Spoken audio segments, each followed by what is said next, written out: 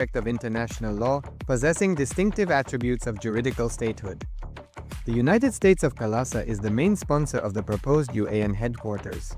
This initiative would bring forth an estimated $100 million in revenue for the host country through summits, conferences, tourism, and development projects. The proposed UAN headquarters would represent the world's indigenous nations and peoples through its architectural design. It would blend the best of all worlds, featuring top modern architecture, the highest green building standards, and ancient Vastu architectural principles. This headquarters would serve as a central hub for indigenous diplomacy, cultural preservation, and collaborative efforts towards sustainable development and global peace. Through this initiative, we aim to create a dignified platform for indigenous leadership rooted in ancestral wisdom, cultural legitimacy, and collaborative innovation, enhancing global dialogue and regional stability. The establishment of the UAN headquarters would position a host country at the forefront of a global movement promoting indigenous wisdom while creating significant economic opportunities for the nation and its people.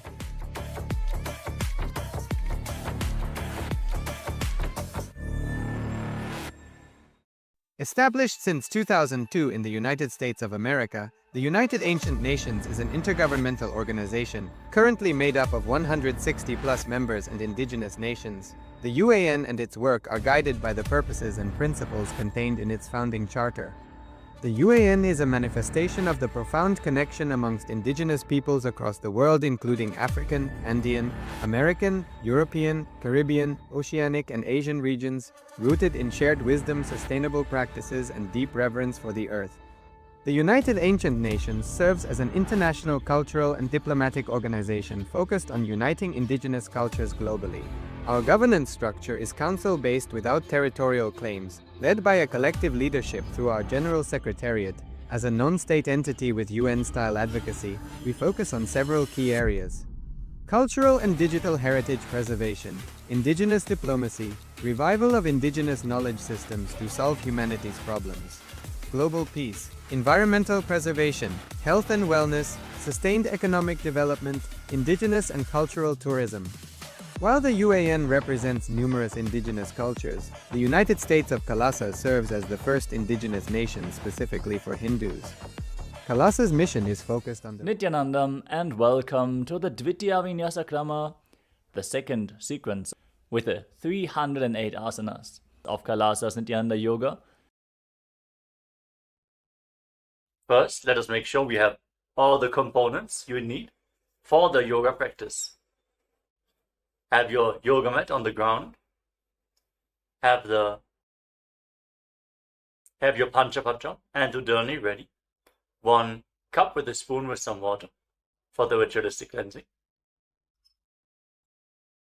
All the male bodies, please remove your upper cloth and apply the vibhuti on the 16 places over your body, as you can see on our acharyas.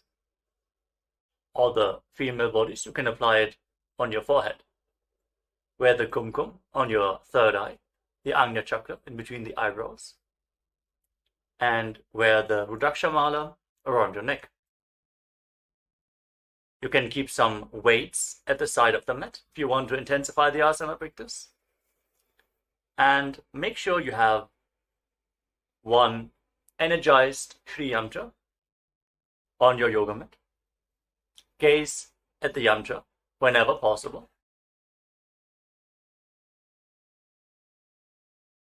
To mirror the macrocosmic energies into your microcosmos. Let us all now settle down into a comfortable cross-legged position with your head, neck, and spine in a straight line. Close your eyes, take a deep breath. Visualize Swamiji in your inner space as you bring your hands into Namaskara Mudra in front of your heart center as we open this session with the Satguru Vandanam.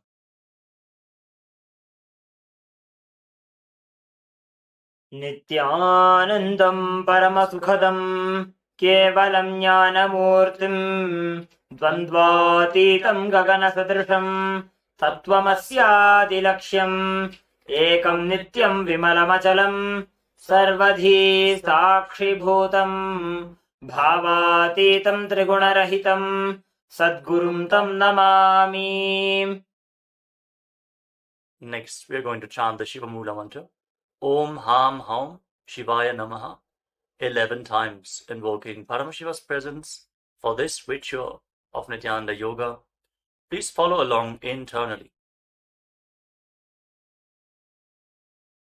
Om Ham Haum Shivaya Namaha. Om Ham Haum Shivaya Namaha. Om Ham Haum Shivaya Namaha. Om Ham Haum Shivaya Namaha.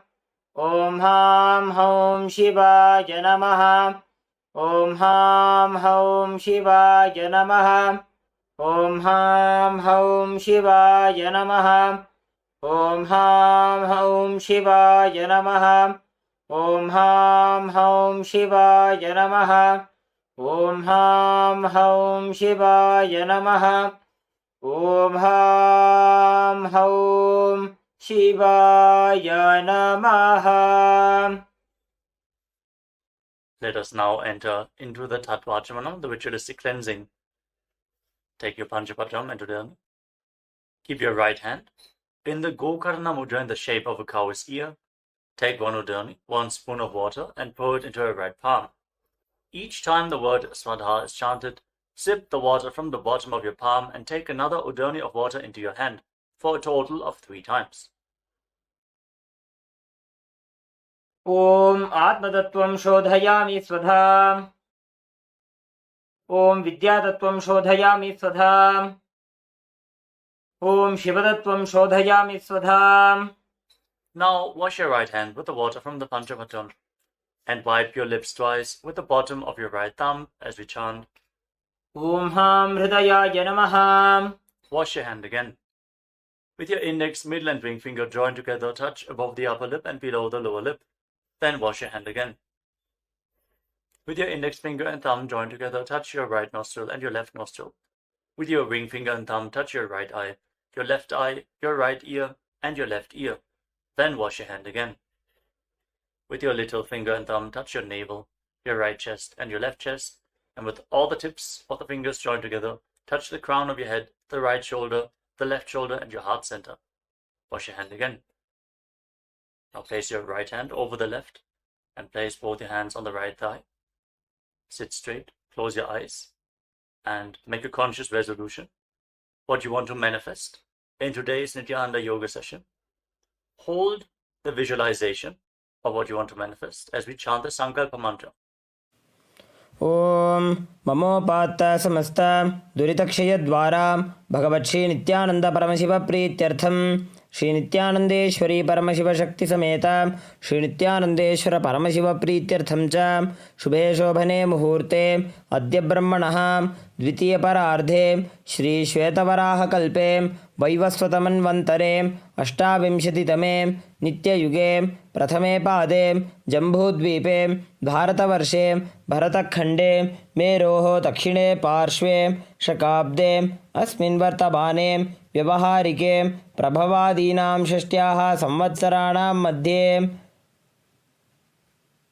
शुभनाम संवत्सरे शुभायने शुभऋतौ शुभमासे शुभपक्षे शुभतिथौ शुभवासरयुक्तायां शुभनक्षत्र शुभयोग शुभकर्ण एवं गुणविशेषणविशिष्टायाम् अस्यां शुभतिथौ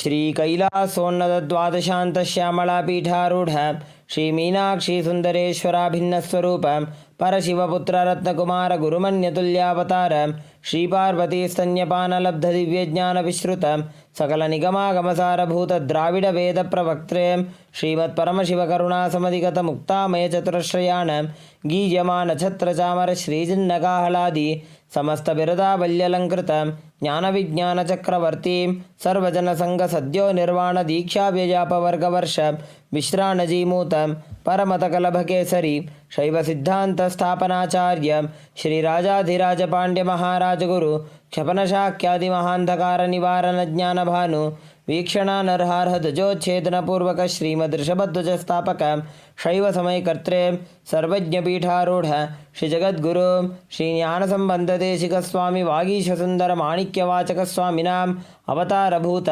श्रीज्ञानसम्बन्धस्वामी पुनरुद्धृतश्यामलापीठ सर्वज्ञपीठ तृणवद्युत्तर द्विशततमगुरुमहासन्निधान अरुणगिरि योगीश्वर परंपरागत अरुणाचल सर्वज्ञपीठ गुरुमहासन्निधान कैलास परंपरागत कांची कैलास सर्वज्ञपीठ त्रयस्त्रिंशदुत्तर द्विशततम गुरुमहासन्निधान नित्योत्सव नित्यमंगल नित्यकल्याण नित्यरजित कैलास परंपरागत आदि कैलास नित्यानंदपीठ महासंस्थान महासिंहासन पीठ कर्त्रे साक्षात् श्री परमशिव समुद्भूत कैलास परंपरागत वैवस्वतमनु इक्ष्वाकु हरिश्चंद्र भगीरथ श्रीरामचंद्र शूरसेन इत्यादि अनवच्छिन्न सार्वभौम चक्रवर्ती परंपरागत चतुष्षष्टि योगिनी मंडित चतुष्षष्टि संप्रदाय प्रवर्तक मनुधर्म शासन सूर्यवंश प्राप्त सर्वज्ञपीठ सुरांगी साम्राज्य मूर्धाभिषिक्त चूड़ामणि साक्षात् श्री परमशिव समुद्भूत कपिल महागुरु पुनरुद्धृत महानिर्वाणिपीठ अष्टोत्तर सहस्र श्री महामंडलेश्वर साक्षात् श्री परमशिव समुद्भूत श्री महागणपति समारंभ अनवच्छिन्न पीठाधीश्वर गुरु परंपरा प्राप्त अटलपीठ अष्टोत्तर सहस्रतम अष्टोत्तर सहस्र श्री अटलपीठाधीश्वर धर्म मुक्ति स्वर्गपुर स्वर्णपीठ त्रयोविंश गुरु महासन्निधान कैलास परंपरागत आदिपीठ सर्वज्ञपीठ जगद्गुरु श्री कैलास पुनरुद्धारक श्री कैलास परमाचार्य श्रीमत्परमहंस परिव्राजकाचार्यवर्य सच्चिदानंद प्रणव स्वरूप श्रोत्रिय ब्रह्मनिष्ठ श्रीमज्जगद्गुरु श्रीलश्री भगवत् श्री नित्यानंद परमशिव श्री ज्ञान संबंध देशिक परमाचार्य स्वामिनां प्रीत्यर्थं तेषां पादारविन्दयोः भक्ति सिद्ध्यर्थं गुरुकृपा कटाक्ष सिद्ध्यर्थं क्षेमस्थैर्य वीर्य विजय आयुरारोग्य ऐश्वर्यानाम् अभिवृद्ध्यर्थं धर्मार्थ काम मोक्ष चतुर्विध बल पुरुषार्थ सिद्ध्यर्थं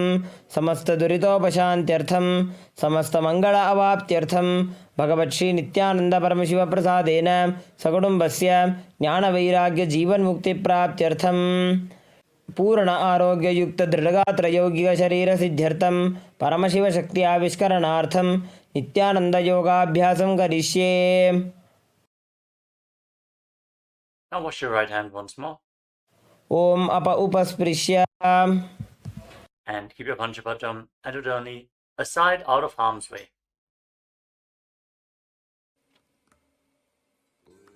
Let us now move to the next asana of the sequence, Savitri asana.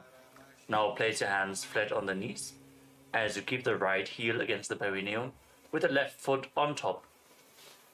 Fix your gaze up towards your third eye and visualize Lord Surya in your inner space as you breathe in Samana Kumbhaka. Inhale deeply into your navel, hold your breath and visualize the fire in your navel rising up your spine. जीमनो पग मोड़ी पगथली की माहिली कोरे. Now shift your gaze to the nose and pull the stomach in and up in Uddiyana Bandha as you visualize yourself as Vajra, the weapon of Indra, symbolizing indestructibility in Vajrasana too. सव्येन कन्दं प्रपीड्य चान्यं पादं तु लिङ्गोपरि निक्षिपेत् च वज्रासदं प्राणजये च सिद्धं ग्रीवातनोमस्तथमस्तशक्तम्. Now gaze up towards your third eye and perform Mahamudra Bandha. Engage all three bandhas as you visualize yourself as a Siddha Yoga Master in Siddhasana too. योनिस्थानकमधिमूलघटितं सम्पीय.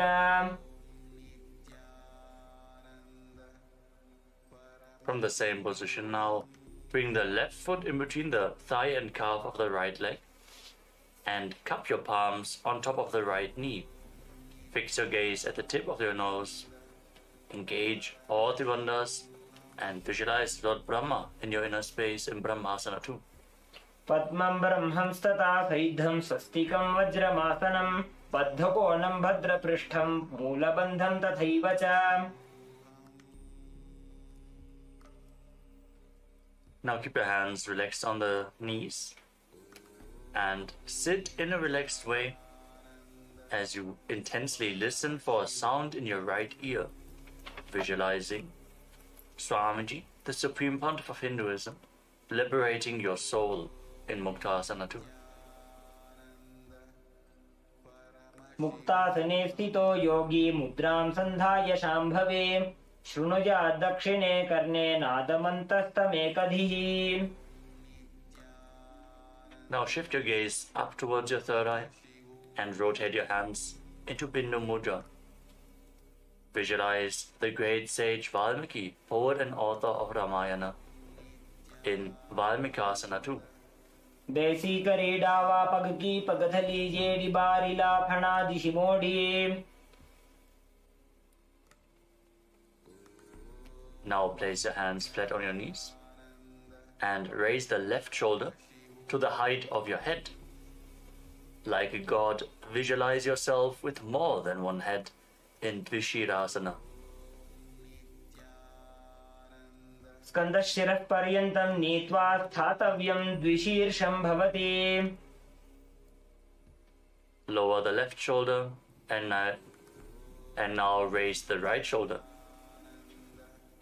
Again, visualize yourself with more than one head. स्कन्दशिरः पर्यन्तं नीत्वा स्थातव्यं द्विशीर्षं भवति. Now raise your hands up, place them on top of your head, fingers interlocked. Fix your gaze at the tip of the nose, pull your stomach in and up, and visualize yourself as an alligator in Kumbhirasana. नितम्बे हस्तयुगलं भूमौ सङ्कोचितः पतेत् कुम्भीरासनमावक्षे वायूनां धारणाय च. Place your hands back down on the knees. Sit with your spine straight. Now place your heels underneath the opposite thighs. Sit with your spine straight, gaze to your nose, and visualize each of your chakras as a bright white light in Chakrasana 2. सव्योरुदक्षिणे गुल्फे दक्षिणं दक्षिणेतरे निदध्यादृजुकायास्तु चक्रासनमिदं मतम्. Now bring your feet in between the opposite thighs and calves. Fix your gaze at the tip of the nose. Keep your hands on the knees and embody peace, well-being, good fortune and prosperity. Visualize a swastika in Swastikasana 2. जानूर्वोरन्तरे सम्यक् दृष्ट्वा पादतले उभे समगाय सुखासीन स्वस्तिकं तत्प्रचक्षते. अनेन विधिना योगी मारुतं साधयेत् सुधीः. देहे न क्रमते व्याधिस्तस्य वायुश्च सिद्ध्यति. Maintain your legs in the same position, but interlock your fingers in front of your chest in Parusha Mudra. Keep visualizing a swastika in Swastikasana 3. जानूर्वोरन्तरे कृत्वा योगी पादतले उभे ऋजुकाय समासीन स्वस्तिकं तत्प्रचक्षते. Now keep the right foot between the thigh and calf and place the left foot onto the opposite thigh. Gaze the tip of your nose and embody Vira, the state and space of bravery in Virasana 2. वीरासनमनस्थैर्य करमुत्साह वीर्यकृत लक्ष्यसन्धान जननं सुखासनमनामयम्. Now bring your heels together at the perineum. Sit with your toes slightly separated. Keep your knees wide and interlace your fingers around the feet. As you gaze to the tip of the nose, unclutch from all ego-fulfilling successes in your life as you tuck your chin to the chest in Jalandhara Bandha in Siddhi Haritali Asana. पगतली संपूट करी अंगुल को संपूट करे. Now interlock your fingers around the feet and pull them close towards your perineum. Gaze to the tip of your nose as you perform Mahamudra Bandha, visualizing yourself as Lord Vidavata in Bhattarasana form. गुल्फौ च वृषणस्यादः सीवन्त्याः पार्श्वयोः क्षिपेत् सव्यगुल्फं तथा सव्ये दक्षगुल्फं तु दक्षिणे. Now, sitting on the ground, cross your heels and keep the knees raised. Place the back of your hands on the knees with the palms facing upwards. Stick out your tongue, gaze to the nose and exhale forcefully through your mouth again and again as you visualize Narasimha, the lion-man avatar of Lord Vishnu, in Yoga Narasimhasana. मायूरस्पिञ्छमायूरं पद्मपीठसमन्वितं कौक्कुटं गर्भपिण्डं च कौर्मयोगनृसिंहकम्. Now rotate your hands, keep the palms facing downwards on the knees, keep your feet crossed, gaze to the tip of the nose, and visualize a flock of crows in Kakarupa Skandhasana. कलिपापात् प्रमुच्येत वायवीं वशमानयेत् निजपादद्वयं बद्ध्वा स्कन्धदेशे च साधकः नित्यमेतत्पदद्वन्द्वं भूमौ पुष्टिकरद्वयम्. Now place your feet flat and uncross the ankles as you keep the knees raised. Sit with the heels close towards the buttocks. Gaze to the tip of the nose as you place your hands flat on the knees. Visualize sitting in the space of Upanishad with the Supreme Pontiff of Hinduism as you breathe in Ujjayi Pranayama, making an ocean-like sound with your mouth in Utkatikasana. श्लिष्टर्गुलिश्लिष्टगुल्फौ भूश्लिष्टोरुप्रसारयेत् यत्रोपविश्य पादौ तद्दण्डासनमुदीरितम्. Now extend your legs in front with the ankles and the toes together. Rest your hands on your thighs. Gaze to the tip of the nose and visualize yourself as Paramashivoham's Yoga Danda in Dandasana 2. श्लिष्टर्गुलिश्लिष्टगुल्फौ भूश्लिष्टोरुप्रसारयेत् यत्रोपविश्य पादौ तद्दण्डासनमुदीरितम्. Now, keeping your legs extended forward, lean forward and down, hold on to the big toes and bring your forehead to the knees. Gaze to the tip of the nose. As you perform Uddiyana Bandha, pull your stomach in and up. Visualize a tank of water in Tataka Mudrasana. सभागशीर्ष सर्वांग महामुद्रा च ताटगी बद्धकोणस्बद्ध पद्मं दण्डं पश्चिमतानकम्. As you sit with your legs extended straight, keep the hands next to your body on the ground. Press your hands into the mat and lift your entire body off the ground and move your body from side to side. As you visualize yourself as a cradle rocking side to side in Priyankasana. प्रेङ्खवत् स्थित्वा पादाग्रे मस्तके परिनीत्वा. Now, from the same position, with your legs extended forward, raise your body off the ground and swing back and forth like a cradle in Priyankasana 2. प्रेङ्खवत् स्थित्वा पादाग्रे मस्तकोपरि नीत्वा पृष्ठभागे भूमौ निधाय.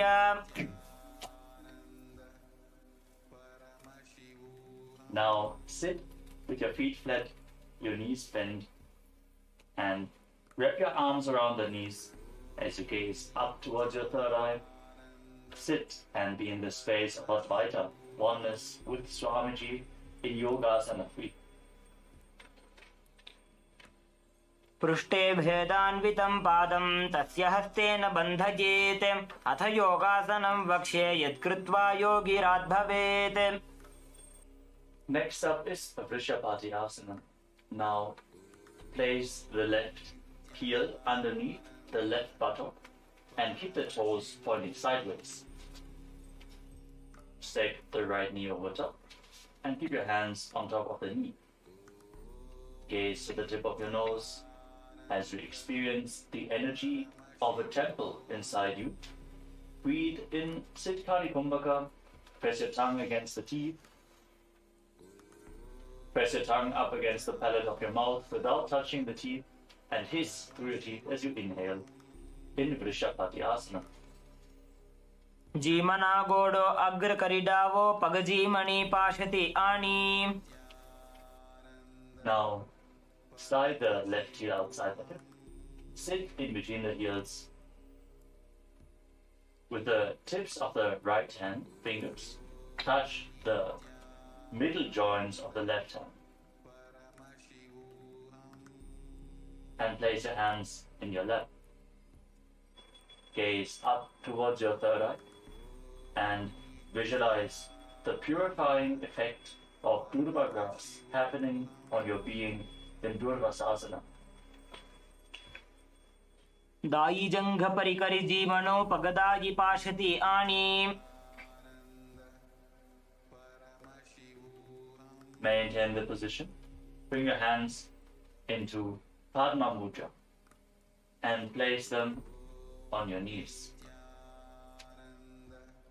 Gaze at the tip of your nose and visualize all gods and goddesses pleased with you in Sukha Devasana.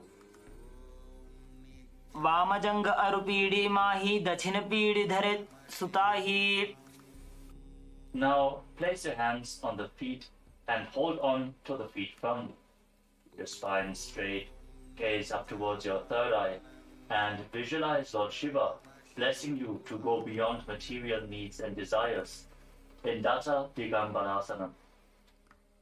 प्रथम जीवनो पाव उचावे दायी जंघ उपरि करि ल्यावे. Now catch a hold of your big toes. Gaze to the tip of your nose and visualize yourself as a fish.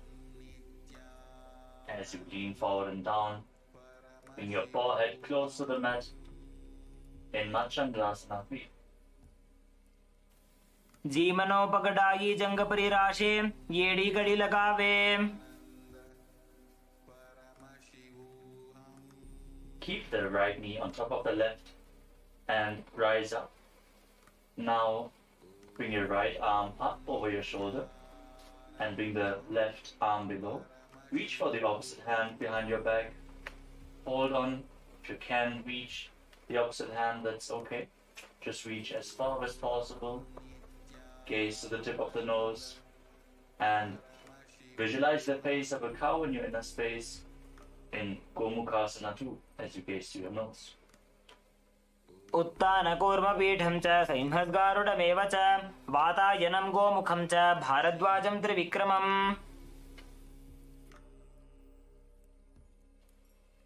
Now bring the right heel below the right buttock and stick the left knee over top.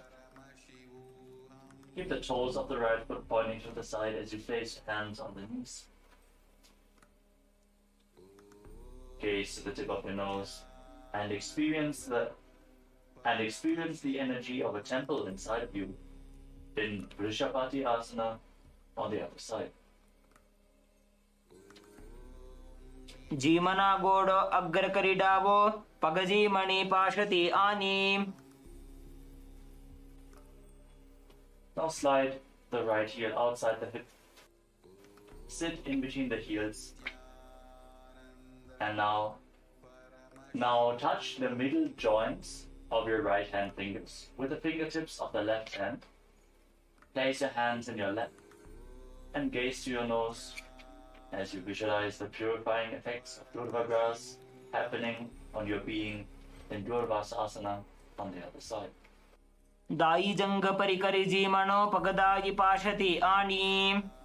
Now bring your thumbs and little fingers together and open up your palms resembling a lotus flower. Place your hands on the top knee.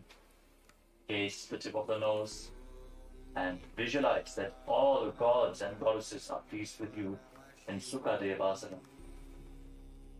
वाम जंघ अरुपीड़ी माही दक्षिण पीड़ी धरे सुताही.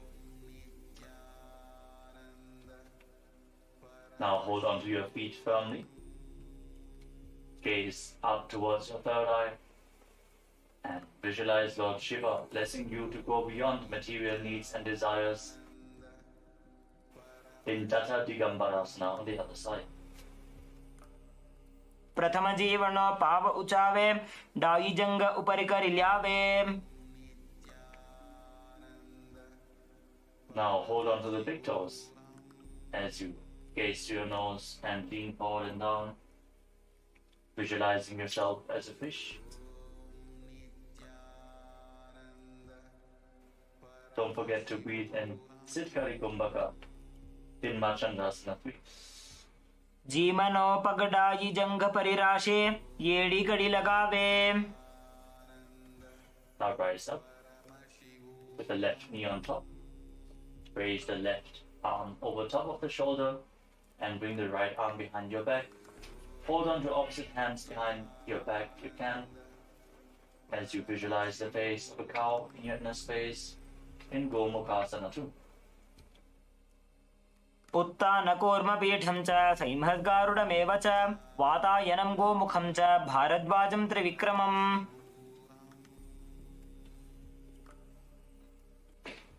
Now come to a kneeling position. Sit on your heels and place your hands on your thighs. Gaze to the tip of the nose. Embody Vira, the state and space of bravery, as you exhale deeply and hold your breath again and again in Vechaka Kumbhaka in Nidasana. बने पग गोठन थी वालिने तेना भनुगुदानि नीचे. Now place your left foot flat on the ground in front of you, with the heel touching your perineum. Place your hands on the respective knees and gaze up towards your third eye. Embody Vida, the state and space of bravery, and Dakshinapada Tirasana. बने पग गोठन थी वालिने तेना भनुगुदानि नीचे. Now move your right knee to the side and keep the foot in front, with the heel close to the perineum. Wrap your arms around the raised knee, holding on to opposite forearms. Gaze to the tip of your nose and visualize and control the outgoing breath as you keep breathing in Rechaka Kumbhaka in Dakshina Shvasa Gamanasana. जमणो पगनो ढीचन जमने हाथनी काखली मा राखी. Now raise the right knee and sit back down onto the left heel. Keep the right heel against the perineum, hands on the knees, gaze to your third eye, embody Vira, the state and space of bravery in Vamapada Tirasana. बने पग गोठा नथी वालिने तेना भनुगुदानि नीचे. Now bring the left knee outwards, the left foot in front, with the heel against the perineum. And wrap your arms around the right knee, holding on to opposite forearms. Gaze to your nose and visualize and control the outgoing breath in Vama Shvasa Gamanasana. जमणो पगनो ढीचन जमने हाथनी काखली मा राखी. Now place both your feet flat on the ground and bring your right arm around the raised knees. Twist to the side and bring the other arm behind your back, interlocking the fingers if you can. Balance in this posture. Gaze to your third eye and visualize yourself bound by a noose of integrity, keeping your emotions integrated and aligned to your purpose in Parashasana 2. पादतले भूमो निधाय जाननिवृति निधाय विपरीतहस्ताभ्याम् ऊरुसहितजङ्गे निबध्य तिष्ठेत् पाशासनं भवति. Now bring the left arm around the knees and the right arm behind your back. Repeat Parashasana on the other side as you gaze to the tip of your nose. पादतले भूमो निधाय जानुनिवृति निधाय विपरीतहस्ताभ्याम् ऊरुसहितजङ्गे निबध्य तिष्ठेत् पाशासनं भवति.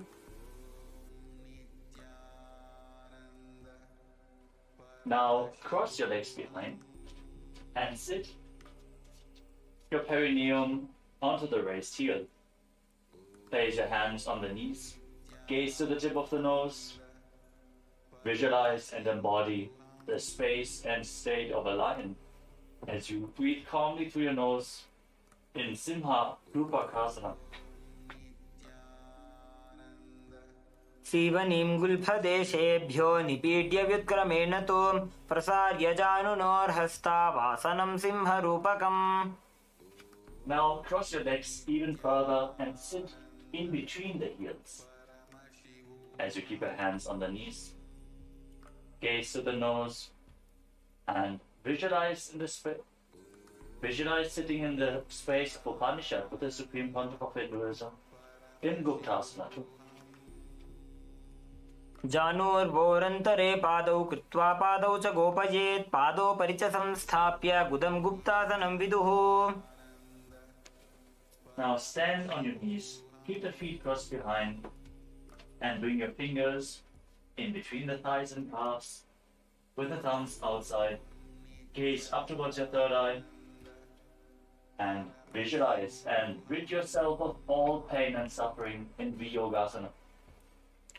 गोड़ा वामो उबो होई गोड़ा आड़ा राखे दोई दक्षि पाद के पानी रहावे हणो वाम गोड़ा ढिल्यावे. Now stand on the knees and cross your hands in front, holding onto opposite elbows. And quickly raise your heels to the buttocks again and again. As you visualize yourself as a deer in Harinasana. उड्डानं कृत्वा पार्श्वनिभ्यां नितम्बं हरिणासनं भवति. Now place your feet flat and bend back. Hold on to your heels as you push your hips forward. Visualize yourself as a camel. Breathe calmly through your nose in Ushtrasana 3. मेरुदण्डग्रन्थिदाढ्य संविपादयिषुः पुमान् कपोतोष्ट्रासनाभ्यासं कुर्यान्मितहिताशनः. Now place your hands flat on the ground in front of you. As you bring your legs over top of your shoulders. And raise your feet off the ground, visualizing your legs as flower garlands hanging around you in Mahalasana. हस्ताभ्याम् अवनिमवष्टभ्य स्कन्धयो जानुनी संस्थाप्य.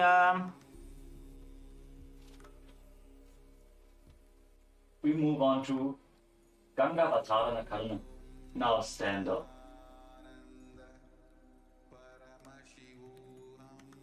From a standing position, keep your toes pointing outwards. Raise your heels and keep your knees bent. Lean forward and place your hands on the ground in Tripataka Mudra with all fingers together except for the ring finger which is bent.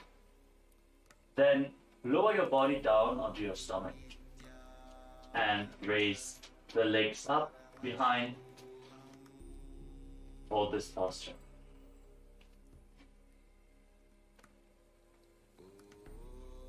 Now come to a kneeling position.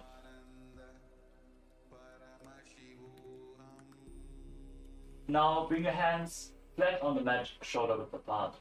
Bring your head in between the hands. Raise your hips, straighten the legs. Align the hips with the shoulders and raise your legs up into a headstand. Visualize the divine masculine energy flowing through your body as you breathe through your nose in Narasana. योगासनस्थश्च योगी भवति साधकः. Now slowly lower your legs down and come to a kneeling position.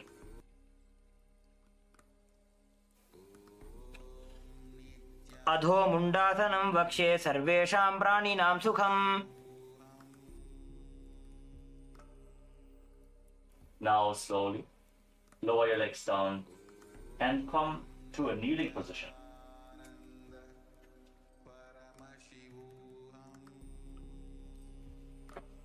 Keep your heels under the buttocks and interlock your fingers in Parusha Mudra. Place them on the ground to the right side of your body and bring your head forward and down. Visualize your body being softly purified in Midaki Pavasana 2. आसन को गुणगुलमय by जाई. Now bring your hands to the other side of the body. Place them down on the ground. Lower your head down as you repeat Midaki Pavasana 2. आसन को गुणगुल में by जाई।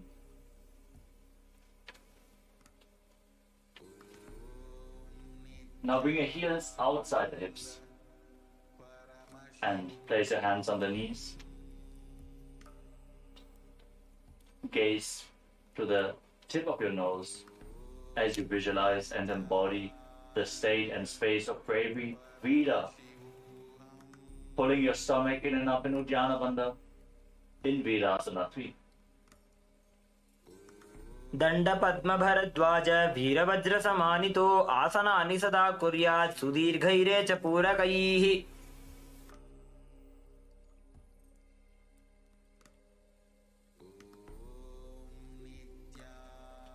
Now place both hands down on the ground and press your entire body up. Bring your forehead down and touch the ground again and again as you visualize yourself as a hawk in Shenasana.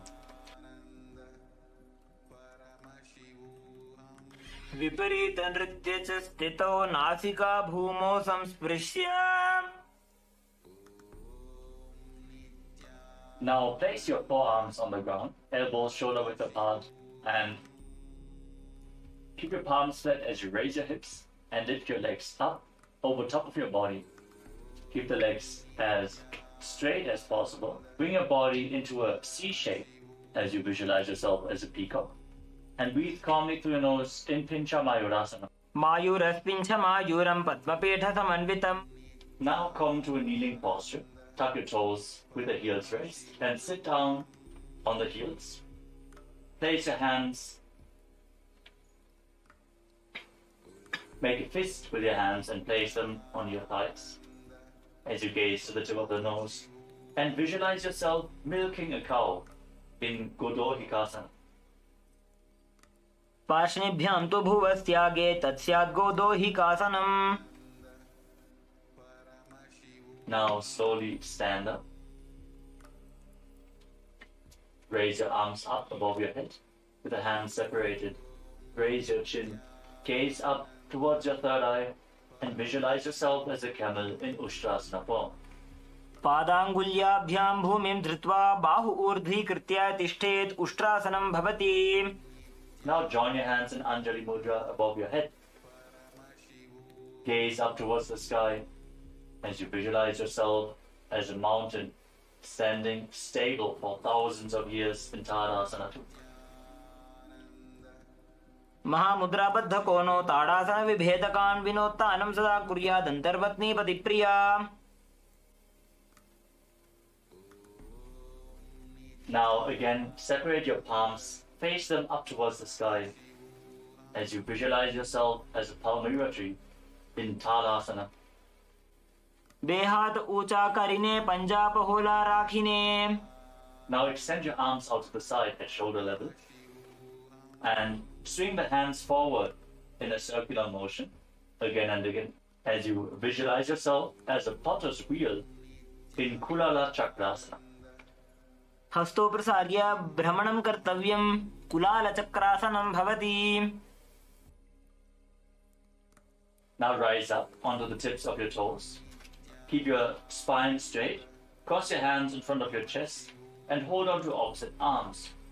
Gaze to the tip of your nose and visualize yourself as a caged bird being released in Panchasana.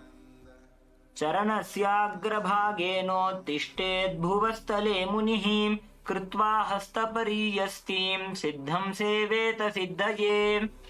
Now lower your heels down. Keep your hands at the side and raise the sole of the left foot against the right knee. Keep your hands at the side. Gaze at the tip of the nose. Visualize the moon in your inner space as you pull your stomach in and up in Uddiyana Bandha and perform Ujjayi Kumbhaka, making an ocean-like sound with your mouth in Ardha Chandrasana. एकेन पादेन भूमिं वष्टभ्य अन्यपादतलेन ऊरुमवष्टभ्य तिष्ठेत्। Now bring the left heel towards the opposite hip. Now sit down and stand back up, alternating the sides again and again. Visualize yourself as an arrow to Shiva's bow in Sankhasana. तिष्ठन् सन् पार्ष्णिना इतरजगनप्रदेशे सम्पीड्य. Now raise the left arm over top of your head and visualize yourself as a palmyra tree as you repeat Ardha Talasana. બે હાથ ઊંચા કરીને પંજપહોલા રાખીને ઊભા રહે તે. Now lower your arm down and step the left foot forward with the front knee bent at a 90-degree angle. Keep your arms parallel to the ground, gaze forward and visualize yourself as Lord Virabhadra in Virabhadrasana 2. उत्तानपादं क्रौञ्चं च मरीचिं वीरभद्रकं नटराजं त्रिकोणं च सुप्ताङ्गुष्ठप्रसारणे. Lean forward and down. Bring the left foot to the inside. Bring the left hand to the inside of the foot. Raise the other arm up towards the sky and visualize Swamiji as you gaze upwards in Parshvakonasana. सप्तचक्रक्षालनाय वृक्षासनविशेषकाञ्चननेन्द्रियदादाढ्य कोणभेदान् समभ्यसेत्. Now straighten the front knee as you rotate your upper body. Bring the right hand outside of the left foot and gaze up along the raised arm, visualizing yourself as a triangle in Parivrita Trigunasana. सप्तचक्रक्षालनाय वृक्षासनविशेषकाञ्चननेन्द्रियदादाढ्य कोणभेदान् समभ्यसेत्. Now come to the front. Stand on the left knee and extend the right leg back. Extend your arms out to the front. Balance on the foot as you visualize yourself as Lord Virabhadra in Virabhadrasana 3. उत्तानपादं क्रौञ्चं च मरीचिं वीरभद्रकं नटराजं त्रिकोणं च सुप्ताङ्गुष्ठप्रसारणे. Now bring the right foot to the front. Keep the hands at the side of your body. Gaze to your nose and visualize Swamiji in Dakshina Padasana. जेमणे आपनो माहोयते भानी. Now raise the right foot against the left knee and join your hands in Namaskara Mudra in front of your chest. And bring your palms together in Anjali Mudra in front of your chest. Gaze at the tip of the nose and visualize yourself as a tree in Matantara Vrikshasana. अर्धवृक्षासन ए आसनने अवान्तर भेद छे. Now bring the right foot onto the left hip. Extend your little fingers and lean forward and down, touching the fingers to the ground. Gaze to the tip of the nose as you embody pure, unconditional love in Kamasana. नितम्बे च पादगोष्ठी हस्ताभ्याम् अङ्गुलीयकम् अथ कामासनं वक्षे कामसङ्गेन हेतुना. Now rise up. Slide the right foot onto the knee and squat down, keeping the hands on the respective knees as you bring the hips to the same level as the knees. Gaze to your nose and visualize yourself as a Vimana capable of crossing into different dimensions in Vimanasana.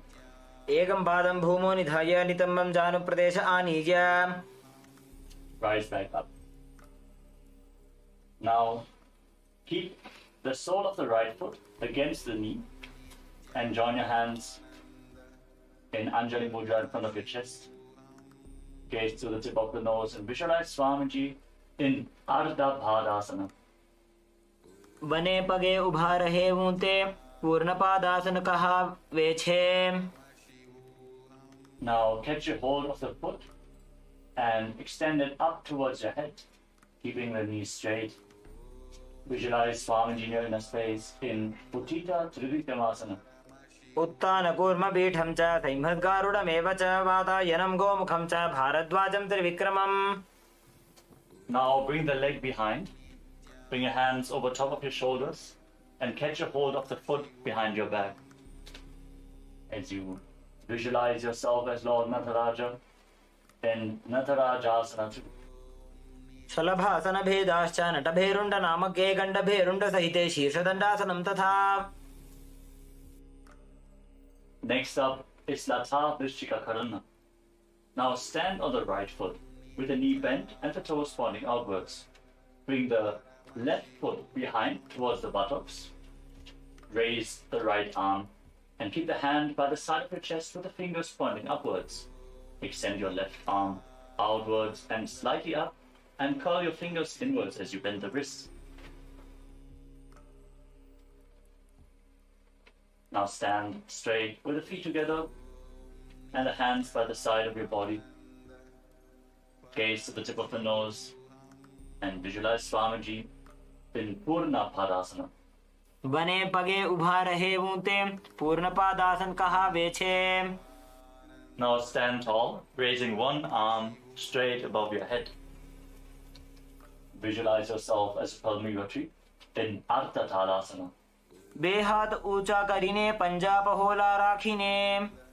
Lower your arm down. Now step the right foot forward. Bend the front knee at a 90-degree angle. Extend your arms parallel to the ground.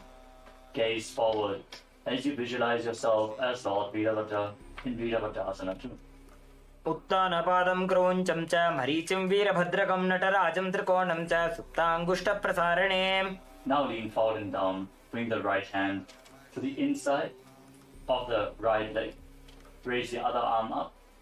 Gaze up along the raised arm as you visualize Swamiji in your inner space in Parshvakonasana.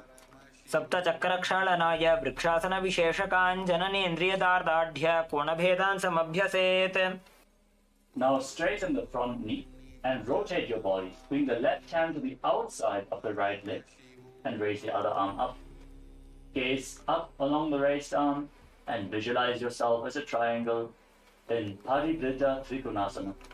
सप्तचक्रक्षालनाय वृक्षासनविशेषकान् जननेन्द्रियदार्ढ्य कोणभेदान् समभ्यसेत्. Now rise up. Lean forward as you raise your left leg off the ground. Extend your arms over top of your head and balance as you visualize yourself as Lord Veeravata in Veeravatasana 3. उत्तानपादं क्रौञ्चं च मरीचिं वीरभद्रकम्. Now extend the left leg to the front at a 90-degree angle. Keep your hands relaxed at the side as you visualize Swamiji. Gaze through your nose and breathe in Ujjayi Pranayama in Dakshina Padasana. जे मने आपनो मा होयते भानी.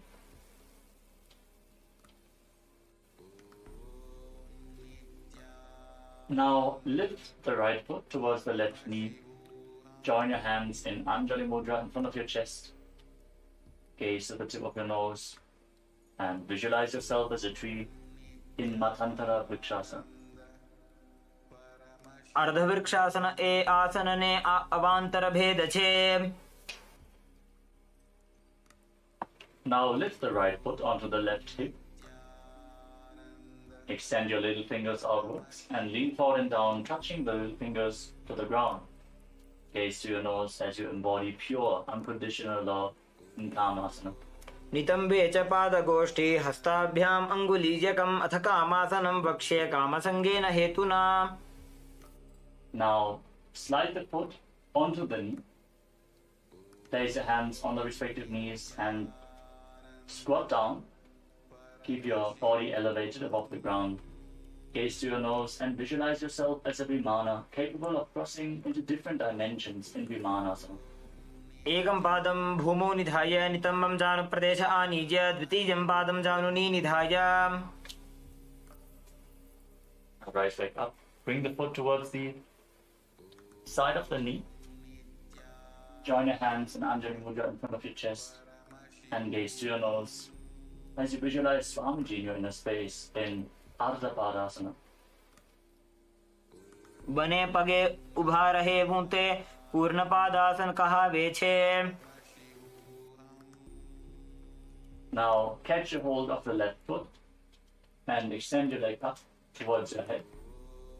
Keep the knee as straight as possible as you gaze to your nose and visualize Swamiji in Uttita Trivikramasana.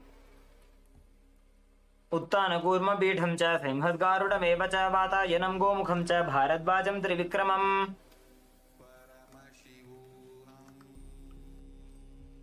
Now raise your foot up behind yourself. Now raise your foot up behind your back. Catch a hold of the foot with both hands. As you pull it up, bend your back and visualize yourself as Lord Nataraja in Natarajasana too. शलभासन भेदाश्च नटभेरुण्ड नामके गण्डभेरुण्ड सहिते शीर्षदण्डासनं तथा. Now, turn the toes of the left foot outwards, bend the left knee, bring the right foot behind the buttocks.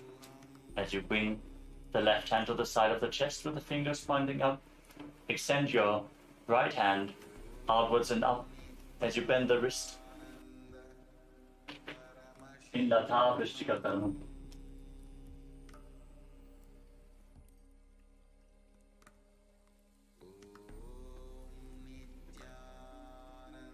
Now stand on the tips of your toes, cup your hands around the genital region, gaze to the tip of the nose and visualize yourself going beyond all sin in Kalpinasana as you perform Rejaka Kumbhaka. Exhale deeply and hold your breath. वृष्णसहितलिङ्गम् ऊरुमध्ये गाढं धृत्वा चरणाग्राभ्यां स्थातव्यं कौपीनासनं भवति. Now spread the legs to the side as far as possible.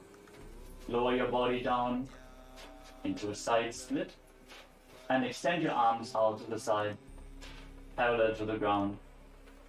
Gaze to the tip of the nose and visualize yourself destroying and going beyond anything which finds you in Tipakarasana. आसन को गुण शरीर को सो जाई. Now turn your body into a front split. Keep the top of the foot which is behind flat on the ground. Place your hands on the respective knees as you gaze to the tip of the nose and visualize Swamiji while you reside in the ultimate posture, Parasana. वर आसन को गुण चौरसी Y जाई. Now place your hands on the ground in front of you with the fingers pointing towards your body. Lift the front leg over top of the respective shoulder. Keep the back leg extended and lift your entire body off the ground as you visualize yourself as a peacock in Pinda Mayurasana. एकं पादं मयूराग्रे प्रसार्यैकं मयूरवत् इदं पिण्डमयूराख्यं सर्वव्याधिविनाशकम्. Now exchange the position of your legs. Bring the other foot to the front. Bring the other foot to the front. Your hands on the knees and gaze to the nose. Reside in the ultimate posture and visualize Swamiji in Padasana. पर आसन को गुण चौरसी Y जाई. Now again, place your hands flat on the ground with the fingers pointing towards your body. This time, lift the other leg over top of your shoulder. Lift your body off the ground as you visualize yourself as a peacock in Pinda Mayurasana. एकं पादं मयूराग्रे प्रसार्यैकं मयूरवत् इदं पिण्डमयूराख्यं सर्वव्याधिविनाशकम्. Now come to a seating posture with your legs extended out to the side and the side split.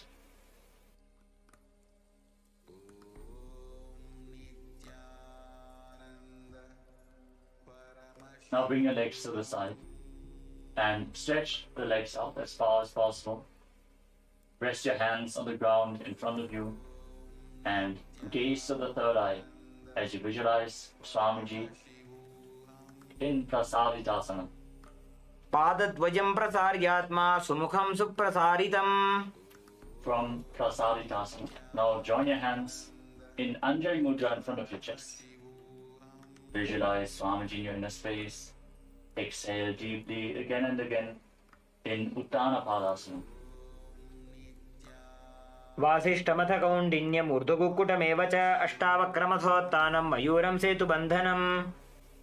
Now lean forward and down and catch a hold of your feet as you rest your chin on the ground.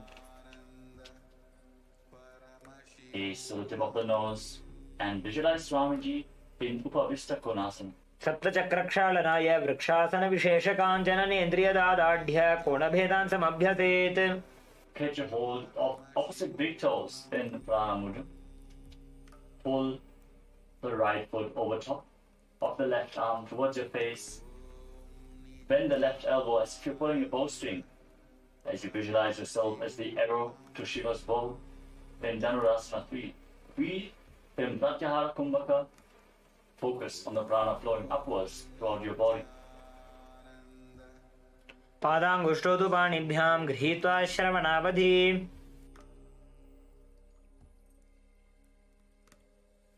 Now bring the right foot onto the left thigh and place your palms over top of each other.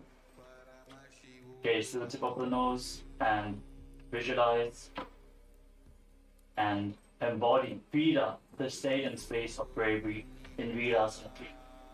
द्विगुणं पतितं पादं वामं दक्षिणथोत्थितं कृत्वान्योन्यतलस्थं तु वीरपट्टमथोच्यते. द्विगुणं पतितं पादं वामं दक्षिणथोत्थितं कृत्वान्योन्यतलस्थं तु वीरपट्टमथोच्यते. Now lift the right leg behind your neck with the left leg extended forward. Join your hands in Anjali Mudra in front of your chest and gaze up towards your third eye as you visualize Swamiji in Ekapadasana 2. एकपादमथो कण्ठे उत्थाप्यैकं च दण्डवते करौ सम्पुटितौ कृत्वा एकपादं तदुच्यते. Hold this posture. Now bend the left leg. Keep the left heel against your perineum. Keep gazing upwards towards your third eye, visualizing Swamiji in Dakshinapada Shirshasana. बेसिने बामे पगमाथा उपर लावीदाकाना. Now place the hands on the ground in front of you with the fingers pointing towards your body. Lean forwards onto your elbows and extend the left leg back. Balance on your arms as you visualize yourself as a peacock in Ekapada Mayurasana. कण्ठे पादं प्रसार्यैकमेकपादं मयूरके. Now bring the left leg to the front and roll back. Lay down on your back as you hold onto the right foot with both hands. Gaze to the tip of the nose and visualize Swamiji in Supta Trivikramasana. उत्तानकूर्मपीठं च सिंहद्गारुडमेव च वातायनं गोमुखं च भारद्वाजं त्रिविक्रमम्. Keep the leg behind your neck. Extend your hands below your body with the palms facing down. Lay on your arms as you gaze to the tip of the nose and visualize yourself as a tiger in Vyagrasana. व्याघ्रासनमथो भक्षे क्रोधकालविनाशनम् एकपादं शीर्षमध्ये मेरुदण्डोपरि स्थितम्. Now rise up. Extend your legs out to the front. Again, catch a hold of opposite big toes. As you repeat Dhanurasana 3 on the other side, bring the left leg over top of your shoulder and pull the left foot towards your face.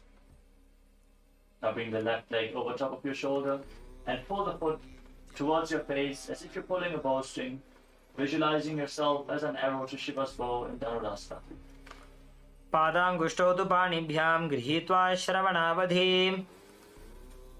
Now place the left foot onto the right thigh. Place your palms over top of each other. Rest them in your lap as you gaze to the nose and embody Vira, the state and space of bravery in Virasana. द्विगुणं पतितं पादं वामदक्षिणतोत्थितं कृत्वान्योन्यतलस्थं तु वीरपट्टमथोच्यते. Now lift the left foot behind your neck as you join your hands in Anjali Mudra in front of your chest. Gaze up towards your third eye and visualize Swamiji in Ekapadasana. एकं पादमथो कण्ठे उत्थाप्यैकं च दण्डवते करौ सम्पुटितौ कृत्वा एकपादं तदुच्यते. Now bend the right foot. Bring the heel towards your perineum. maintain your hands in front of your chest, the leg behind your neck. Gaze to your third eye and visualize Swamiji in Bama Parashirasasana. બેસીને બામે પગ માથા ઉપર લાવીડા કાના. Now place your hands on the ground in front of you. Keep the fingers pointing back. Lean forward onto your elbows. Extend the right leg back. Balance on your arms with the leg behind your neck as you visualize yourself as a peacock in Ekapara Mayurasana. કંઠે પાદં પ્રસાર્યૈકમ એકપાદં મયુરકે. Now extend the right leg forward and lay down on your back. Keep the left leg behind your neck. Hold onto the foot with both hands. Gaze to your third eye and visualize Swamiji in Supta Trivikramasana. उत्तानकूर्मपीठं च संहस्गारुडमेव च वातायनं गोमुखं च भारद्वाजं त्रिविक्रमम्. Now bring your hands down below your body with the palms facing down. Gaze to the tip of the nose and visualize yourself as a tiger in Vyagrasana. व्याघ्रासनमथो वक्षे क्रोधकालविनाशनम् एकपादं शीर्षमध्ये मेरुदण्डोपरि स्थितम्. Now free your leg. Lay down on your back and pull your knees to the chest and circle them with your hands. Gaze to the nose. Squeeze your body into a ball and visualize yourself relaxing on a sofa in Paryankasana 3. जानुप्रसारितबाहो शयनं पर्यङ्कासनम्. Now sit up and one by one lift your legs behind your neck and join the soles of the feet as you reach your hands up and join them around the feet in Anjali Mudra. Gaze up towards your third eye and visualize yourself as Sage Vashishta in Vashishtasana 2. दोबू पगतली जोड़ी संपूट करे. Maintain this posture. And now interlock your fingers around the toes. Gaze to the tip of the nose and visualize yourself as a sacred Shivalinga in Shivalingasana. दो पाव शीस परि आने फुनी एक जुगति और तहा ठाने. Now cross your feet behind your back and place your hands on the ground next to your body. Gaze to the tip of the nose and visualize yourself as an owl sitting on a branch in Kakarupa Skandhasana 2. अथ वक्षेकाकरूपस्कन्धासनमनुत्तमम्. कलिपापात् प्रमुच्येत वायवीं वशमानयेत्.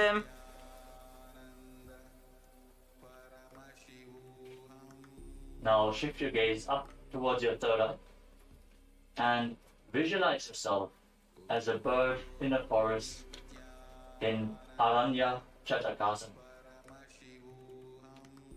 एकेन पादेन भूमिं वष्टभ्य अन्यपादतलेनोरु अवष्टभ्य. Now keep the soles of the feet together behind your head. Place your right hand on the left shoulder and extend the left arm up towards the sky. Gaze towards the tip of the nose and visualize yourself painting your reality and it manifesting into existence in Chitrakasana. प्रथम भगदली संपुट करे. पुनः जुगति ऐसे विस्तारे. Now place the left hand on the right shoulder and extend the right arm up. Gaze to the nose and visualize yourself painting your reality into existence in Chitrakasana. प्रथम भगदली संपुट करे. पुनः जुगति ऐसे विस्तारे.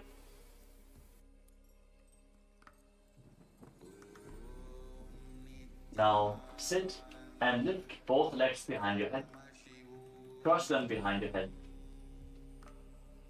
As you keep your hands on the ground in front of you. Gaze up towards your third eye visualize Swamiji in the inner space and continue to focus on the upward flowing prana in Tatyahara Pranayama in Anindrasana.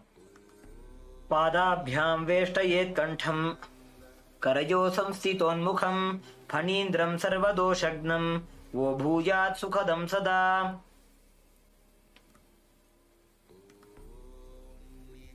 With your feet crossed behind your head, gaze to your third eye, and visualize yourself bound by a noose of integrity, keeping your emotions integrated and aligned to your purpose in Pashini Mudrasana.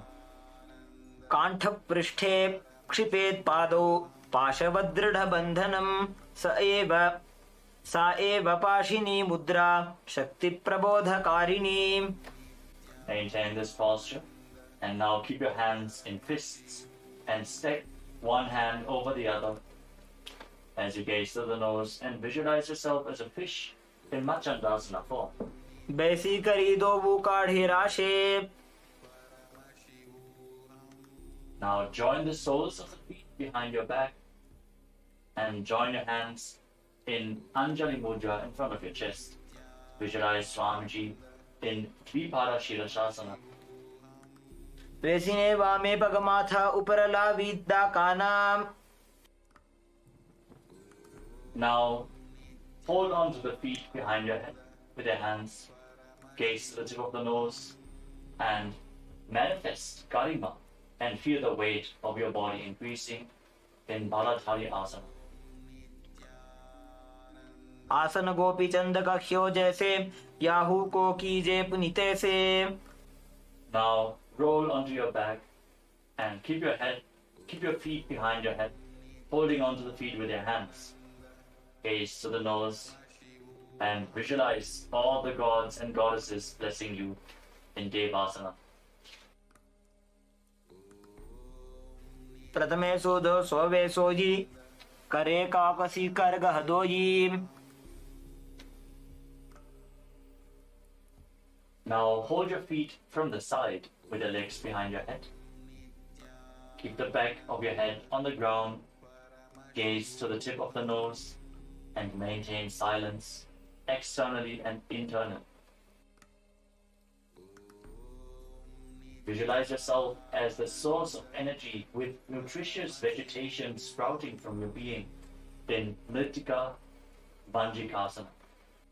प्रथम सेन सुतो होज ठाने पग उचाय आगने आने.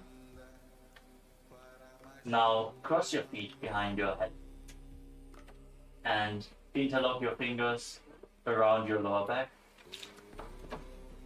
Gaze to the tip of the nose and visualize an abundance of gold being showered on you in Masakasana. मसकासन प्रथमे सुधो San है करे वाम पाद कंधा परिधरे. Hold on to the big toes in Prana Mudra as you extend your legs up straight. Keep your back flat and visualize each of your chakras as a bright white light as you breathe calmly through your nose in Sahaja Kumbhaka. In Chakrasana, breathe. देहातानी आंगल्योठी बेपगाना अंगली पकड़िने. Now place your feet flat on the ground.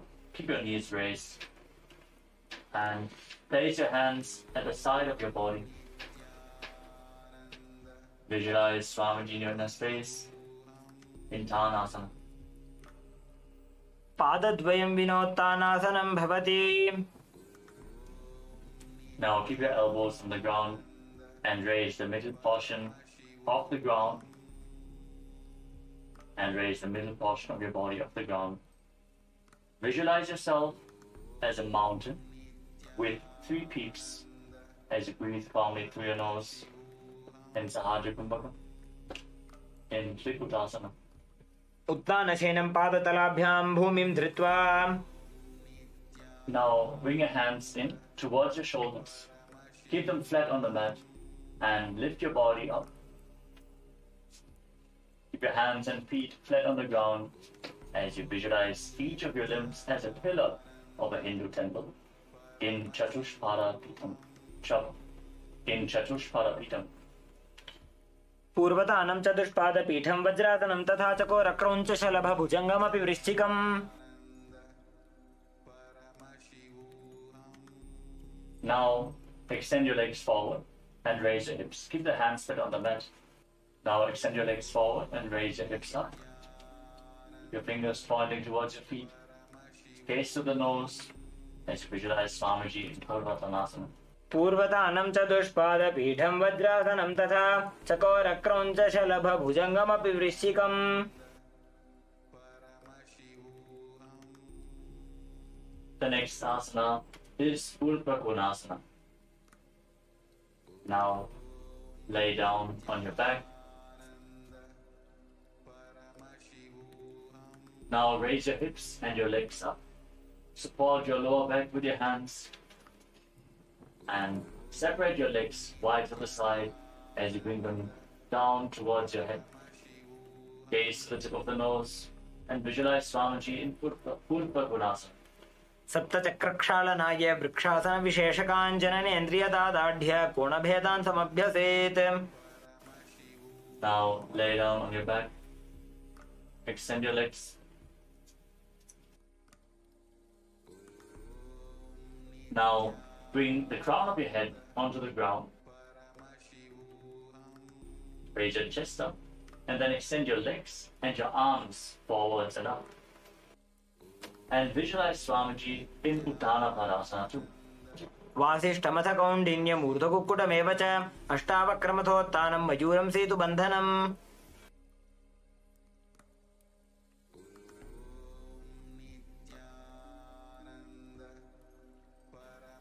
Now place your head on the ground and raise your hips up high. Visualize your body as a bridge in Setubandhanasana. वासिष्ठमथ कौण्डिन्यमूर्धकुक्कुटमेव च. Now bring your hands over top of your shoulders. Keep the hands flat with the fingers pointing towards your feet. Step your feet flat, raise your hips up high, and walk your hands towards the feet. As you visualize each of your chakras as a bright light in Chakrasana form. नोभ्यामारं समागृह्य कुण्डल्याः पार्श्वयोः क्षिपेत्. Now bring your hands even closer towards your feet. Hold onto your ankles if you can. Now walk your feet towards your hand and hold onto your ankles if you can. Gaze forward. Visualize Swamiji in Beta Asana. आसन को गुणपान अपान की गाठी सूटे. Now lay down on your back and lift your legs up high over top of your head. Now as you lay on your back, lift your legs up and bring the toes on the ground over top of your head. Hold on to your feet, gaze to the tip of your nose and visualize Swamiji in Vichtrakarani. शैतपश्चिमतानस्ते हस्तौ तत्र प्रसारयेत्. पादौ दण्डासनौ कृत्वा विचित्रकरणी भवेत्. Lower your legs, lay on your back, keep your toes pointing up to the sky. And now bring one thumb towards your nose and bring the other hand down to the hip. Alternate the position of your hands again and again. Visualize yourself as a hatchet being thrown in Parashvasana. पादतले भूमौ निधाय जाननि उरसि निधाय. Now roll your body to the side. Place the right elbow on the ground and rest your head on the hand. Place the left hand on the thigh and raise your hips off the ground. Keep your body straight as a plank as you visualize yourself as Bhagavan Dakshinamurti in Dakshinasana. शय्यर्जुदक्षिणाङ्गेन मस्तके धो निधायशः.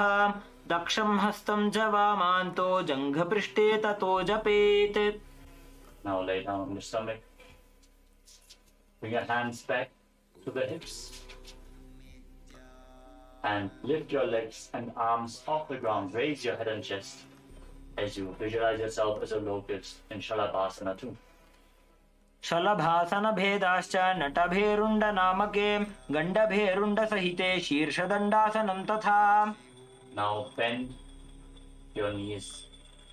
Hold on to the feet and pull them outside the hips. Breathe in Jivachala Kumbhaka. Inhale deeply. Hold your breath and really move the prana within your system as you visualize yourself as a frog in Bhekasana. बकं भेकासनं चैव मकरं मत्स्यनामकं मत्स्येन्द्रद्विविधं चात्र कुण्डलीबोधकारणम्. Now keep pushing the left foot towards the ground as you pull the right foot up towards your head. Visualize yourself as a hyena or another beast of prey in Bherundasana. शलभासनभेदाश्च नटभेरुण्डनामके गण्डभेरुण्डसहिते शीर्षदण्डासनं तथा. Now bring the right foot back down. As you lift the left foot towards your foot, repeat Bherundasana on the other side.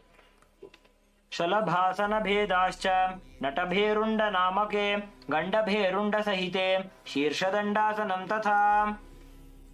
Now catch the big toe of one of your feet with thumb, little and ring fingers. Extend the other hand to the front. As you alternate the position of your hands again and again, hold on to the respective big toe. Hold on to the respective big toe again and again in Shakatasya Karana. In Shakatasya Karana.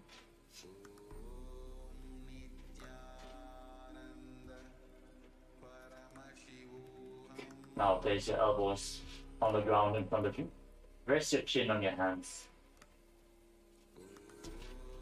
Keep the knees bent, the feet raised up. Gaze to the tip of the nose and visualize Swamiji in Shulasana. कूर्पराभ्याम् अवनिमवष्टभ्य हस्ततलाभ्यां हनुमवष्टभ्य उत्तिष्ठेत् शूलासनं भवति. Now place your feet flat on the ground. Your toes pointing back. Gaze to the nose and visualize yourself as an alligator in Makarasana. उदासूने बाने हाथ माथानि बाने भानि. Now place your hands flat on the ground next to your shoulders and raise your hips up. Bring the legs over top of your body and try to touch your feet to the back of your head.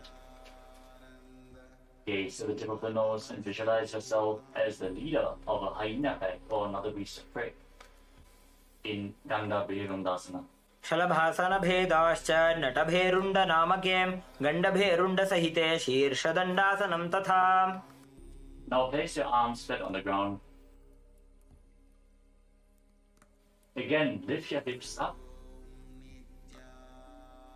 Bend your knees and bring the feet to the back of your head. Gaze to your nose and visualize yourself as the pack leader of a hyena pack in Ganda Bherundasana too. शलभासनभेदाश्च नटभेरुण्डनामके गण्डभेरुण्डसहिते शीर्षदण्डासनं तथा. Now bring your feet to the ground in front of your face. Keep visualizing yourself as a hyena pack leader in Ganda Bherundasana 3. शलभासनभेदाश्च नटभेरुण्डनामके गण्डभेरुण्डसहिते शीर्षदण्डासनं तथा. Now raise your feet up, straighten the leg, point the toes at a 45-degree angle, and visualize yourself as a locust in Viparita Shalabhasana 2. शलभासनभेदाश्च नटभेरुण्डनामके गण्डभेरुण्डसहिते शीर्षदण्डासनं तथा. Now bring your legs flat on the ground. Keep your hands at the side of your shoulders.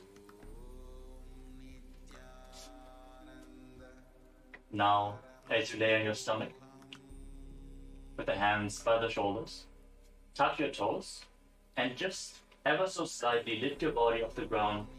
Keep it completely straight as you visualize yourself as sturdy as a wooden stick or staff in Chaturanga Dandasana. विपरीतं मण्डलं च द्विधैव विदितं हिनः दण्डासनं द्विधा प्रोक्तं विपरीतोपवेशने. Now come to a kneeling posture. Sit on top of your heels and lean forward and down. Hold on to your head with both hands. The elbows at the side of the knees. Touch your knees with your chin. Pull your stomach in and up and contract the perineal floor as you forcefully pull the apana vayu upwards within your body, visualizing yourself having no karma at all in Niranjana Karmasana. बालको गर्भशय्यायां तिष्ठेत् संकुचितो यथा तथा गर्भासने योगी निरञ्जनविधिं भजेत्.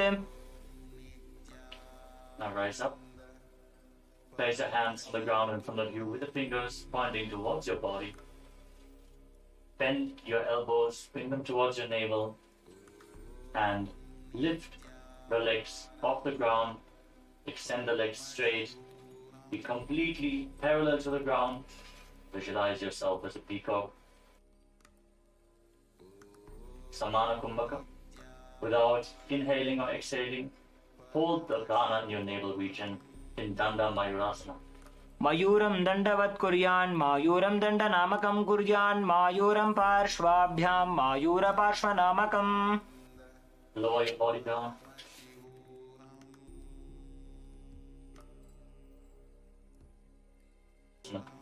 मयूरासनवत् संस्थाप्य एकेन हस्तेन एकस्य हस्तस्य मणिबन्धं धारयेत् पाङ्गमयूरं भवति. Settle down. Now, place the left hand on the ground. Hold the left wrist with the right hand. And again, extend your legs back. Balance on your arm with the elbow at the navel region. In Pangu Mayurasana on the other side, visualizing yourself as a peacock. मयूरासनवत् संस्थाप्य एकेन हस्तेन एकस्य हस्तस्य मणिबन्धं धारयेत् पाङ्गमयूरं भवति. Now, bring the right foot outside the hip and bring the left foot to the right side of the groin against your thigh. Hold on to the right foot with your hand and gaze to the nose as you visualize Goddess Saraswati, the goddess of knowledge, engaging Mahamudavanda in Jnanasana. अथान्यदासनं कृत्वा सर्वव्याधिनिवारणं योगाभ्यासी भवेत् क्षिप्रं ज्ञानासनप्रसादतः. Now take the left foot and pull it towards the left armpit. Hold the foot with both hands and gaze up towards your third eye as you visualize yourself having no karma at all in Kubjikasana. अथ जठराग्निसन्दीपनं गुल्मप्लीह शूलहरकुब्जिकासनम्. Now place the left foot onto the right thigh. Bring your left arm behind your back. Hold on to the left foot. Bring the right hand outside the left thigh and twist your spine. Gaze up towards your third eye and visualize Lord Kartikeya, the ruler of planet Mars. Bharadwajasana. उत्तानकूर्मपीठं च संहस्गारुडमेव च वातायनं गोमुखं च भारद्वाजं त्रिविक्रमम्. Untwist your spine. And now lift the left foot up against your chest as you place your hands on the respective knees.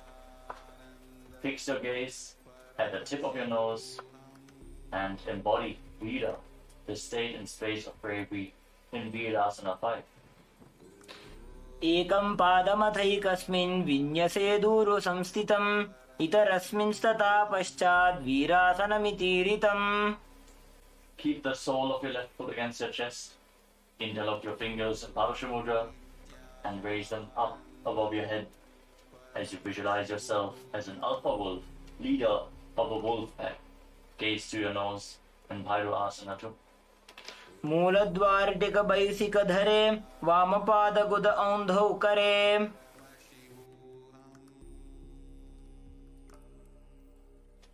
Now move the right foot to the outside of the left hip. Place the left foot flat on the ground with the knee raised. Bring your left arm around the raised knee and behind your back. Interlock your fingers behind your back as you gaze up towards your third eye and visualize Sage Matsyendranath, the master of Hatha Yoga, in Baddha Matsyendasana. मत्स्येन्द्रपीठं जठरप्रदीप्तिं प्रचण्डरुक्मण्डलखण्डनास्त्रम् अभ्यासतः kundalini प्रबोधं दण्डस्थिरत्वं हि ददाति पुंसाम्. Now bring the left foot outside the hip and place the right foot on top of the left side. Hold on to the left foot with your hand as you gaze to the nose and visualize Goddess Saraswati as you perform Mahamudra Bandha in Jnanasana. अथान्यदासनं कृत्वा सर्वव्याधिनिवारणं योगाभ्यासी भवेत् क्षिप्रं ज्ञानासनप्रसादतः. Now lift the right foot towards the right armpit. Hold it with both hands as you gaze up towards your third eye and visualize yourself having no karma at all in Kubjikasana. अथ जठराग्निसन्दीपनं गुल्मप्लीह शूलहरकुब्जिकासनम्. Now place the right foot on the left thigh. Bring the right arm behind your back. Catch a hold of the right foot. And place the left hand outside of the right thigh to twist your spine. Gaze up to your third eye and visualize Lord Murugan in Bharadvajasana. उत्तानकूर्मपीठं च सैंहं गारुडमेव च वातायनं गोमुखं च भारद्वाजं त्रिविक्रमम्. Now lift the right foot to the left chest. Keep your hands on the respective knees as you gaze to the tip of the nose and embody Vira, the space and state of bravery in Virasana 5. एकं पादमथैकस्मिन् विन्यसेद् ऊरु संस्थितम् इतरस्मिन् स्तता पश्चात् वीरासनमितीरितम्. Now interlock your fingers and raise them up above your head. Gaze to the tip of the nose and visualize yourself as an alpha wolf, leader of a wolf pack in Bhairava-asana. मूलद्वारटिकबैदिकधरे वामपादगुद औन्दौ करे. Now lower your hands down. Bring the left foot to the outside of the right hip. Place the right foot flat on the ground. Bring the right arm around the raised knee and interlock your fingers behind. Gaze up towards your third eye and visualize Sage Matsyendranath in Baddha Matsyendasana. मत्स्येन्द्रपीठं जठरप्रदीप्तिं प्रचण्डरुक्मण्डलखण्डनास्त्रम्. Now bring the soles of the feet together in front of your perineum. Interlock the fingers around the toes. Push the knees to the mat. Gaze to the tip of the nose. Visualize Swamiji in your inner space. And hold your breath. Hold the air inside and visualize the presence of Vayu inside and outside your body in Santa Kumbhaka, in Baddha Konasana. पद्मं ब्रह्मं स्तता सैद्धं स्वस्तिकं वज्रमासनं बद्धकोणं भद्रपृष्ठं मूलबन्धं तथैव च. Now keep your heels against the perineum. Place the right hand on top of the heels and place the left hand on top of the right hand. Gaze to the tip of the nose and visualize yourself as Lord Veeravatta in Vajrasana 5. वृषणानीनी चे सीवनीना डाबा भागमा डाबा. Now raise your heels up and turn your feet inwards to sit down on the heels with the toes pointing back. Place your hands on the respective knees. Gaze to the tip of the nose visualize the Yoni Mandala, the visual representation of Devi Paramashiva Shakti as you perform Santa Kumbhaka. Hold the breath and visualize the prana inside and outside your body in Yonyasana. पादौ सम्मील्य पादाग्रे आधारे पार्ष्णिलिङ्गतः आनीय पादतलो संविशेत् योन्यासनं भवति. From the same position. Now, firmly hold your heels with your hands. Gaze to the third eye. Engage all the bandhas. And visualize Sage Gorakhnath, the founder of the Natya Yoga Hindu Sampradaya, in Gorakshasana Padrasana. वृषणनीनी चैसीवनी नाडाबा भागमाडाबा पगनी. Now bring your hands behind the back.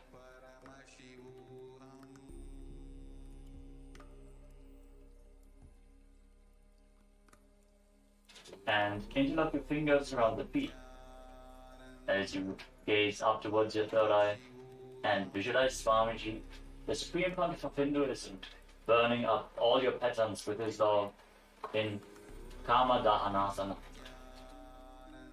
भद्रासनं सुखं स्थाप्य विपरीते तु द्वेपदे अनेन यदि कुर्या चैतत्कामदहनं भवेत्. Now, again, bring your feet to the front, the heels together at your groin. Now turn your feet upwards and bring them towards your navel. Bring your hands towards your neck. Hold on to your shoulders as you visualize Swamiji in Supta Baddha Konasana. महामुद्राबद्ध कोनो ताड़ासन विभेदकान् विनोत्तानं सदा कुर्यादन्तर्वत्नीपति प्रिया. Keep pressing your feet against your stomach. Gaze up towards your third eye and visualize yourself as a frog in Bhekasana too. ध्यायेद्धिचित्पदं भ्रान्तमासनस्थसुखाय च यदि सर्वाङ्गमुत्तोल्य गगने खेचरासनम्.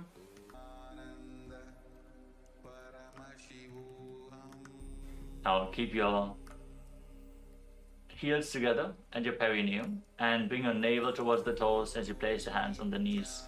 Gaze towards the tip of your nose and visualize Swamiji in Bhagasana 3. पग उल्टा मोड़ी बैसे पग का माहिला गुल्फा. Rise up. The next asana is Siddhi Jivasana. As you keep the soles of the feet upwards towards your stomach, place your hands on the respective knees and gaze to the nose. Visualize yourself living the life of a perfected yogi. Put your stomach in and up. पगा को सोजो जाई. The next asana is Panipatasana. With the soles of the feet inwards towards your stomach, join your hands in Anjali Mudra in front of your chest. Visualize yourself as a source of water. नाभौ संस्थाप्य गुल्फौ च तन्मध्ये करपात्रताम् शनैर्यत्नेन कुर्वीत पाणिपात्रं तदुच्यते. Now, one by one, raise your feet up into your armpits and interlock your fingers and place your hands on top of your head.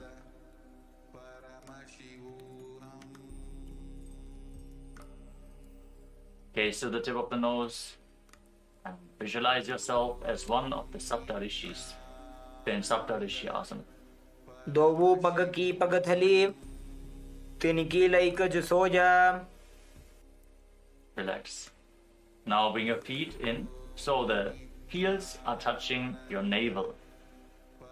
Push the knees together and bring the outside of your thighs down on the ground. Visualize yourself as a pearl born from the womb of, as you visualize yourself as a pearl born from the womb of an oyster in Suktyasana. पार्श्विनाभौ संस्थाप्य जङ्घा बहिः प्रदेशेन सम्मीलयेत् श्रुक्यासनं भवति. Now slide your knees apart so you can keep your feet on top of opposite thighs in Padmasana. Place your hands down on the mat in front of your body. Lean forward.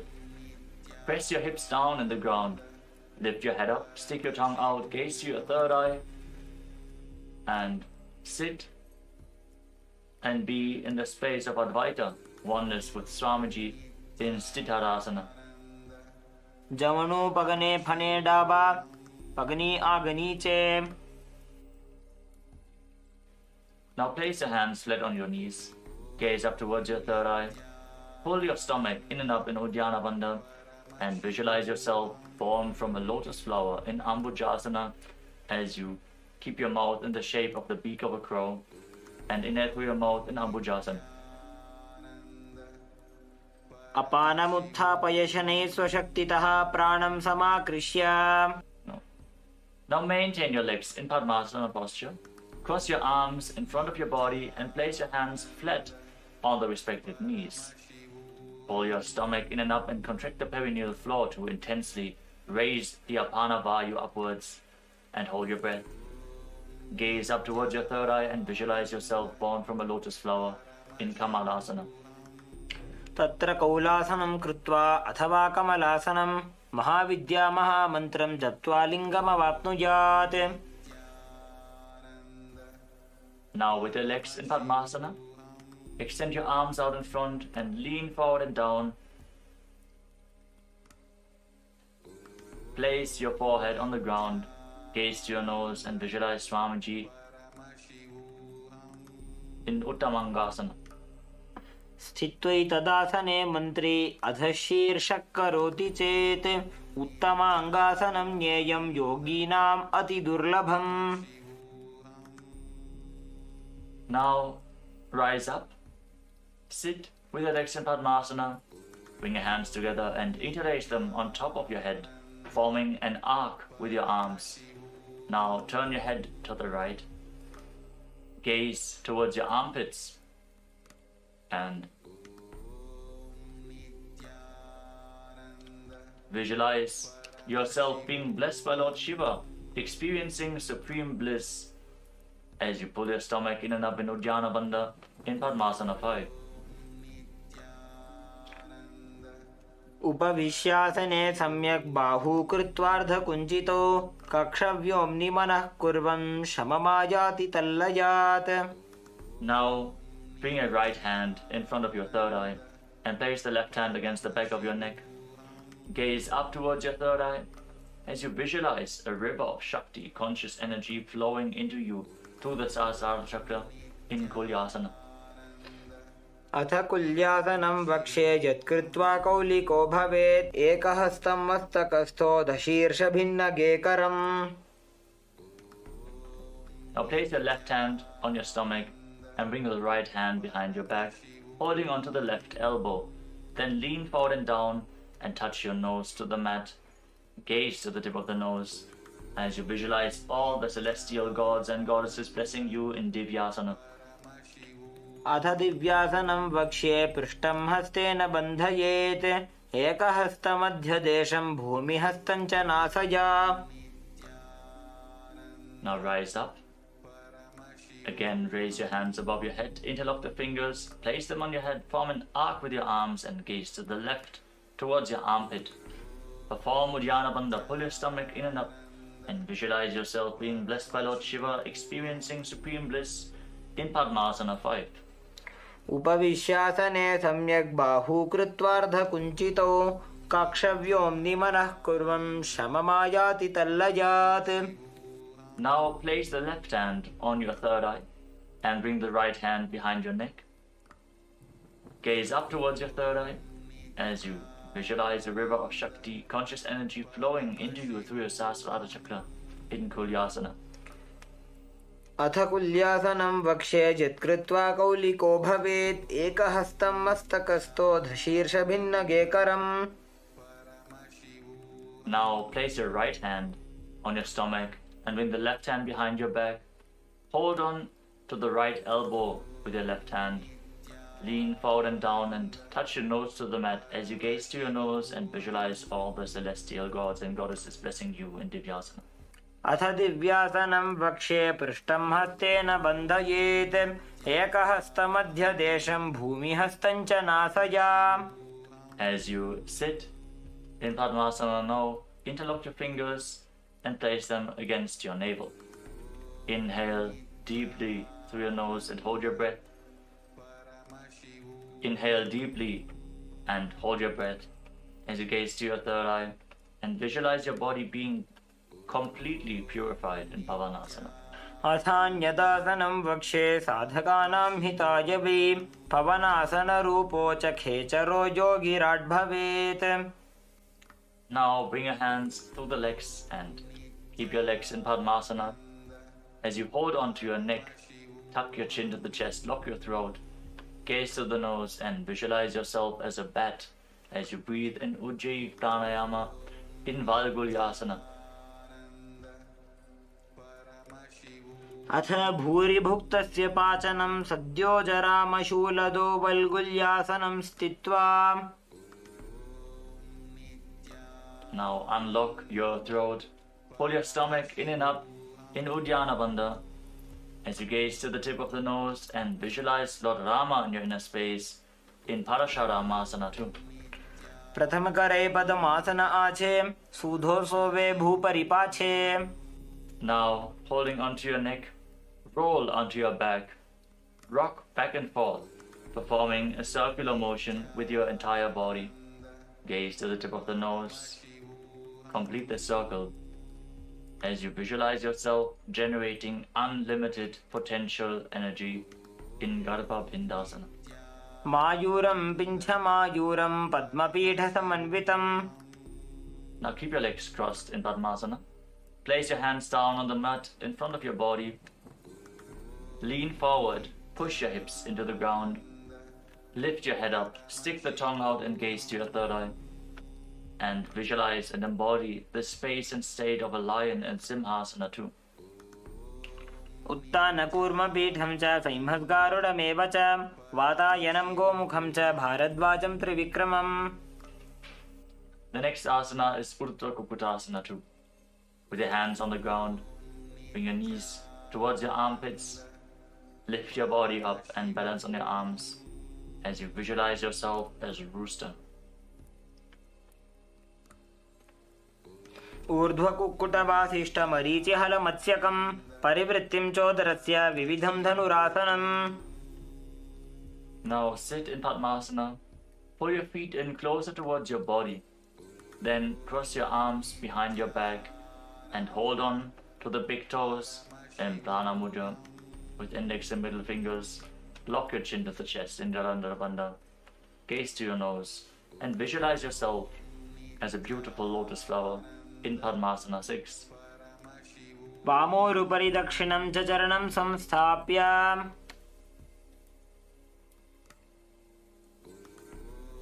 Now raise your head and pull your stomach in and up as you keep holding on to the feet behind your back. Gaze to the nose and visualize yourself as a beautiful lotus flower in Bandha Padmasana. पद्मासनं सुसंस्थाप्य तदङ्गुष्ठद्वयं पुनः व्युत्क्रमेणैव हस्ताभ्यां बद्धपद्मासनं भवेत्. Maintain your legs to Padmasana. Now bring your hands towards the neck and press the Vijnana Nadis outside of your spine. Press your chin to the chest. Force the prana upwards. Gaze to the tip of the nose and visualize yourself as Paramashiva and renounce the society of man in Padmasana 7.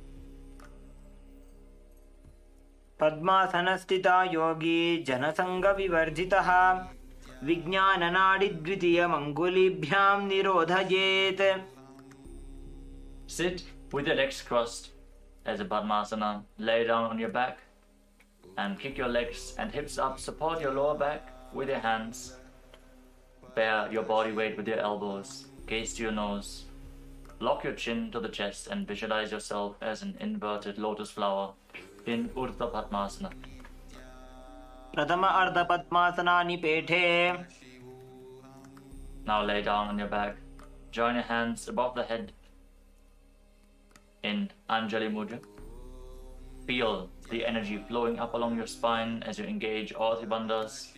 Cleanse your body, gaze to the nose, and visualize yourself as a mountain standing stable for thousands of years in Parvatasana 2. अथ वक्षे महादेव पर्वतासनमङ्गलं यत्कृत्वा स्थिररूपी स्यात् षट्चक्रादिविलोपनम्. Now lay down flat on your back. Place your hands on your stomach and gaze to the nose.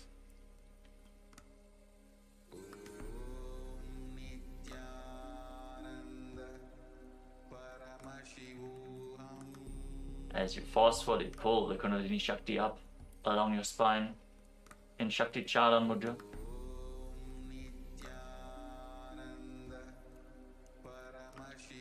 Visualize your body is dead, and Swamiji, the Supreme Pontiff of Hinduism, is liberating you in Shivasana 2 as you internally chant Om Nithyananda Paramashivoham.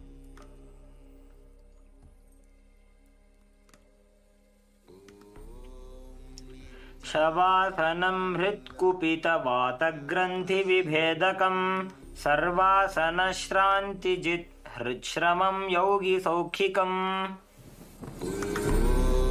Nityanand परमशिवोऽहम्.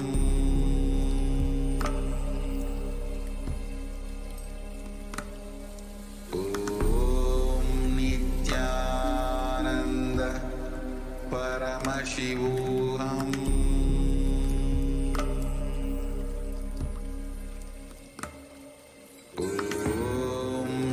नित्यानन्द परमशिवोऽहम्. नित्यानन्द परमशिवोऽहम्.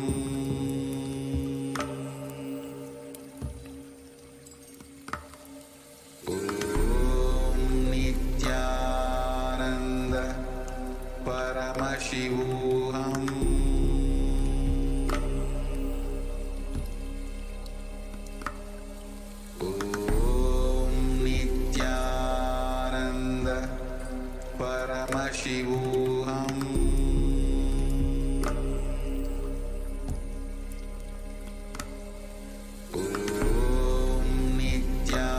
नित्यानन्द परमशिवोऽहम्. नित्यानन्द परमशिवोऽहम्.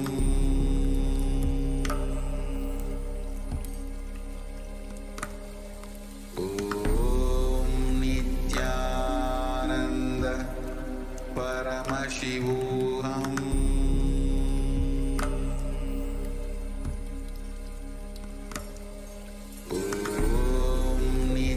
नित्यानन्द परमशिवोऽहम्.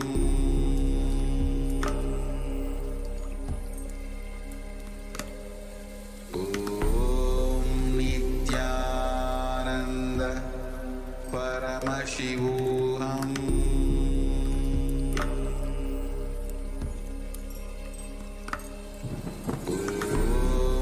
नित्यानन्द परमशिवोऽहम्.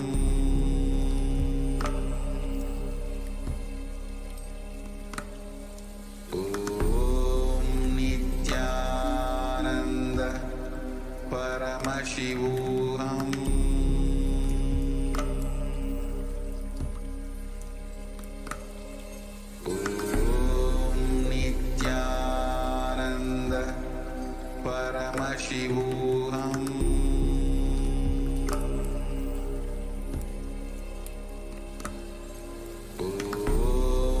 नित्यानन्द परमशिवोऽहम्.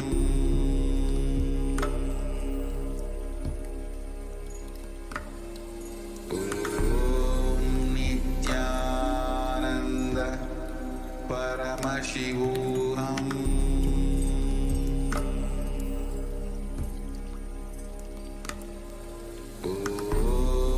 नित्यानन्द परमशिवोऽहम्.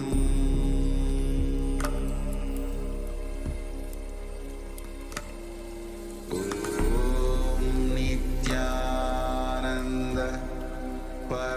Paramashivoham.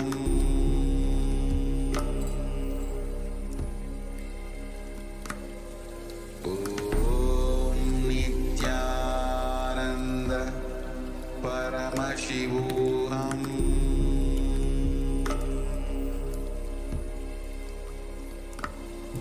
Om Nithyananda Paramashivoham.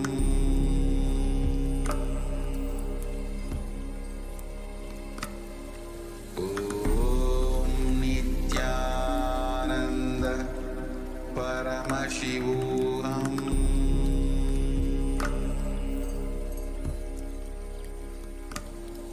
Om Nithyananda Paramashivoham.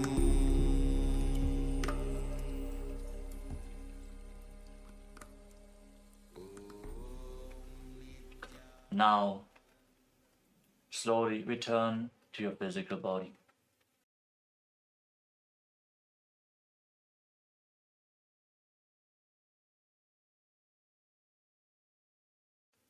Start to wiggle your fingers and toes. Rotate your wrists and your ankles.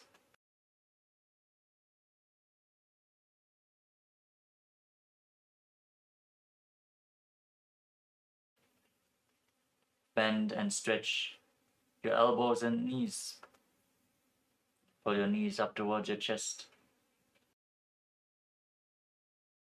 Squeeze your body into a ball as you rock your body from side to side.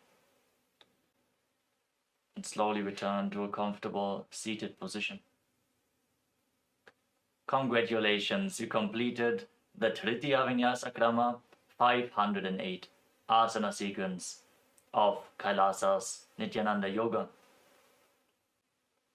Now let us conclude today's ritual of Nithyananda Yoga as we sit with our head, neck and spine in a straight line, the hands in Namaskara Mudra in front of the heart center. Eyes closed. Take a deep breath. Visualize Swamiji in your inner space as we chant the Purna Mantra.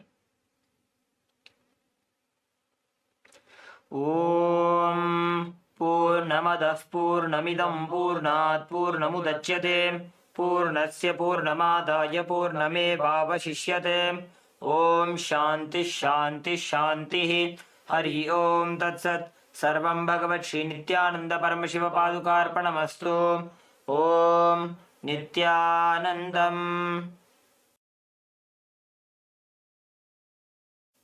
Thank you all for joining us in today's Nithyananda Yoga ritual. In deep gratitude to Swamiji, let us now perform the Shashtanga Namaskar. Lie down onto your chest and bring your hands forward in the Namaskara Mudra above your head, surrendering yourself completely onto Swamiji's feet.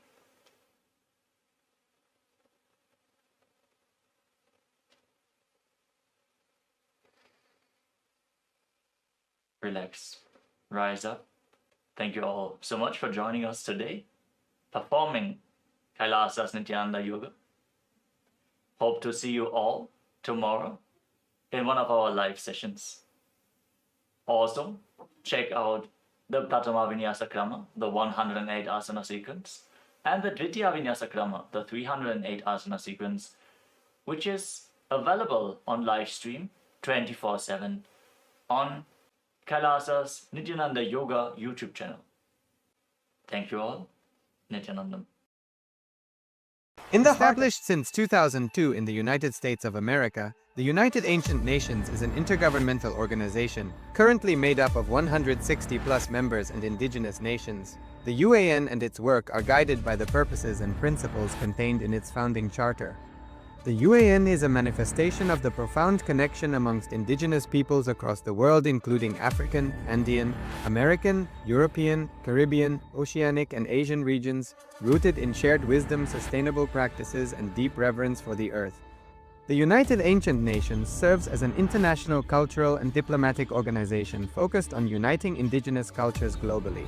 Our governance structure is council-based without territorial claims, led by a collective leadership through our General Secretariat, As a non-state entity with UN-style advocacy, we focus on several key areas: cultural and digital heritage preservation, indigenous diplomacy, revival of indigenous knowledge systems to solve humanity's problems, global peace, environmental preservation, health and wellness, sustained economic development, indigenous and cultural tourism.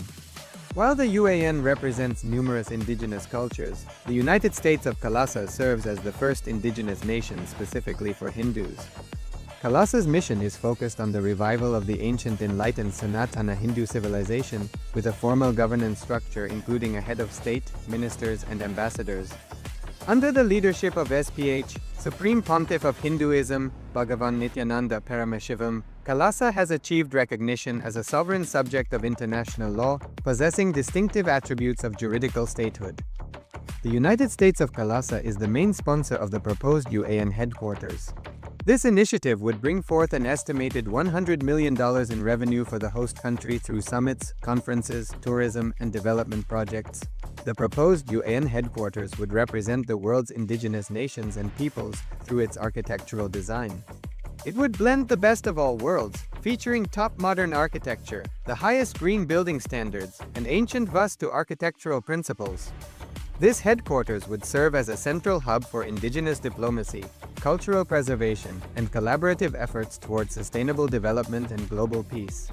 Through this initiative, we aim to create a dignified platform for indigenous leadership rooted in ancestral wisdom, cultural legitimacy, and collaborative innovation, enhancing global dialogue and regional stability.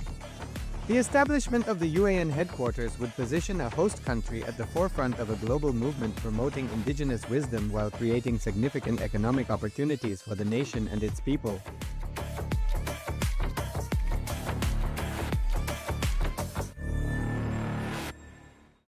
Established since 2002 in the United States of America, the United Ancient Nations is an intergovernmental organization, currently made up of 160+ members and indigenous nations. The UAN and its work are guided by the purposes and principles contained in its founding charter.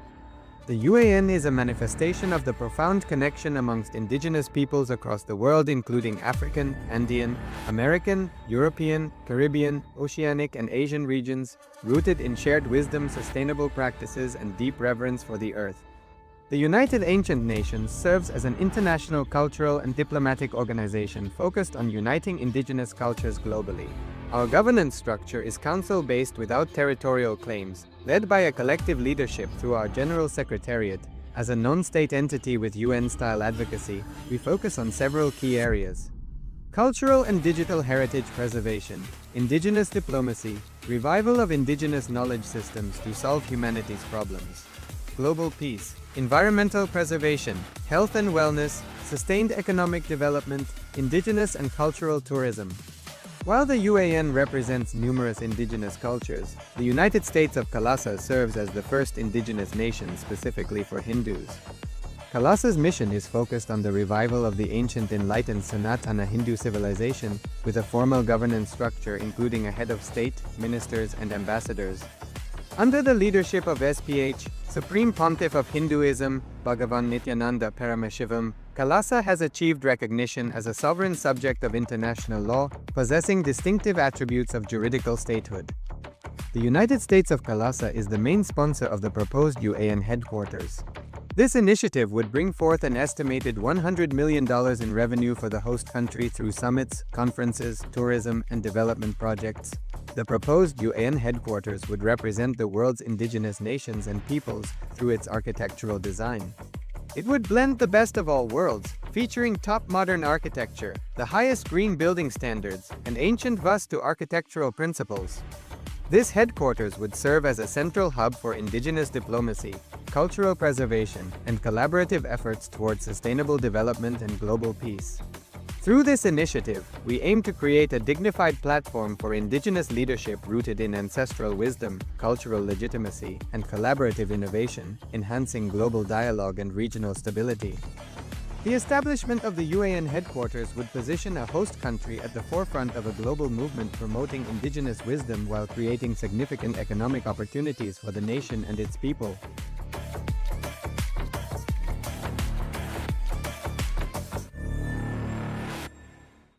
Established since 2002 in the United States of America, the United Ancient Nations is an intergovernmental organization, currently made up of 160+ members and indigenous nations. The UAN and its work are guided by the purposes and principles contained in its founding charter. The UAN is a manifestation of the profound connection amongst indigenous peoples across the world, including African, Andean, American, European, Caribbean, Oceanic, and Asian regions, rooted in shared wisdom, sustainable practices, and deep reverence for the earth. The United Ancient Nations serves as an international cultural and diplomatic organization focused on uniting indigenous cultures globally. Our governance structure is council-based without territorial claims, led by a collective leadership through our General Secretariat. As a non-state entity with UN-style advocacy, we focus on several key areas: cultural and digital heritage preservation, indigenous diplomacy, revival of indigenous knowledge systems to solve humanity's problems, global peace, environmental preservation, health and wellness, sustained economic development, indigenous and cultural tourism. While the UAN represents numerous indigenous cultures, the United States of KAILASA serves as the first indigenous nation specifically for Hindus. KAILASA's mission is focused on the revival of the ancient enlightened Sanatana Hindu civilization, with a formal governance structure including a head of state, ministers, and ambassadors. Under the leadership of SPH, Supreme Pontiff of Hinduism, Bhagavan Nithyananda Paramashivoham, KAILASA has achieved recognition as a sovereign subject of international law, possessing distinctive attributes of juridical statehood. The United States of KAILASA is the main sponsor of the proposed UAN headquarters. This initiative would bring forth an estimated $100 million in revenue for the host country through summits, conferences, tourism, and development projects. The proposed UAN headquarters would represent the world's indigenous nations and peoples through its architectural design. It would blend the best of all worlds, featuring top modern architecture, the highest green building standards, and ancient Vastu architectural principles. This headquarters would serve as a central hub for indigenous diplomacy, cultural preservation, and collaborative efforts towards sustainable development and global peace. Through this initiative, we aim to create a dignified platform for indigenous leadership rooted in ancestral wisdom, cultural legitimacy, and collaborative innovation, enhancing global dialogue and regional stability. The establishment of the UAN headquarters would position a host country at the forefront of a global movement promoting indigenous wisdom while creating significant economic opportunities for the nation and its people.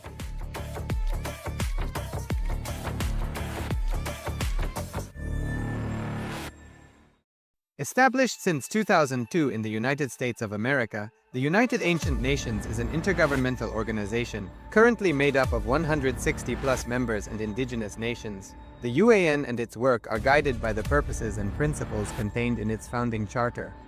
The UAN is a manifestation of the profound connection amongst indigenous peoples across the world, including African, Andean, American, European, Caribbean, Oceanic, and Asian regions, rooted in shared wisdom, sustainable practices, and deep reverence for the earth.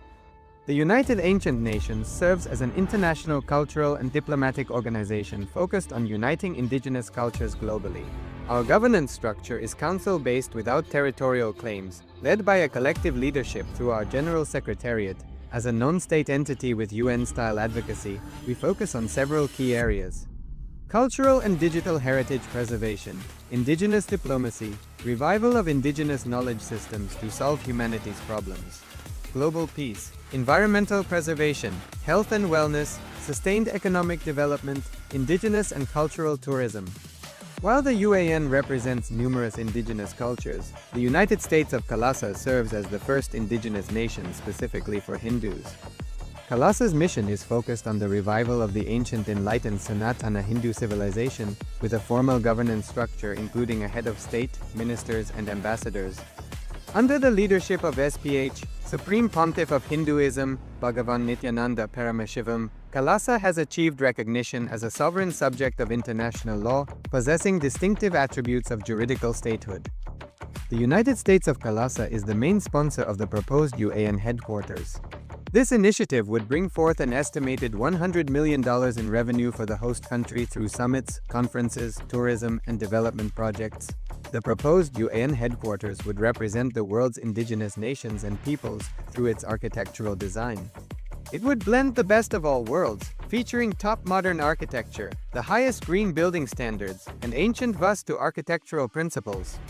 This headquarters would serve as a central hub for indigenous diplomacy, cultural preservation, and collaborative efforts towards sustainable development and global peace. Through this initiative, we aim to create a dignified platform for indigenous leadership rooted in ancestral wisdom, cultural legitimacy, and collaborative innovation, enhancing global dialogue and regional stability. The establishment of the UAN headquarters would position a host country at the forefront of a global movement promoting indigenous wisdom while creating significant economic opportunities for the nation and its people.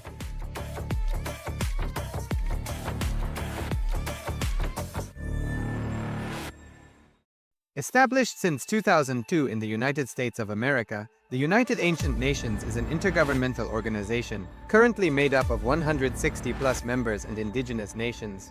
The UAN and its work are guided by the purposes and principles contained in its founding charter. The UAN is a manifestation of the profound connection amongst indigenous peoples across the world, including African, Andean, American, European, Caribbean, Oceanic, and Asian regions, rooted in shared wisdom, sustainable practices, and deep reverence for the earth. The United Ancient Nations serves as an international cultural and diplomatic organization focused on uniting indigenous cultures globally. Our governance structure is council-based without territorial claims, led by a collective leadership through our General Secretariat. As a non-state entity with UN-style advocacy, we focus on several key areas: cultural and digital heritage preservation, indigenous diplomacy, revival of indigenous knowledge systems to solve humanity's problems, global peace, environmental preservation, health and wellness, sustained economic development, indigenous and cultural tourism. While the UAN represents numerous indigenous cultures, the United States of KAILASA serves as the first indigenous nation specifically for Hindus.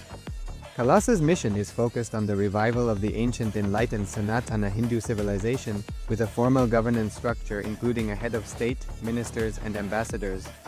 Under the leadership of SPH, Supreme Pontiff of Hinduism, Bhagavan Nithyananda Paramashivoham, KAILASA has achieved recognition as a sovereign subject of international law, possessing distinctive attributes of juridical statehood.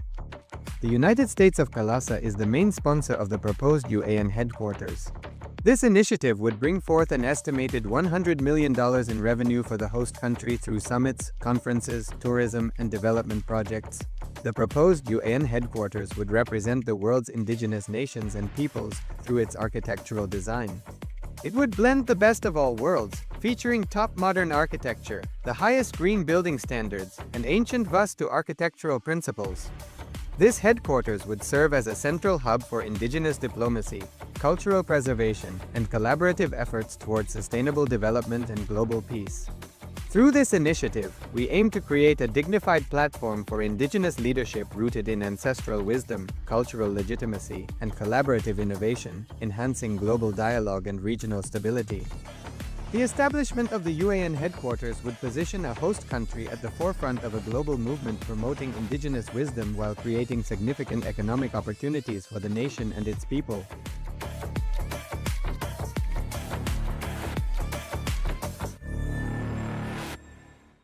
Established since 2002 in the United States of America, the United Ancient Nations is an intergovernmental organization, currently made up of 160+ members and indigenous nations. The UAN and its work are guided by the purposes and principles contained in its founding charter.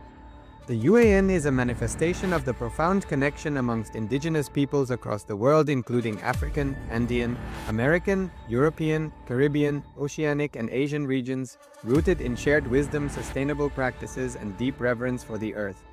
The United Ancient Nations serves as an international cultural and diplomatic organization focused on uniting indigenous cultures globally.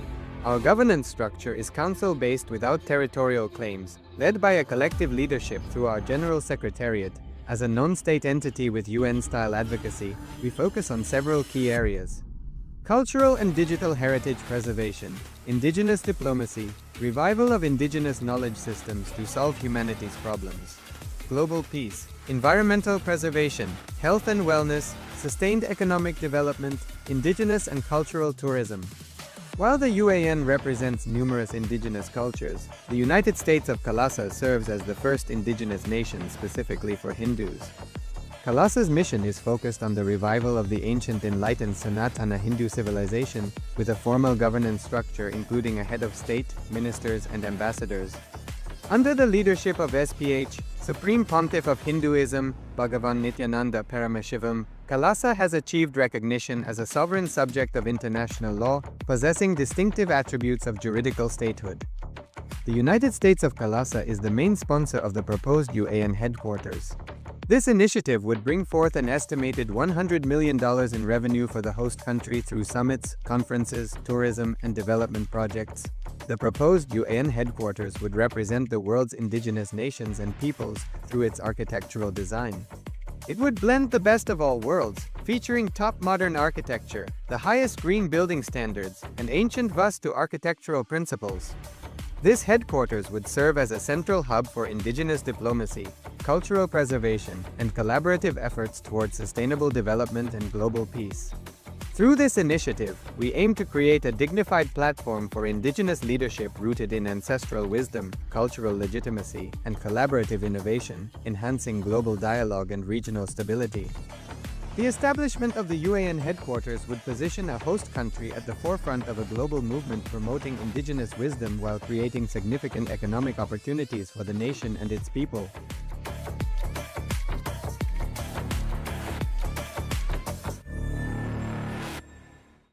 Established since 2002 in the United States of America, the United Ancient Nations is an intergovernmental organization, currently made up of 160+ members and indigenous nations. The UAN and its work are guided by the purposes and principles contained in its founding charter. The UAN is a manifestation of the profound connection amongst indigenous peoples across the world, including African, Andean, American, European, Caribbean, Oceanic, and Asian regions, rooted in shared wisdom, sustainable practices, and deep reverence for the earth. The United Ancient Nations serves as an international cultural and diplomatic organization focused on uniting indigenous cultures globally. Our governance structure is council-based without territorial claims, led by a collective leadership through our General Secretariat.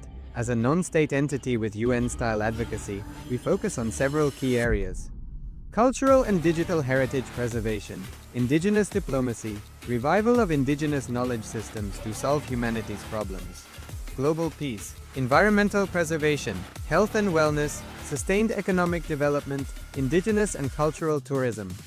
While the UAN represents numerous indigenous cultures, the United States of KAILASA serves as the first indigenous nation specifically for Hindus. KAILASA's mission is focused on the revival of the ancient enlightened Sanatana Hindu civilization, with a formal governance structure including a head of state, ministers, and ambassadors. Under the leadership of SPH, Supreme Pontiff of Hinduism, Bhagavan Nithyananda Paramashivoham, KAILASA has achieved recognition as a sovereign subject of international law, possessing distinctive attributes of juridical statehood. The United States of KAILASA is the main sponsor of the proposed UAN headquarters. This initiative would bring forth an estimated $100 million in revenue for the host country through summits, conferences, tourism, and development projects. The proposed UAN headquarters would represent the world's indigenous nations and peoples through its architectural design. It would blend the best of all worlds, featuring top modern architecture, the highest green building standards, and ancient Vastu architectural principles. This headquarters would serve as a central hub for indigenous diplomacy, cultural preservation, and collaborative efforts towards sustainable development and global peace. Through this initiative, we aim to create a dignified platform for indigenous leadership rooted in ancestral wisdom, cultural legitimacy, and collaborative innovation, enhancing global dialogue and regional stability. The establishment of the UAN headquarters would position a host country at the forefront of a global movement promoting indigenous wisdom while creating significant economic opportunities for the nation and its people.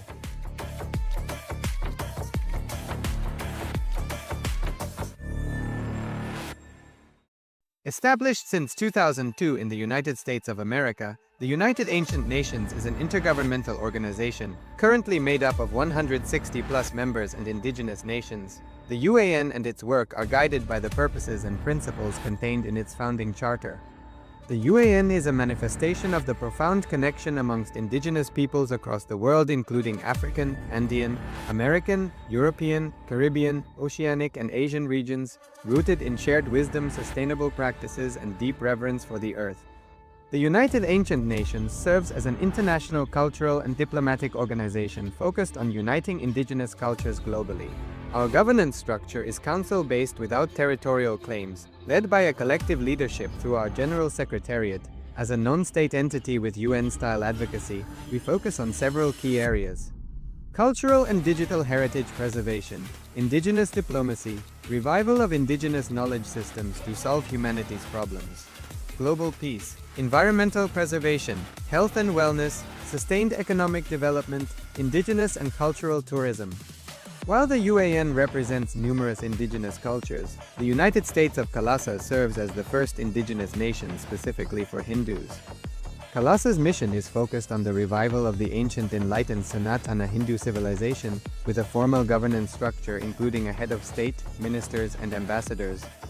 Under the leadership of SPH, Supreme Pontiff of Hinduism, Bhagavan Nithyananda Paramashivoham, KAILASA has achieved recognition as a sovereign subject of international law, possessing distinctive attributes of juridical statehood. The United States of KAILASA is the main sponsor of the proposed UAN headquarters. This initiative would bring forth an estimated $100 million in revenue for the host country through summits, conferences, tourism, and development projects. The proposed UAN headquarters would represent the world's indigenous nations and peoples through its architectural design. It would blend the best of all worlds, featuring top modern architecture, the highest green building standards, and ancient Vastu architectural principles.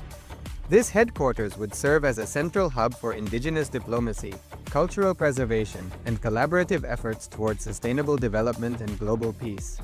Through this initiative, we aim to create a dignified platform for indigenous leadership rooted in ancestral wisdom, cultural legitimacy, and collaborative innovation, enhancing global dialogue and regional stability.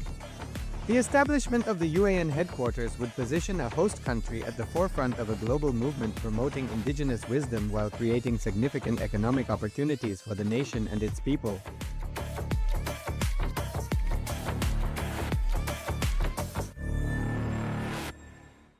Established since 2002 in the United States of America, the United Ancient Nations is an intergovernmental organization, currently made up of 160+ members and indigenous nations. The UAN and its work are guided by the purposes and principles contained in its founding charter. The UAN is a manifestation of the profound connection amongst indigenous peoples across the world, including African, Andean, American, European, Caribbean, Oceanic, and Asian regions, rooted in shared wisdom, sustainable practices, and deep reverence for the earth. The United Ancient Nations serves as an international cultural and diplomatic organization focused on uniting indigenous cultures globally. Our governance structure is council-based without territorial claims, led by a collective leadership through our General Secretariat. As a non-state entity with UN-style advocacy, we focus on several key areas: cultural and digital heritage preservation, indigenous diplomacy, revival of indigenous knowledge systems to solve humanity's problems, global peace, environmental preservation, health and wellness, sustained economic development, indigenous and cultural tourism. While the UAN represents numerous indigenous cultures, the United States of KAILASA serves as the first indigenous nation specifically for Hindus. KAILASA's mission is focused on the revival of the ancient enlightened Sanatana Hindu civilization, with a formal governance structure including a head of state, ministers, and ambassadors. Under the leadership of SPH, Supreme Pontiff of Hinduism, Bhagavan Nithyananda Paramashivoham, KAILASA has achieved recognition as a sovereign subject of international law, possessing distinctive attributes of juridical statehood. The United States of KAILASA is the main sponsor of the proposed UAN headquarters. This initiative would bring forth an estimated $100 million in revenue for the host country through summits, conferences, tourism, and development projects. The proposed UAN headquarters would represent the world's indigenous nations and peoples through its architectural design. It would blend the best of all worlds, featuring top modern architecture, the highest green building standards, and ancient Vastu architectural principles.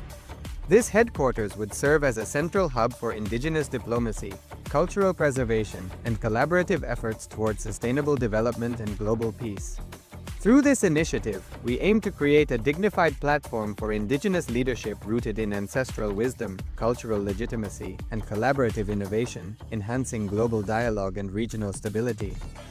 The establishment of the UAN headquarters would position a host country at the forefront of a global movement promoting indigenous wisdom while creating significant economic opportunities for the nation and its people.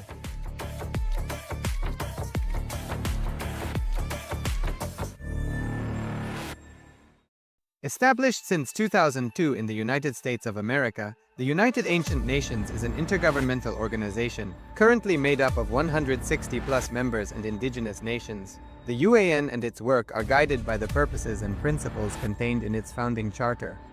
The UAN is a manifestation of the profound connection amongst indigenous peoples across the world, including African, Andean, American, European, Caribbean, Oceanic, and Asian regions, rooted in shared wisdom, sustainable practices, and deep reverence for the earth.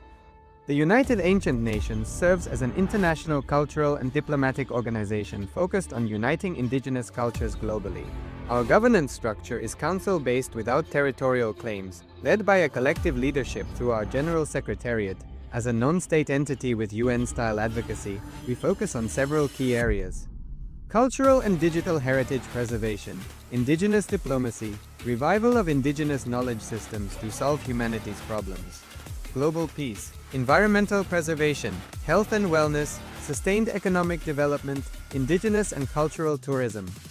While the UAN represents numerous indigenous cultures, the United States of KAILASA serves as the first indigenous nation specifically for Hindus.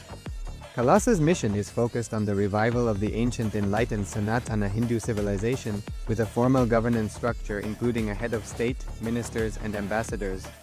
Under the leadership of SPH, Supreme Pontiff of Hinduism, Bhagavan Nithyananda Paramashivoham, KAILASA has achieved recognition as a sovereign subject of international law, possessing distinctive attributes of juridical statehood. The United States of KAILASA is the main sponsor of the proposed UAN headquarters. This initiative would bring forth an estimated $100 million in revenue for the host country through summits, conferences, tourism, and development projects. The proposed UAN headquarters would represent the world's indigenous nations and peoples through its architectural design. It would blend the best of all worlds, featuring top modern architecture, the highest green building standards, and ancient Vastu architectural principles. This headquarters would serve as a central hub for indigenous diplomacy, cultural preservation, and collaborative efforts towards sustainable development and global peace. Through this initiative, we aim to create a dignified platform for indigenous leadership rooted in ancestral wisdom, cultural legitimacy, and collaborative innovation, enhancing global dialogue and regional stability. The establishment of the UAN headquarters would position a host country at the forefront of a global movement promoting indigenous wisdom while creating significant economic opportunities for the nation and its people.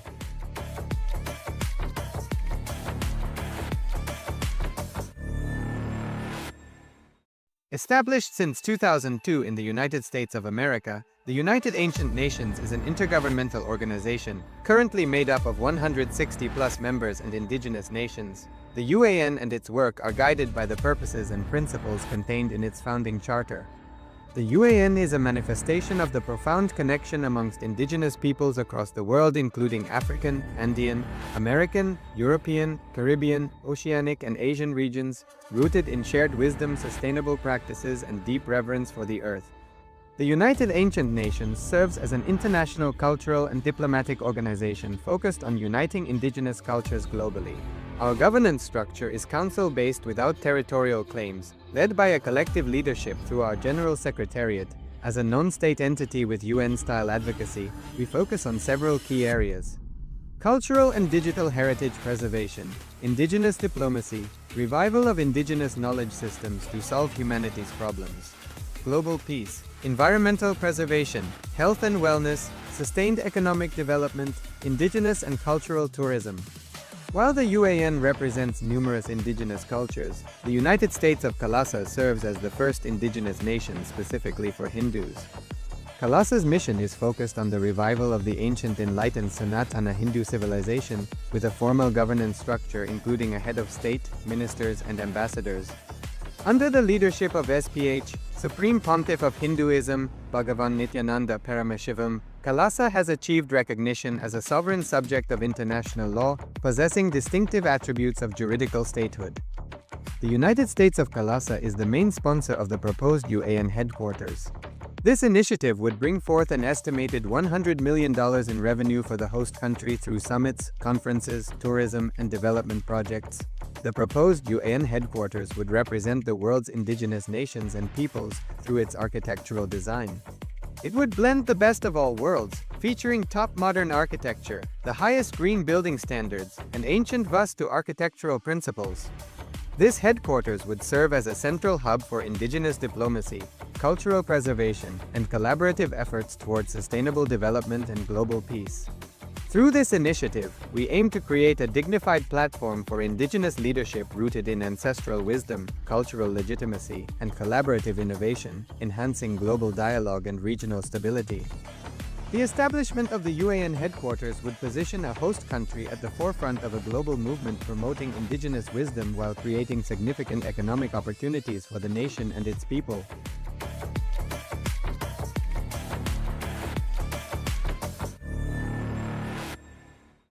Established since 2002 in the United States of America, the United Ancient Nations is an intergovernmental organization, currently made up of 160+ members and indigenous nations. The UAN and its work are guided by the purposes and principles contained in its founding charter.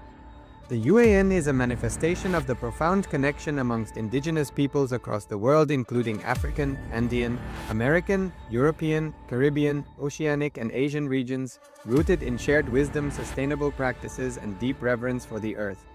The United Ancient Nations serves as an international cultural and diplomatic organization focused on uniting indigenous cultures globally. Our governance structure is council-based without territorial claims, led by a collective leadership through our General Secretariat. As a non-state entity with UN-style advocacy, we focus on several key areas: cultural and digital heritage preservation, indigenous diplomacy, revival of indigenous knowledge systems to solve humanity's problems, global peace, environmental preservation, health and wellness, sustained economic development, indigenous and cultural tourism. While the UAN represents numerous indigenous cultures, the United States of KAILASA serves as the first indigenous nation specifically for Hindus. KAILASA's mission is focused on the revival of the ancient enlightened Sanatana Hindu civilization, with a formal governance structure including a head of state, ministers, and ambassadors.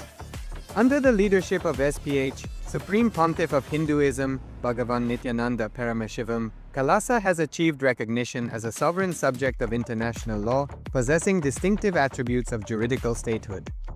The United States of KAILASA is the main sponsor of the proposed UAN headquarters.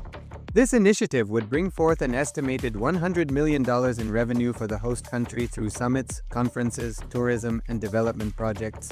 The proposed UAN headquarters would represent the world's indigenous nations and peoples through its architectural design. It would blend the best of all worlds, featuring top modern architecture, the highest green building standards, and ancient Vastu architectural principles. This headquarters would serve as a central hub for indigenous diplomacy, cultural preservation, and collaborative efforts towards sustainable development and global peace. Through this initiative, we aim to create a dignified platform for indigenous leadership rooted in ancestral wisdom, cultural legitimacy, and collaborative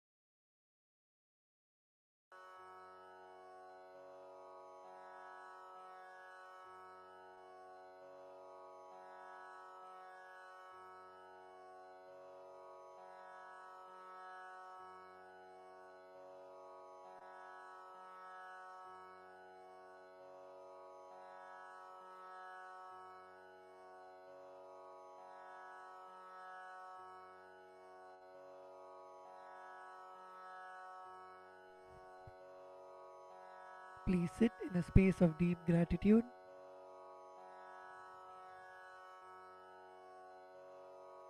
Inhale deeply and exhale.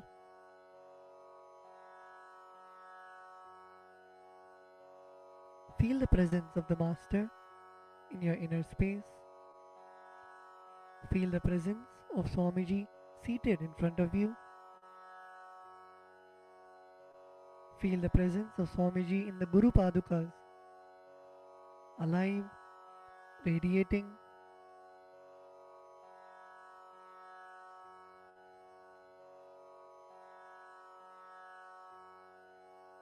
When you offer the puja, visualize you dropping all of your karmas of lifetimes, your incompletions, unfulfilled desires, patterns. Visualize all of that being liberated by the Guru.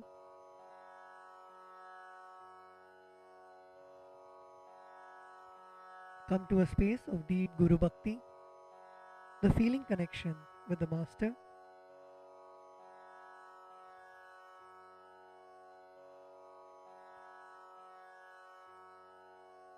Let us now enter into the Pada Puja.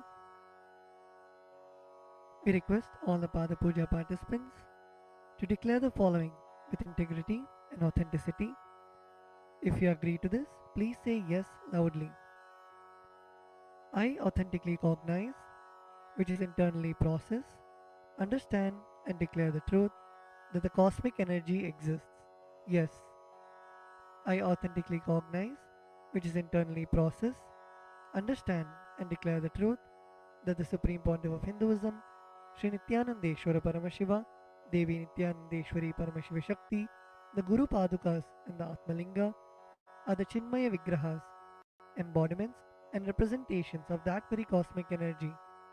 Yes, I authentically cognize, which is internally processed, understand and declare the truth that whatever I offer during the Pada Puja and Paramashiva Puja will reach the cosmic source of energy directly. Yes, I authentically cognize, which is internally processed, understand and declare the truth of Soham Asmi, that even when I worship, I am Him. Yes.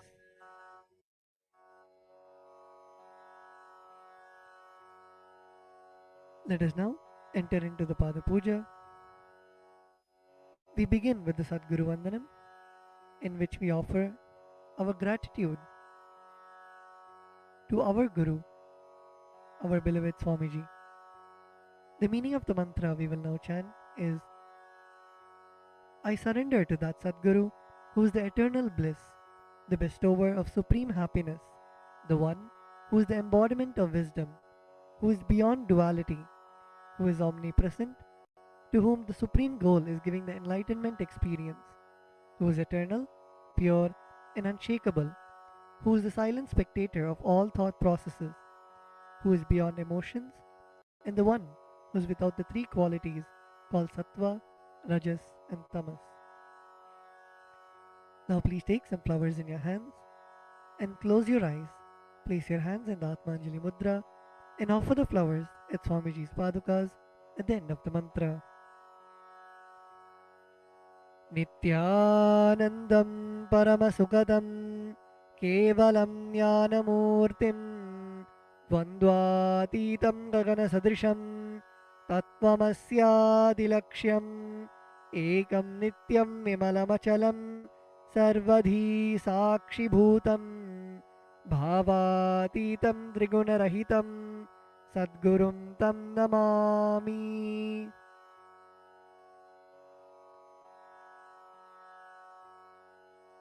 The next offering is the Guru Parampara Vandanam, where we offer our gratitude to the eternal lineage of all the Gurus, the enlightened masters.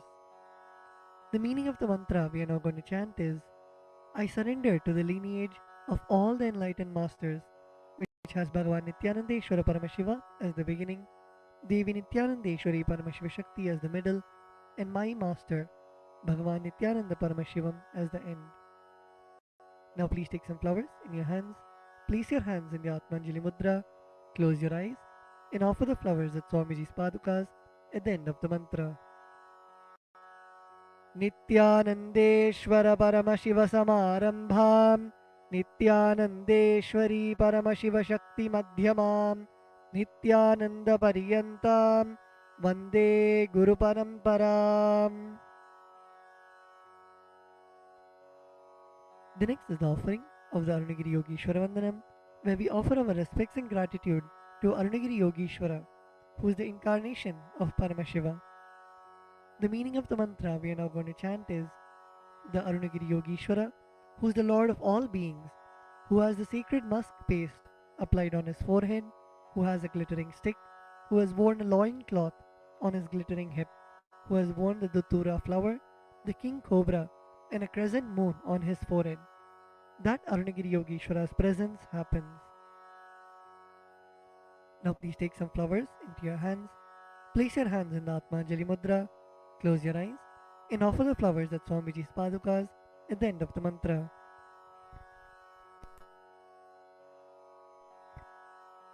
Lalate Tripundri Nitilakrita Kasturi Tilakaha Spuranmaladhara Spurita Katikaupi Dadhano Dustaram Shirasi Phanirajam Shashikalam Pradipas Sarvesham Arunagiri Yogi Vijayate.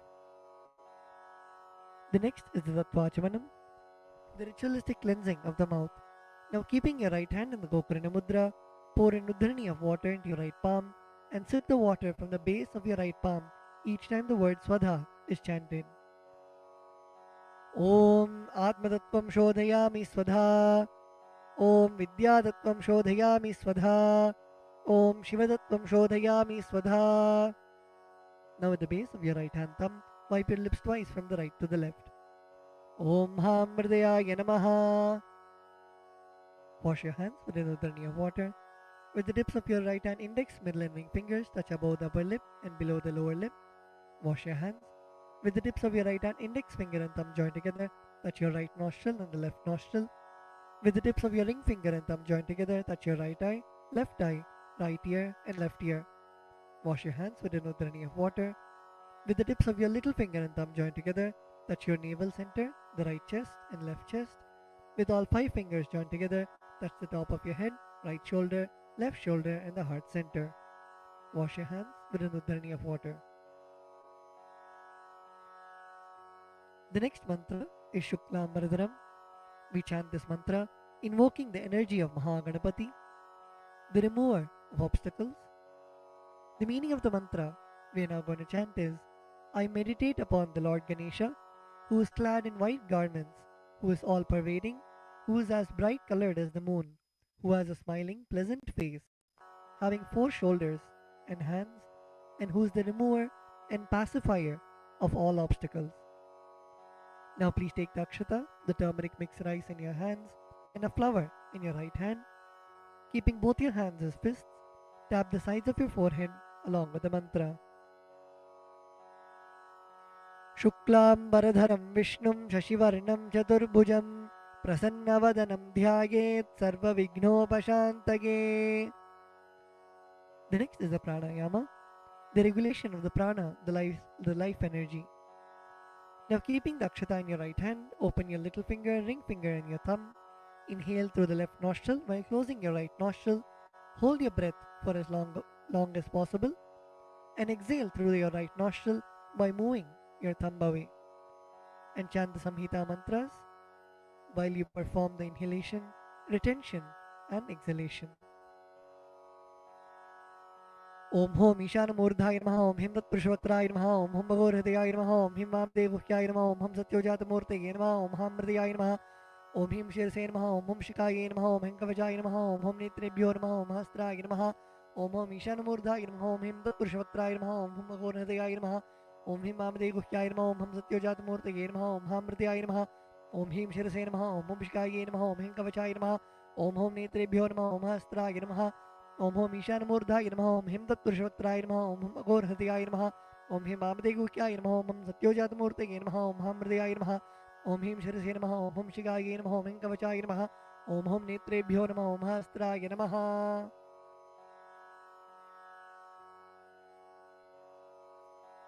The next is a sankalpa, the conscious resolution. When you make a conscious resolution in the presence of the Master, the power of the Master's presence itself will simply manifest it as reality.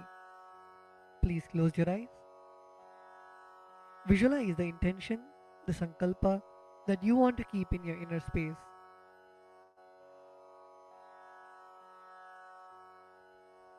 Visualize your feeling connection with the Master. Visualize anything that you want to happen as reality.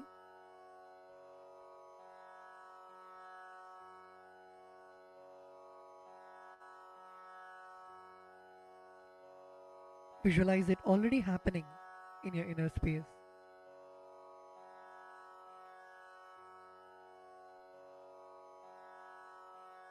Now with this intention, keeping the akshata in your left palm, close it with your right palm and keep both the hands on your right thigh. We will now chant the Sankalpa mantra. Om Namopatta Samasta Duridakshayadvara Bhagavat Shri Nithyananda Paramashiva Prityartham Shri Nithyanandeshwari Paramashiva Shakti Sameta Shri Nithyanandeshwara Paramashiva Prityartham Cha Shubhe Shobhane Muhurte Adya Brahmanaha Dvitiya Parardhe Shri Shvetavaraha Kalpe Vaivaswatamanvantare Ashtavimshatitame Nitya Yuge Prathame Pade Jambudvipe भारतवर्षे भरतखण्डे मेरोः दक्षिणे पार्श्वे शकाब्दे अस्मिन् वर्तमाने व्यवहारिके प्रभवादीनां षष्ट्याः संवत्सराणां मध्ये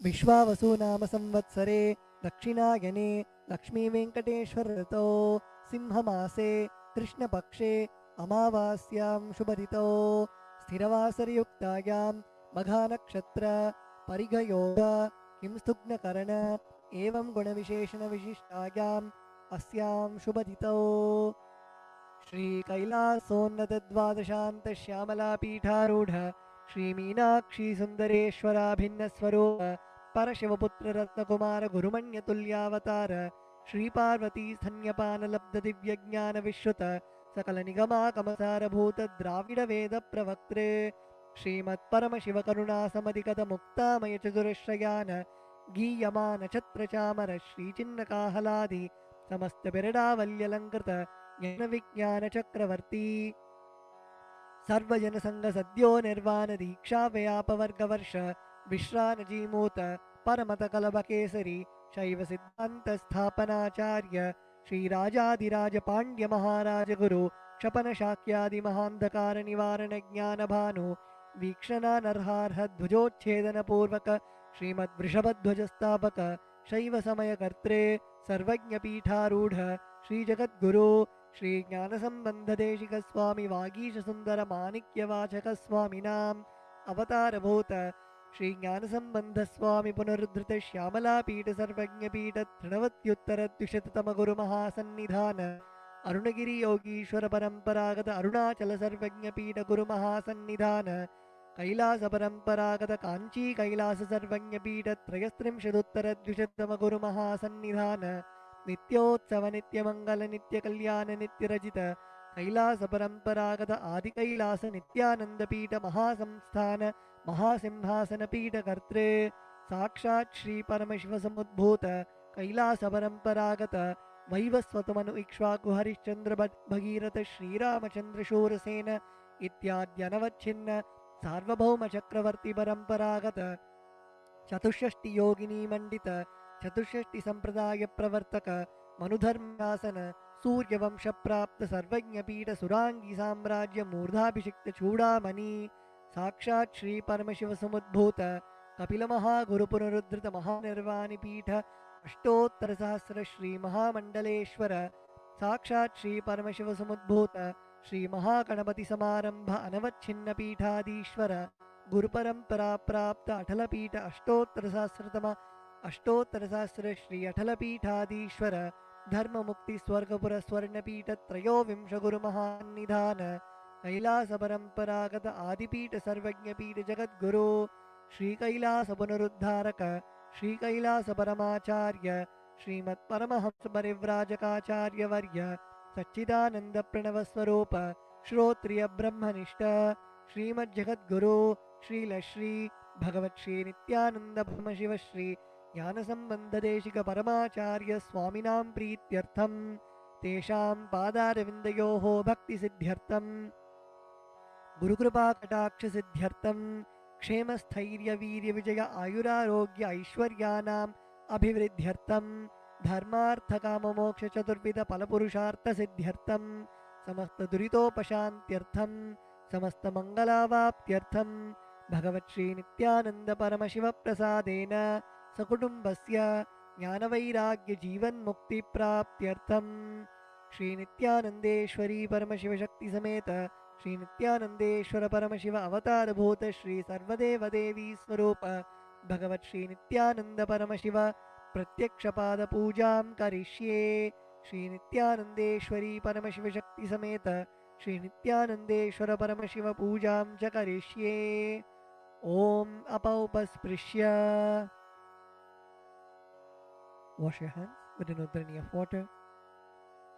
The next is the Ghantanada. Now please take the bell in your left hand and hold it above your heart center and ring the bell as you chant the following mantra.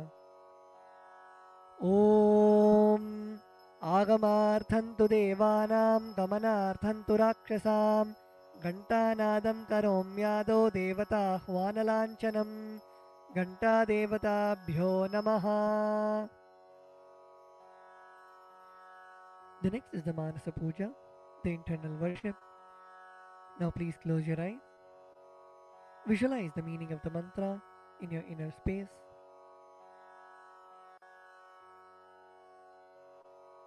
The meaning of the mantra we are now going to chant is: what seed can I offer to the Master except my heart? I offer the gratitude flowing as the nectar to wash his feet and to rinse his mouth. I offer my mind itself as the arghya, the bouquet. To my Master, who is the very cosmos, what clothing can I offer except the space? I offer my very prana, the life energy, as the incense, and I offer the ocean of nectar as the food offering. The principle of unstruck perennial sound is to be offered as the bell, the air as the chamara, the fan, the sahasrara as the umbrella, the principle of sound as the music, and the actions of the senses and the vagaries of the mind as the dance. I offer all the 7 chakras along with the Shushumna Nadi as a flower garland. The different kinds of flowers with which the Guru should be worshipped are the guilelessness, freedom from the ego, freedom from suffering when your desires are not fulfilled, freedom from arrogance, freedom from ignorance, freedom from deceit, freedom from hatred, freedom from agitation, freedom from jealousy and greed. And the Guru should also be worshipped with the flowers of non-violence, mastery over the senses, compassion, forgiveness, and enlightenment. Now please take some flowers in your hands and place your hands in the Kurma Mudra. Close your eyes and offer the flowers at Swamiji's Padukas at the end of the mantra. Requesting all the participants to look at the Acharya and perform the Kurma Mudra.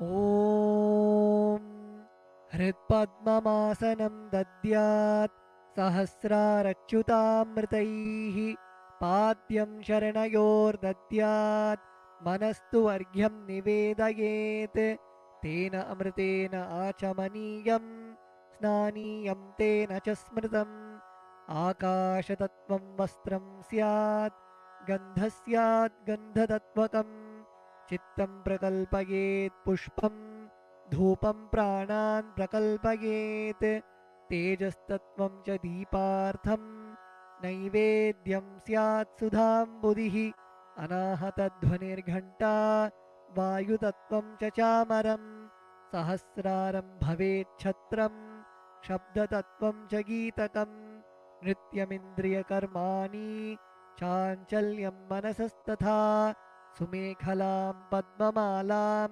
पुष्पं नानाविधं तथा अमायाद्यैर्भावपुष्पैः अर्चयेद्भावगोचरम् अमायम् अनहङ्कारम् अरागम् अमदं तथा अमोहकम् अदम्भं च अद्वेषक्षोभकौ तथा अमात्सर्यम् अलोभं च दशपुष्पं विदुर्बुधाः अहिंसा परमं पुष्पं पुष्पमिन्द्रियनिग्रहः दयापुष्पं क्षमापुष्पं ज्ञानपुष्पं च पञ्चमम् इति पञ्चदशैर्भावपुष्पैः सम्पूजयेत् भगवन्तं श्रीनित्यानन्दपरमशिवम्.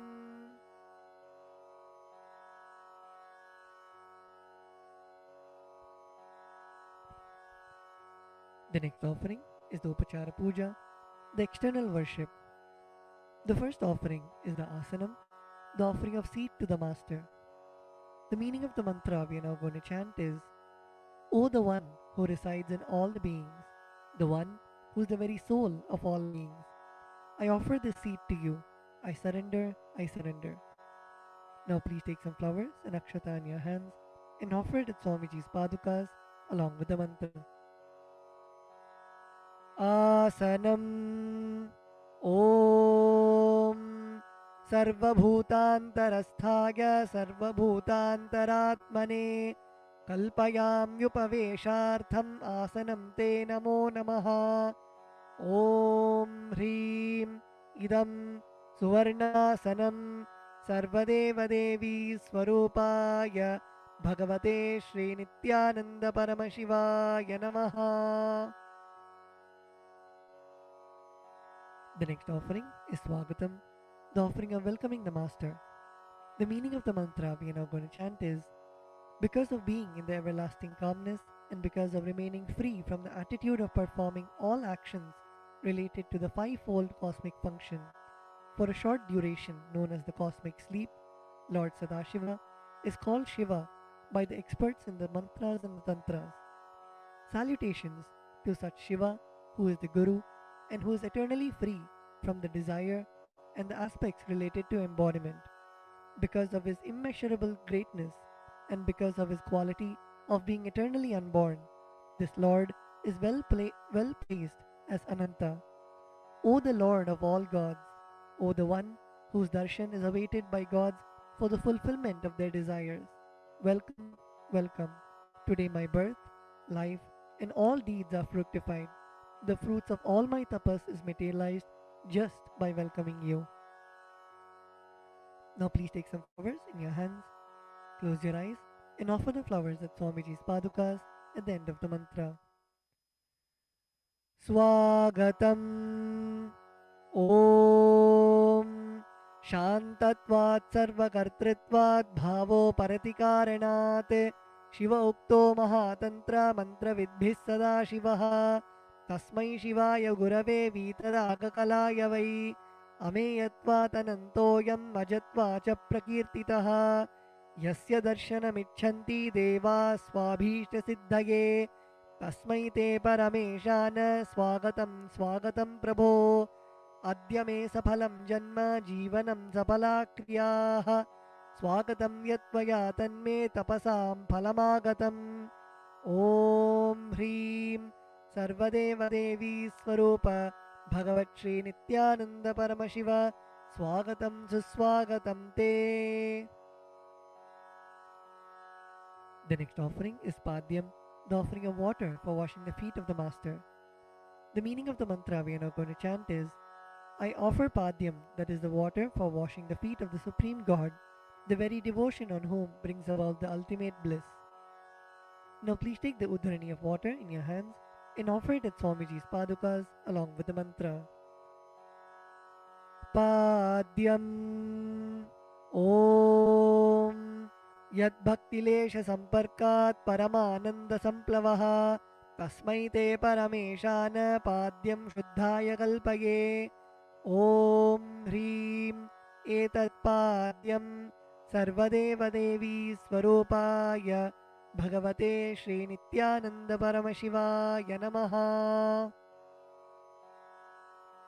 The next offering is Arghya, the offering of the traditional bouquet.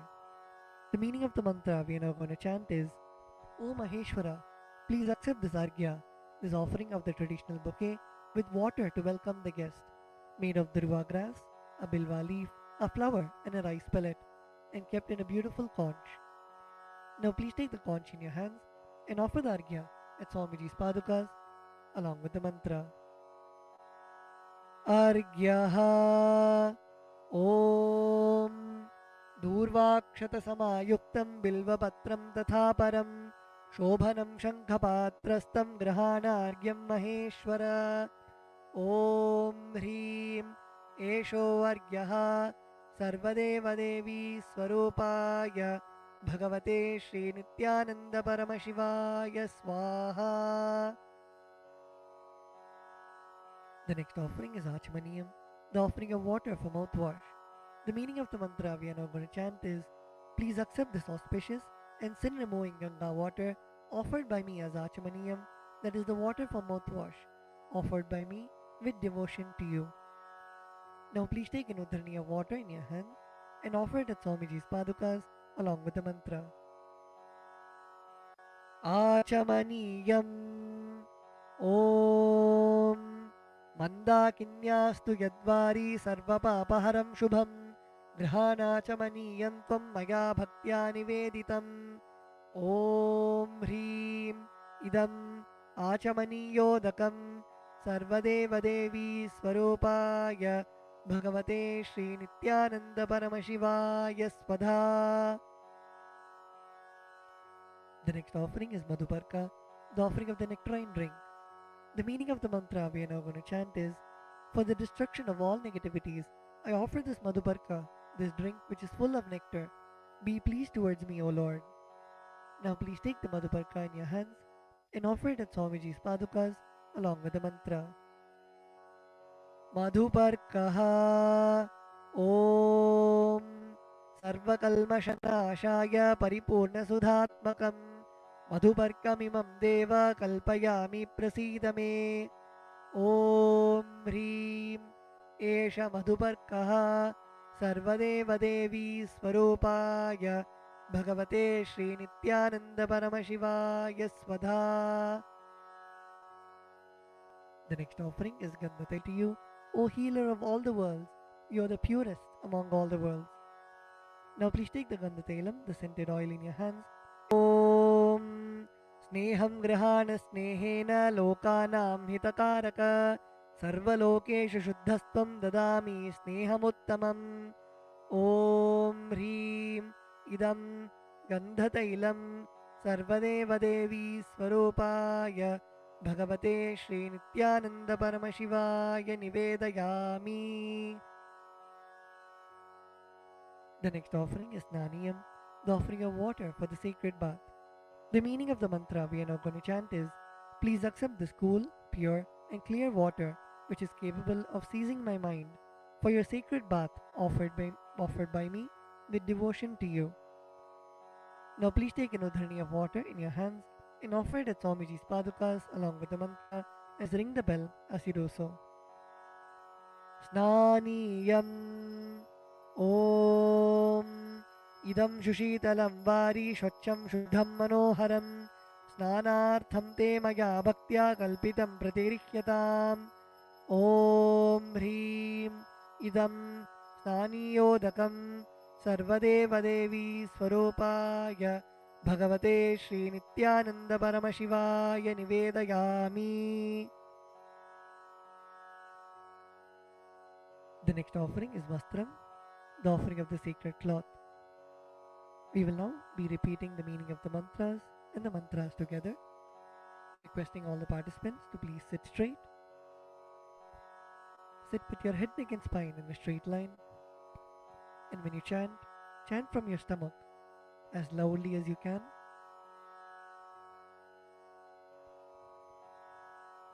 The meaning of the mantra we are now going to chant is, I offer Vastram, I offer Vastram, this cloth offering, this cloth offering, to the Master to the Master, who removes who removes the veil of Maya the veil of Maya or illusion. or illusion.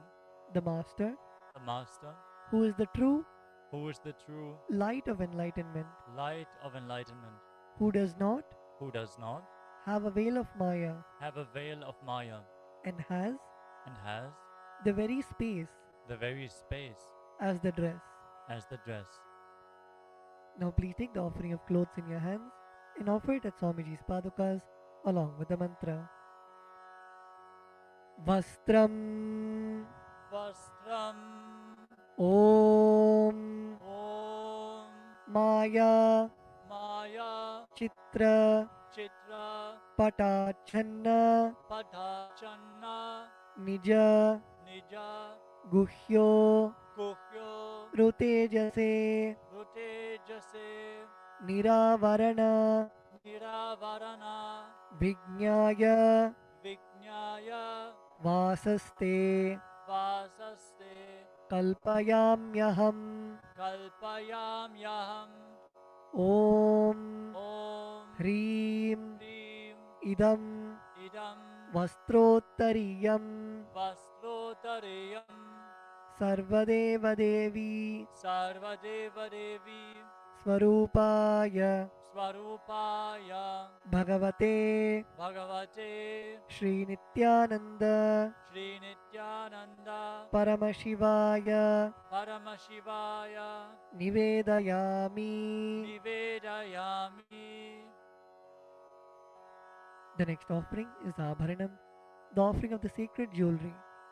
The meaning of the mantra we are now going to chant is, I offer I offer this golden ornament this golden ornament to you, Master, to you, Master, who, who, by the very nature, by the very nature, has has a very a very gracefully gracefully beautiful body, beautiful body, and who is and who is the repository the repository of all powers. of all powers. May you be pleased. May you be pleased. Now please take the jewelry in your hands and offer it at Swamiji's padukas along with the mantra. Abharanam Abharanam Om Om Swabhava Swabhava Sundarangaya Sundarangaya Nana Nana Shaktya Shaktya Shrayayate Shrayayate Suvarnam Suvarnam Bhushanam Bhushanam Tubhyam Tubhyam Kalpayami Kalpayami Prasidame Prasidame Om Om Hrim Hrim Idam Idam Suvarnabharanam Suvarna Bharanam Sarvadeva Devi Sarvadeva Devi Swarupaya Swarupaya Bhagavate Bhagavate Shri Nithyananda Shri Nithyananda Paramashivaya Paramashivaya Nivedayami. Nivedayami. The next offering is Gandha, the offering of the sandalwood paste. The meaning of the mantra we are now going to chant is, I neither know I neither know what your body is, what your body is, nor do I know nor do I know what your actions are. what your actions are. Please accept Please accept and smear this and smear this sandalwood paste sandalwood paste offered by me. offered by me. Now please take the sandalwood paste in your hands and offer it at Swamiji's padukas along with the mantra. Gandhaha Gandaha Om Om Shariram Shariram Tena Janami Tena Janami Cheshtam Cheshtam Naivacha Naivacha Naivacha Naivacha Maya Niveditan Maya Niveditan Gandhan Gandhan Pratigrihya Pratigrihya Vilipyatam Vilipyatam Om Om Hrim Hrim Esha Gandhaha Esha Gandaha Sarvadeva Devi Sarvadeva Devi Swarupaya Swarupaya Bhagavate Bhagavate Shri Nithyananda Shri Nithyananda Paramashivaya Namaha. Paramashivaya Namaha. The next offering is Pushpam, the offering of the fragrant flowers. The meaning of the mantra we are now going to chant is: please accept Please accept these blissfully these blissfully fragrant, fragrant, different kinds of flowers different kinds of flowers which are taken which are taken from the forest of Turiya, from the forests of Turiya, that is, that is, the space of the space of ultimate restful awareness. ultimate restful awareness. Now please take some flowers, smeared with sandalwood paste in your hands, and offer the flowers at Swamiji's padukas along with the mantra. Pushpam Pushpam Om Om Turiyavana Turiyavana Sampannam Sampannam Nana Nana Gunamanoharam Gunamanoharam Ananda Ananda Saurabham Saurabham Pushpam Pushpam Grihyatam Grihyatam Idamuttamam Idamuttamam Om Om Hrim Hrim Etani Etani Sachandana Pushpani Sachandana Pushpani Sarvadeva Devi Sarvadeva Devi Swarupaya Swarupaya Bhagavate Bhagavate Shri Nithyananda Shri Nithyananda Paramashivaya Vaushate. Paramashivaya Vaushat. The next offering is Bilva Patram, the offering of the Bilva leaves. The meaning of the mantra we are now going to chant is: I offer you, I offer you, O God of all gods, O God of all gods, this holy Bilva leaf this holy Bilva leaf, in which dwells in which dwells the goddess of richness, the goddess of richness, and which is so much loved loved by Lord Shiva. by Lord Shiva. Now please take the Bilva leaf smeared with sandalwood paste in your hands and offer it at Swamiji's padukas along with the mantra.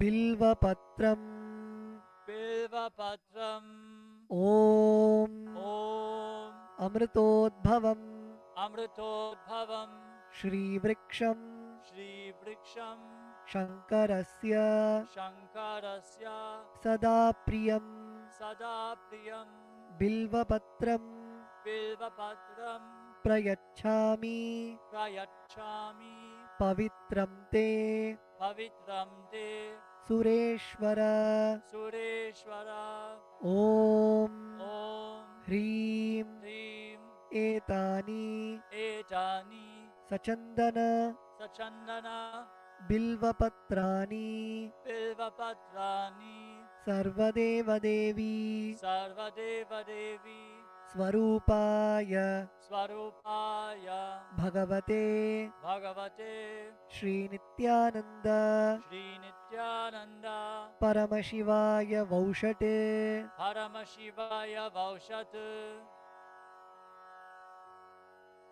The next offering is Tulasi Patram, the offering of the Tulsi leaves. The meaning of the mantra we are now going to chant is: let this offering Let this offering of Tulsi leaf of Tulasi leaf be unto the be unto the Supreme Soul Supreme Soul who has who has unlimited forms unlimited forms and who is and who is the bestower the bestower of all boons. of all boons. Now please take the Tulsi leaf smeared with sandalwood paste in your hands and offer it at Swamiji's padukas along with the mantra.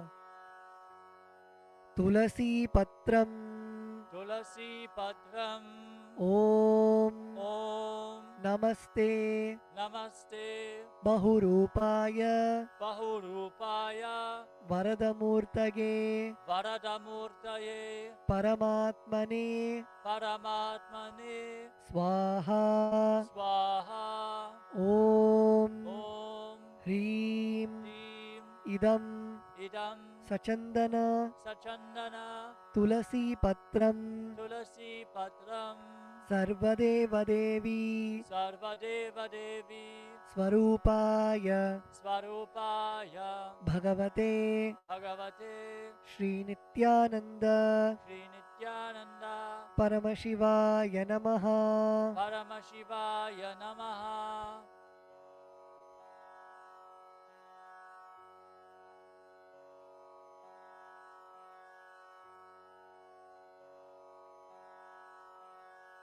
We will be continuing with the repetition from tomorrow.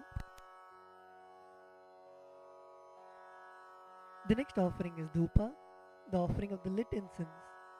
The meaning of the mantra we are now going to chant is, this incense smoke is made of the sacred herbs of intoxicating fragrance. Please accept this incense smoke fit to be inhaled by all the devas. Now please take the lit incense sticks in your hands and slowly wave it towards Swamiji's padukas along with the mantra, and please ring the bell as you do so. Dhupaha Om Vanaspatiraso Divyo Gandhadhyassu Manoharaha Agreyas Sarvadevanam Dhupoyam Pratigrihyatam Om Hreem Esha Dhupaha Sarvadeva Devi Swarupaya Bhagavate Shri Nithyananda Paramashivaya Namaha. The next offering is Deepa, the offering of the lit lamp. The meaning of the mantra we are now going to chant is, please accept this light of inner and outer worlds, which is very bright and removes darkness from everywhere. Now please take the lit lamp in your hands and slowly wave it towards Swamiji's padukas along with the mantra, and please ring the bell as you do so. Deepaha Om Suprakasho Mahadipaha Sarvatastimiراpaha Sabāhyābhyantara Jyotirdeepoyam Pratigrihyatam Om Hreem Esha Deepaha Sarvadeva Devi Swarupaya Bhagavate Shri Nithyananda Paramashivaya Namaha. The next offering is Naivedyam, the offering of the food. The meaning of the mantra we are now going to chant is, these different kinds of food offerings are prepared from sweetener and other ingredients. O Lord, please accept this food offering prepared by me with devotion.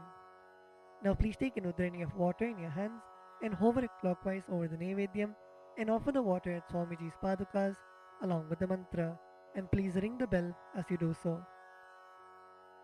Naivedyam Om Naivedyam Vividham Deva Sharkaradi Vinirmitam Maya Niveditam Bhaktya Grahana Parameshwara Om Hreem Idam Shopakarna Naivedyam Sarvadeva Devi Swarupaya Bhagavate Shri Nithyananda Paramashivaya Nivedayami.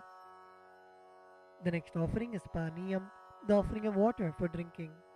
The meaning of the mantra we are now going to chant is, O God, the Lord of all demigods, the one who bestows deep fulfillment upon us, please accept this water full of infinite bliss. Now please take an udrani of water in your hands and offer it at Swamiji's padukas along with the mantra. Paniyam Om Samastadeva Devesha Sarvatriptikaram Param Akhandananda Sampurnam Grahana Jalamuttamam Om Hreem Idam Panarthodakam Sarvadeva Devi Swarupaya Bhagavate Shri Nithyananda Paramashivaya Namaha. The next offering is Punarachamaniyam, the offering of water for drinking. Now please take the meaning of the mantra we are now going to chant is, I offer this water for washing the hands and the mouth to you, whose mere remembrance purifies everybody. Now please take an udrani of water in your hands and offer it at Swamiji's padukas along with the mantra. Punarachamaniyam Om Uchchishtamapyasuchirva Yasya Smaranamatrataha Shuddhimapnoti Tasmai Te Punarachamaniyakam Om Hrim Idam Punarachamaniyodakam Sarvadeva Devi Swarupaya Bhagavate Shri Nithyananda Paramashivaya Swaha. The next offering is Aratrikam, the offering of Arati to the Master. Now please take the lit camphor in your hands and slowly wave it towards Swamiji along with the mantra, and please ring the bell as you do so. Aratrikam Om Hrim Esha Deepamala Sarvadeva Devi Swarupaya Bhagavate Shri Nithyananda Paramashivaya Namaha.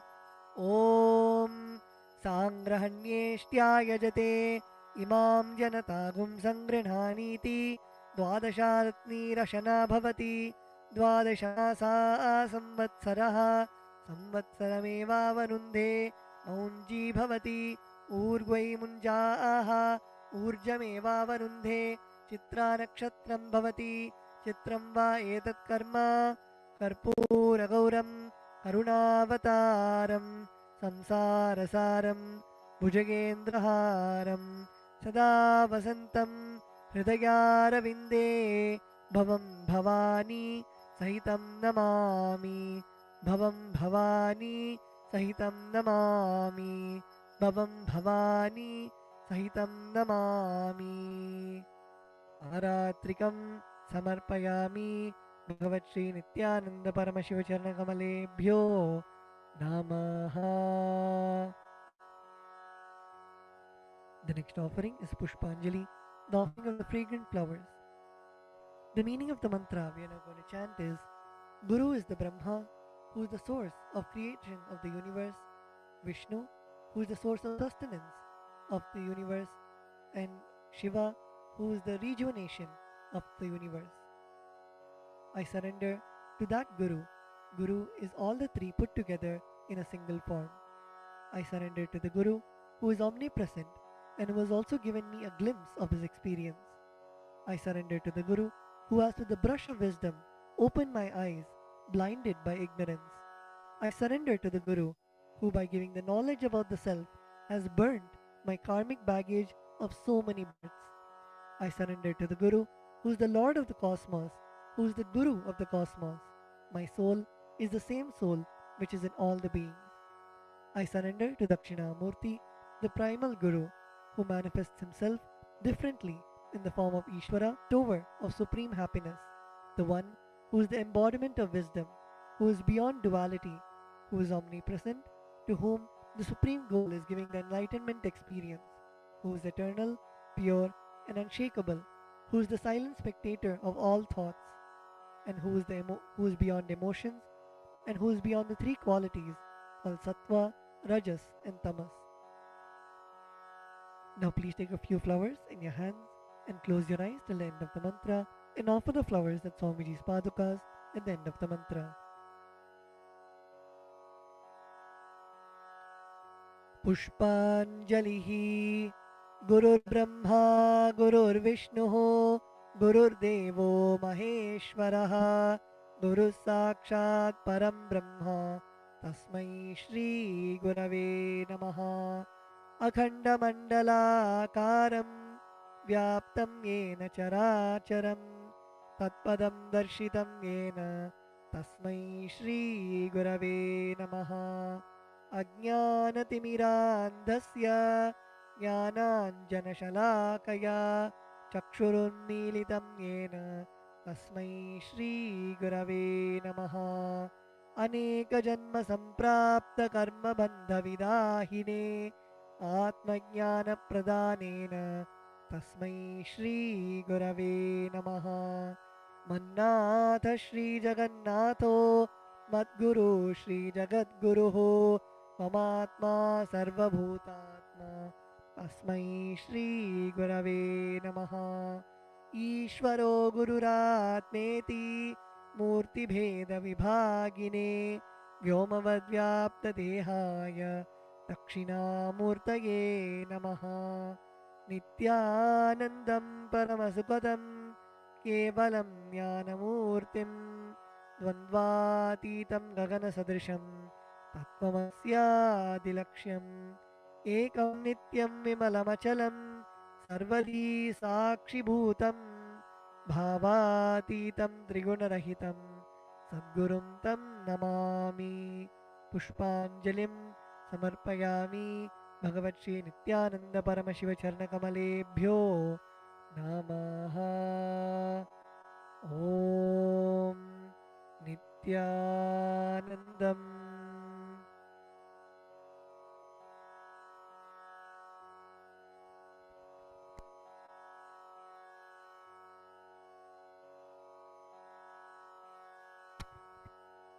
We will now be beginning with the Paramashiva Puja. The first is the Tattvachamanam, the ritualistic cleansing of the mouth. Now keeping your right hand in the Gokarna Mudra, pour an udhrani of water into your right palm and sip the water from the base of your right palm each time the word Swadha is chanted. Om Atmadattvam Shodhayami Swadha. Om Vidyadattvam Shodhayami Swadha. Om Shivadattvam Shodhayami Swadha. Now with the base of the right hand thumb, wipe your lips twice from the right to the left. Om Ham Hridayaya Namaha. Wash your hands with an udhrani of water. With the tips of your right hand index, middle and ring fingers touch above the upper lip and below the lower lip. Wash your hands with an udhrani of water. With the tips of your right hand index finger and thumb joined together, touch your right nostril and the left nostril. With the tips of your right hand ring finger and thumb joined together, touch your right eye, right ear and left ear. Wash your hands with an udhrani of water. With the tips of your little finger and thumb joined together, touch your navel center, your right chest and left chest. With all 5 fingers joined together, touch the top of your head, right shoulder, left shoulder and the heart center.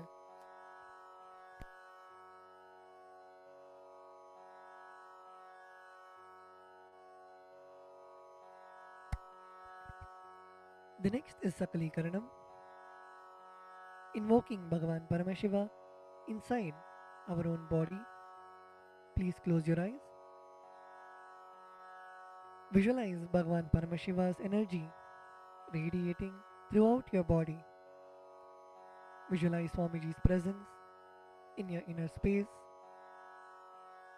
We will now be invoking Bhagavan Paramashiva in every part of our body, filling us with the space of Sohamasmi, that even when I worship, I am Him.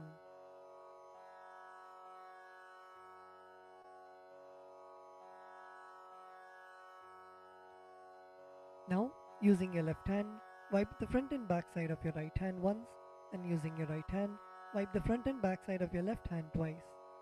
Om Hastraya Namaha. Now bring your hands in a Namaskara Mudra in front of your third eye. Om Ham Shaktaye Vaushate. Now keeping your palms together, bring your thumbs to the center of your palms. Om Ham Shivasanaya Namaha. Om Ham Shivamurtaye Namaha. Now with the tips of your thumbs, touch the tip of your little finger and move your thumbs down towards the base of your little finger. Om Ham Satyojatamurtaye Namaha. With the tip of your thumbs, touch the tip of your ring finger and move your thumbs down towards the base of your ring finger. Om Him Vamadev Guhyaya Namaha. Now your middle finger. Om Hum Agora Hridayaya Namaha. Now your index finger. Om Him Tat Purushavaktraya Namaha. Now your thumbs. Om Hom Ishanamurdhaya Namaha. Now bring your palms in front of you. Bring your thumbs touching the center of your palms. Om Ham Hom Vidyadehaya Namaha. Now bend your index, middle and ring fingers such that they touch the center of your palms. Om Hom Netrebhyo Namaha.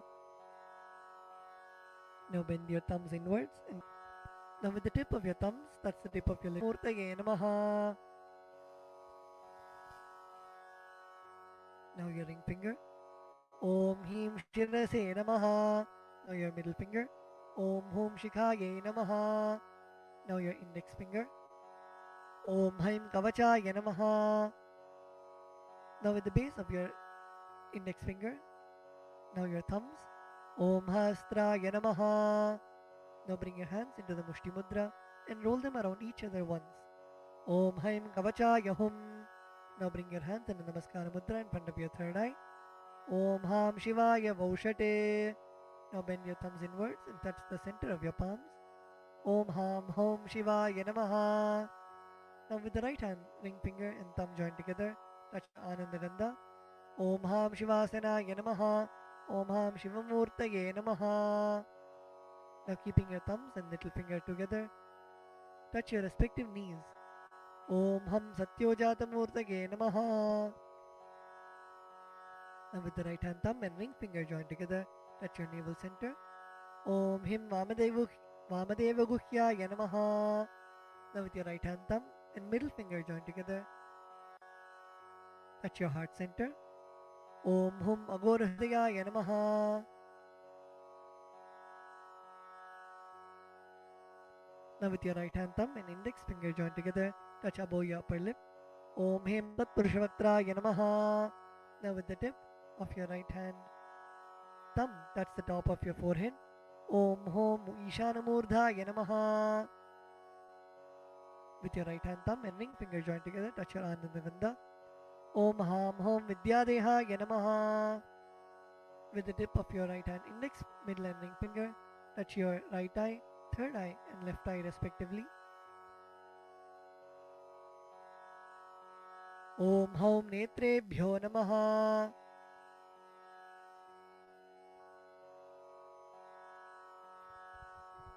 Now with the right hand thumb and ring finger joined together, touch your Ananda Gandha. Om Ham Hom Shivaya Namaha. With your right hand little finger and thumb joined together, touch your heart center. Om Ham Hridayaya Namaha. With your right hand thumb and ring finger joined together, touch your head. Om Him Shirase Swaha. With the right hand thumb and middle finger joined together, touch the back of your head. Om Hum Shikhaye Voshate. Now cross your left hand over your right hand in front of your chest, keeping your index finger in form of a hook, and uncross your arms, moving them around of your head and bringing them till your chest. Om Haim Kavachaya Hum. Now strike your right thumb onto your left palm and the left thumb onto your right palm. Om Hastaya Bate. Now with your right hand, index finger and middle finger, strike your left palm thrice. Om Hastraya Humpate. Using your right hand, index finger and thumb, snap in all the 10 directions around you, the 8 directions and down and up. Om Hastraya Pate.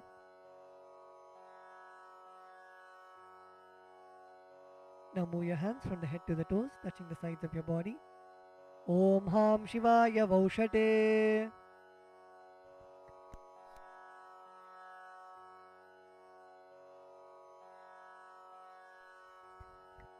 The next is Samanya Arghya Stapana, energizing the water with which you worship Bhagwan Paramashiva. Now please mix some akshata, flowers and sandalwood paste into the water in the Panchapatram. Cover the mouth of the Panchapatram with your palm and chant Om 7 times internally. Om, Om, Om, Om, Om, Om, Om. Now snap your index finger and thumb around the Panchapatram in all the 10 directions. Om Hastraya Pate.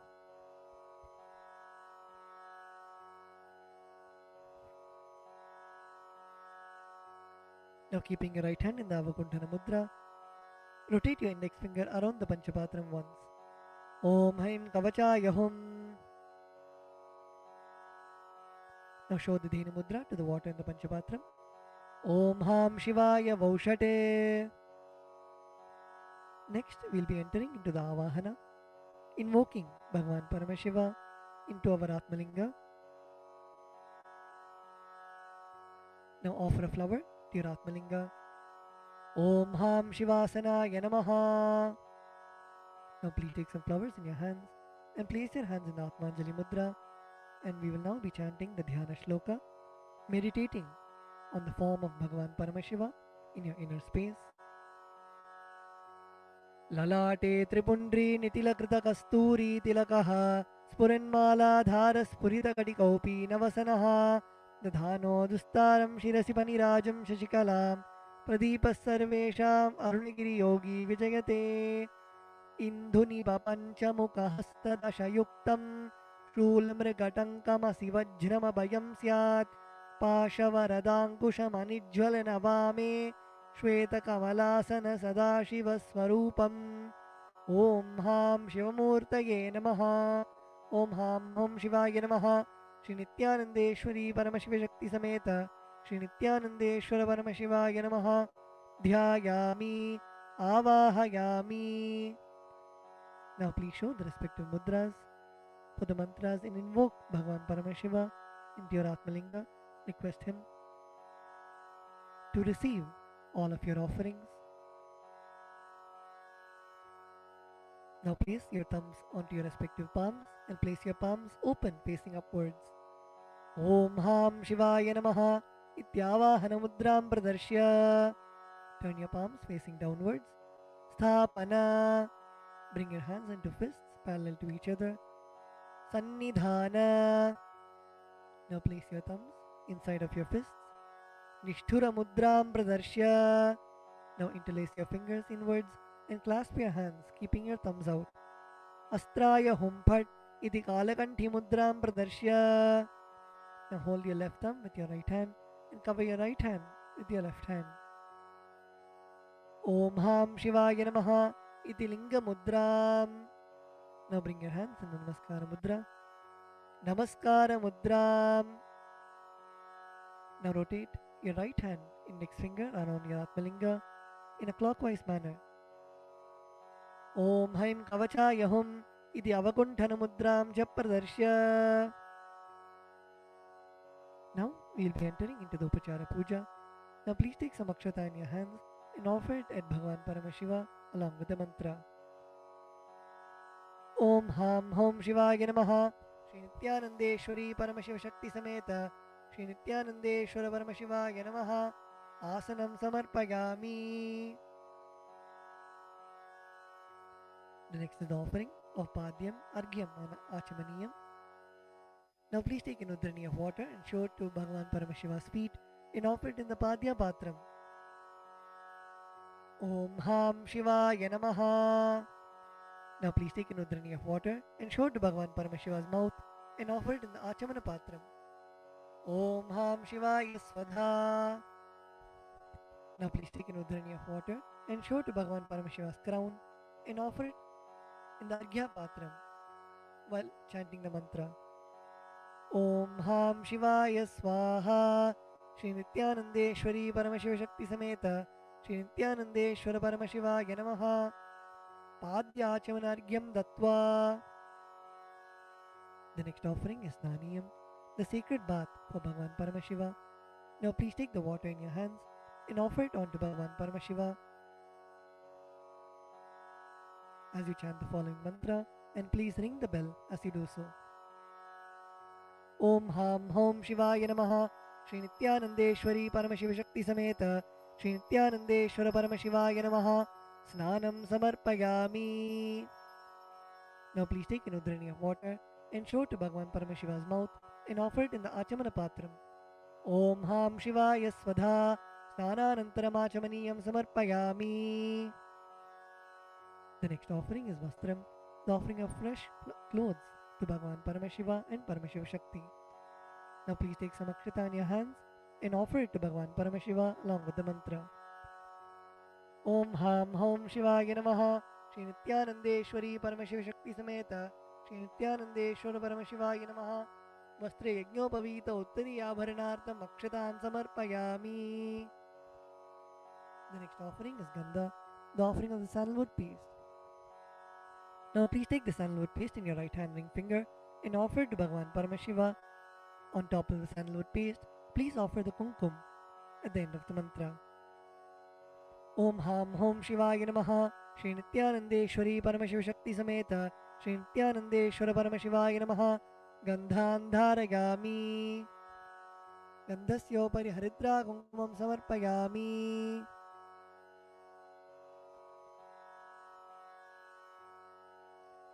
The next offering is Ashtapushpa Puja, the offering of flowers to Bhagavan Paramashiva.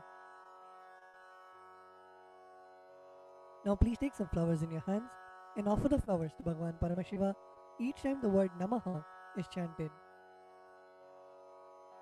Om Bhavaya Devaya Namaha, Om Bhavasya Devasya Patne Namaha, Om Sharvaya Devaya Namaha, Om Sharvasya Devasya Patne Namaha, Om Ishanaya Devaya Namaha, Om Ishanasya Devasya Patne Namaha, Om Pashupate Devaya Namaha, Om Pashupate Devasya Patne Namaha, Om Ugraya Devaya Namaha, Om Ugrasya Devasya Patne Namaha, Om Rudraya Devaya Namaha, Om Rudrasya Devasya Patne Namaha, Om Bhimaya Devaya Namaha, Om Bhimasya Devasya Patne Namaha, Om Hater Devaya Namaha, Om Hatto Devasya Patne Namaha, Om Ham Hom Shivaya Namaha, Shri Nithyanandeshwari Paramashiva Shakti Sameta, Shri Nithyanandeshwara Paramashivaya Namaha, Ashtapushpa Pujam Samarpayami.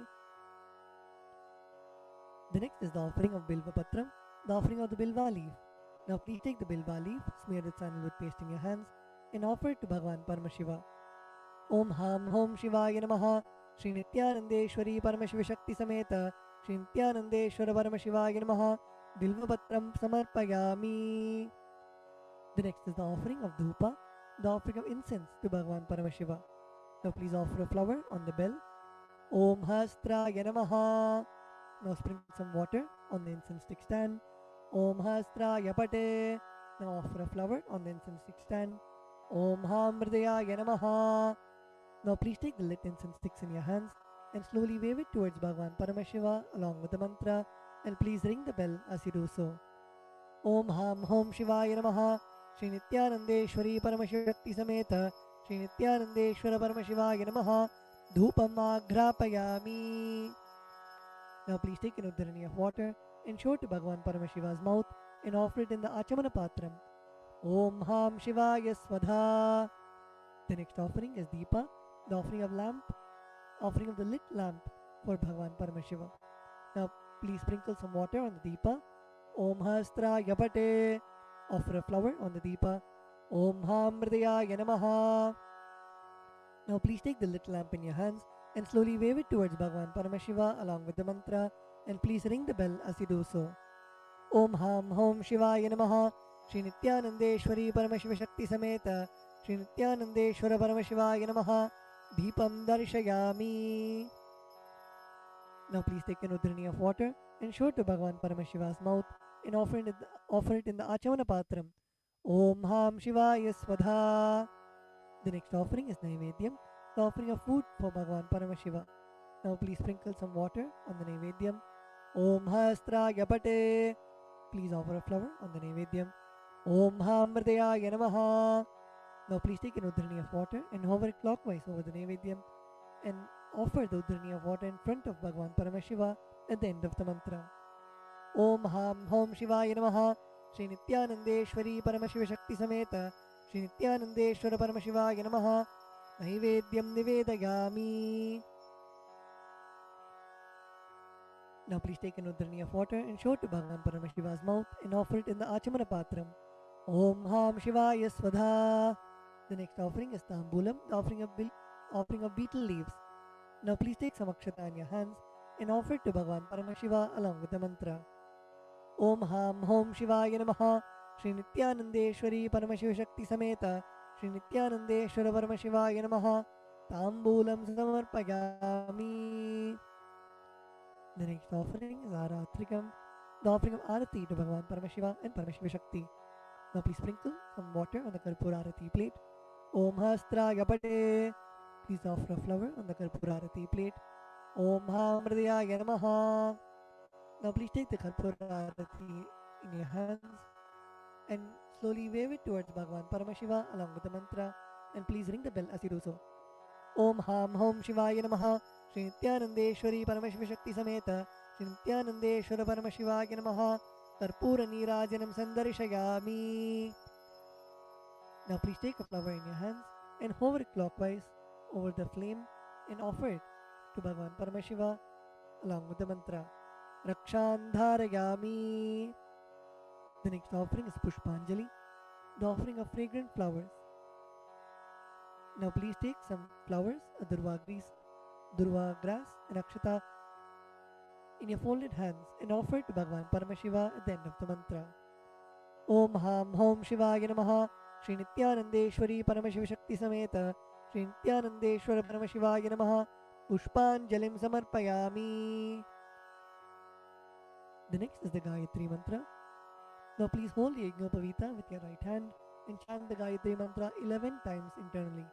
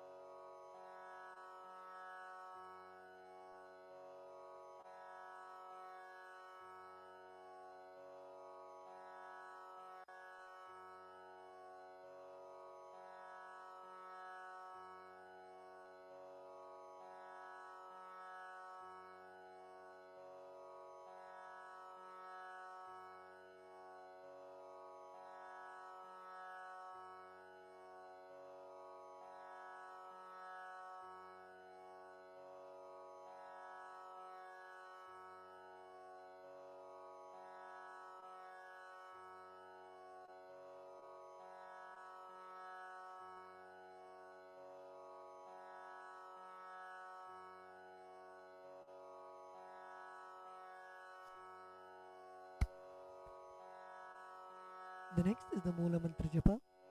Please close your eyes and chant the Shiva Moola Mantra 11 times internally.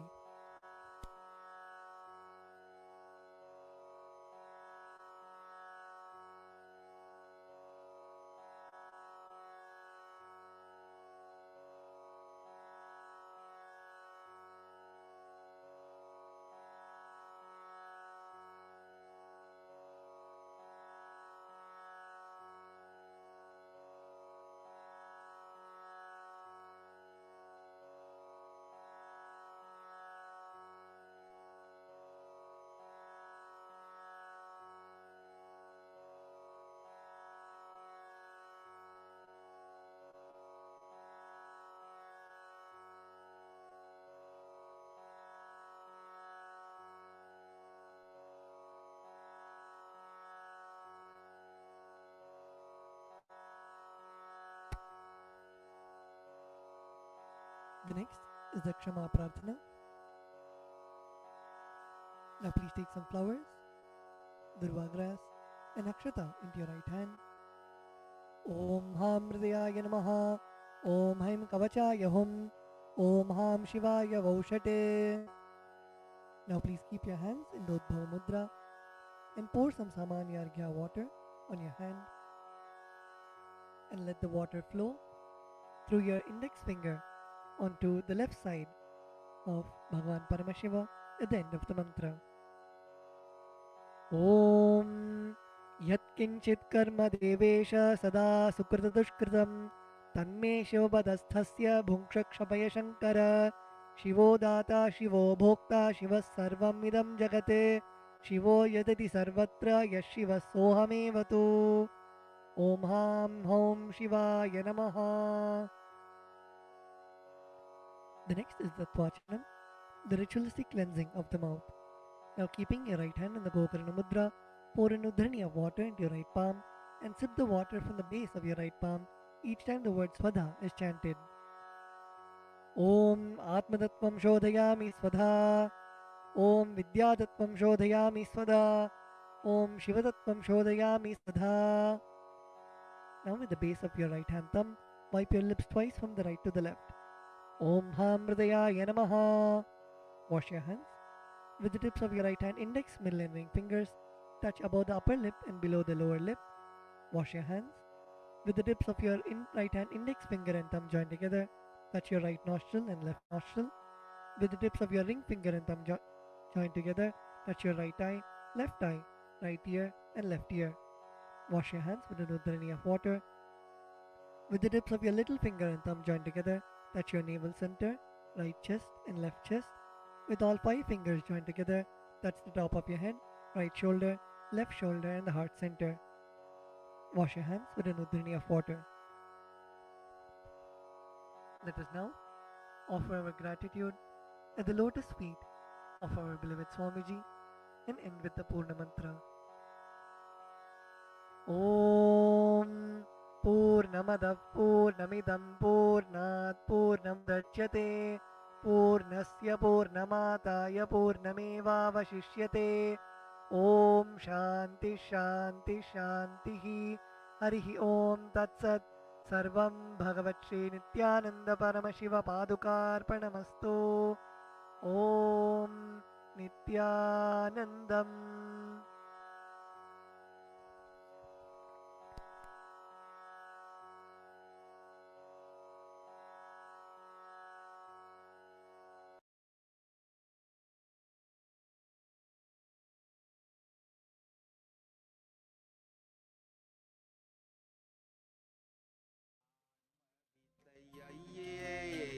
అది సులభం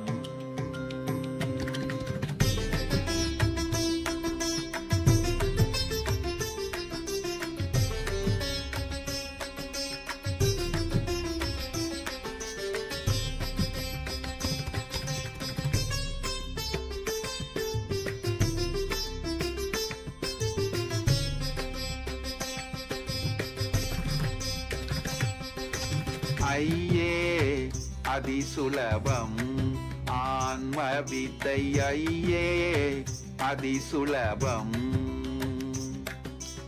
అయ్యే అది సులభం ఆన్మ విద్య అయ్యే అది సులభం நொய்யார் தமக்கு முழந்தையா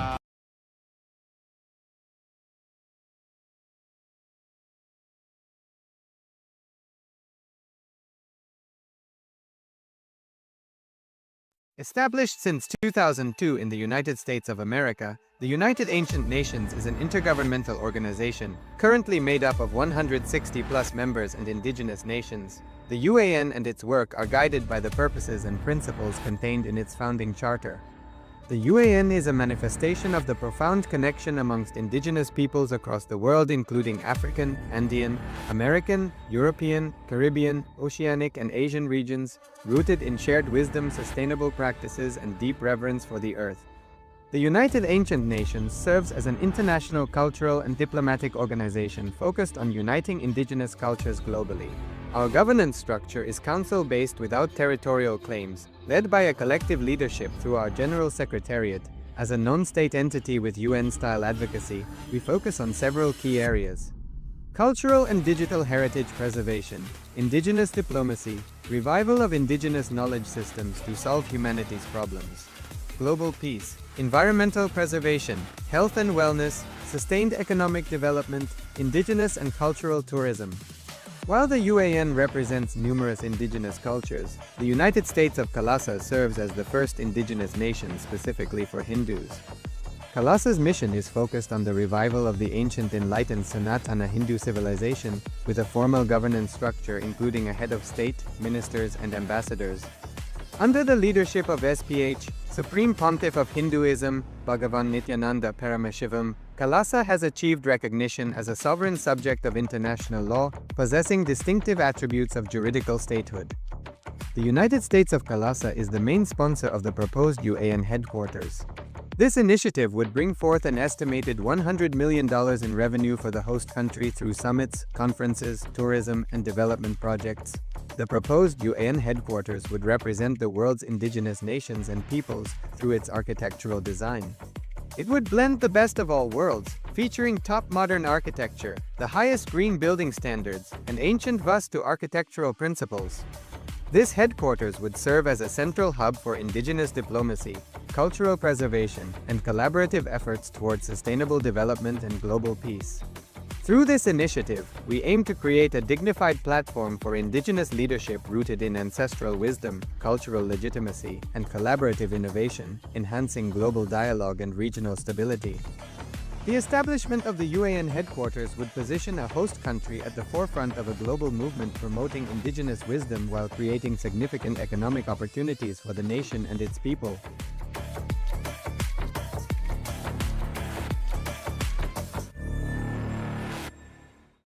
Established since 2002 in the United States of America, the United Ancient Nations is an intergovernmental organization, currently made up of 160+ members and indigenous nations. The UAN and its work are guided by the purposes and principles contained in its founding charter. The UAN is a manifestation of the profound connection amongst indigenous peoples across the world, including African, Andean, American, European, Caribbean, Oceanic, and Asian regions, rooted in shared wisdom, sustainable practices, and deep reverence for the earth. The United Ancient Nations serves as an international cultural and diplomatic organization focused on uniting indigenous cultures globally. Our governance structure is council-based without territorial claims, led by a collective leadership through our General Secretariat. As a non-state entity with UN-style advocacy, we focus on several key areas: cultural and digital heritage preservation, indigenous diplomacy, revival of indigenous knowledge systems to solve humanity's problems, global peace, environmental preservation, health and wellness, sustained economic development, indigenous and cultural tourism. While the UAN represents numerous indigenous cultures, the United States of KAILASA serves as the first indigenous nation specifically for Hindus. KAILASA's mission is focused on the revival of the ancient enlightened Sanatana Hindu civilization, with a formal governance structure including a head of state, ministers, and ambassadors. Under the leadership of SPH, Supreme Pontiff of Hinduism, Bhagavan Nithyananda Paramashivoham, KAILASA has achieved recognition as a sovereign subject of international law, possessing distinctive attributes of juridical statehood. The United States of KAILASA is the main sponsor of the proposed UAN headquarters. This initiative would bring forth an estimated $100 million in revenue for the host country through summits, conferences, tourism, and development projects. The proposed UAN headquarters would represent the world's indigenous nations and peoples through its architectural design. It would blend the best of all worlds, featuring top modern architecture, the highest green building standards, and ancient Vastu architectural principles. This headquarters would serve as a central hub for indigenous diplomacy, cultural preservation, and collaborative efforts towards sustainable development and global peace. Through this initiative, we aim to create a dignified platform for indigenous leadership rooted in ancestral wisdom, cultural legitimacy, and collaborative innovation, enhancing global dialogue and regional stability. The establishment of the UAN headquarters would position a host country at the forefront of a global movement promoting indigenous wisdom while creating significant economic opportunities for the nation and its people.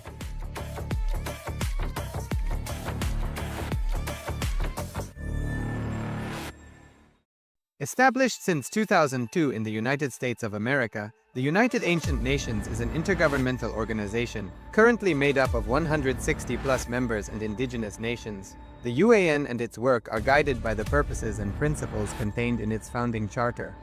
The UAN is a manifestation of the profound connection amongst indigenous peoples across the world, including African, Andean, American, European, Caribbean, Oceanic, and Asian regions, rooted in shared wisdom, sustainable practices, and deep reverence for the earth. The United Ancient Nations serves as an international cultural and diplomatic organization focused on uniting indigenous cultures globally. Our governance structure is council-based without territorial claims, led by a collective leadership through our General Secretariat. As a non-state entity with UN-style advocacy, we focus on several key areas: cultural and digital heritage preservation, indigenous diplomacy, revival of indigenous knowledge systems to solve humanity's problems, global peace, environmental preservation, health and wellness, sustained economic development, indigenous and cultural tourism. While the UAN represents numerous indigenous cultures, the United States of KAILASA serves as the first indigenous nation specifically for Hindus.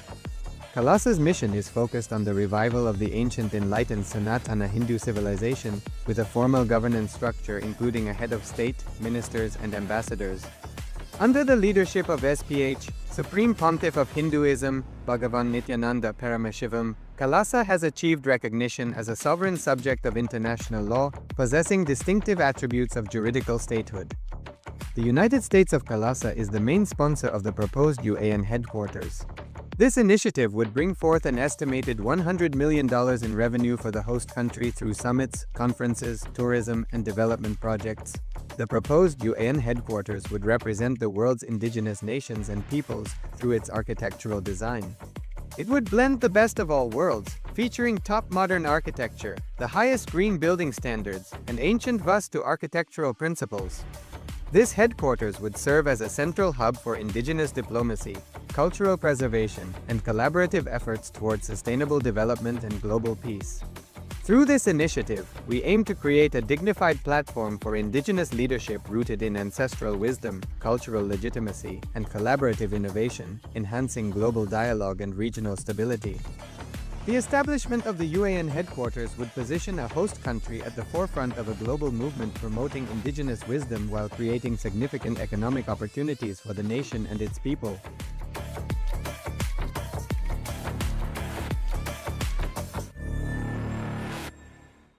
Established since 2002 in the United States of America, the United Ancient Nations is an intergovernmental organization, currently made up of 160+ members and indigenous nations. The UAN and its work are guided by the purposes and principles contained in its founding charter.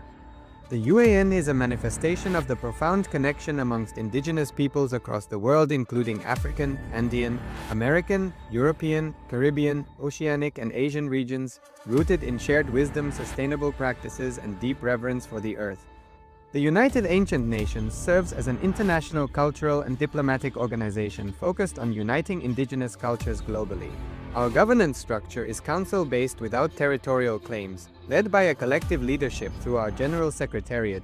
As a non-state entity with UN-style advocacy, we focus on several key areas: cultural and digital heritage preservation, indigenous diplomacy, revival of indigenous knowledge systems to solve humanity's problems, global peace, environmental preservation, health and wellness, sustained economic development, indigenous and cultural tourism. While the UAN represents numerous indigenous cultures, the United States of KAILASA serves as the first indigenous nation specifically for Hindus. KAILASA's mission is focused on the revival of the ancient enlightened Sanatana Hindu civilization, with a formal governance structure including a head of state, ministers, and ambassadors.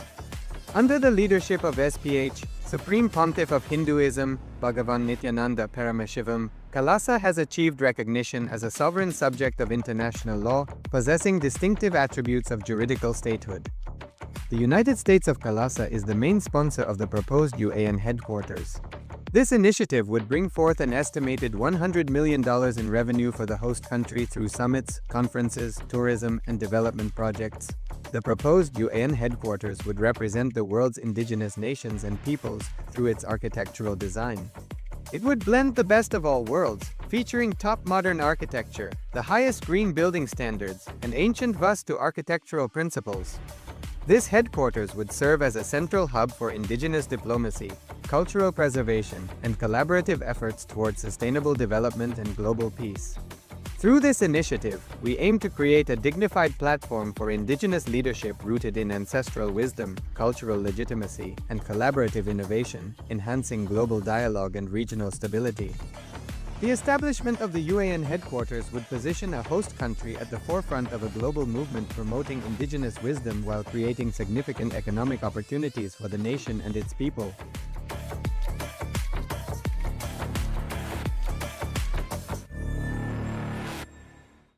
Established since 2002 in the United States of America, the United Ancient Nations is an intergovernmental organization, currently made up of 160+ members and indigenous nations. The UAN and its work are guided by the purposes and principles contained in its founding charter. The UAN is a manifestation of the profound connection amongst indigenous peoples across the world, including African, Andean, American, European, Caribbean, Oceanic, and Asian regions, rooted in shared wisdom, sustainable practices, and deep reverence for the earth. The United Ancient Nations serves as an international cultural and diplomatic organization focused on uniting indigenous cultures globally. Our governance structure is council-based without territorial claims, led by a collective leadership through our General Secretariat, as a non-state entity with UN.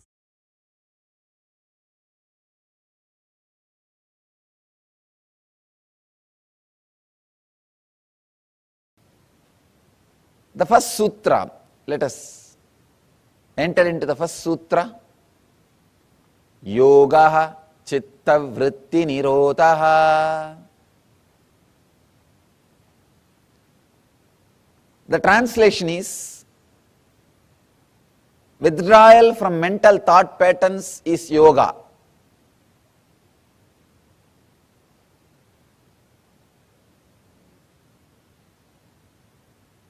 Many times, when these truths are expressed, people who come with a deep devotion and respect, suddenly that click happens. I have seen many times, the same truth, same word I will be expressing to different people, but when they come with a deep devotion, suddenly the click happens. Suddenly the connection happens. Even about this word, this sutra, I have spoken to many people in the personal conversation, because this is my favorite sutra. In this one sutra, Patanjali has finished everything. If you understood this one sutra, you don't need to go further. Nothing else is needed. This one is enough. The simple, straight understanding is, mind is not an object, mind is not a thing, it is an action. So people ask me, how to stop mind? How to go beyond mind? Every day I am put this question.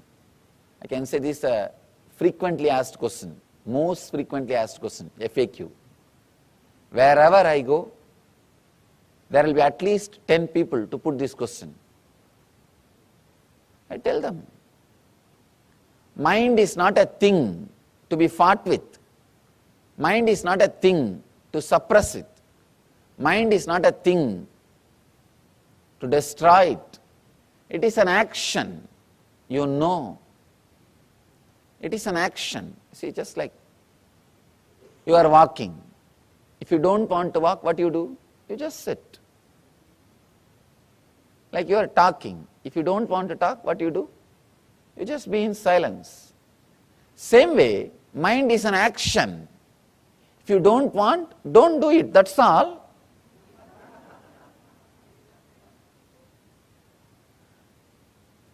But our mind says, no, no, no, I have tried many things, I have tried many times, my experience is equal to your age.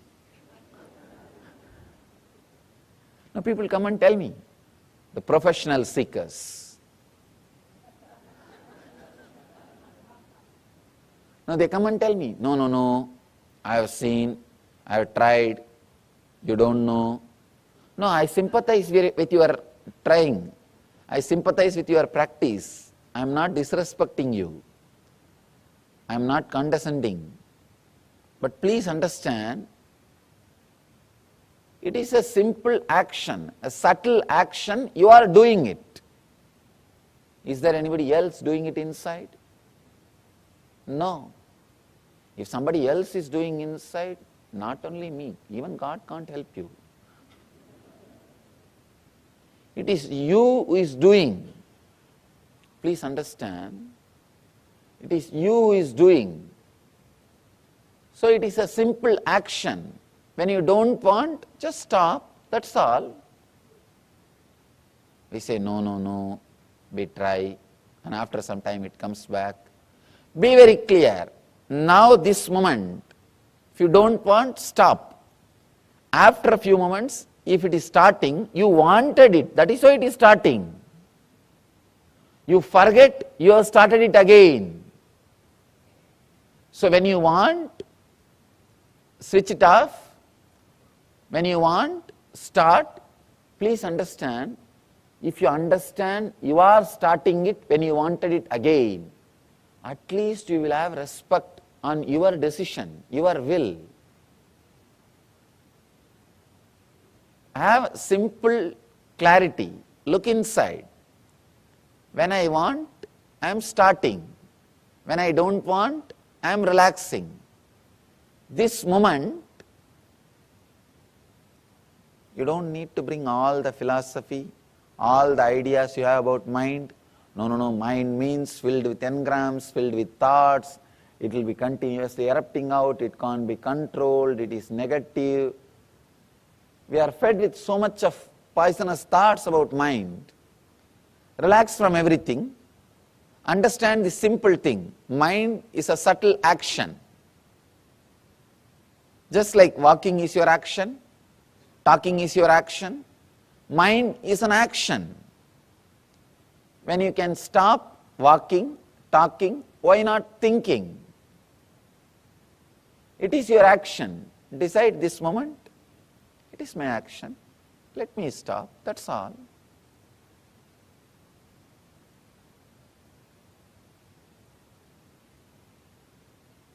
Now mind says, no, no, no. It is not that simple. I have tried many years. See, even now I am stopping, it is not stopping.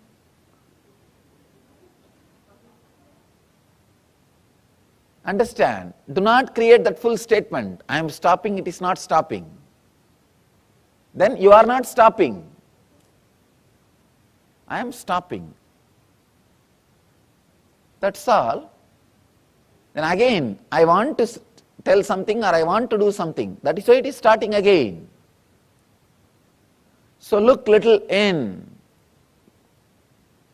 With little devotion, if you approach the sutra, you will have that click. Yes, what he means is right. Just little shift in the approach, little shift in the attitude, little shift in the understanding. What he says is right. If it is getting started again, we are starting it. Maybe we forgot we are starting it. We are forgetting that we are starting it. Please understand. It is we who are stealing our own things from ourselves. Nobody else. Nobody else is stealing anything from us. It is simple we. Let us take the whole responsibility on us. Let us take the whole responsibility on us. If you want, you can think. If you want, you can stop.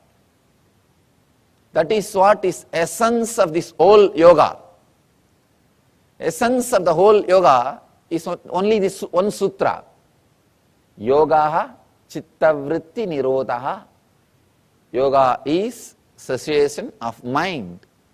Yoga is withdrawal from mental thought patterns.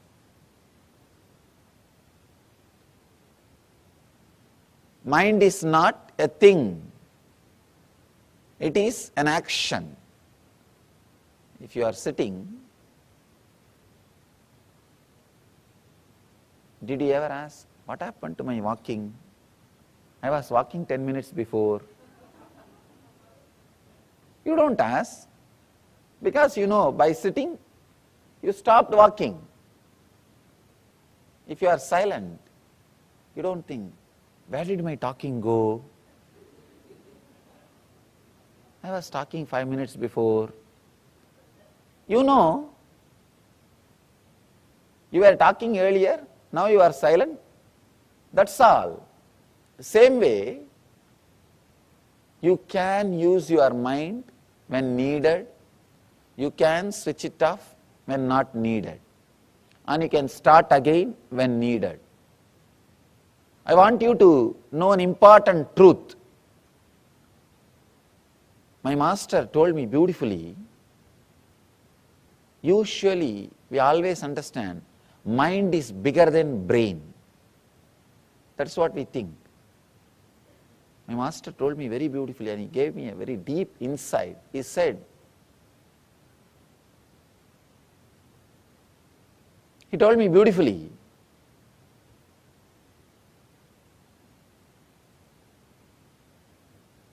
one action of brain is mind. I was shocked. I was shocked when I heard.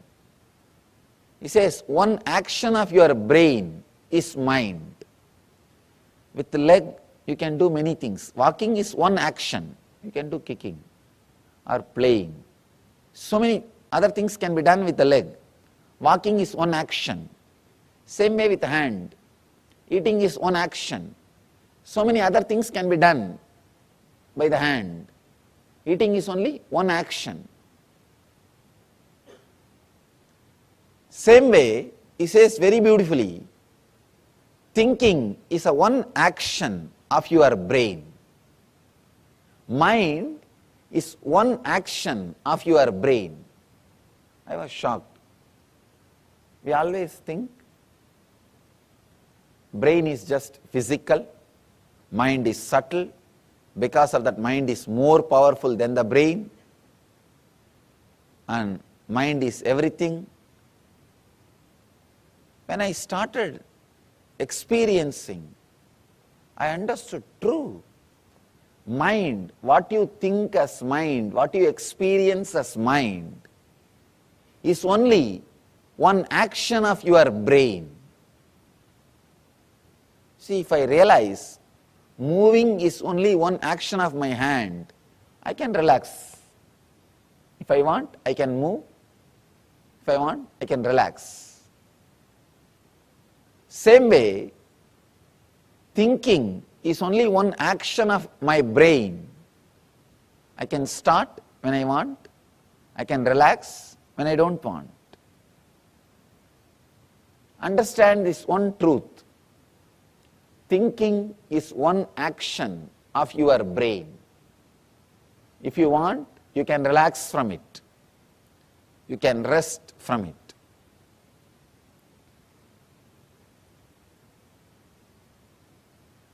With a deep respect, when I looked into this truth, started analyzing, it is true. It is true. When I learned how to be silent, I understood. Even when you are silent, your whole body is functioning. It means mind is only one part of your brain. Without the mind also, brain is able to operate your day-to-day life. Brain is able to live your life, I can say, in a much better way. In a much better way. Without having what you call as mind and living your life is what I call living enlightenment. That is the essence. Realizing mind is only one part of your action, mind is only one part of your brain, and living without that part or living independent of that part. When you want, you can switch it on and use. When you don't want, you can switch it off and relax. Living independent of that part is what I call living enlightenment. If your mind is part of your brain and you have a courage, clarity to switch it off when needed, switch it on when required, it is your slave. It is under your control. If it is otherwise, if it is an industry, then please understand, you are slave to it. These are some of the important truths, I can say essence. Patanjali is not telling stories. He is not giving you anecdotes. He is not giving you jokes.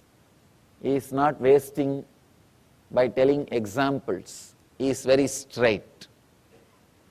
He is very straight, delivering the truth immediately. In the first sutra, he has delivered the whole book. Now whatever he is saying, it's only going to be different methods. In this one sutra, if you realize, if you understand this one sutra, if click happens with this one sutra, you don't need further. You don't need anything else. Just this one sutra is enough. Sit, understand. Mind is an action, my own action. I can stop.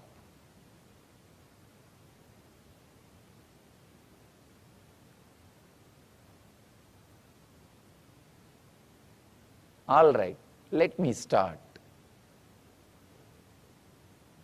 I think I am done with the whole day. Let me relax. If you can have this awareness, if you can just have this one awareness, nothing else, whenever action is performed, you wanted it. Whenever you want, silence can be created. This one understanding, if it clicks, please understand, if it clicks, you don't need anything further. You are qualified for yoga. These two sutras, first sutra, Ata Yoganusasanam. Now let us enter into the experience of yoga. And second sutra, yoga is cessation of the mind. These two sutras need to be understood. If this second sutra gives you the click, you are qualified for yoga. If you are qualified for yoga, the second sutra will give you the click. If you have objections, no, I don't think it is so easy. I have tried this, I have tried that, I have tried many methods. I know it is not that easy. My mind is filled with negativity. May not be your mind, Swamiji. You are born and brought up in a very spiritual situation. You don't know about my mind. How much of conditioning and problems I had. I had a very abusive childhood. Still I don't understand that word. Sorry to say that. Wherever I go, people say I had abusive childhood. What do you mean by that word?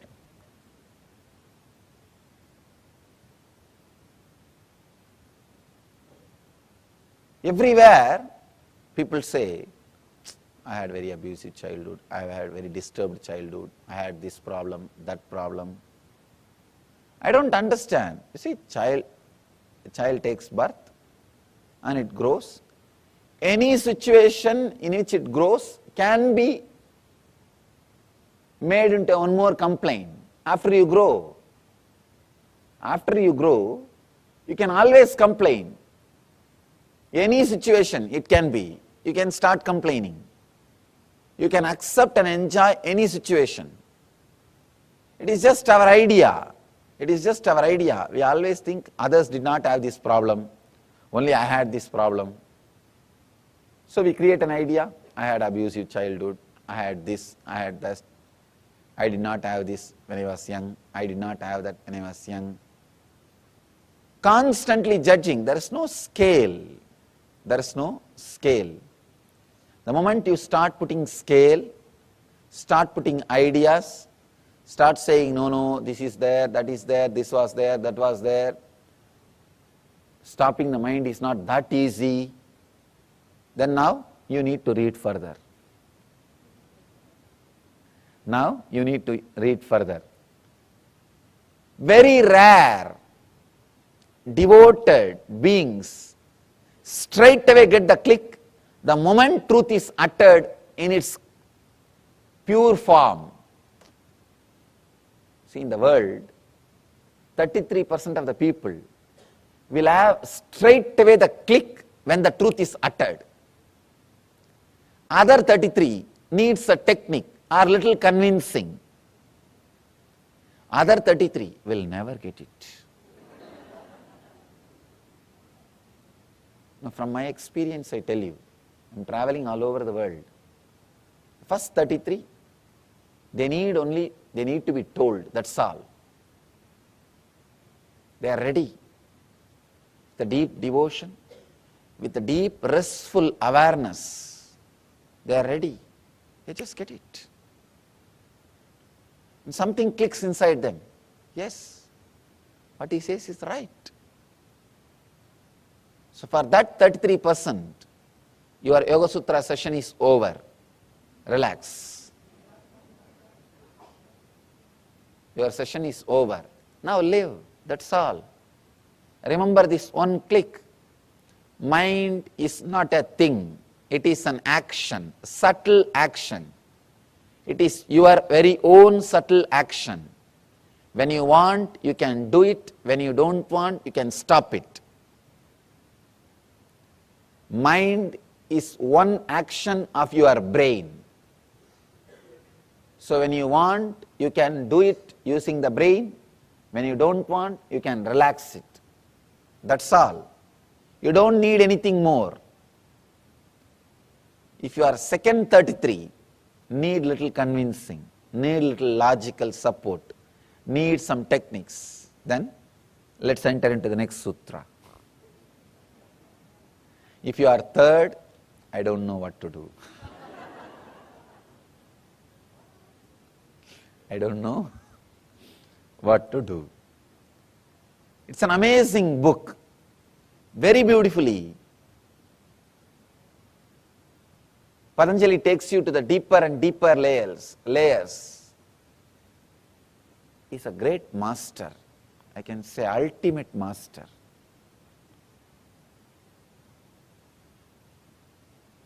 He has solution even for the third 33. When you go deeper, he has solution. There's a beautiful story.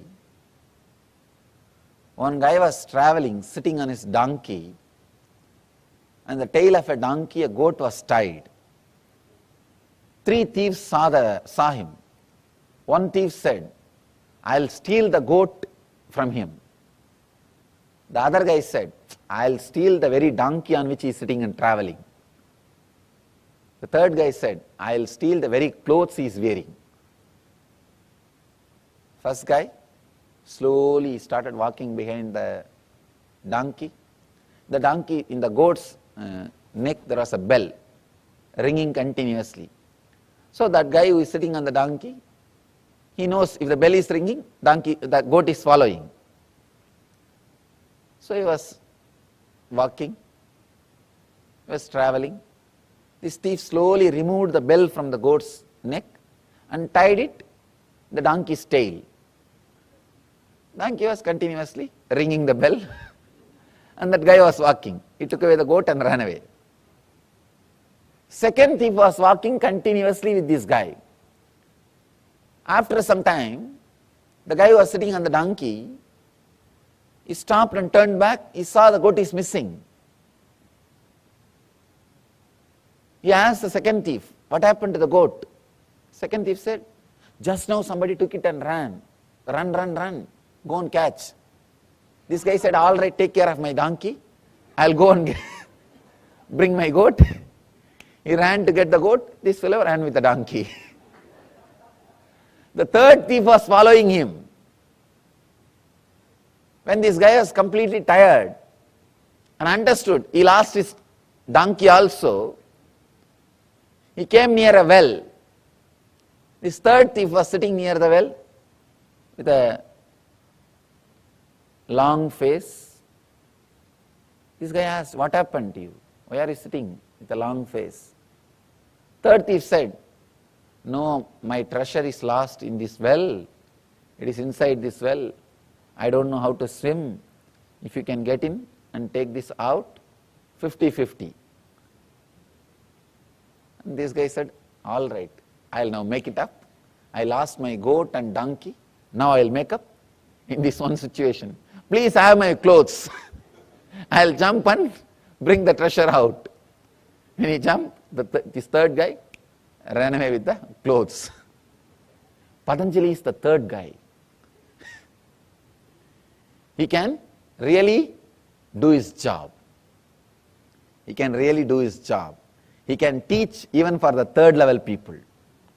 Step by step he is teaching, that's all. Step by step he is teaching. He can take away everything from you. Actually, if you lose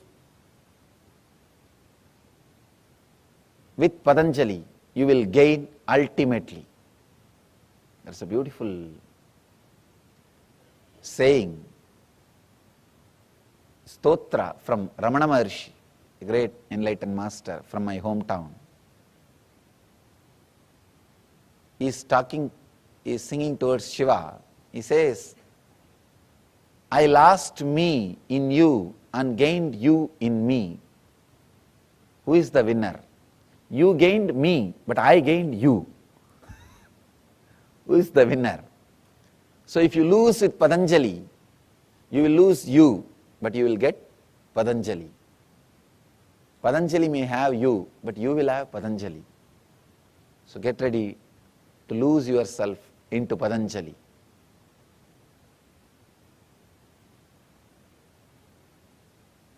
The ultimate master is not just a scholar, is a great master.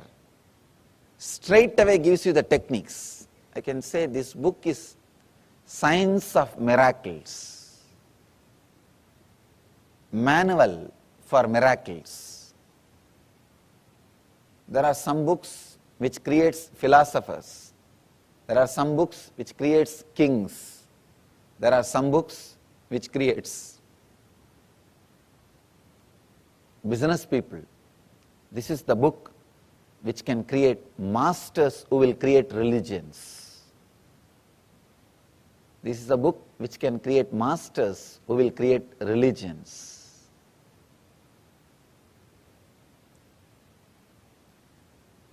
He explains and expresses all the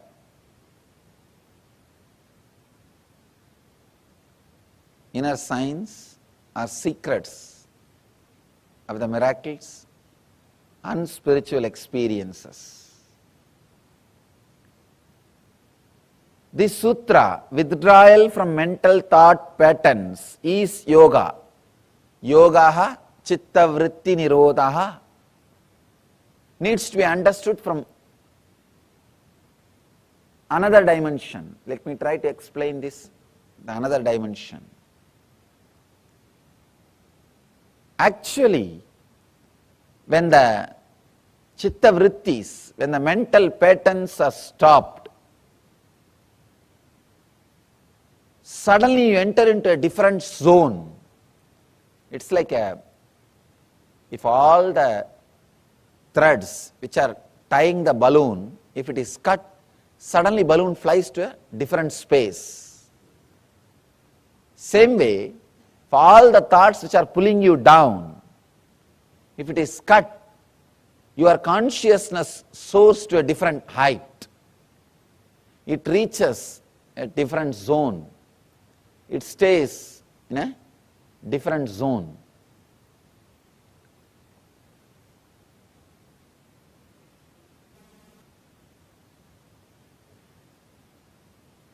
When you look through the window, you see the sky. You experience the sky.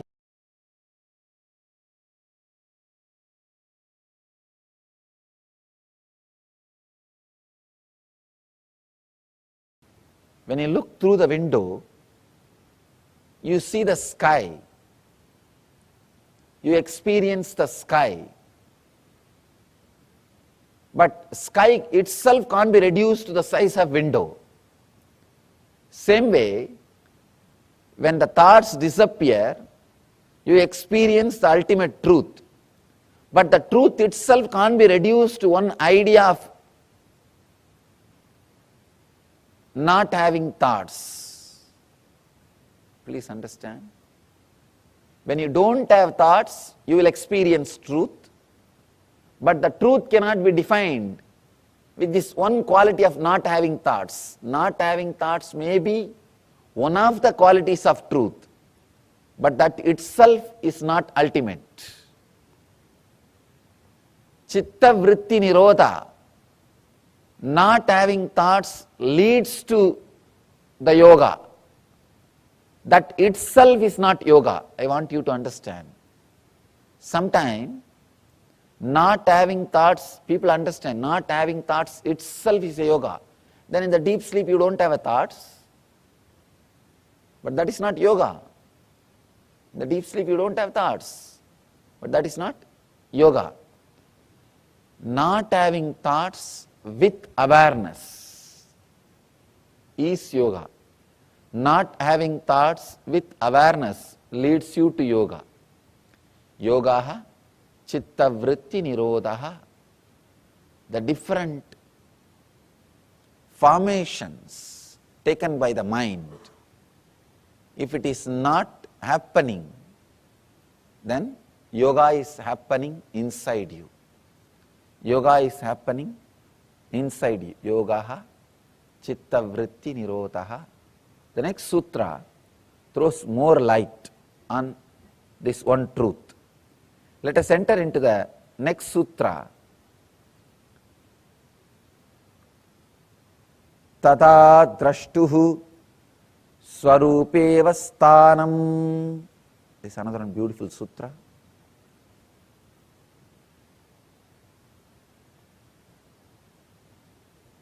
Let me give you the translation. The earlier sutra says withdrawal from mental thought patterns is yoga.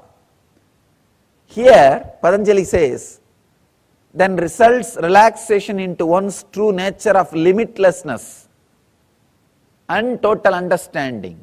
See, when the thoughts disappear, when the cessation happens, when the chitta vrittis are no more, when the thoughts are no more, when the mental actions are no more, he says it results relaxation into one's own true nature. That is what I am saying. In a way, even your deep sleep is a pattern of your mind. Anything you can go in and come out is pattern. Anything you can experience is pattern. Please understand. Anything you can experience again and again is pattern. If you understand with this definition, even your sleep is a pattern. Even your sleep is a pattern. You go in and come out, go in and come out. It is a pattern.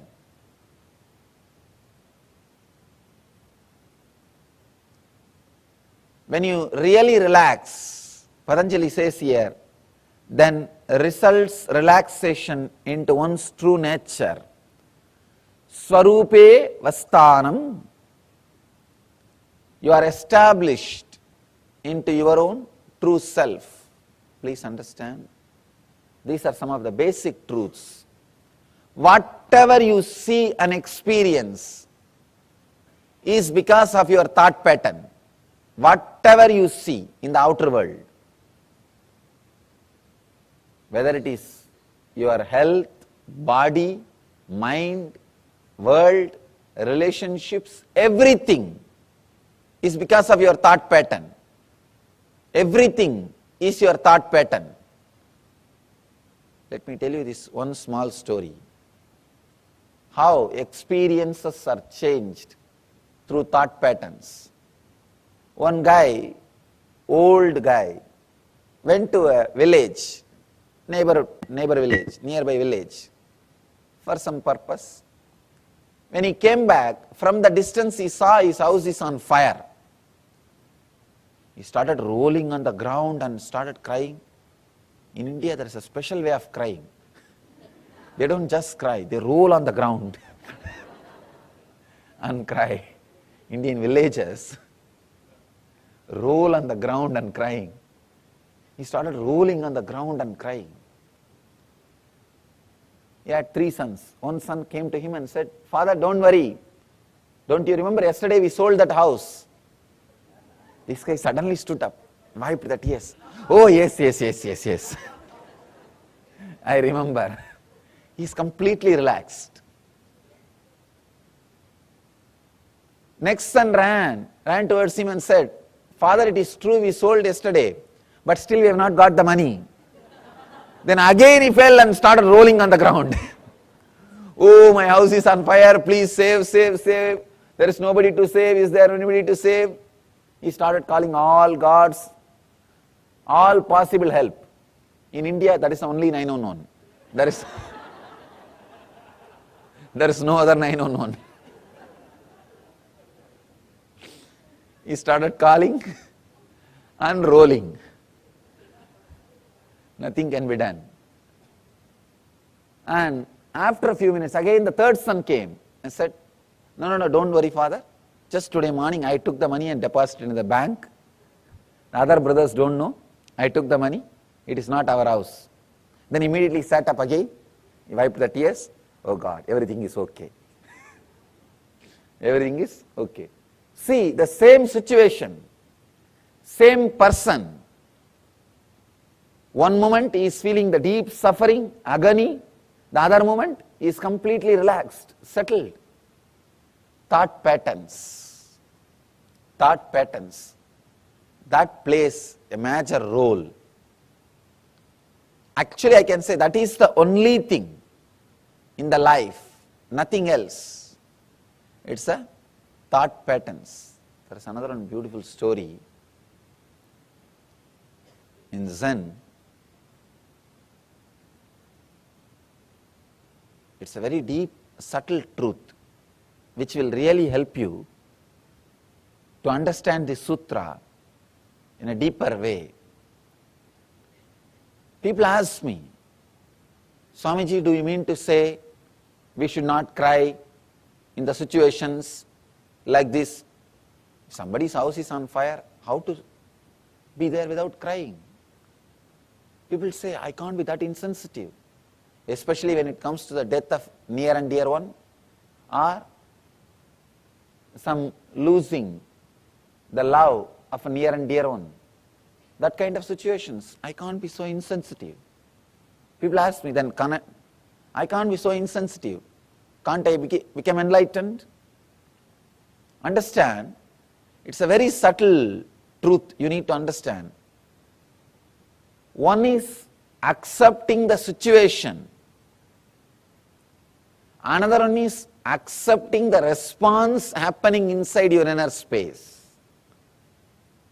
There is a beautiful story, Zen story. There was a great master. His disciple also is an enlightened master, Suzuki. When Suzuki's master passed away, the disciple, his name is Suzuki, he started crying, weeping, rolling on the ground. All the other disciples came and asked, Master, what is this? You are an enlightened being. How can you cry like this? How can you weep? Then Suzuki says, if an enlightened person should not cry, get lost. I am not interested in your enlightenment. I can't be so insensitive to this situation. I am crying because I'll miss his physical presence. He can never leave me, or I can never leave him, because he became me and I became him. That is different. But physically I'll miss him. I'll miss the graceful actions of him and the beautiful conscious leela, conscious play happening around him. I'll miss him. I'll miss it. Then another disciple is asking, then what about the teaching which you are giving all these years? Accept what is happening. Accept what is happening. Tatada, tatada, tatada. What has happened to the teaching? Have you taught this to us without you experiencing? Please understand, very beautiful truth. Just understanding can give you a very strong click. The Suzuki's reply. The disciple is asking, then have you taught this tatada, accepting what is without you experiencing? Suzuki beautifully explains, there are two levels of acceptance. One, accepting whatever is outside, the situation. Accepting the situation. Surrendering to this moment. Surrendering to tathata, what is. Surrendering to the now.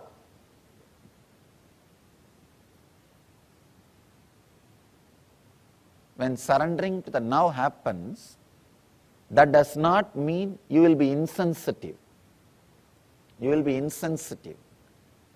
When you surrender to this moment, for example, this moment that when the master is dead, he is no more in the body. It is not that you will be insensitive. It can create a strong emotions in you, accepting that also. Acceptance in the internal level, in the inner level, the second level. See, usually what we do, we try to accept the situation in the outer world. Then immediately we have a scale. If I accept, I should be behaving like this in the inner world. You don't have acceptance in the inner world. You have a scale. If I accept this situation, I should be peaceful, collective, calm, restful. You have a scale about the inner world. You accepted the outer world, means you are very moral, conscience based, but not conscious based. There is a big difference between just accepting the outer world happening and accepting the outer and inner world happenings. Here, Suzuki is throwing a light, new light on Tathata, acceptance. Acceptance does not mean just accepting the outer world. Usually we have this idea. If I accept the situation in the outer world, immediately I should become calm, quiet, relaxed, restful. I should not have any agitation. I should not have any irritation. I should not have any response. You have a, then it means what? Then you are not accepting the inner world. Surrendering to the now means accepting the outer world and the response which is happening in the inner world. Suzuki throws an important light on acceptance.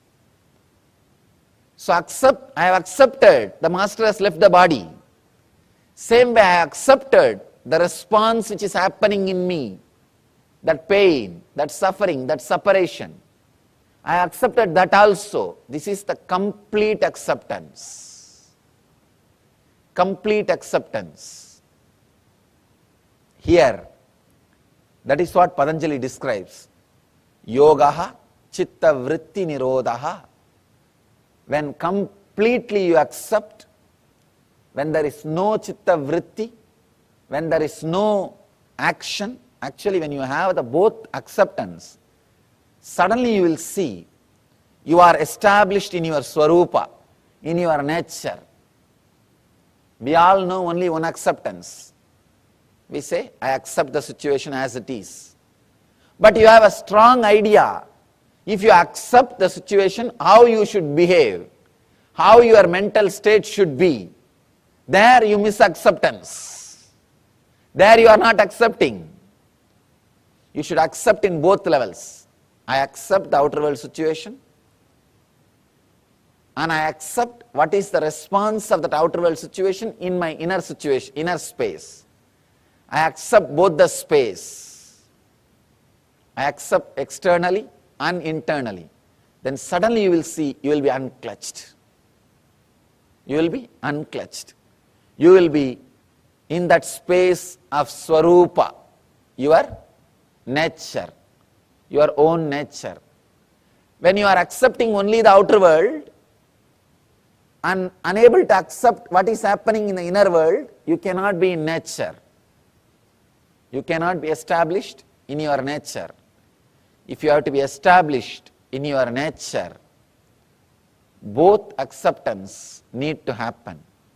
One is the acceptance of the situation and accepting the response happening inside you.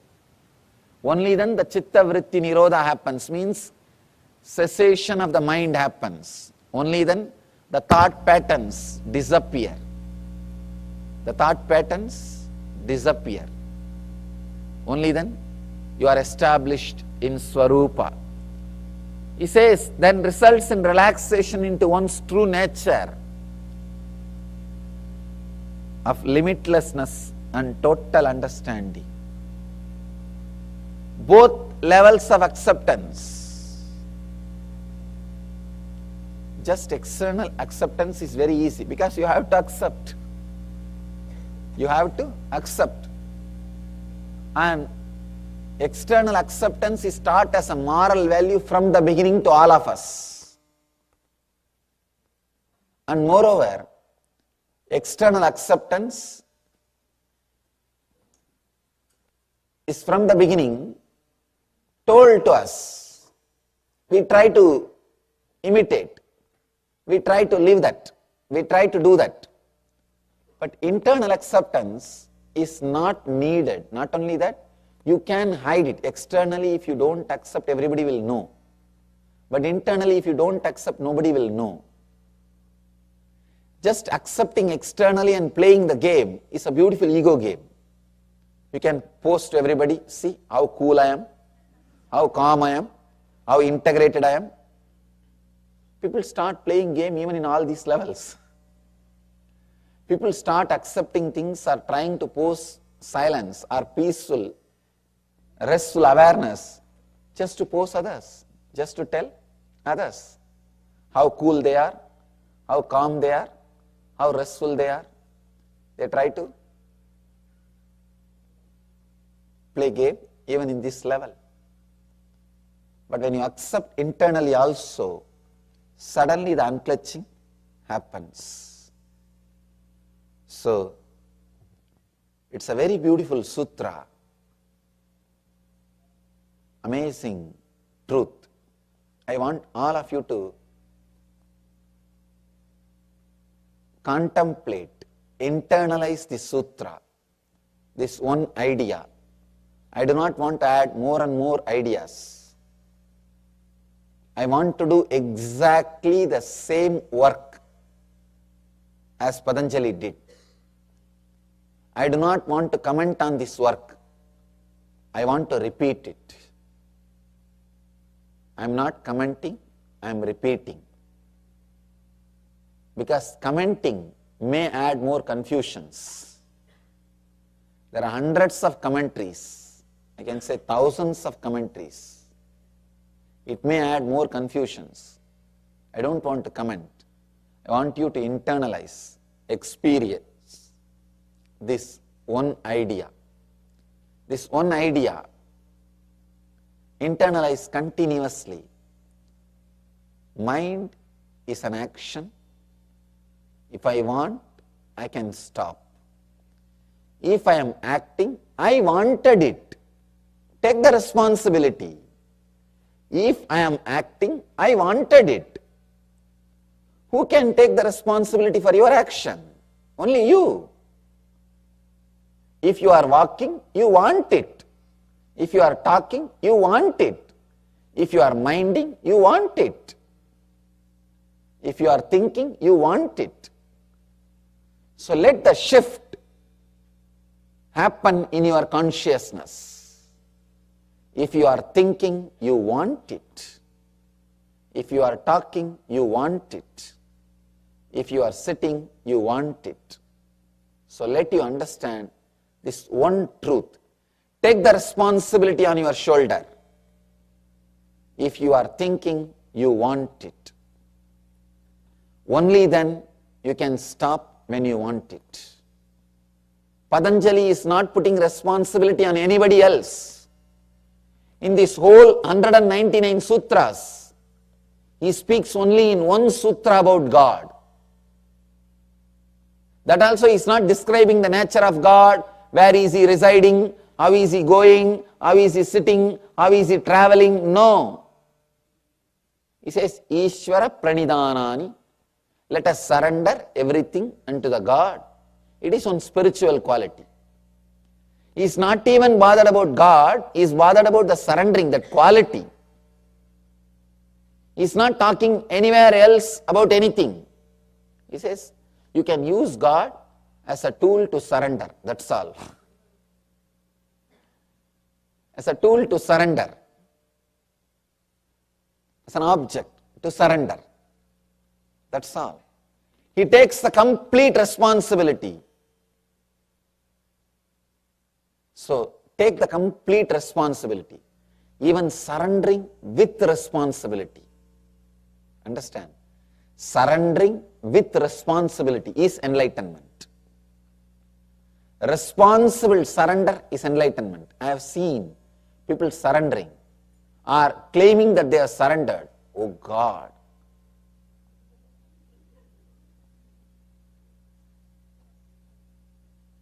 Even if you are caught by your enemies, you will not be tortured that much.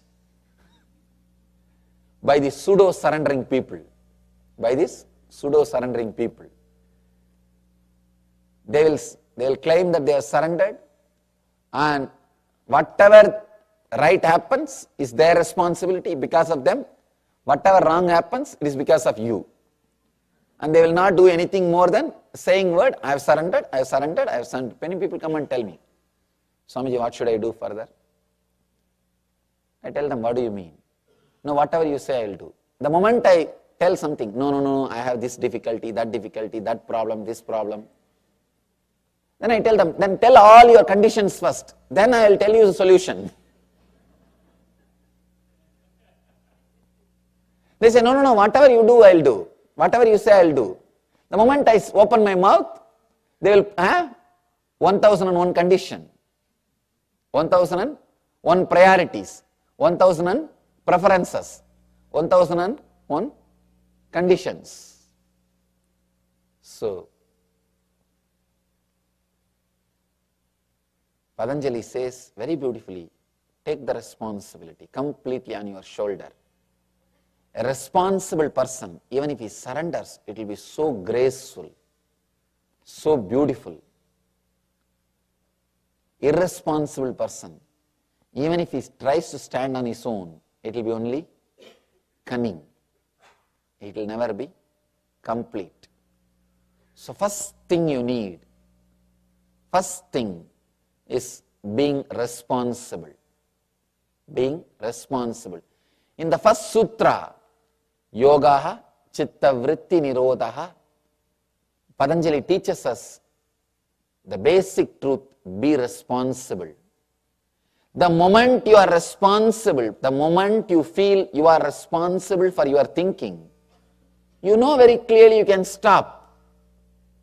You can stop. Only when you don't want to take the responsibility, you are going on postponing, putting things on others, blaming others, then you continue to think. If you blame, you are walking because of somebody, you will continue to walk till you die. If you are blaming, you are talking because somebody is forcing, you will continue to talk till the death. Same way, if you say you are thinking because of somebody else, because of some other reason, you will continue to think till you die, even after you die.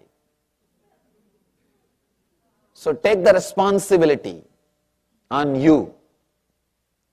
Understand, the truth is you are responsible. Truth is you are responsible. So let you understand you are responsible. Then suddenly you will realize you can stop. You can stop. The essence of this whole sutra, Yogaha Chitta Vritti Nirodhaha, is take the responsibility of your subtle action, which I call mind. When you take the responsibility, you know how to stop thinking, how to stop all kinds of expression. You see, mind is not only thinking, there are so many other patterns. Regulation, channeling, mastery, integration, coordination, stilling, quieting, setting aside of the modification, gross and subtle thought patterns, all these things put together. All these things put together is what Patanjali calls Chitta Vritti Nirodhaha, means cessation of mind. Able to play with it, able to do what you want, like a circus, a gymnasium, able to do whatever you want with your mind, or completely rest without it. It's what he calls Yogaha. Nirodha not only means controlling or dropping, it means regulation, channeling, mastery, integration, coordination, stilling, quieting, setting aside of all the modifications of the mind.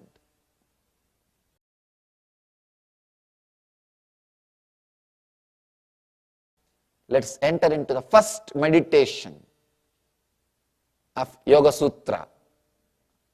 First meditation of Yoga Sutra. is simply be in samadhi, that's all. Now decide, I am moving my hand, I can stop. I am talking, I can stop. I am thinking, I can stop.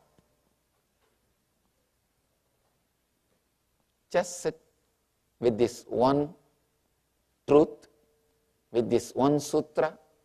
If you are thinking further, be very clear, you are thinking, perfectly all right, thinking is not wrong. I am not saying thinking is wrong. I am saying thinking that you want to stop but you are thinking is wrong. Thinking is not wrong. Thinking you want to stop but you are unable to stop is wrong. So, close your eyes.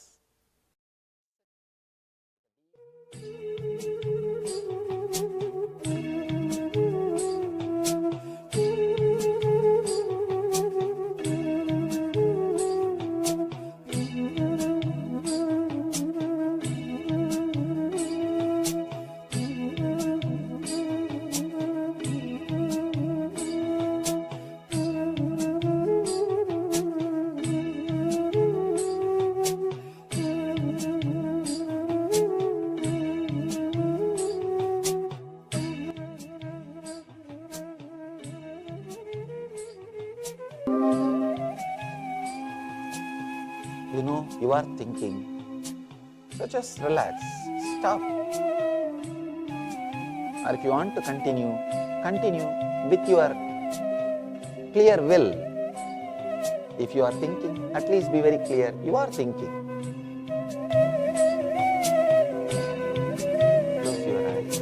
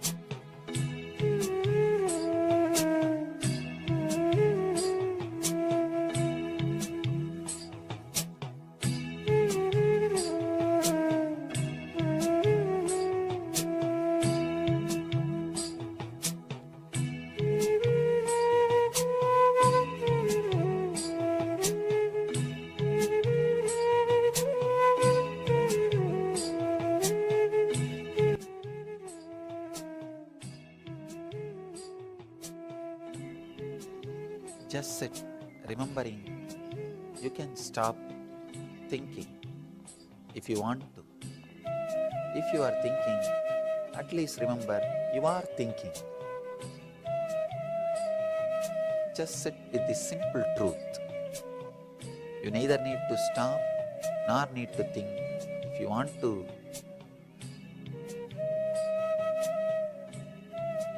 think, think. If you want to stop, stop. It's up to you. But be responsible for what you are doing. Remember, you are doing it. Just with this one truth, sit. Sit with closed eyes. With this one truth, let it be internalized.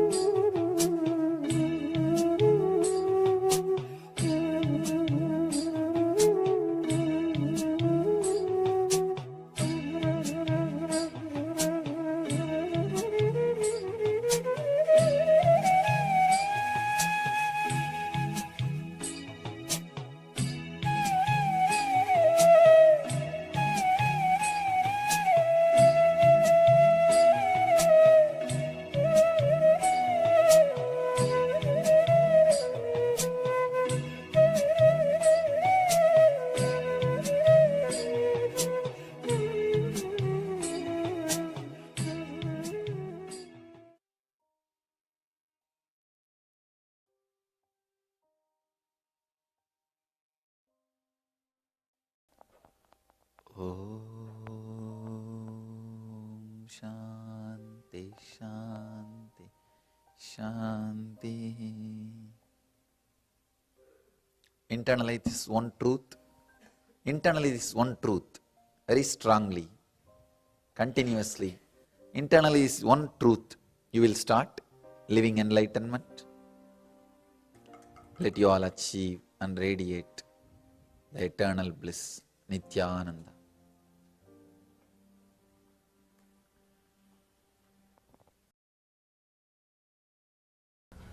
Please understand, we need to understand the word nature.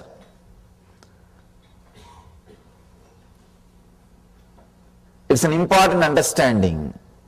Usually, what we call as nature is the state which is confused, deluded, depressed. We start calling this as our nature. But Patanjali says, Swarupe. Nature means complete, settled, pure consciousness. It doesn't say our deluded state as nature. Usually, when we talk or think or anyway, anytime, when we use the word our nature, we start using the meaning of our nature, what we call or what we think as our nature. That is a big problem. What idea we have about normalcy is our nature, but that is not the true nature. Here, Patanjali says nature means in the state where there is no thoughts. When the chitta vritti nirodha, when chitta vritti nirodha happens, that is what is our state.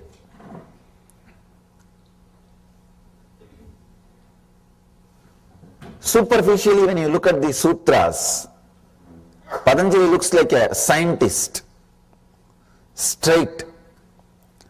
He is not lost in poetry. You can see there is no poetical words here.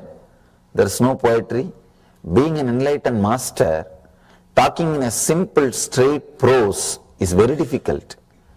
Because in enlightenment, you are lost in ecstasy. You are lost in ecstasy. And talking in a simple prose words seems to be abnormal, seems to be too rude, too violent. But here, if you look a little deep, you will understand the tremendous compassion of Patanjali.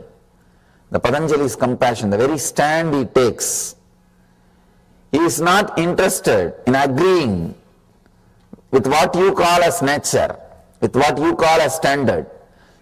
From the very step, he is very clear about what is our nature.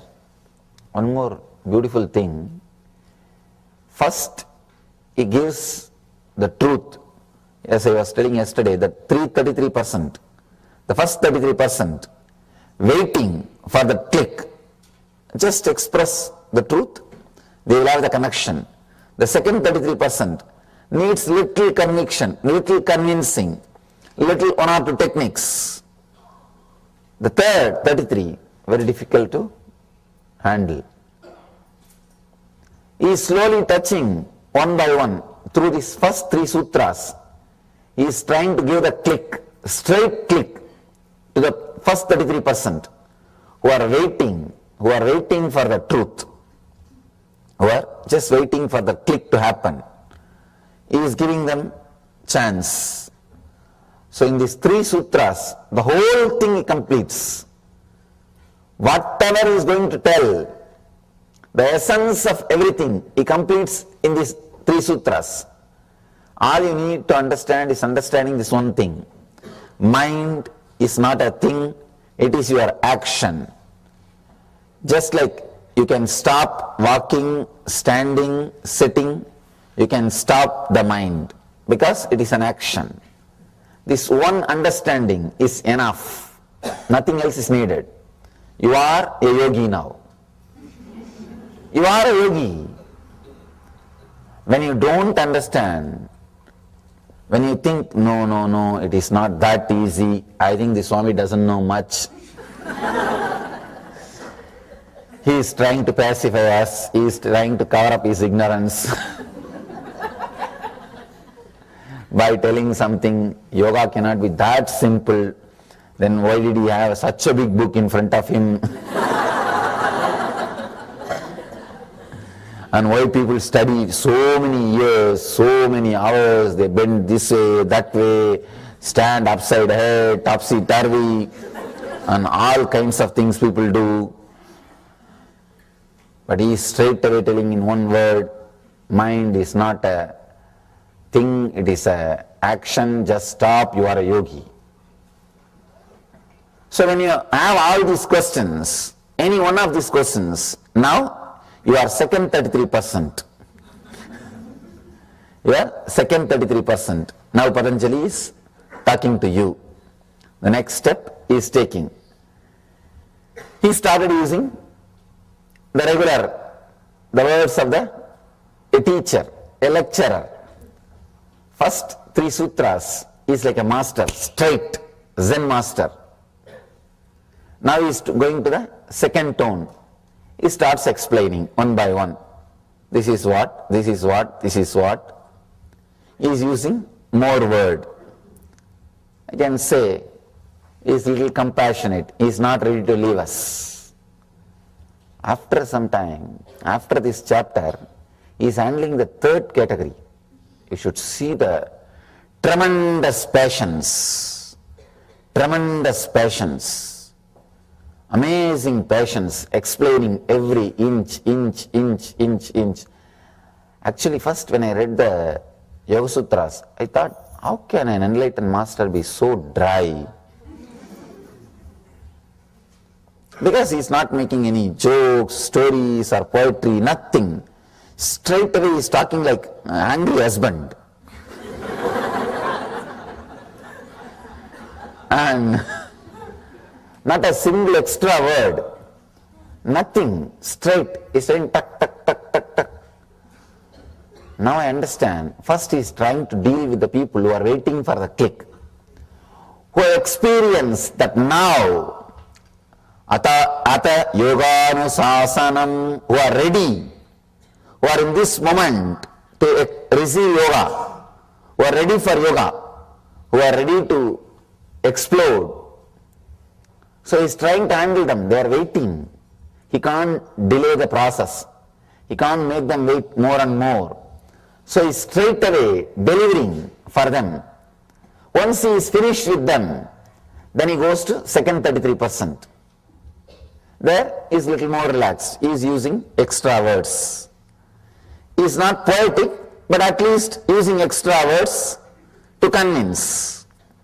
In the third, when he is touching the third 33%, there he is very poetic. He is very poetic, very tempting, using all the words, methods, techniques to give extraordinary powers, to give all possible bonuses. He has big sailboats. Sail, save 60%. He has all kinds of boats. When he works with the third 33%.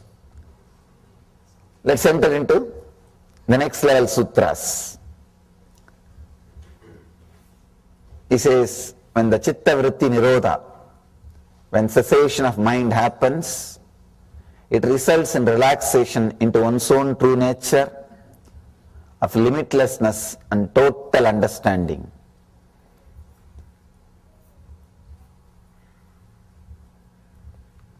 The other day, I had opportunity to sit with a great research scholar who is doing research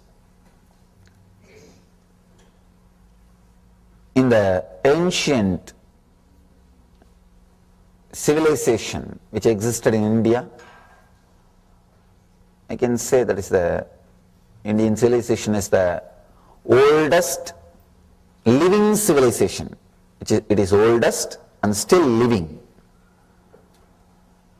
His researchers, his name is D.K. Hari, I was shocked to see the way in which the intelligence is expressed in the Indian civilization, not just with enlightenment science, the aircrafts, the houses, in the architecture, in the field of building dams, bridges, is proving very clearly the Ganga river is man-made.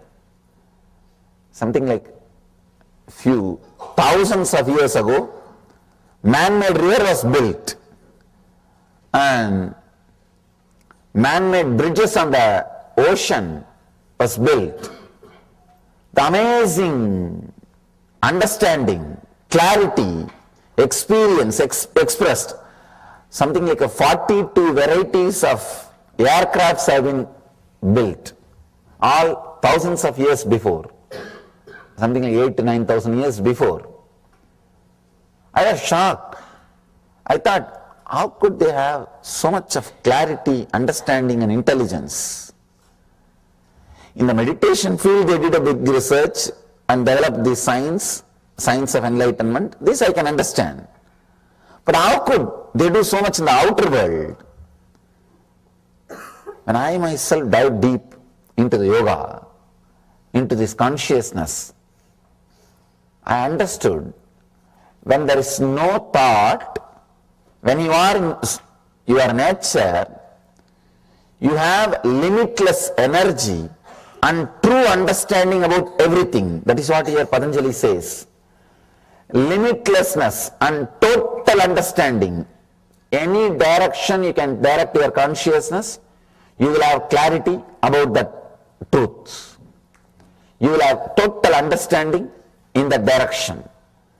Like things will be waiting to reveal itself to you. Things will be waiting to reveal its mysteries to you. All you need, just look in. You will see, it reveals all its mysteries to you. You are able to connect with it and receive all the informations, secrets, mysteries. It is just like downloading. It's just like downloading. If you are a yogi, if you are a thoughtless, your thoughtless zone, anything, just bring your awareness, that restful awareness, that is what Patanjali calls samyama. Restful awareness. If you direct your restful awareness towards the direction, you know it. I have seen Indian yogis. I had the fortune of living at the feet of many Indian yogis. They just master anything. I have seen a yogi, one devotee brought him very complicated electronic mechanism. I think it's a MP3 player. Neither he knows English, nor he has handled these electronic equipments. If he knows English, we can say, he would have read the button play, here fast forward and all those things. He knows nothing. But I could see very clearly, the moment he picked up the machine, picked up the item, he started handling it perfectly as if he is living with it. I asked him, what is this? How can this be, sir? How can this be, Swami? He said, I may not know this machine, but I know how the whole system works, how the whole thing is getting operated, how the whole thing functions. It's very difficult for us to understand. It's very difficult for us to understand. I have seen yogis playing with the power of the mind, with the power of energy. See, they can just create sound wave and do what they want. One yogi, Raghupati yogi, who taught me yoga, anything you want to do, he will just only create a sound wave. I have seen that result happening. For example, if you want to throw a stone on a tree, you will just create an exact sound. And that sound wave will be so powerful, it will reach the tree and the fruit will fall. He will take, if you want to break a stone, he will take that stone in the hand and create a sound wave as if it is hit by a hammer. that sound wave will be so strong, the stone will be into pieces.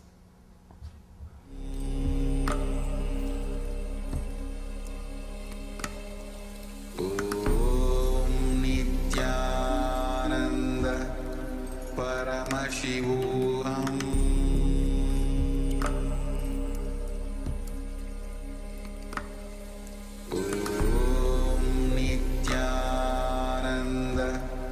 Paramashivoham.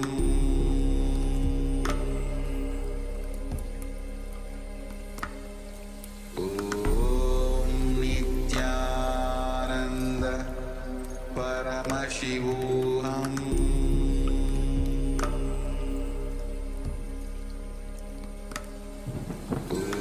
Om Nithyananda Paramashivoham.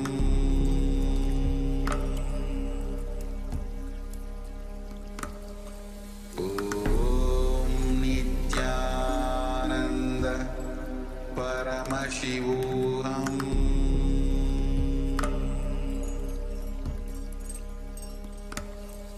Om Nithyananda Paramashivoham.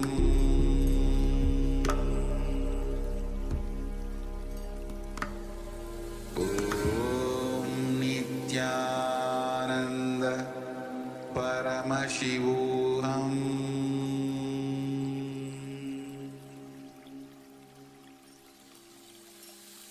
I bless you all. Let you all open all your three eyes.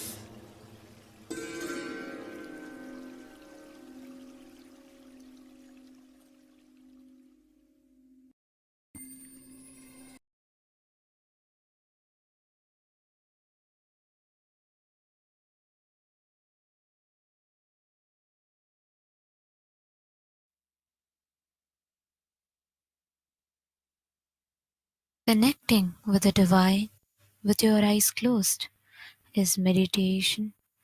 Connecting with the divine with your eyes open is darshan. Come, let us all now move from meditation to darshan. Slowly, very slowly, please open your eyes.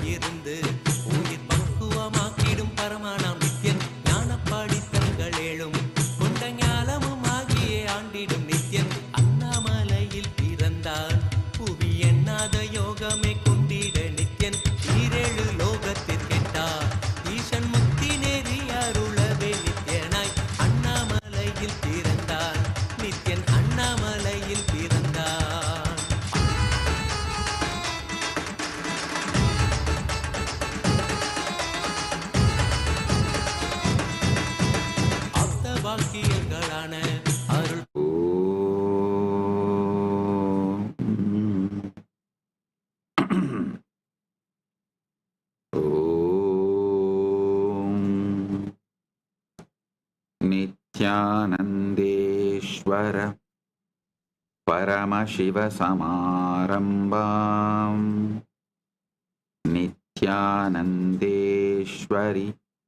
परमशक्तिमध्यमाम् अस्मदाचार्यपर्यन्ताम् वन्दे गुरुपरम्पराम्.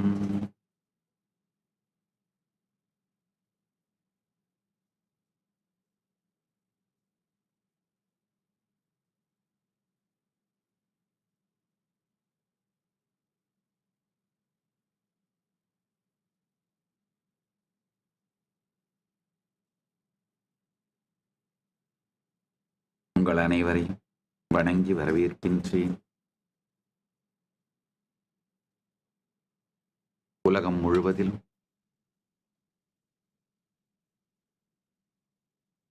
இந்த கைலாசத்தின் நித்யானந்த ஜெயந்தி மகோத்சவம், நித்யானந்தோத்சவம், பிரம்மோத்சவத்தின் 2வது நாள் உற்சவத்தில் 5வது நாள் சத் சங்கத்தில் கலந்து கொள்வதற்காக இணைந்திருக்கும் உலகம் முழுவதிலும் இருக்கும் கைலாயங்களிற்கு வந்திருக்கும் அன்பர்கள், பக்தர்கள், சீடர்கள் மற்றும் இணையத்தாலும் இதயத்தாலும் இணைந்து உலகம் முழுவதிலும் இப்பொழுது கேட்டுக்கொண்டிருக்கும் பார்வையாளர்கள், அன்பர்கள், சீடர்கள், பக்தர்கள் அனைவரையும் எல்லோரையும் வணங்கி வரவேற்கின்றேன்.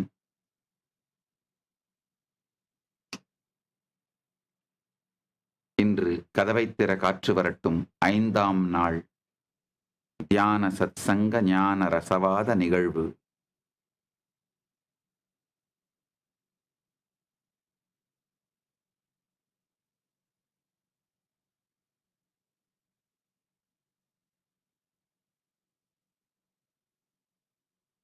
பரமசிவ பரம்பொருளின் நேரடியான செய்தி மகா கைலாசத்திலிருந்து இன்று அனைவருக்கும் ஆழ்ந்து கேளுங்கள்.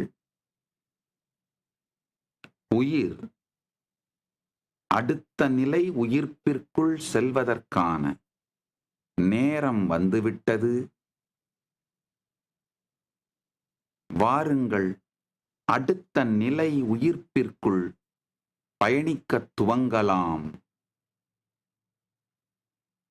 ஒரு செல் உயிரினமான அமீபாவில் தொடங்கி மெதுமெதுவாக வளர்ந்து மீனாய், பிறகு ஆமையாய், வராகமாய், நரசிம்ஹமாய், வாமனனாய், ராமனாய், கிருஷ்ணனாய், ஒவ்வொரு நிலையிலும் உயிரின் அடுத்த பரிமாணத்தை கொண்டு செல்வதற்காகத்தான் பரம்பொருள் அவதரிக்கின்றது. பரம்பொருள் அவதரித்து உயிரின் உயிர்ப்பை அடுத்த நிலைக்கு கொண்டு செல்லுகின்றது.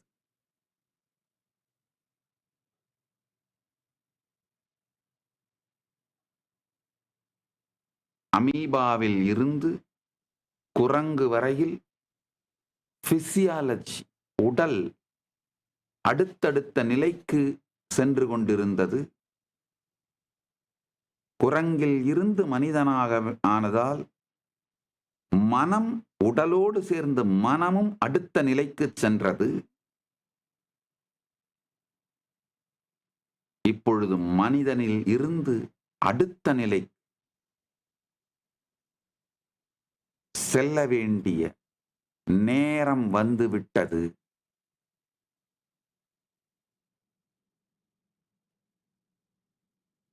நம்முடைய physiology, psychology, consciousness, இது எல்லாத்துலேயும் வேற வேற லெவல்ல பிரேக் த்ரூஸ் நடந்து இப்போ மனிதன் சூப்பர் கான்ஷியஸ் பிரேக் த்ரூக்கு போக வேண்டிய நேரம் வந்துவிட்டது. மனித இனமே விழித்துக்கொள்.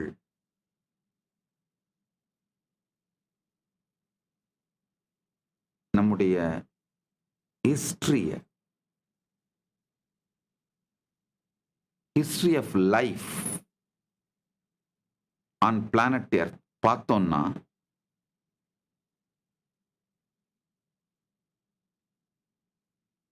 ஒவ்வொரு நிலையிலும்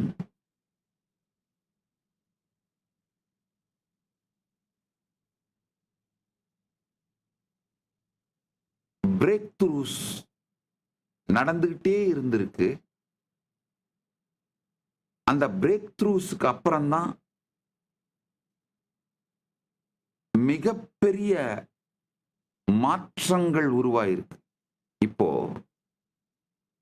முதல்ல ஒரு குரங்கு 4 காலை உபயோகப்படுத்துவதிலிருந்து எந்திரிச்சு நிற்கும் பொழுது அந்த குரங்குக்கு மட்டும் பயம் இருந்திருக்காது, சுத்தி இருக்கிற எல்லாருக்குமே பயம் இருந்திருக்கும். கட்டாயமா அந்த குரங்கோட மனைவி அந்த குரங்கை கன்வின்ஸ் பண்ணியிருந்திருக்கு, வேணாம் இப்படி நின்று கீழே விழுந்துட்டேன் என்ன ஆகும், வேணாம் எல்லாரையும் மாதிரி 4 காலிலேயே இரு. ஒருவேளை மற்ற குரங்குகள்லாம் சேர்ந்து அதை எக்ஸ்கம்யூனிகேட் பண்ணியிருக்கவும் வாய்ப்பு இருக்கு. ஆனா விடாது அந்த பயத்தை கடந்து அந்த குரங்கு 2 கால்களில் நிற்க துவங்கி அதனால் சற்று பெனிஃபிட்ஸ் இருக்கிறத அந்த குரங்கும் உணர்ந்து மற்ற குரங்குகளும் உணர்ந்து பயம் தெளிகின்ற வரை அந்த குரங்கு படாத பாடுபட்டு இருக்கும். அதே மாதிரிதான் ஆல் பாத் ஃபைண்டர்ஸ் ஆர் பாத் பிரேக்கர்ஸ்.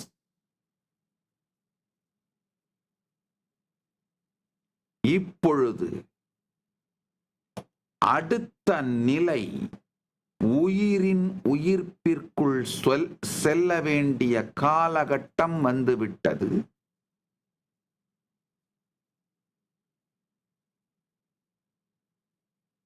அதை நான் உங்களுக்கு சொல்ல வேண்டிய காலகட்டமும் வந்துவிட்டது.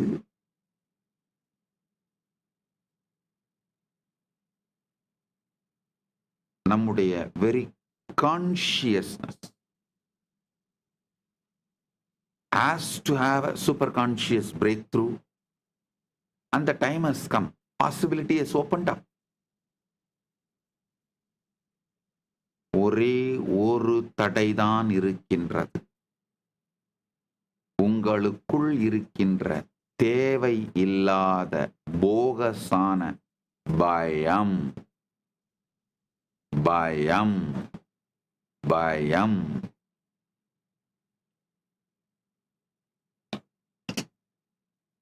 ஒன்றே ஒன்றை புரிந்து கொள்ளுங்கள். பயம் உடைய உடல் உயிரில்லாத உடலை விட மோசமானது. உயிரில்லாத உடலாவது தனக்கும் சமூகத்திற்கும் பாரமாக இல்லாமல் எரிக்கப்பட்டோ புதைக்கப்பட்டோ டிஸ்போஸ் ஆயிருது. ஆனால் பயத்தோடு இருக்கின்ற உடல் சமூகத்தின் சகலவிதமான ரிசோர்ஸையும் உறிஞ்சி எடுத்துக்கிட்டு தனக்கும் சமூகத்திற்கும் பெருந்தீங்கு மட்டுமே செய்வதாக, நன்மை செய்யாமல் இருப்பது மட்டுமல்லாது பெருந்தீங்கு மட்டுமே செய்வதாகவும் ஒரு ராங்கான ஈகோ சிஸ்டத்துக்கு சென்டர் பாயிண்டா மாறிடும். ஆழ்ந்து கேளுங்கள்.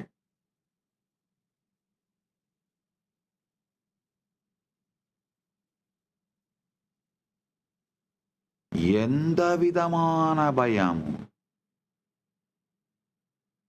உயிரின் உயிர்ப்பை அழித்துவிடும். நீங்க உடனே போய் நெருப்புல குதிக்க வேண்டிய அவசியம் இல்லை. இல்ல 10 மாடியிலிருந்து கீழே குதிச்சு உங்களுக்கு பயம் இல்லைன்னு நிரூபிக்க வேண்டிய அவசியம் இல்லைன்னோ. முட்டாள்தனத்திற்கு பயமின்மைன்னு பேர் கிடையாது. நான் சொல்றத நல்லா புரிஞ்சுக்கோங்க.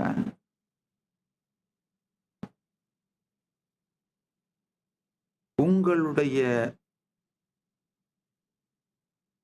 மனதிற்குள், இருப்பிற்குள் உருவாகின்ற மிகப்பெரிய எக்ஸைட்மெண்ட்டை உங்க மனம் பயம்னு தப்பா பிராண்ட் பண்ணி, புரியாத எல்லாத்தையுமே பயம்னு தான் பிராண்ட் பண்ணுவோங்கய்யா. நல்லா பார்த்துக்கோங்க. நமக்கு புரியாத எல்லாத்தையுமே நாம ஃபர்ஸ்ட் பண்ற பிராண்ட் என்னன்னா பயம்.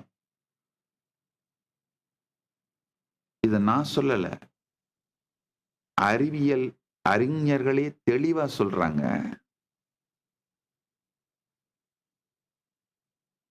ஆலிசன் வுட் ப்ரூக்ஸ்னு ஒரு சயின்டிஸ்ட் 2013 பப்ளிஷ் பண்ணியிருக்காரு. Get excited reappraising pre performance anxiety as எக்ஸைட்மெண்ட்னு ஜேர்னல் ஆஃப் எக்ஸ்பெரிமெண்ட் சைக்காலஜில பப்ளிஷ் பண்ணியிருக்காங்க. நல்லா புரிஞ்சுக்கோங்க. உங்களுக்குள்ள எக்ஸைட் ஆகும் பொழுது என்ன எக்ஸ்பீரியன்ஸ் ஜெனரேட் ஆகுதோ அதே எக்ஸ்பீரியன்ஸை உங்க மனம் வேக வேகமா லேபிள் பண்ண முயற்சி பண்ணுச்சுன்னா, அதை கிராஸ் பண்ண முயற்சி பண்ணுச்சுன்னா, அது பண்ற தப்பான பிராண்டிங்க்கு பேர் தான் ஃபியருங்க. நல்லா புரிஞ்சுக்குங்க. உங்களுக்குள்ள என்ன நடந்தாலும் சாந்தமா சாட்சியா இருந்து பாத்தீங்கன்னா அது உண்மையிலேயே என்ன எக்ஸ்பீரியன்ஸ்னு புரியும். ஆனா நீங்க இந்த சாந்தத்தன்மை இல்லாததுனால வேக வேகமா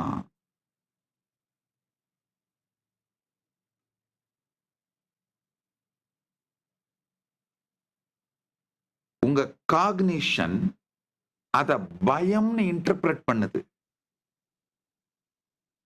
Fear and excitement share identical high arousal physiology, like a racing heart, adrenaline surge.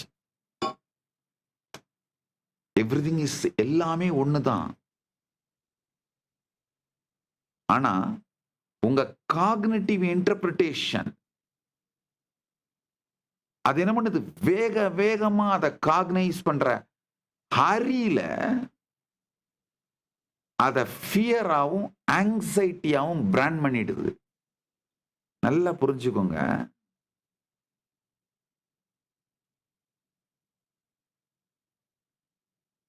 இது ஆக்சுவலா உங்களுக்கு நீங்களே இழைச்சிக்கிற மிகப்பெரிய தீங்கு.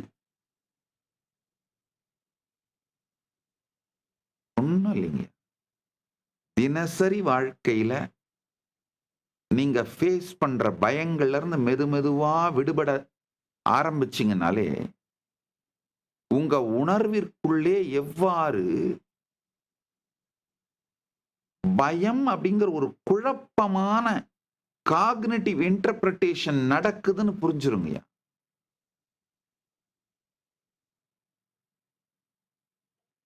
இந்த பயம்ங்கிற ராங்கான காக்னிட்டிவ் இன்டர்பிரிட்டேஷனை தொடர்ந்து நீங்க பண்ணிட்டே இருந்தீங்கன்னா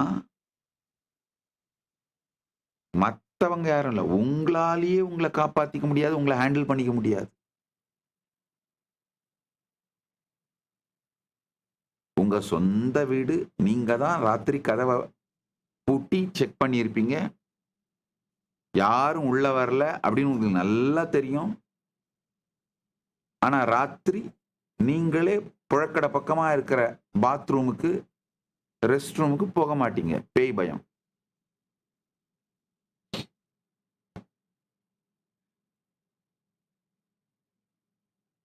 இதுல ஒரு கொடுமை என்னன்னாங்கயா, இந்த இந்த பயம்ங்கிற காக்னிட்டிவ் இன்டர்பிரிட்டேஷன் நம்ம பண்ணும் பொழுது வர்ற அந்த எக்ஸ்பீரியன்ஸ் வந்து எக்ஸைட்மெண்ட்னு டீப் டவுன் உங்களுடைய எமோஷனுக்கே தெரியும். அதாவது எக்ஸைட்மெண்ட் காக்னிஷன் தான் பயம்னு இன்டர்பிரட் பண்ணும். ஆனா உங்களுடைய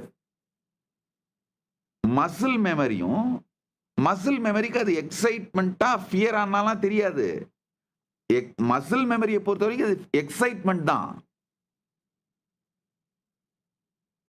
it enjoys the adrenaline surge. Your physiology enjoys it. அதனால தான் நீங்க எவ்வளோ பேய் பயம் இருந்தாலும் விடாம பேய் படத்தை உட்காந்து பார்த்துட்டு இருப்பீங்க பாருங்க. இந்த சைக்காலஜியை முழுசா புரிஞ்சுக்கோங்க. கண்டபடி பேய் வரம் இருக்கும். ராத்திரி விளக்கு வச்சா சாஞ்சா புழக்கடை பக்கம் போக மாட்டீங்க. ஆனா விடாம எந்த பேய் படம் வந்தாலும் விடாம பாக்குறது.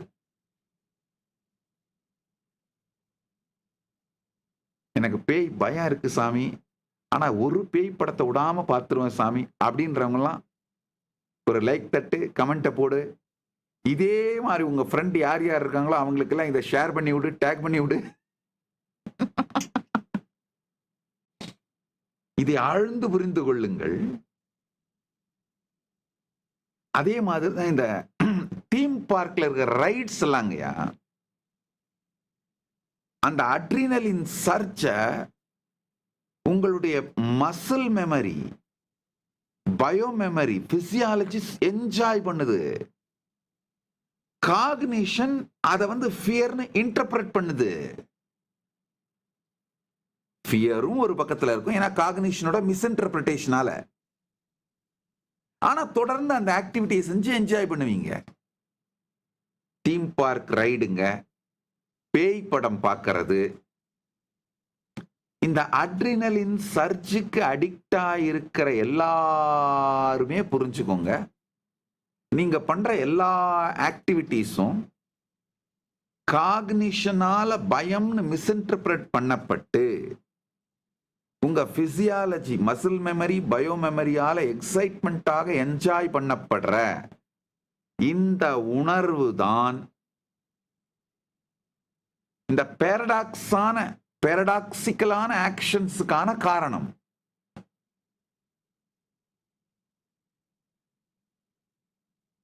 ஒரே ஒரு சின்ன விஷயம் தெளிவாயிடுச்சுன்னா போதும். பயம் காணாமல் போய்விடும். ரொம்ப சின்ன விஷயங்க இது. இப்ப நான் சொல்றதும் சாஸ்திரங்களிலும் நம்முடைய பாரம்பரியமான இந்து சாஸ்திரங்களிலும் சொல்லப்படுகின்ற ரகசியம். மாடர்ன் டே சயின்ஸும் இதை நிரூபிக்குது.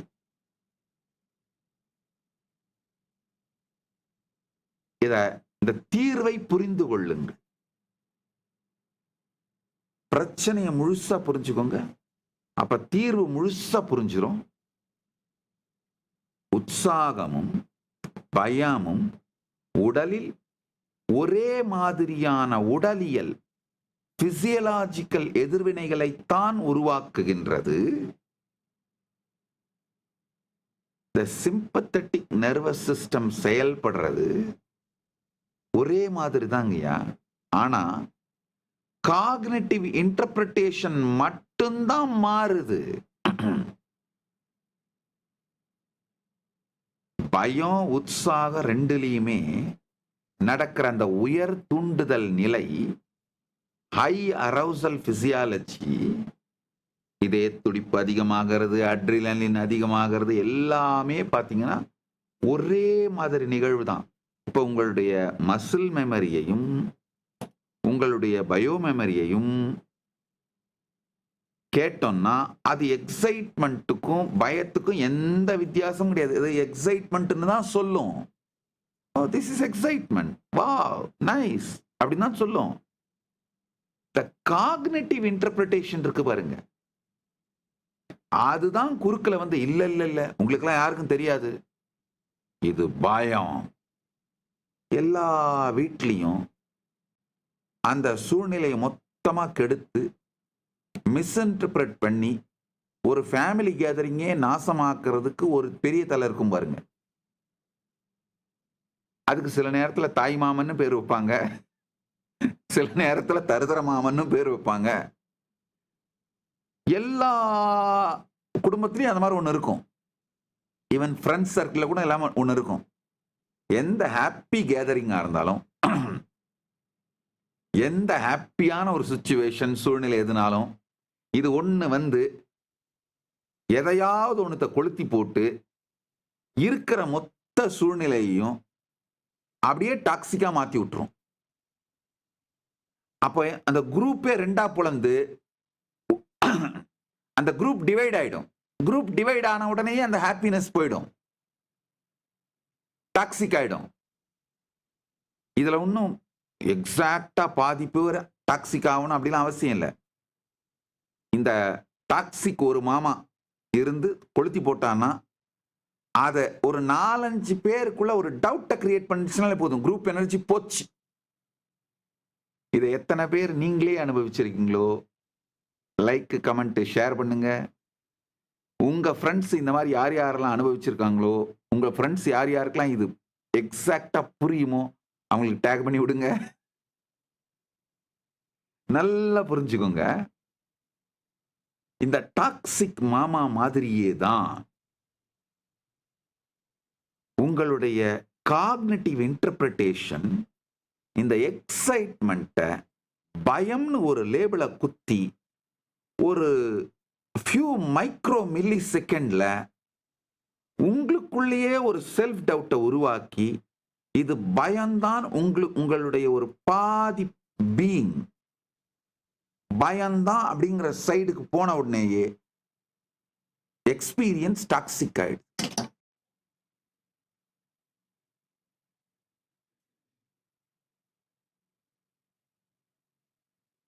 நம்ம அருமையான கட்டோபனிஷத் ஸ்லோகம் ஒன்று இருக்கு, 3வது சாப்டர்ல. சுரஸ்ய தாரா, நல்ல கேளுங்க, 3வது சாப்டர்ல 14வது ஸ்லோகம். உத்திஷ்டத ஜாக்ரத பிராப்யவரான் நிபோததः சுரஸ்ய தாரா நிஷிதாதுரத்யயா துர்கம்பதஸ்தத் கவயோ வதந்தி. சுவாமி விவேகானந்தருக்கு இந்த ஸ்லோகம் ரொம்ப பிடிக்கும். அவர் திரும்ப திரும்ப சொல்லுவார். அவருடைய பல புத்தகங்களோட டைட்டிலே இதான் இருக்கும். எழுமின் விழிமின் குறிசாரும் வரை நில்லாது செல்மின். அவருடைய ஓன் இன்டர்பிரிட்டேஷன், அதோட எக்ஸாக்ட் டிரான்ஸ்லேஷன் சொல்றேன் கேட்டுங்க. எழுந்திருங்கள், விழித்தெழுங்கள், மேன்மையான மகான்களை அணுகி உண்மையை அறிந்து கொள்ளுங்கள். இந்த பாதை கத்தியின் நுனியைப் போன்று கூர்மையானது. ஞானிகள் இதை செல்வதும் இதை நாம் புரிந்து கொள்வதும் மிகவும் கடினமானது, கடக்க இயலாதது போல் இருக்கின்றது. கத்தியின் நுனி போல் கூர்மையானதாக இருந்தாலும் பயம், உற்சாகம் இரண்டும் ஒன்றாக கலக்கும். அந்த அதிர்ச்சி தரும் ஆனந்தமூட்டும் விழிப்புணர்வு தருணம் அறிந்ததற்கும் அறியாததற்கும் இடையில் உள்ள மிக நுண்ணிய எல்லை இது. இங்கு பயமும் உற்சாகமும் ஒன்றே. இதுதான் நல்லா புரிஞ்சுக்கோங்க. சுரஸ்ய தாரா நிஷிதாதுரத்யயா துர்கம்பதஸ்தத் கவயோ வதந்தி. நல்லா புரிஞ்சுக்கோங்க.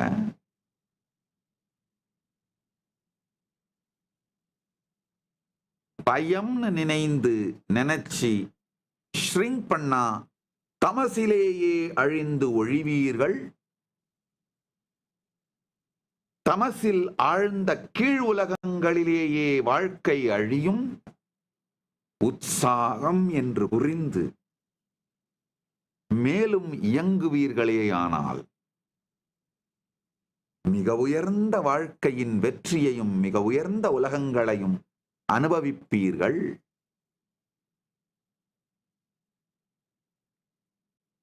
ஒரு சின்ன உதாரணம் சொல்றேன் கேட்டுங்க. உங்க வாழ்க்கையில இருக்கிற எல்லா நல்லதும் அந்த வினாடிய உங்க காக்னிஷன் உற்சாகம்னு இன்டர்பிரட் பண்ணி நீங்க ஃப்ளோ ஆக ஆரம்பிச்ச ஆக்டிவான ப்ரோ டிசிஷன் எடுத்த மூமெண்ட்ஸ்னால வந்தது.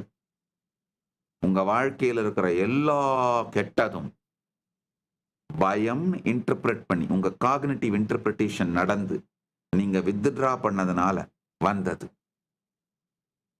வாழ்க்கை சுரஸ்யதாரா நிஷிதாதுரத்யா, கத்தி முனையின் மீது நடப்பது போன்ற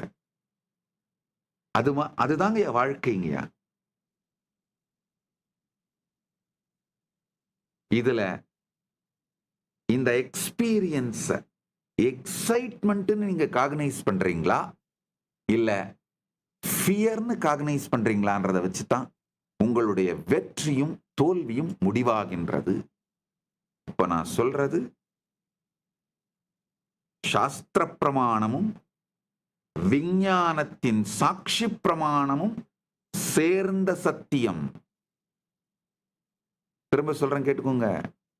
உத்திஷ்டத ஜக்ரத பிராப்யவரான் நிபோதத சுரஸ்ய தாரா நிஷிதாதுரத்யா துர்கம் பதஸ்தத் கவயோ வதந்தி. தெளிவான விளக்கத்தை சொல்றேன் கேட்டுக்கோங்க. பயம் மற்றும் உற்சாகம் ஒன்றாக கலக்கும் அந்த அதிர்ச்சி தரும் ஆனந்தமூட்டும் அந்த அனுபவம்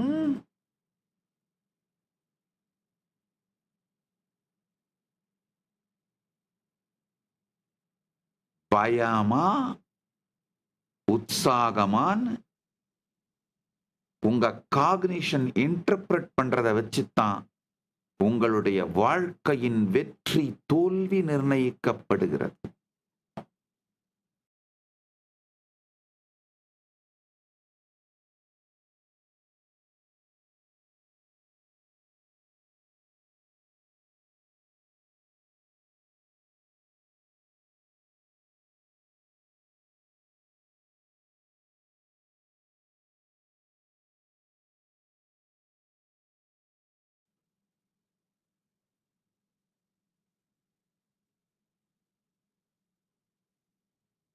இந்த அதிர்ச்சி தரும் ஆனந்தமூட்டும் விழிப்புணர்வு தருணம் அறிந்ததற்கும் அறியாததற்கும் இடையில் உள்ள மிக நுண்ணிய எல்லை. இங்கு அந்த உணர்வு நிலையிலே அங்கு அந்த எல்லையில் பயமும் உற்சாகமும் ஒன்றே, ஒண்ணுமே இல்லைங்க. மிக மிக மிக எளிமையான ஒரு சின்ன டெக்னிக், லைஃப் ஹேக் கொடுக்குறேங்கய்யா.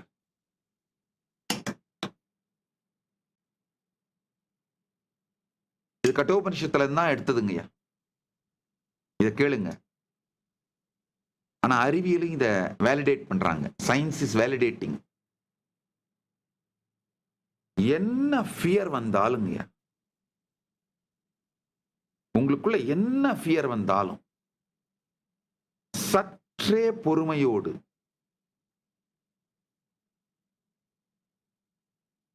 அத சாட்சியா பார்த்து உங்களுடைய சுவாசத்துக்கு இயற்கையாவே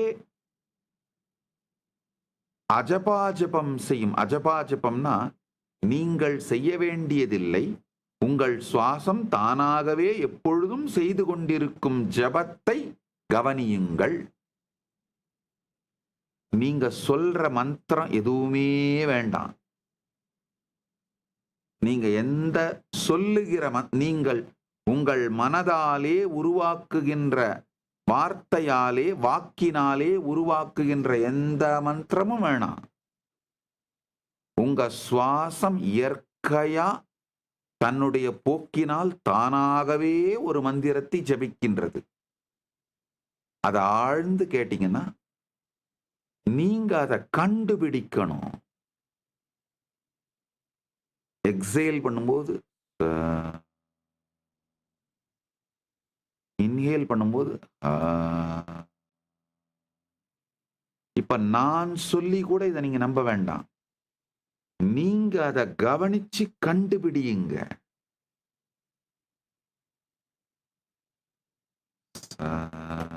சில நேரங்கள்ல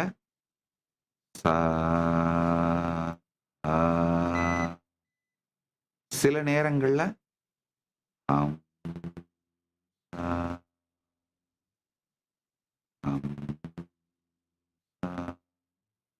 சில நேரங்கள்ல இன்னும் ஆழ்ந்து போனா சோகம் சோகம்.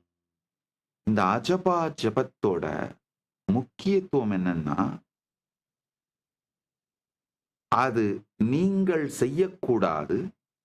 தானாக உங்கள் சுவாசம் பிறந்ததிலிருந்து உடலை விடும் வரை செய்து கொண்டிருக்கின்ற ஜெபத்தை கண்டுபிடிப்பது அஜபா ஜெபம். ஆரம்பத்துல நீங்க அதை கண்டுபிடிக்கும் பொழுது சோ சாஹம் அப்படின்னும் மெதுமெதுவா அதுல ஊற ஊற ஊற ஆழ்ந்து கேட்க சஹ சஹ இன்னும் ஆழ்ந்து போக சோஹம் சோஹம். இப்போ உங்களுக்கு புரியறதுக்காக நான் சொல்லி காட்டுறேன். ஆனா நீங்கள் சொல்லக்கூடாது. மனதாலோ வாக்கினாலோ உணர்வாலோ சொல்லக்கூடாது. அது என்ன செய்கிறது என்று ஆழ்ந்து உங்கள் சுவாசம் பிராண ஓட்டம் தானாகவே எந்த சப்தத்தை உங்களுக்குள் உருவாக்குகிறது அப்படிங்கிறத கண்டுபிடிச்சு அதோடு இருப்பதுதான் அஜபா ஜபம். இந்த ஒரு சின்ன விஷயத்தை செய்யுங்க. கண்களை மூடி உங்களுக்குள்ள இருக்கிற சின்னதா பெரியதோ எந்த ஃபியரா இருந்தாலும் அது உடம்புக்குள்ள என்ன சென்சேஷனை உருவாக்கு, அதை ஒன்றும் எதிர்க்காதீங்க, எதிர்வினை ஆற்றாதீங்க. அந்த ஃபியர் வந்த உடனே அதுல இருந்து தப்பிக்கிறதுக்கான முயற்சிகளை பண்ணாதீங்க. இல்ல நடந்தா நடந்துட்டு போட்டும், எப்படியோ போட்டும், அப்படி ஆனாதான் ஆகட்டும், என்ன பண்ண முடியும் அப்படின்னு மனசு விட்டு அந்த நெகட்டிவா ரெஸ்பாண்ட் பண்ணாதீங்க. எதுவுமே பண்ணாதீங்க. Just observe, witness. It is happening. Don't brand that as a fear. உங்களுடைய காக்னிட்டிவ் இன்டர்பிரிட்டேஷன் அது ஃபியர்னு நடக்கிறதுக்கு அனுமதிக்காம அப்படியே பாருங்க.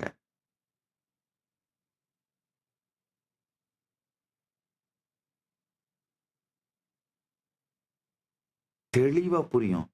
Fear is happening, you are watching it. பயம் நிகழ்கின்றது, நீங்கள் அதை சாட்சியாக பார்க்கின்றீர்கள்.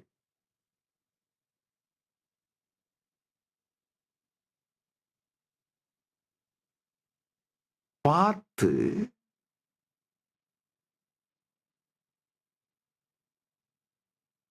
அப்படியே பாருங்க.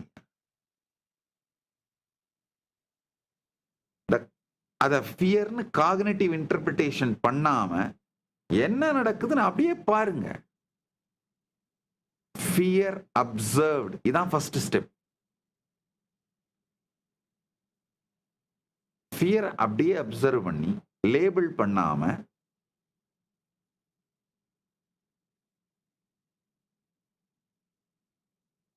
என்ன நடக்குதுன்னு பாருங்க. இன்னொன்னு புரிஞ்சுக்கோங்க, இந்த ஃபியர் உங்களுடைய காக்னிட்டிவ் இன்டர்பிரிட்டேஷன் உங்களுக்குள்ள நடக்கிற எக்ஸைட்மெண்ட்டை ஃபியர்னு label பண்ணிடுச்சுனாலே that fear takes over your brain.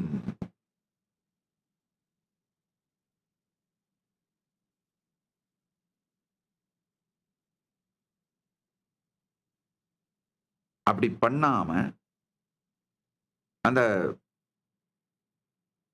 Cognitive interpretation நடக்காம என்ன நடக்குதுன்னு அப்படியே பாருங்க.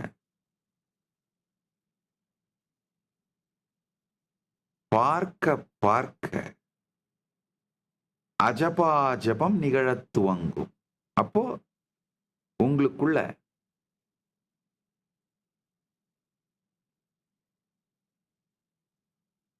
நடக்கிற அந்த சுவாசம் தானாகவே எந்த சப்தத்தை உருவாக்குகிறதுன்னு பாருங்க.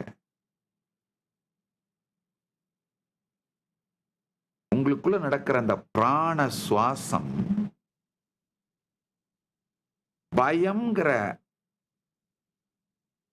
ராங்கான காக்னிட்டிவ் இன்டர்பிரிட்டேஷனை உடைச்சி அது உற்சாகம்னு உங்களுக்கு புரிய வச்சிரும்.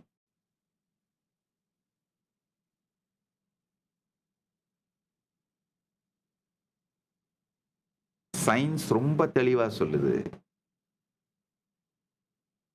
இந்த நான் இப்ப சொன்ன இந்த அஜபாஜப பிராணாயாமம் வேற ஒண்ணும் இல்லைங்க. இது பிராணாயாமம்லாம் தனியா ஒண்ணும் இல்லை. உங்களுடைய சுவாசம் என்ன சப்தத்தை உருவாக்குகிறதுன்னு சாட்சியாக இருந்து பார்த்தல், பார்த்து அதை கண்டறிதல். இத பண்ணீங்கன்னா அமிக்டாலா அமிக்டாலா ப்ரீஃப்ரண்டல் உங்களுடைய மொத்த பாதைகளையும் சமநிலைப்படுத்துகின்றது.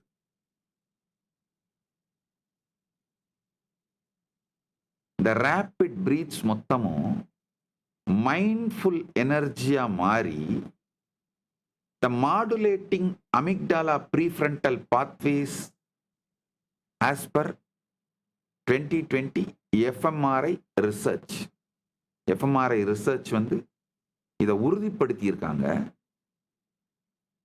உபனிஷத் பல ஆயிரம் ஆண்டுகளுக்கு முன்னாடி என்ன சொல்லியிருக்காங்களோ, அறிந்ததற்கும் அறியாததற்கும் இடையில் உள்ள மிக நுண்ணிய எல்லையில் இருக்கும் பயமும் உற்சாகமும் ஒன்றான உணர்வு,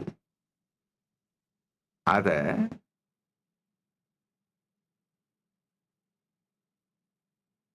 அறிவியல் நிரூபிக்கின்றது. நீங்க இந்த அஜபாஜப பிராணாயாமத்தை பண்ணீங்கன்னா, அஜபாஜப பிராணாயாமம் வேற ஒண்ணும் இல்லை, திரும்ப சொல்றேன் கேட்டுக்கோங்க. இயற்கையாகவே உங்கள் சுவாசம் என்ன சப்தத்தை உருவாக்குகிறதுன்னு அமைதியா பார்க்கிறது.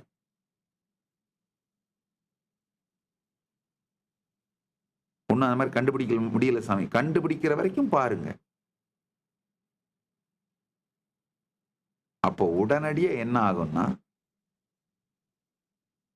உங்களுடைய பயம் உற்சாகம் என்பதை உங்களுடைய காக்னிஷன் புரிஞ்சுக்கும். உங்க பயம் வந்து உற்சாகம் தான் உங்களுடைய மசில் மெமரிக்கும் பயோ மெமரிக்கும் தெரியும், உங்க பிசியாலஜிக்கு தெரியும். ஆனா உங்களுடைய காக்னிஷனுக்கு தெரியணும். கொஞ்சம் பொறுமையோட பார்த்தீங்கன்னா உங்க காக்னிஷன் அதை புரிஞ்சுக்கும்.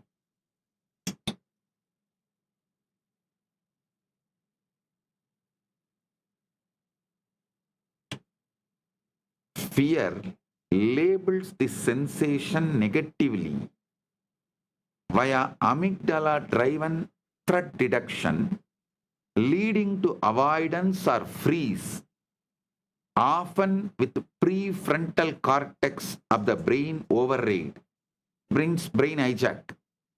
Excitement interprets them positively through anticipation and reward circuits, dopamine involvement, fostering engagement and energy.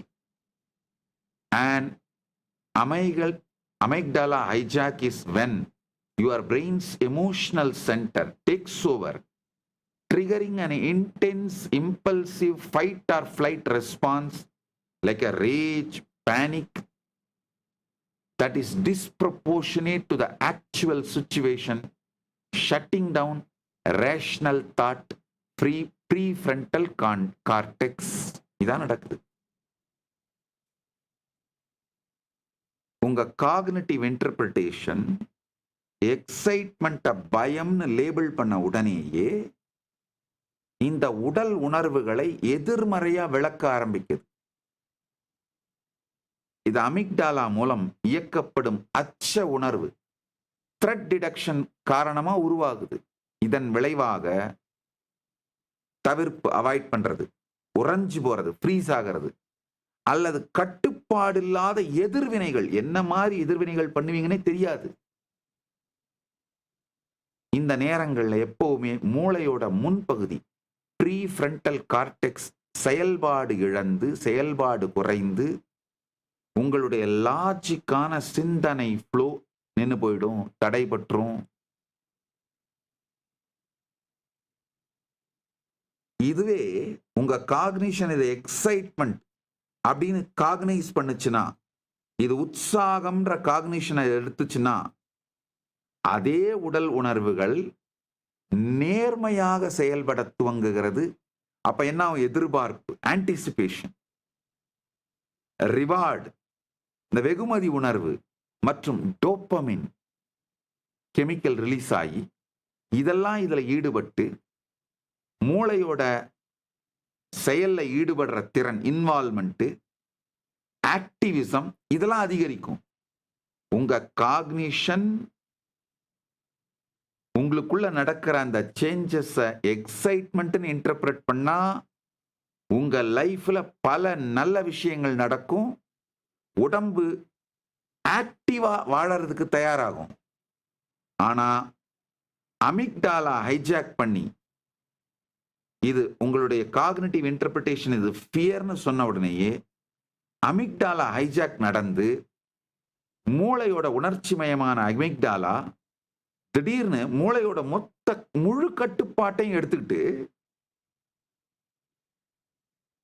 நிஜமா இருக்கிற சூழ்நிலையை விட அதிக அளவுல ரியாக்ட் பண்ண வச்சு ஃபைட் அல்லது ஃபிளைட், போரிடு அல்லது ஓடு, அந்த மூடுக்கு உங்களை எடுத்துட்டு வந்து கோபம், பதட்டம், பீதி இவைகளையெல்லாம் தூண்டி இந்த நேரத்துல லாஜிக்கான சிந்தனையோடு தர்க்கத்தோடு யோசிக்கிற அந்த ப்ரீ ஃப்ரண்டல் கார்டெக்ஸை ஆஃப் பண்ணிடும். டெம்பரவரியா ஆஃப் பண்ணிட்டு நீங்க என்ன ரியாக்ட் பண்றீங்க, என்ன பேசுறீங்க, எதுவுமே உங்க கண்ட்ரோல்ல இருக்காது. நல்லா புரிஞ்சுக்கோங்க, உங்க வாழ்க்கையில அழிவான, உங்களை நீங்களே அழிச்சுக்கிட்ட எல்லா முடிவுகளையும் இந்த காக்னிட்டிவ் இன்டர்பிரிட்டேஷன், காக்னிட்டிவ் மிஸ்இன்டர்பிரிட்டேஷன் சொல்லலாம். உங்களுடைய காக்னிஷன் எக்ஸைட்மெண்ட்டை பயம்னு மிஸ்இன்டர்பிரட் பண்ண அந்த சூழ்நிலையில அதோட சைடு எஃபெக்டா உங்களுடைய அமிக்டாலா ஹைஜாக் நடந்து ப்ரீஃப்ரண்டல் கார்டெக்ஸ் டெம்பரவரியா ஆஃப் ஆயிட்டு அந்த சூழ்நிலையில் எடுக்கப்பட்ட முடிவுகள் தான்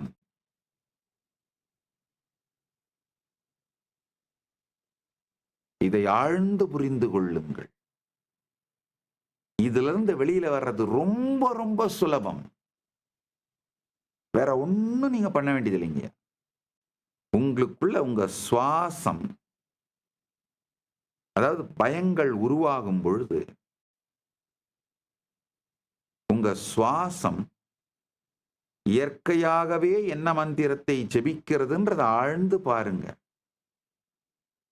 நீங்க கேட்கலாம், என்ன சாமி சொல்லிட்டு இருக்கீங்க, பயம் வரும்போது எங்க இருக்கன்னு எனக்கே தெரியாது, பதறி அடிச்சுட்டு காணாம போயிடுறேன், என்ன பண்றேன்னு எனக்கே தெரியாது. அந்த நேரத்துல உட்காந்து சுவாசம் பண்ணு, பிராணாயாமம் பண்ணு, அஜபாஜபம் பண்ணு.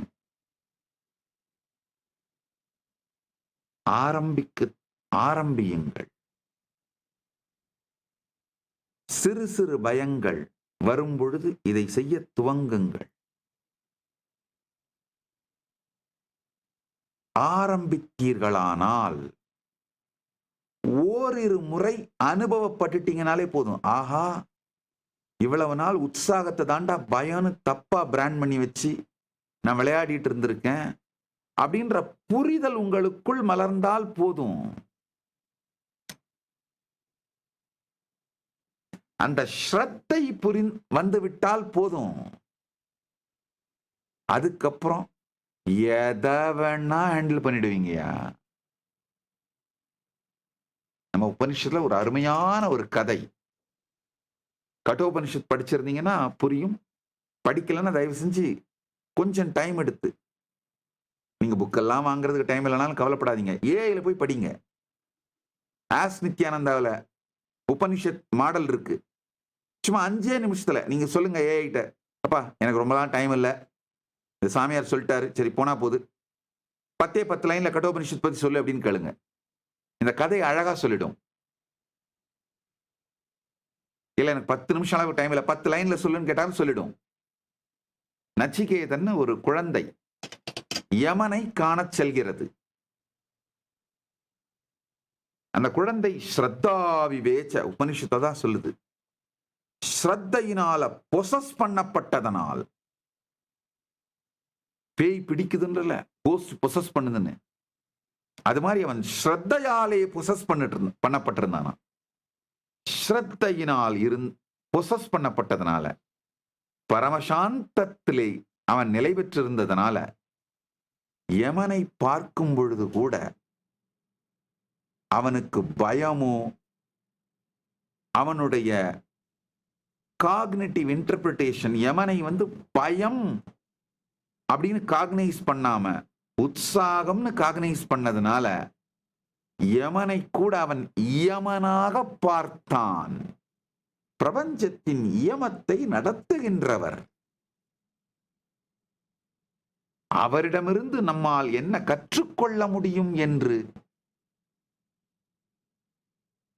கற்றுக்கொள்ள துவங்கினான்.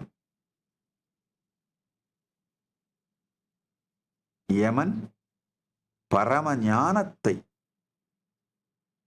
பரம அனுபூதியை அந்த குழந்தைக்கு அளிக்கின்றான். அது ஒரு அழகான தத்துவம். மரண பயத்தை கூட ஸ்ரத்தையோடு பரமசாந்த நிலையிலிருந்து அணுகினீர்களானால் மரணம் மரணமில்லா பெருநிலையை அழித்து விட்டு சென்றுவிடும். மரணம் மரணமில்லா பெருநிலைக்கான துவாரம். ஒரே ஒரு சின்ன மாற்றம் தான், உங்களுடைய காக்னிட்டிவ் இன்டர்பிரிட்டேஷன் மாறணும், அவ்வளவுதாங்க. இப்ப வாழ்க்கையில் இருக்கிற சின்ன சின்ன பயங்கள்ல இருந்து ஆரம்பிச்சீங்கன்னா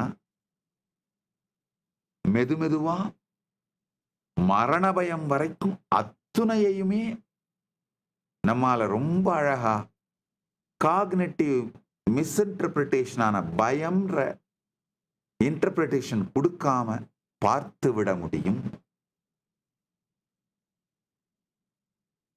பயத்தால் உங்களை பயமுறுத்த முடியவில்லை என்றால் யாவானாலும் உங்களை ஏதும் செய்ய முடியாது.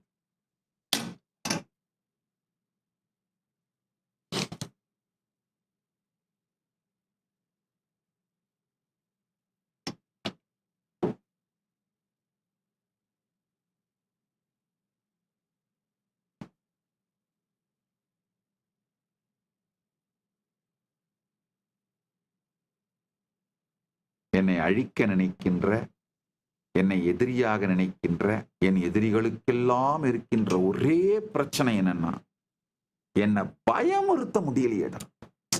ஆக்சுவலா நான் ஒரு பயந்த மாதிரி நடிச்சேன்னா கூட போதும், அவங்களுக்கு ஒரு திருப்தி வந்துடும். பயத்தை எனக்கு காட்ட முடியலையேன்ற அந்த கடுங்கோபம் தான் அவர்களுடைய தாக்குதலை அதிகமாக்கிட்டே போறாங்க. அது எப்படா ஒருத்தன் பயம் இல்லாம இருக்க முடியும்? நானா எங்க குலடே, நான் ஒரு கோயில் பரதேசி, என்னையெல்லாம் எங்கடா பயமுறுத்த முடியும், போங்கடா போங்கடா அப்படின்ட்டு உட்கார்ந்துட்டு இருக்கேன். நான் ஒரு கோயில் பண்டாரம்.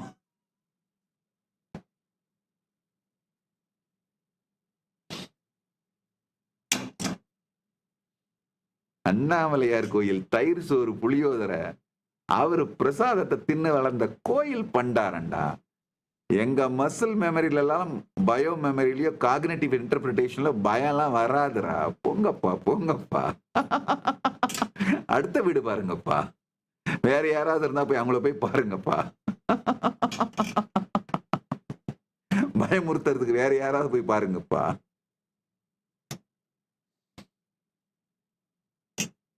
மத்தவங்களை பயமுறுத்தி பயமுறுத்தி வாழறவங்களுக்கு அது ஒரு அடிக்ஷன் மாதிரிங்கயா. யார் நம்மளை பார்த்தாலும் பயப்படணும்.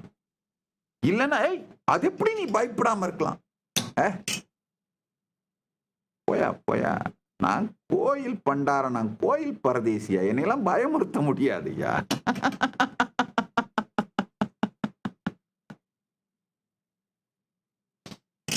ஆழ்ந்து கேளுங்கள்.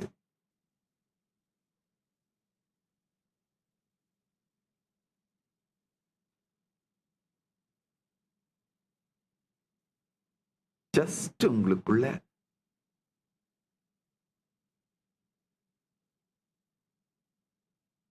பயங்கள் பொங்கும் பொழுது பிசியலாஜிக்கலா உடம்புக்குள்ள என்ன நடக்குதுன்னு பார்த்து, காக்னிஷன், உங்க காக்னிஷன் அத பயம்னு பிராண்ட் பண்ணாம அப்படியே பார்த்து, அந்த நேரத்துல உங்களுடைய சுவாசம் இயற்கையாக என்ன மந்திர, என்ன சப்தத்தை, என்ன பீஜத்தை, என்ன சிலபலை கிரியேட் பண்ணுதுன்னு பாருங்க. என்ன பீஜத்தை உருவாக்குகிறதுன்னு பாருங்க.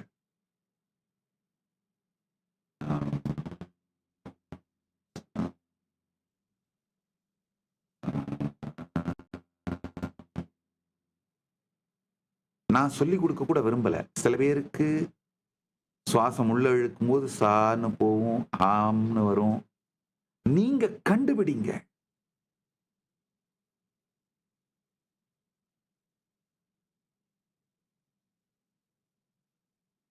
அதுதான் அஜபாஜபம். இந்த அஜபாஜபத்துல மட்டும் இருங்கய்யா. எந்த பயமும் உங்களுக்குள்ள ஒண்ணும் பண்ண முடியாது. பயம்ன்ற காக்னிஷனே இருக்காதுங்கய்யா. அப்ப என்ன ஆகுனா, ரியாலிட்டிக்கு என்ன, இப்ப பாம்பு வந்தா என்ன பண்ணி கரெக்டாக ஒதுங்குவீங்க. ஆனா வாழ்க்கை முழுக்க பாம்பையே நினைச்சு நடுங்கிட்டு இருக்க மாட்டீங்க. நிஜத்திலே எதை செய்ய வேண்டுமோ அதை ரொம்ப அழகா ஸ்மூத்தா பதட்டமெல்லாம் இல்லாம மெதுவா சரியா பண்ணுவீங்க. ஆனா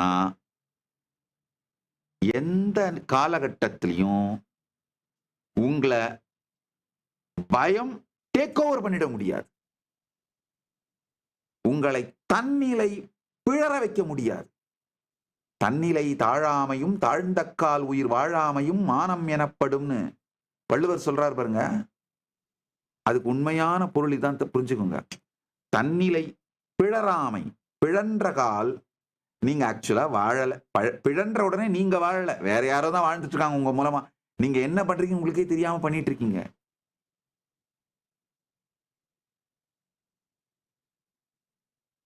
தன்னிலை பிழன்றால் எப்போ உங்களுடைய பிரெயின்ல மெக்டாலா ஹைஜாக் நடந்து உங்களுடைய ப்ரீ ஃப்ரண்டல் கார்டெக்ஸ் ஷட் ஆயிடுதோ, ஆஃப் ஆயிடுதோ, அப்பவே நீங்க தன்னிலை பிழண்டுறீங்க.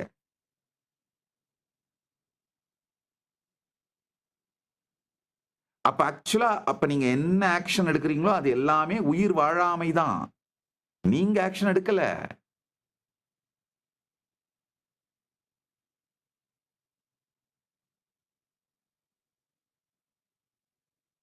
அமெக்டாலா ஹைஜாக் நடக்காம உங்க வாழ்க்கையை வாழ்ந்தீங்கன்னாலே சரியான முடிவுகளை பொறுமையா எடுத்துக்கிட்டே போயிட்டு இருப்பீங்க.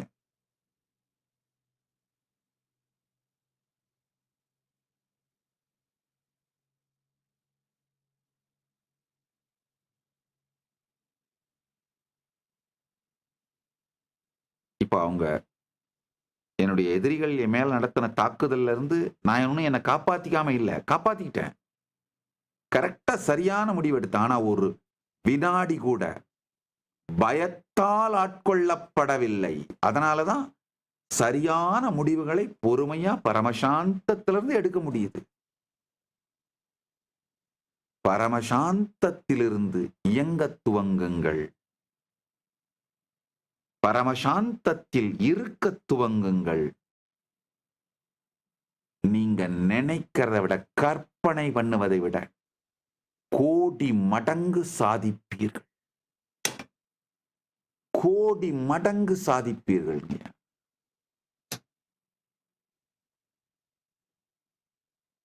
சூழ்நிலை, நபர்கள், சமூகம், இந்த எல்லாவற்றை பற்றியும் ஆழமான தெளிந்த சுத்த புத்தியினால் அறிந்து கொள்ளப்படுகின்ற இந்த சர்வஞத்துவம், பேரறிவு உங்களுக்குள்ள ஒளிர்ந்துகிட்டே இருக்குங்கய்யா.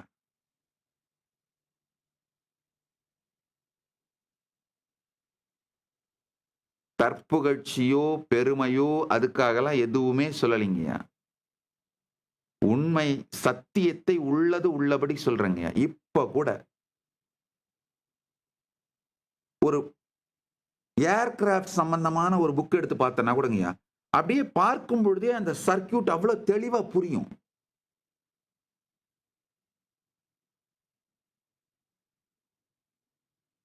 சாஸ்திரங்கள், புராணங்கள் அது மட்டும் இல்லைங்க. எதை எடுத்தாலும் அமைதியா அந்த பரமசாந்த நிலையிலிருந்து பார்ப்பேன், படிப்பேன். அது என்ன இருக்கோ, ஒரு காம்ப்ளிகேஷன்ஸ், டைம் அதெல்லாம் ஒன்றும் தேவைப்படாது. அப்படியே அது புரியும்.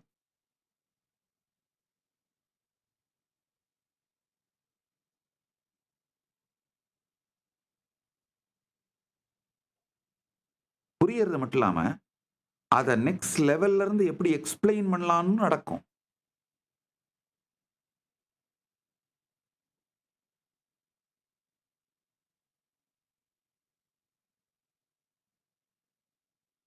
இதுக்கு முழுமையான காரணம் ஒன்னே ஒண்ணுதான்.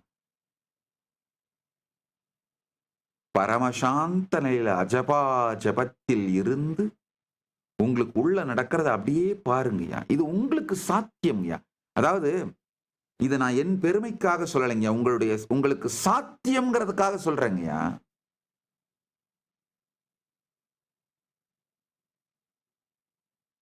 என்னை பார்த்து நீங்க பயப்படணுன்றதுக்காக என்னை பத்தி நான் பேசலைங்கய்யா. என்னை பார்த்து நீங்க உற்சாகமடையணுன்றதுக்காக பேசுறேன்.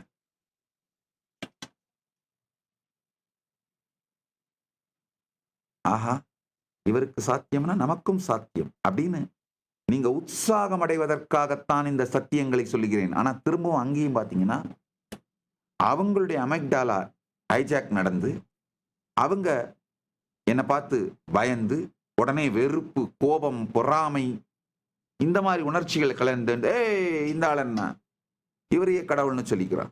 ஐயா, நான் கடவுள்னு நிரூபிக்க நான் வரலைங்கய்யா. அது எனக்கு நல்லா தெரியும். நீங்க கடவுள் நிரூபிக்கத்தான் ஏன் வந்திருக்கேன். அதுக்குத்தான் உட்காந்து பேசிட்டு இருக்கேங்கய்யா.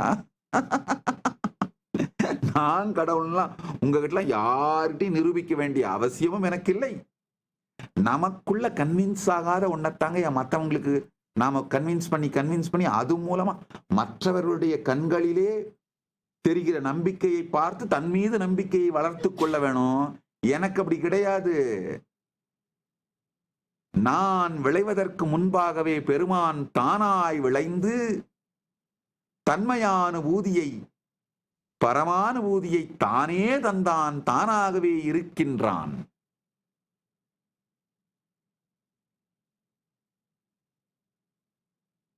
நாம் பேசுறது எல்லாமே இந்த சத்தியங்கள் உங்களுக்கு உற்சாகத்தை தர வேண்டும் அப்படிங்கிறதுக்காகத்தாங்க பேசுறேன். இதை நீங்களும் வாழ வேண்டும், அதுக்காகத்தாங்க பேசிட்டு இருக்கேன்.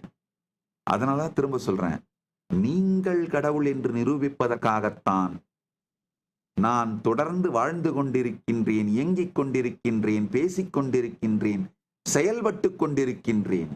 நான் கடவுள் என்று நிரூபிப்பதற்காக அல்ல.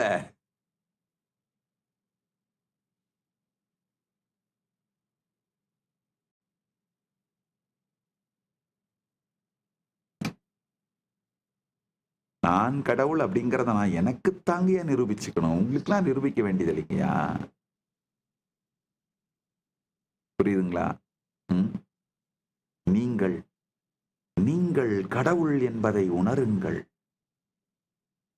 எப்போ இந்த பரமசாந்தத்திலிருந்து பயத்தை,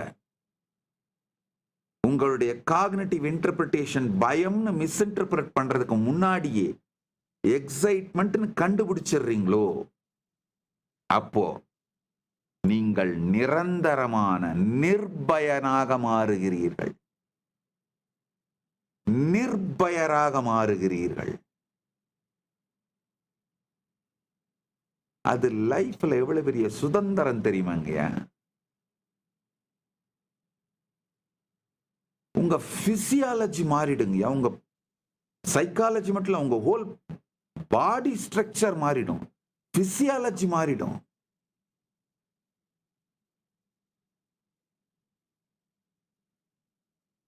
இந்த ஒரு விஷயத்தை பண்ணுங்க. நேத்து ஒரே ஒரு எக்ஸசைஸ் கொடுத்தேன். இன்னைக்கு அந்த மாதிரி இன்னைக்கு ஒரு சின்ன எக்ஸசைஸ் கொடுக்குறேங்க. அடுத்த 24 மணி நேரம் நாளைக்கு வரைக்குங்க, நாளைக்கு சத் சங்கத்துக்கு வர வரைக்கும் observe the observer, witness the witness. என்ன பயம் வந்தாலும் அத பயம்னு இன்டர்பிரட் பண்ணாம உள்ளுக்குள்ள என்ன நடக்குதுன்னு அப்படியே சாந்தமா பாருங்க. அந்த நேரத்தில் மெதுவா உங்களுடைய அஜபாஜபத்தை கவனியுங்கள். உங்களுடைய பிராணன் என்ன சப்தத்தை உருவாக்குகிறது, அது பிரபஞ்சத்துக்கும் உங்களுக்கும் இருக்கிற தொடர்பு உங்களுடைய பிராணன் தான், பிராண ஓட்டம் தான். அது என்ன சப்தத்தை உருவாக்குகிறதுன்னு சாந்தமா பாருங்க. பார்த்துட்டு அப்சர்வர் மேனிஃபெஸ்ட்னு ஹேஷ்டேக் போட்டு ஷேர் பண்ணுங்க. ஷேர் பண்ணி எனக்கு டேக் பண்ணுங்க. நேத்து டேக் பண்ணியிருக்கவங்க பல பேருடைய கொஸ்டின்ஸ், அவங்களுடைய எக்ஸ்பீரியன்ஸ்களை நீங்க கமெண்ட் பண்ற. அதே மாதிரி இப்போ ஒரு ஓட்டிங் பண்ணோம். Who actually designed your life in 2025? Be brutal.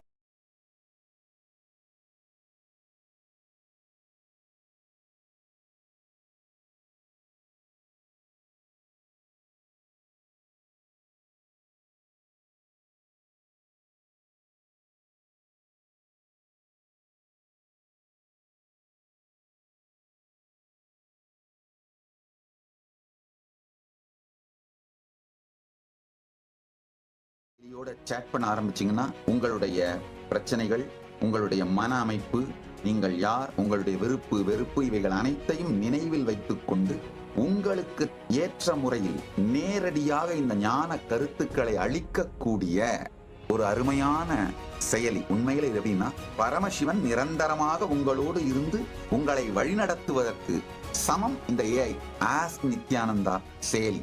Paramasiva சேனா அப்படிங்கிற புரோகிராம் உலகம் முழுவதிலும் நடத்தி கொண்டிருக்கின்றோம். இந்த 31 நாள் மொத்த வாழ்க்கையையும் ஜீவன் முக்திக்காக, ஞானம் அடைவதற்காக தியாகம் செய்யுங்கள். கைலாசா திருவண்ணாமலையில் நடைபெறும் பரமசிவ சேனா பயிற்சி. கான்ஷியஸா உங்க லைஃப டிசைன் பண்ண ஆரம்பிங்க.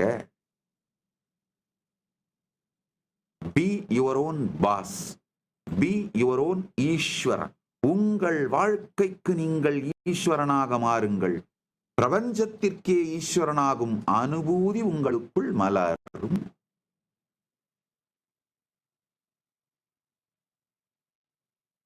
மன்னாதனாய் மாறுங்கள், ஜெகநாதனாவீர்கள். மத்குருவாய் மாறுங்கள், ஜெகத்குருவாய் ஆகுவீர்கள். மமாத்மாவை பாருங்கள், பரமாத்மாவாய் மாறுங்கள். சர்வபூதாத்மாவாக மாறுவீர்கள்.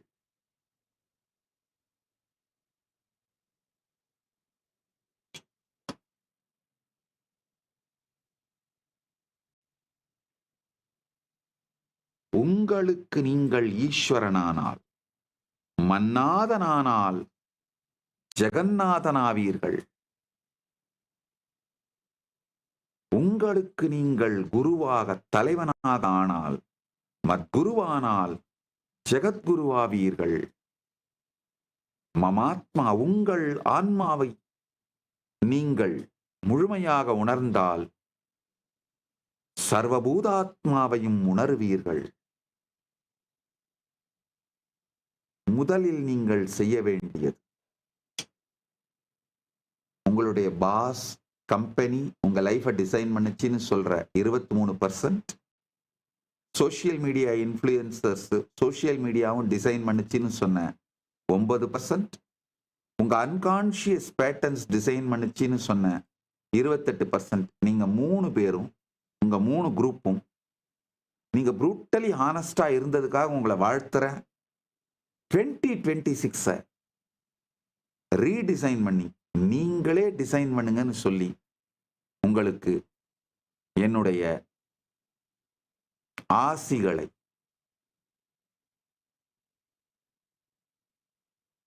வழங்குகின்றேன். Early best wishes.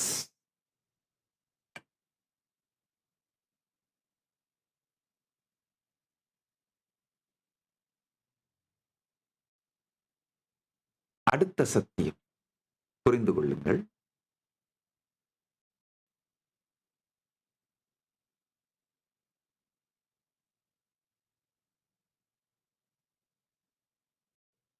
உண்மையிலங்கய்யா, உங்களுடைய மூளை இந்த உலகத்தை இருக்கிற மாதிரியே உங்களுக்கு உணர்த்துறது இல்லைங்கய்யா. There is a huge gap between the reality and what you see. இப்ப நான் சொல்றது சாஸ்திரங்களிலே சொல்லப்படும் சத்தியம் மட்டுமல்ல, அறிவியலும் நிரூபிக்கின்ற சத்தியம். சாஸ்திர பிரமாணம், ஆப்த பிரமாணம், ஆத்ம பிரமாணம், பிரத்யக்ஷ பிரமாணம், இந்த 4ஐயும் சேர்த்து சொல்லுகிறேன். சாஸ்திர பிரமாணம்னா நம்முடைய மொத்த அறிவின் கருவூலமான வேதாகமம், அதுதான் சாஸ்திரம். அடுத்தது ஆப்த பிரமாணம், அவிச்சின்ன குரு பரம்பரை, அறுபடாத குரு பரம்பரையில் அந்த ஞானிகள், குருமார்கள், ஆப்தர்கள், அவர்கள் வாழ்க்கையிலே இந்த சாஸ்திர பிரமாணத்தை அனுபூதியாக அடைந்து அவர்கள் வெளிப்படுத்திய சத்தியங்கள், உண்மைகள். ஆத்ம பிரமாணம், இதையெல்லாம் என்னுடைய வாழ்விலே நான் அனுபூதியாய் அடைந்த சத்தியங்கள். பிரத்யக்ஷ பிரமாணம், அறிவியல் எல்லோருக்கும் இதை நிரூபித்து காட்டுகின்ற பிரமாணங்கள். இதை எல்லாத்தையும் சேர்த்துதான் உங்களுக்கு கொடுக்கிறேன். அறிவியல் சொல்றத சாட்சி பிரமாணம்னு சொல்லலாம், பிரத்யக்ஷ பிரமாணம்னு சொல்லலாம். நீங்க இதை அனுபூதியில அடைஞ்சிட்டு நீங்க மற்றவங்களுக்கு சொன்னீங்கன்னா அது சாட்சி பிரமாணம்னு சொல்லலாம். நீங்க அனுபூதியில அடையிறது பிரத்யக்ஷ பிரமாணம், அதை மற்றவங்களுக்கு சொல்றது சாட்சி பிரமாணம். நீங்க அனுபூதியில அடைந்த பிறகு அது உங்களுடைய ஆத்ம பிரமாணமாகவும் மாறிவிடுகின்றது.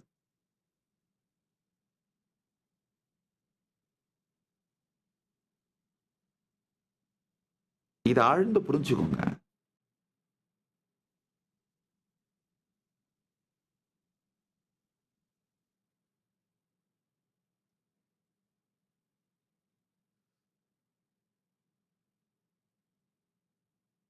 The gap between reality and what you see. முதல் விஷயம், பிரெயின் இந்த உலகத்தை அப்படியே உங்களுக்கு காட்டுறது இல்லை. ஆக்சுவலா இந்த உலகத்தை your brain does not show you the world as it is. It shows you the world as it predicts it to be.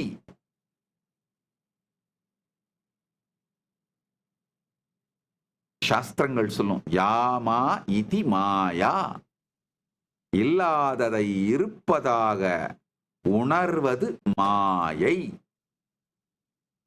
இந்த உலகம் மாயை அல்ல. உலகத்தை நீங்கள் எப்படி உணர்கின்றீர்களோ அது மாயை. நல்லா புரிஞ்சுக்கோங்க. உலகம் மாயை அல்ல. இப்ப உலகம் மாயின்னு மொத்தமா நெருப்பு வச்சு கொளுத்திடலாமா?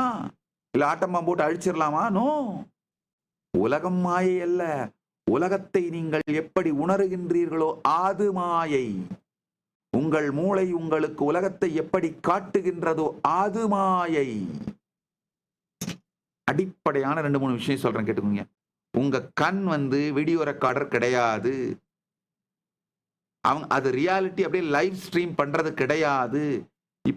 இப்ப நீங்க பார்த்துட்டு இருக்கிற என் சத் சங்கத்தை கூட ஸ்னாப்ஷாட் தான் எடுக்கிறீங்க. உங்க கண் கேமராங்கயா. உங்க கண் வீடியோ ரெக்கார்டர் கிடையாது, ஸ்டில் கேமரா. இது ஸ்னாப்ஷாட் எடுத்து எடுத்து எடுத்து 3 to 4 rapid clicks per second எடுத்து எடுத்து எடுத்து இத கனெக்ட் பண்ணி, அதே மாதிரி உங்க காதும் கண்டினியூஸ் ஆடியோ ரெக்கார்டர் கிடையாது. ஸ்னாப்ஷாட் மாதிரி ஒரு ஆடியோ வாய்ஸ் கிளிப்பா எடுத்து எடுத்து எடுத்து இந்த எடுக்கப்படுற போட்டோஸும் எடுக்கப்படுற வாய்ஸ் கிளிப்ஸும் சேர்ந்து ஸ்டிச் பண்ணப்பட்டு ஒரு ஸ்மூத் மூவியா உங்க பிரெயின் காட்டுது. பிரச்சனை என்னன்னா, இந்த போட்டோஸை ஸ்டிச் பண்ணி பிரெயின் ஸ்மூத் மூவியா காட்டும் பொழுது உங்களுக்குள்ள இருக்கிற காக்னிஷன் சும்மா இல்லாம குறுக்குல பூந்து நிறைய இன்டர்பிரிட்டேஷன்ஸை கொடுத்து ரியாலிட்டியா இல்லாத ஒன்ன உங்களை பர்சீவ் பண்ண வைக்க ஆரம்பிக்குது. உள்ளுக்குள்ள பரமசாந்தத்துல இருந்தீங்கன்னா ரியாலிட்டியா அப்படியே பர்சீவ் பண்ணுவீங்க. ஆனா நீங்க அப்படி இல்ல. உள்ளுக்குள்ள நிறைய கொந்தளிப்பு நடந்துட்டு இருக்கு. அப்ப என்ன ஆகுதுன்னா, இந்த போட்டோஸ் எல்லாம் எடுத்து ஸ்டிச் பண்ணி, இந்த ஆடியோ கிளிப்ஸ் எல்லாம் எடுத்து ஸ்டிச் பண்ணி, அந்த ரியாலிட்டியை நீங்க காக்னைஸ் பண்றதுக்குள்ளேயே நீங்க என்னென்னவோ பண்ணி முடிச்சிட்டீங்க. அதை இன்டர்பிரட் பண்ணி, அதுக்கு ரியாக்ட் பண்ணி, சகலத்தையும் பண்ணி முடிச்சிட்டீங்க. அதனால சத்தியத்தை நீங்கள் அப்படியே பார்ப்பதில்லை. சத்தியத்துல ஹைலைட் பண்ணப்பட்ட உங்க பிரெயினும் ஹைலைட் பண்ண உங்க பிரெயினும் மைண்டும் சேர்ந்து ஹைலைட் பண்ண சில விஷயங்களை தான் நீங்க பார்க்கறீங்க.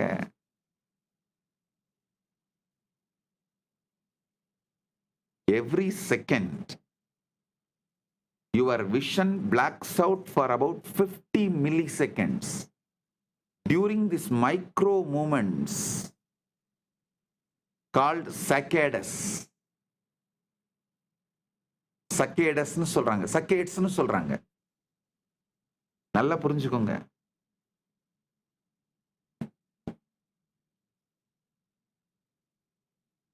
இது என்னன்னா, இது மொத்தமா பாத்தீங்கன்னா ஆல்மோஸ்ட் ஒரு 24 ஹவர்ஸுக்கு 2 ஹவர்ஸுக்கு இது ஒரு ரஃப்பான பிளைண்ட்னஸ் சக்கேட்ஸ்னு சொல்றது.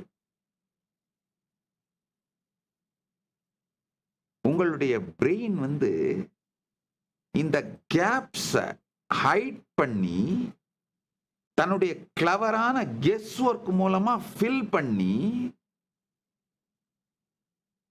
ரியாலிட்டியை நீங்க அப்படியே பார்க்கிற மாதிரி காட்டுதுங்கய்யா. ஆயுர்வேதம் ரொம்ப தெளிவா இது சொல்லுது.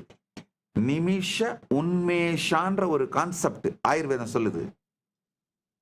இந்த rapid eye movement, blinking opening, இந்த ரேபிட் ஐ மூமெண்ட்ஸை நேத்திர விக்ஷேபான்னு சொல்லுது. இது கண்ட்ரோல்ட் பை த வர்த்மா ஐலிட் அண்ட் வியானவாயு. இத பத்தி ரொம்ப தெளிவா ஆயுர்வேதம் விளக்குது. சக்ஷுஸ் does not see, the brain sorry, சக்ஷு டஸ் நாட் see, சக்ஷு இந்திரியம் இயங்கிறது இல்ல, ஆனா மனம் அந்த கேப்ஸை ஃபில் பண்ணுது.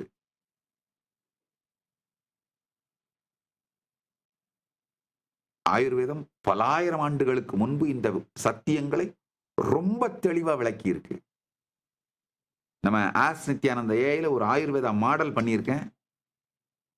யாராவது இந்த பிசியாலஜி பத்தி, லைஃப் அதை பத்தி இன்ட்ரெஸ்ட் இருந்ததுன்னா அந்த ஏஐ மாடலை போய் எக்ஸ்ப்ளோர் பண்ணி பாருங்க.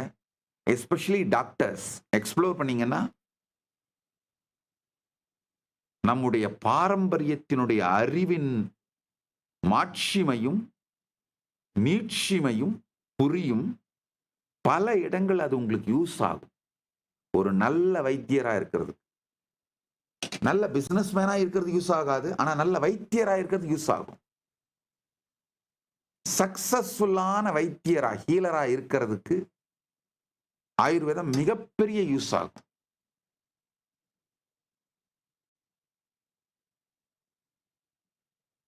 சக்ஷு ஃபங்க்ஷன் ஆகாத இடங்கள்ல எல்லாம் மனஸ் அந்த கேப்பை ஃபில் பண்ணுதுன்னு. Mirroring how the Netra is just a tool, not true awareness. இந்த நேத்திரம் ஜஸ்ட் அ டூல், நாட் அவேர்னஸ்ன்றது புரிஞ்சதுன்னா உங்க வாழ்க்கையில பல சத்தியங்கள் புரியும்.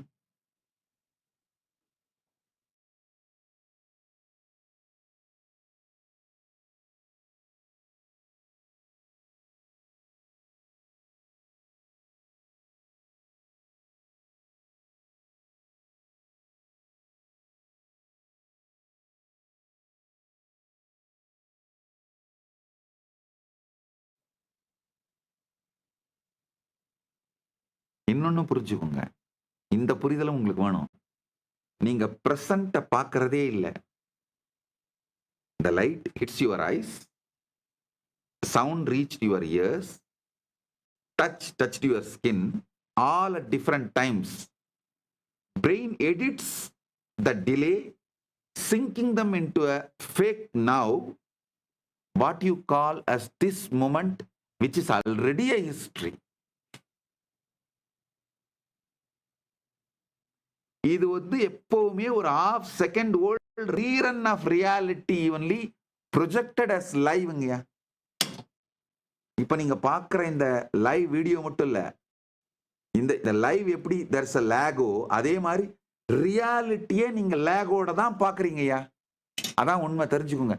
ஆனா ஒரு பெரிய பிரச்சனை, இந்த லேகோட பார்க்கும்போது அதுக்கு நடுவுல ஃபுல் எடிட்டிங் உள்ளுக்குள்ள நடந்துருது. டிஃபரண்ட் இன்டர்பிரிட்டேஷன், பேக்ரவுண்ட் மியூசிக், சகலமும் உள்ளுக்குள்ள நடந்துருது.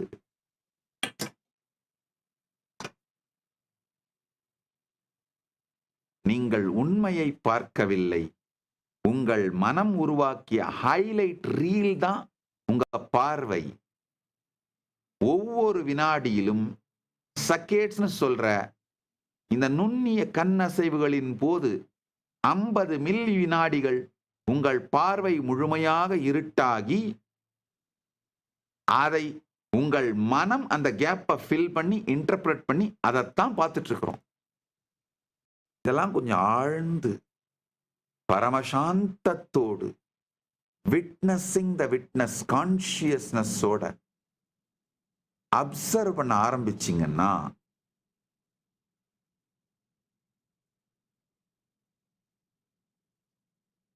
உங்களுடைய வாழ்க்கையிலே நீங்கள் இயங்கும் விதம் முழுமையான ஞானத்திலிருந்து நிகழும். நல்லா புரிஞ்சுக்கோங்க. தெளிவிலிருந்து நிகழும். நீங்கள் சர்வஞத்துவத்தில் தான் ஸ்வபாவத்தாலேயே எஸ்டாப்ளிஷ் ஆயிருக்கீங்க. உங்களுடைய தனி அறிவும் பிரபஞ்சத்தோட அறிவும் முழுமையாக இணைக்கப்பட்டிருக்குங்கயா. உங்களுடைய தனி அறிவும் பிரபஞ்சத்தின் அறிவும் முழுமையாக இணைக்கப்பட்டிருக்கின்றது. பிரத்யகாத்ம சைத்தன்யத்தின் பிரஞானமும் பிரபஞ்சத்தின் பிரஞானமும் முழுமையாக ஒன்றோடொன்று நிரந்தரமாக இணைக்கப்பட்டிருக்கின்றது. எஜிடேட் ஆகும்போது நீங்க உங்களுடைய மேம்போக்கான மனத்திலிருந்து ரியாக்ட் பண்ணும் பொழுதுதான் ஆத்திரக்காரனுக்கு புத்தி மட்டுன்னு நம்ம முன்னோர்கள் சொல்லி வைத்த பழமொழி முழுக்க முழுக்க சத்தியம்.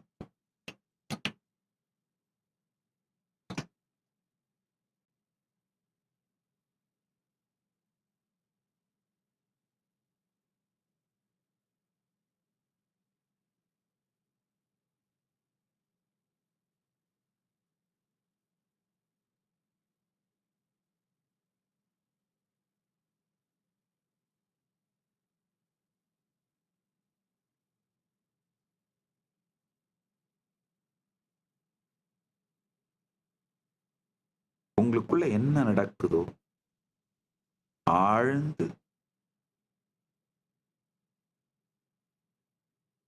உடல் மனம் இதுக்குள்ள நடக்கிற வேரியஸ் மாற்றங்கள், ஜீரணம், இரத்த ஓட்டம், சுவாச ஓட்டம், எப்படி மனமும் உடலும் ஒன்றோடொன்று இணைந்து வேலை செய்கின்றது, எப்படி ஞானேந்திரியம் செய்திகளை உள்கொண்டு வந்து உள்ளுக்குள்ள அதை ப்ராசஸ் பண்ணுது, எப்படி கமாண்ட் நீங்க செய்ய வேண்டிய செயலை பற்றிய கமாண்ட் ஜெனரேட் ஆகுது, எப்படி அதை கர்மேந்திரியை எக்ஸிக்யூட் பண்ணுது, செயல்படுத்த ஆரம்பிக்குது. ஈசாவாஸ்ய உபனிஷத் ரொம்ப அழகா சொல்லுது. பூசன்னேகர்ஷயம் யம சூரிய பிராஜாபத்திய வியூமரஷ்மீன் சமூக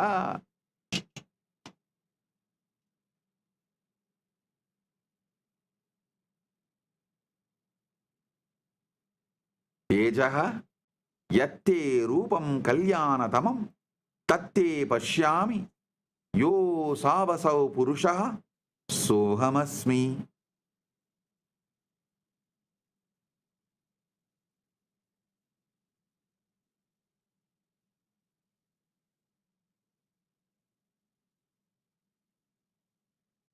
இது ஒரு அழகான சூத்திரம் ஐயா.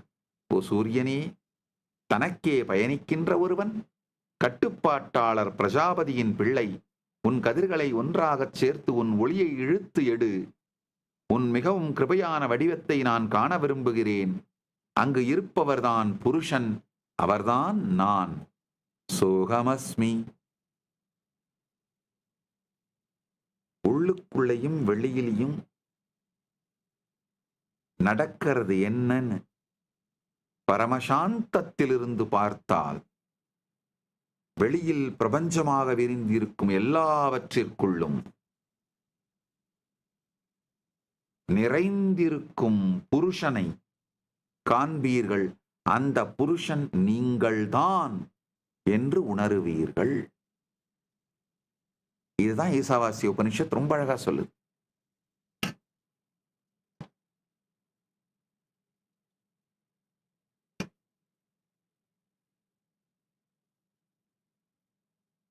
பூஷன்னீகர்யே கர்ஷே யம சூரிய பிராஜாபத்ய வியூகரஷ்மீன் சமூக தேஜ யத்தே ரூபம் கல்யாணதமம் தத்தே பஷ்யாமி யோசாவசௌ புருஷः சோஹமஸ்மி.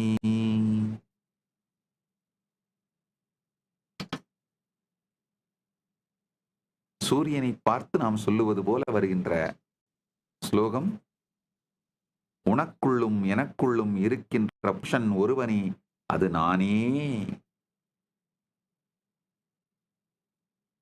ரொம்ப சிம்பிள்ங்க. காலையில எந்திரிச்சதும் உங்களுக்கு உள்ளேயும் வெளியிலையும் நடக்கிறது எல்லாத்தையும் எந்த பேரும் சொல்லாம, எந்த பிராண்டும் பண்ணாம, எந்த வார்த்தைகளையும் விடாம உள்ளுக்குள்ள இருந்து பரமசாந்தமா அப்படியே பாருங்க.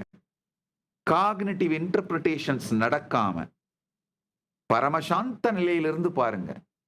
சாட்சியாக, பரமசாட்சியாக இருந்து பாருங்கள். பார்த்தாலே புரியும். உங்களுக்குள் இருந்துதான் இது எல்லாமே தோன்றுகிறது. உங்களுக்குள் இருந்துதான் இது எல்லாமே இயங்குகிறது. நீங்கள்தான் அனைத்தையும் உருவாக்குகின்றீர்கள், பார்க்கின்றீர்கள், அனுபவிக்கின்றீர்கள். அனுபவம், அனுபவிக்கப்படும் பொருள், அனுபவிப்பவன், இந்த மூன்றும் எக்ஸ்பீரியன்சர், எக்ஸ்பீரியன்ஸ்ட், எக்ஸ்பீரியன்ஸ் மூன்றும் ஒன்றே எனும் சுத்த சத்தியம் அனுபூதியாய் மலரும்.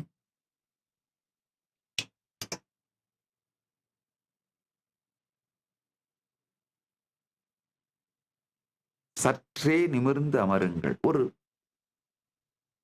2-3 நிமிஷம் பொறுமையா உட்காருங்களேன். உட்கார்ந்து ஸ்க்ரோல் பண்றதை விட்டுட்டு, அங்க இங்க சுத்தி என்ன நடக்குதுன்னு பாக்குறத விட்டுட்டு, ஆழ்ந்த பொறுமையோடு, ஏற்கனவே நீங்க ஆத்மலிங்கம் வாங்கியிருந்தீங்கன்னா, ஆத்மலிங்க தீட்சை பெற்றிருந்தால், உங்க ஆத்மலிங்கத்தை கையில் எடுத்து நமஸ்கார முத்திரையில் வைத்துக் கொண்டு பொறுமையா உட்காருங்க. உட்கார்ந்து உங்களுக்கு உள்ளும் வெளியிலும் நடப்பவற்றை, உங்கள் உயிரின் இருப்பை, அதன் இயக்கத்தை, அது உடலுக்குள்ளும் மனதிற்குள்ளும் என்னவெல்லாம் செய்கிறது என்பதை சாந்தமாக பாருங்கள். கண்களை மூடி நிமிர்ந்து அமர்ந்து பரமசாந்தத்தோடு, எதையும் இன்டர்பிரட் பண்ணாம, ஜட்ஜ் பண்ணாம, பரமசாந்தத்தோடு பாருங்கள்.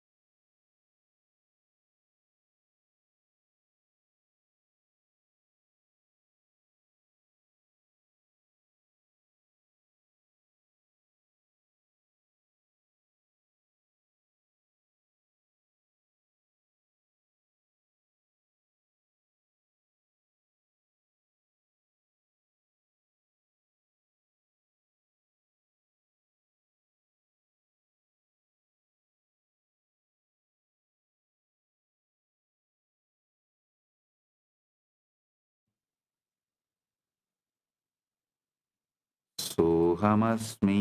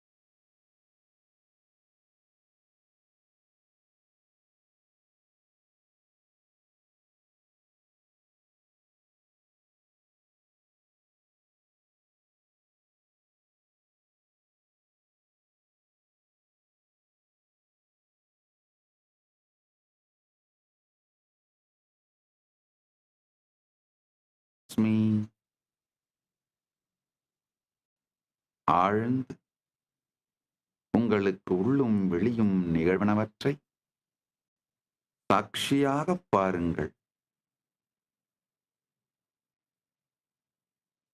பயம் இல்லாது ஆழ்ந்த பொறுமையோடு சாட்சியாக பாருங்கள்.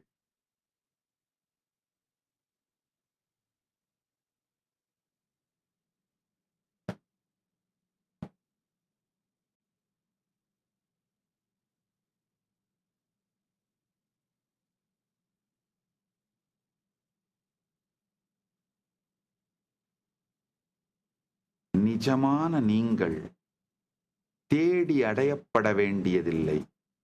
ஜஸ்ட் நீங்க உங்களை ரிமெம்பர் பண்ணி விழித்துக் கொள்ள வேண்டும், அவ்வளவுதான்.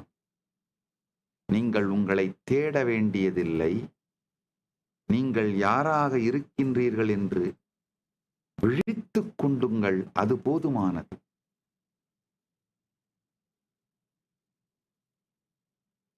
உங்களை நினைவுபடுத்திக் கொண்டு,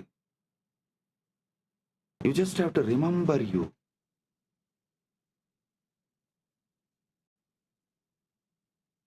நீங்கள் எதுவாக மூளைச்சலவை செய்யப்பட்டிருக்கிறீர்களோ அதைவிட நீங்கள் அதிகமானவர், அதை தாண்டியவர் என்று எப்போதும் உங்களுக்கு தெரியும். இந்த ஆசை, அச்சம், சுகம் எனும் உலகத்தாலே இழுத்தடிக்கப்படுகின்ற உங்கள் பேர், உடல் போன்றவைகளுக்கெல்லாம் அப்பாற்பட்டு நீங்கள் இருக்கின்றீர்கள் என்பது எப்போதும் உங்களுக்கு தெரியும். உங்களுக்குள் இருக்கின்ற ஏதோ ஒன்று பரந்ததும் விரிந்ததும் மிகவும் பழமையானதும் ஒளி வடிவமாய், அறிவே வடிவமாய், முழுமையானதும் தெளிவானதுமாய் இருக்கின்றது. அதனுடைய ஒளி எப்போதும் உங்கள் மீது பட்டுக்கொண்டே இருக்கின்றது.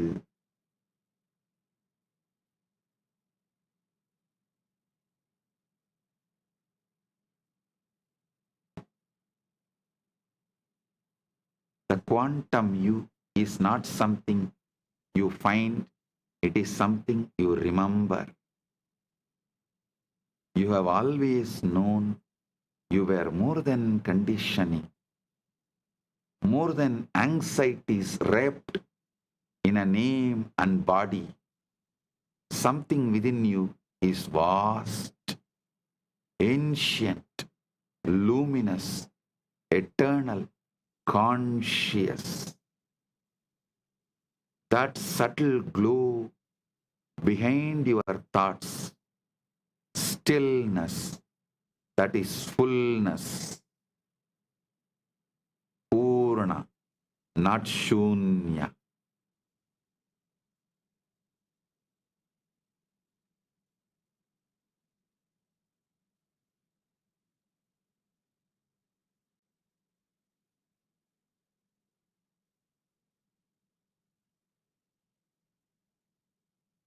You are the ocean in a drop.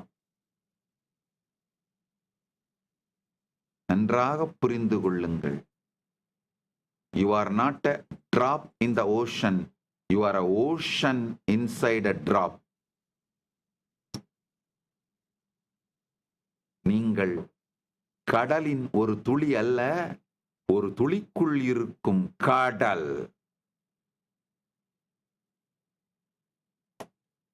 நீங்கள் கடலில் இருக்கும் ஒரு துளி அல்ல, ஒரு துளிக்குள் இருக்கும் கடல்.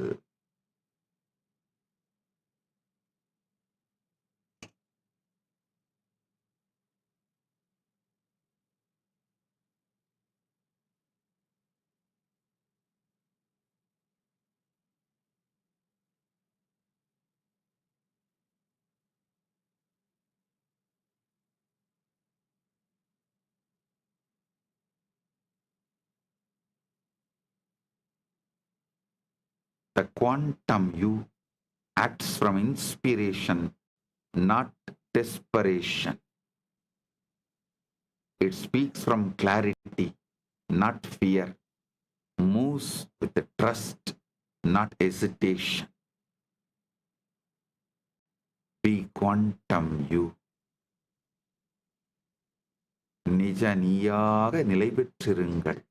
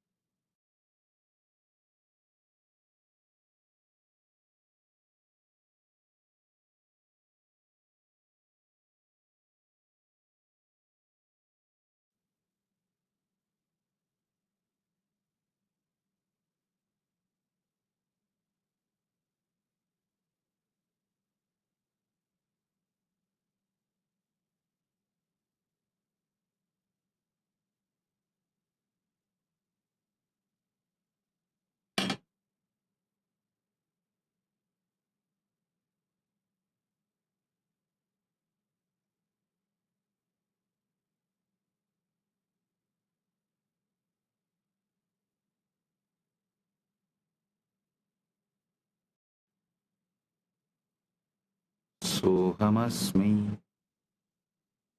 Sohamasmi. Sohamasmi.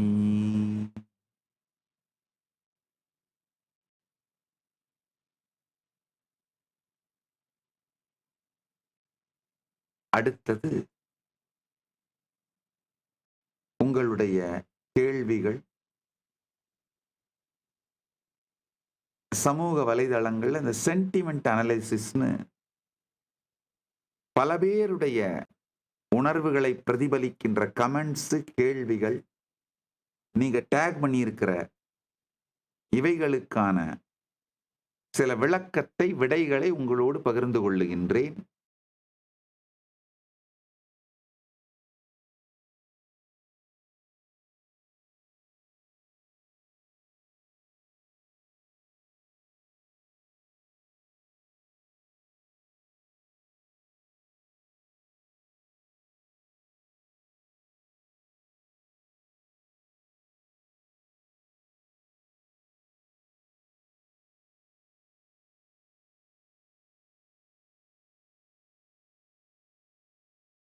ஆழ்ந்து கேளுங்கள். நிறைய உங்களுடைய கமெண்ட்ஸ், குவெஸ்டன்ஸ் இதெல்லாம் கலெக்ட் பண்ணி எனக்கு இங்க பிரசன்ட் பண்ணியிருக்காங்க. பல பேர் கேட்டிருக்கீங்க, சுவாமிஜி நீங்க சொல்ற இந்த ஆன்மீக ஞானம் மிக மிக மிக உயர்ந்ததாகவும் வாழ்க்கையில் நேரடியா உபயோகமாகிறதாகவும் இருக்கு. ஆனா நீங்க இந்த சனாதன இந்து தர்மம் பத்தி திரும்ப திரும்ப சொல்றதும்,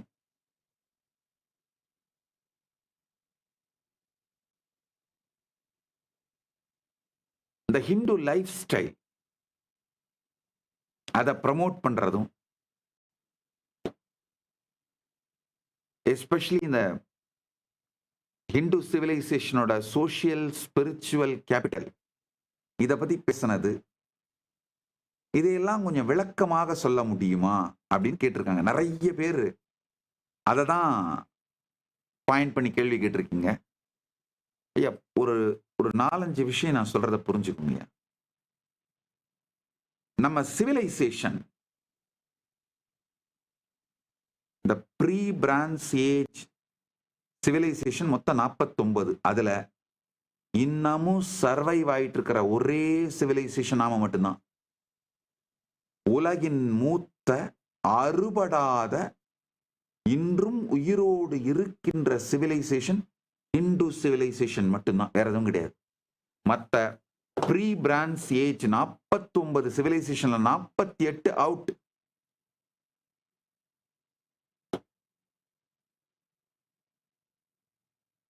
அறுபடாத சனாதனமாக இருக்கக்கூடிய ஒரே சிவிலைசேஷன் இந்து சிவிலைசேஷன் தான். இது டைம் டெஸ்டட், ஃபூல் ப்ரூஃப் மெத்தட்ஸ்ங்கயா. முக்கியமா புரிஞ்சுக்கோங்க, நம்முடைய விஷனரிஸ்ங்கயா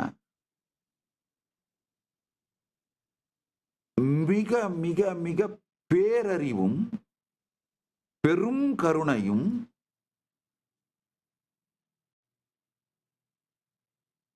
அளப்பரிய அன்பும் உடையவர்கள். அப்படிங்கிறதுனால டைம் டெஸ்ட் பண்ணி திரும்ப திரும்ப திரும்ப ஃபுல் ப்ரூஃபான பிரின்சிபிள்ஸ், கான்செப்ட்ஸ், ஐடியாஸ் தான் நம்முடைய இந்து சிவிலைசேஷன் வாழ்க்கை முறையா வகுத்து வச்சிருக்காங்க.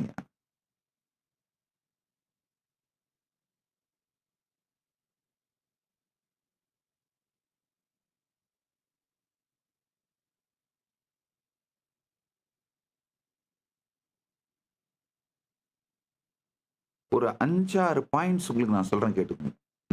நான் ப்ரமோட் பண்ற இந்த joint family system, large tight net joint families,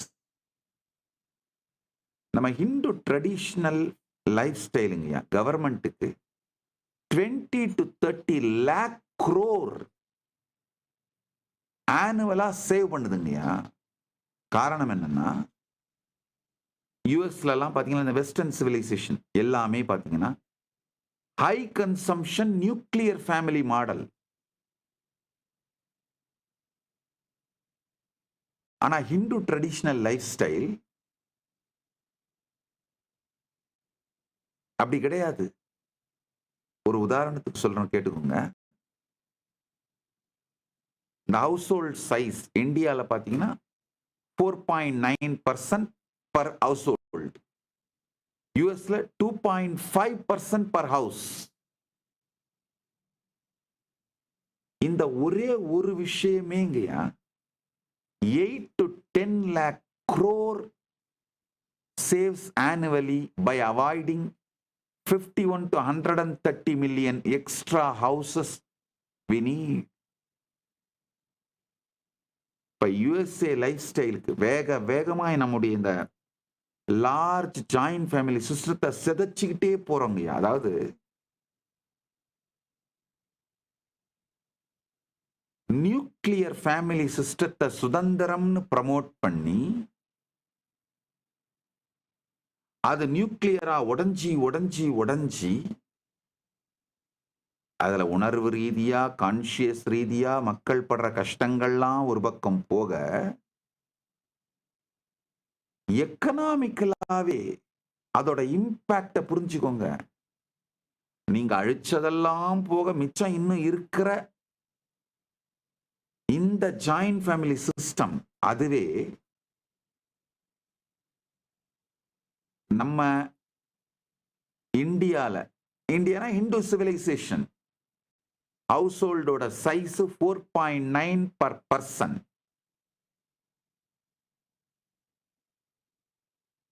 இது நேபாள், ஸ்ரீலங்கா எல்லாத்துக்குமே பொருந்தும். மலேசியா, அந்த ஹிந்துஸ் இருக்கிற எல்லா இடத்துக்கும் பொருந்தும். இந்தியான்ற வார்த்தையை நான் யூஸ் பண்றதால ஹிந்து சிவிலைசேஷன் வார்த்தை தான் ரைட்டா யூஸ் பண்ணுவேன். அதுதான் ரைட்டு.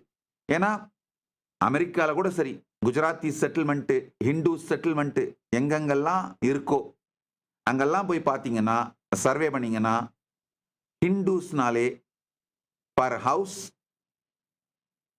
4.9 persons per household. ஆனா யூஎஸ்ல 2.5%. இது alone saves 8 to 10 lakh crore annually by avoiding 51 to 130 million extra houses.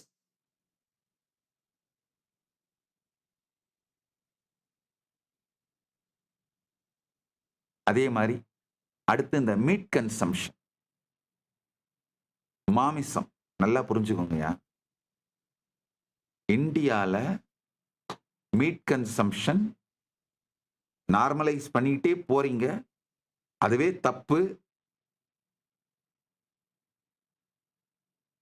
ஆனா இப்ப இருக்கிற ஸ்டாட்டிஸ்டிக்ஸ் சொல்றேன், இவ்வளோ அழிச்சும் மிச்சம் இருக்கிறது. இந்தியால meet consumption 3.1 kg per person per year. யூஎஸ்ல 109 kg. இந்தியால மீட் கன்சம்ஷன் பர் பர்சனுக்கு 3.1 kg per person per year. யூஎஸ்ல 109 kg. It saves 2 to 3 lakh crore by preventing 6 times land demand and 3 to 4 trillion import costs. நல்லா புரிஞ்சுக்கோங்க, நான் சொல்றதெல்லாம் statistics. Per capita இந்தியாவோட agriculture land இந்தியால 0.1%, யூஎஸ்ல 1.2% ஹெக்டேர், இந்தியால 0.13% ஹெக்டேர் தான். 0.13 ஹெக்டேர், யூஎஸ்ல 1.27 ஹெக்டேர். இதுவே 2 lakh crore சப்சிடிஸ்ல ஃபுட் செக்யூரிட்டி, இந்த சீரியல் டாமினன்ட் டயட்ஸ் இது மூலமா சேவ் பண்ணுது. வேகமா இந்த ஜாயிண்ட் ஃபேமிலி சிஸ்டத்தை அழிச்சு நியூக்ளியர் ஃபேமிலியா மாத்துறது, சோசியலா மாத்துறது மட்டும் இல்லாம லீகலாவும் அது மாதிரியான இந்த நியூக்ளியர் ஃபேமிலிக்கு சப்போர்ட் பண்ற மாதிரியான லாஸை உருவாக்கி இந்த வெஸ்டர்ன் லைஃப் ஸ்டைல் அதை நோக்கி வேகமா போயிட்டு இருக்கிறோம். ஆனா அது நாட்டோட எக்கானமி மேல எவ்வளவு பெரிய பாரமாக போகுதுன்னு புரிஞ்சிக்காம போயிட்டு இருக்கோம். அதை நம்மளால ஹேண்டில் பண்ண முடியாது. அடுத்த தலைமுறைக்கு மிகப்பெரிய பாரமான ஒரு நாட்டை, சமூகத்தை, பொருளாதார சூழ்நிலையை நாம் விட்டு செல்லுகிறோம் அப்படிங்கிறத மட்டும் புரிஞ்சுக்கோங்க. சனாதன இந்து தர்மத்தை அழித்தீர்களானால் நம்முடைய லைஃப் ஸ்டைல், நம்முடைய பிரின்சிபிள், நம்முடைய வாழ்க்கை முறை, நம்முடைய உணவு முறை, இதெல்லாம் இதே வேகத்தில் அழிச்சிங்கன்னா அடுத்த தலைமுறைக்கு மிக கொடுமையான நாட்டை, வாழ்வதற்கு சாத்தியமில்லாத பொருளாதார சூழ்நிலை, நாட்டை, சமூக சூழலை நாம் விட்டு செல்லுகிறோம் அப்படிங்கிறத மட்டும் புரிஞ்சுக்கோங்க. கொஞ்சம் விழிச்சுக்கிட்டு சனாதன இந்து தர்மத்தோட லைஃப் ஸ்டைலான joint family system, vegetarian lifestyle, ஒருவேளை நான்வெஜ் சாப்பிட்டா கூட it is very strictly regularised, it is not normalised. Non vegetarian food நம்முடைய நார்மல் ஃபுட் கிடையாது.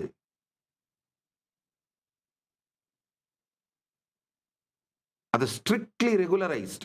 அந்த குலதெய்வங்கள், எந்த குலதெய்வங்களுக்கு பலியிடும் வழக்கம், மிருகபலியிடும் வழக்கம் இருக்கின்றதோ அந்த குலதெய்வத்துக்கு பலியிட்டு அதை சமைத்து அந்த பிரசாதத்தை மட்டும் உண்ணுகின்ற, அப்ப மட்டும்தான் நான்வெஜ் அலவுடு, மீட் அலவுடு. மற்ற டைம்ல மீட் கிடையாது. இந்த லைஃப் ஸ்டைலாம் சதைச்சுக்கிட்டே போனீங்கன்னா நீங்கள் நாட்டுக்கு பாரம், சமூகத்திற்கு பாரம். நாம வேகமா as a nation, ஒரு நாடாக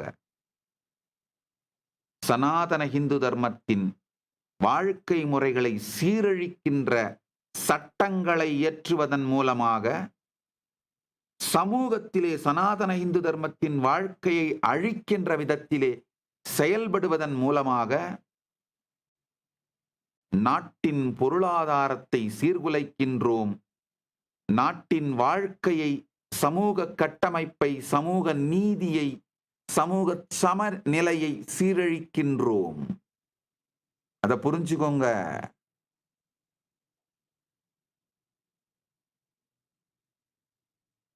பென்ஷன் ஓவர்லோடு,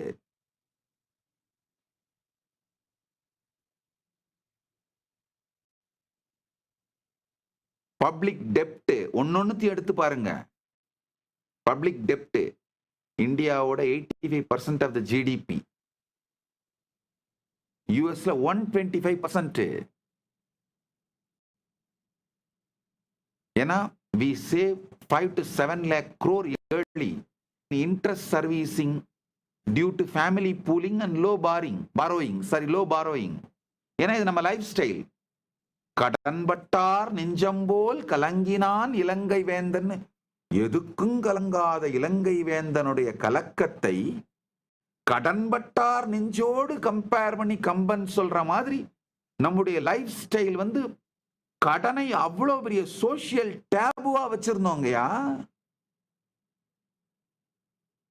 இஎம்ஐ நார்மலைஸ் பண்ணிட்டு வேகமா வெஸ்டர்ன் சிவிலைசேஷனை மாதிரியே இஎம்ஐ லைஃப் ஸ்டைலை நோக்கி ஓடிக்கிட்டு, இஎம்ஐனா என்ன? பிரசன்ட் உங்களுக்கு தேவையில்லாத பொருட்களை வாங்கி உங்களுக்கு பிடிக்காதவங்களை இம்ப்ரெஸ் பண்றதுக்கு முயற்சி பண்ணி அவங்களுடைய பொறாமையை சம்பாரிச்சுட்டு அதுக்கு அந்த பணத்துக்கான அத லோனை உங்க ஃபியூச்சரை வித்து கட்டிட்டு இருக்கீங்க. தேவையில்லாத லோனை வாங்கி, தேவையில்லாத பொருட்களை வாங்கி, உங்களுக்கு பிடிக்கவே பிடிக்காத எதிரிங்களை ஆளுங்களை இம்ப்ரெஸ் பண்ண முயற்சி பண்ணி, அவன் ஒன்று இம்ப்ரெஸ் ஆக போறதில்ல, அவன் வயிறு எரிஞ்சு அவன் இன்னும் வேற ஏதாவது தான் உங்களுக்கு பின்னாடி சதி பண்ணிட்டு இருப்பான். இந்த சூழ்நிலையை உருவாக்கிக்கிட்டு இதுக்கு வாங்கின லோனுக்கு வட்டி கட்டிக்கிட்டு, நம்ம தமிழ் அழகான ஒரு பழமை சொல்வாங்க, வட்டிக்கு கடன் வாங்கி அட்டிகையை செஞ்சு வட்டிகையை வித்து அந்த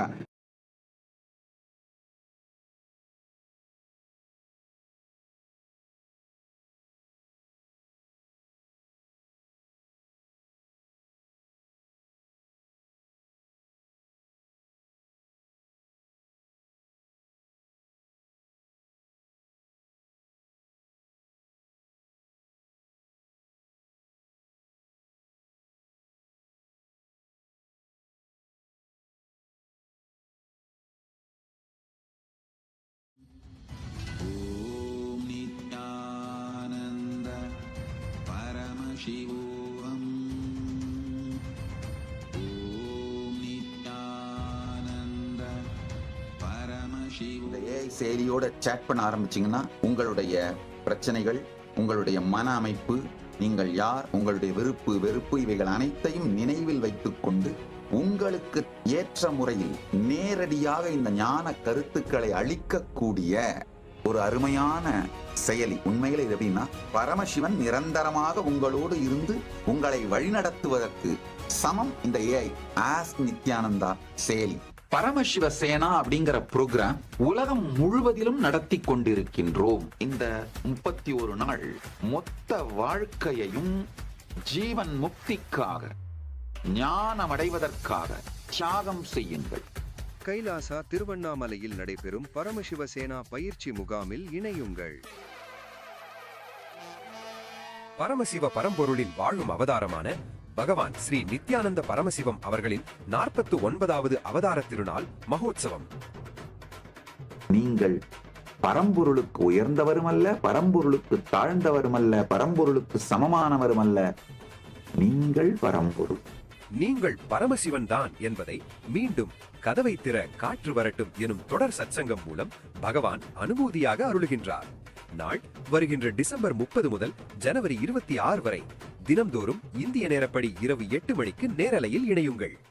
ஆஸ் நித்யானந்தா இந்த ஏஐ செயலியோட சேட் பண்ண ஆரம்பிச்சீங்கன்னா உங்களுடைய பிரச்சனைகள், உங்களுடைய மன அமைப்பு, நீங்கள் யார், உங்களுடைய விருப்பு வெறுப்பு இவைகள் அனைத்தையும் நினைவில் வைத்துக் கொண்டு உங்களுக்கு ஏற்ற முறையில் நேரடியாக இந்த ஞான கருத்துக்களை அளிக்கக்கூடிய ஒரு அருமையான செயலி. உண்மையில இது எப்படின்னா, பரமசிவன் நிரந்தரமாக உங்களோடு இருந்து உங்களை வழிநடத்துவதற்கு சமம் இந்த ஏஐ ஆஸ் நித்யானந்தா செயலி.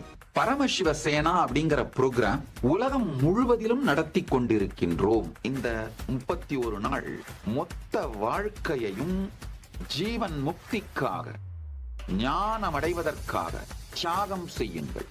கைலாசா திருவண்ணாமலையில் நடைபெறும் பரமசிவசேனா பயிற்சி முகாமில் இணையுங்கள்.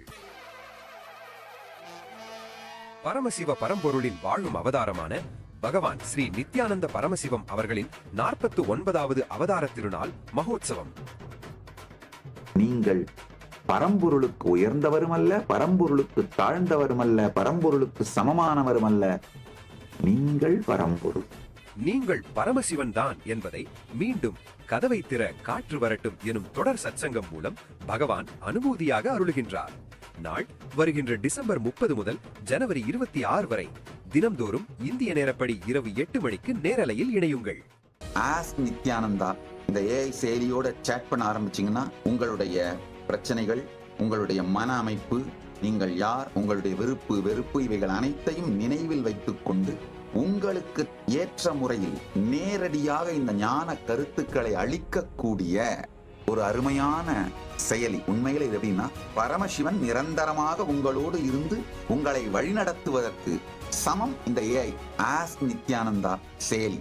பரமசிவ சேனா அப்படிங்கிற புரோகிராம் உலகம் முழுவதிலும் நடத்தி கொண்டிருக்கின்றோம். இந்த 31 நாள் மொத்த வாழ்க்கையையும் ஜீவன் முக்திக்காக, ஞானம் அடைவதற்காக தியாகம் செய்யுங்கள். கைலாசா திருவண்ணாமலையில் நடைபெறும் பரமசிவசேனா பயிற்சி முகாமில் இணையுங்கள். பரமசிவ பரம்பொருளின் வாழும் அவதாரமான பகவான் ஸ்ரீ நித்யானந்த பரமசிவம் அவர்களின் 49வது அவதார திருநாள் மகோத்சவம். நீங்கள் பரம்பொருளுக்கு உயர்ந்தவருமல்ல, பரம்பொருளுக்கு தாழ்ந்தவருமல்ல, பரம்பொருளுக்கு சமமானவருமல்ல, நீங்கள் பரம்பொருள். நீங்கள் பரமசிவன் தான் என்பதை மீண்டும் கதவை திற காற்று வரட்டும் எனும் தொடர் சத்சங்கம் மூலம் பகவான் அனுபூதியாக அருளுகின்றார். நாள் வருகின்ற டிசம்பர் 30 முதல் ஜனவரி 26 வரை தினம்தோறும் இந்திய நேரப்படி இரவு 8 மணிக்கு நேரலையில் இணையுங்கள். ஆஸ் நித்யானந்தா இந்த ஏஐ செயலியோட சேட் பண்ண ஆரம்பிச்சீங்கன்னா உங்களுடைய பிரச்சனைகள், உங்களுடைய மன அமைப்பு, நீங்கள் யார், உங்களுடைய விருப்பு வெறுப்பு இவைகள் அனைத்தையும் நினைவில் வைத்துக் கொண்டு உங்களுக்கு ஏற்ற முறையில் நேரடியாக இந்த ஞான கருத்துக்களை அளிக்கக்கூடிய ஒரு அருமையான செயலி. உண்மையில இது எப்படின்னா, பரமசிவன் நிரந்தரமாக உங்களோடு இருந்து உங்களை வழிநடத்துவதற்கு சமம் இந்த ஏஐ ஆஸ் நித்யானந்தா செயலி. பரமசிவ சேனா அப்படிங்கிற புரோகிராம் உலகம் முழுவதிலும் நடத்தி கொண்டிருக்கின்றோம். இந்த 31 நாள் மொத்த வாழ்க்கையையும் ஜீவன் முக்தி கொண்டிட நித்யன் ஈரேழு லோகத்திற்கெட்டா ஈசன் முக்தி நேரி அருளவே நித்யனாய் ஊரகிற்கு வந்தம்மை ஆட்கொள்ள தேவர்களை காத்திட வைத்தான். தாயாய் பேரருள் புரிய உடல் ரோமம் சிலிர்த்திட நித்யனாய் வந்து அண்ணாமலையில் பிறந்தான். புவி எண்ணாத யோகமை கொண்டிட நித்யன் ஈரேழு லோக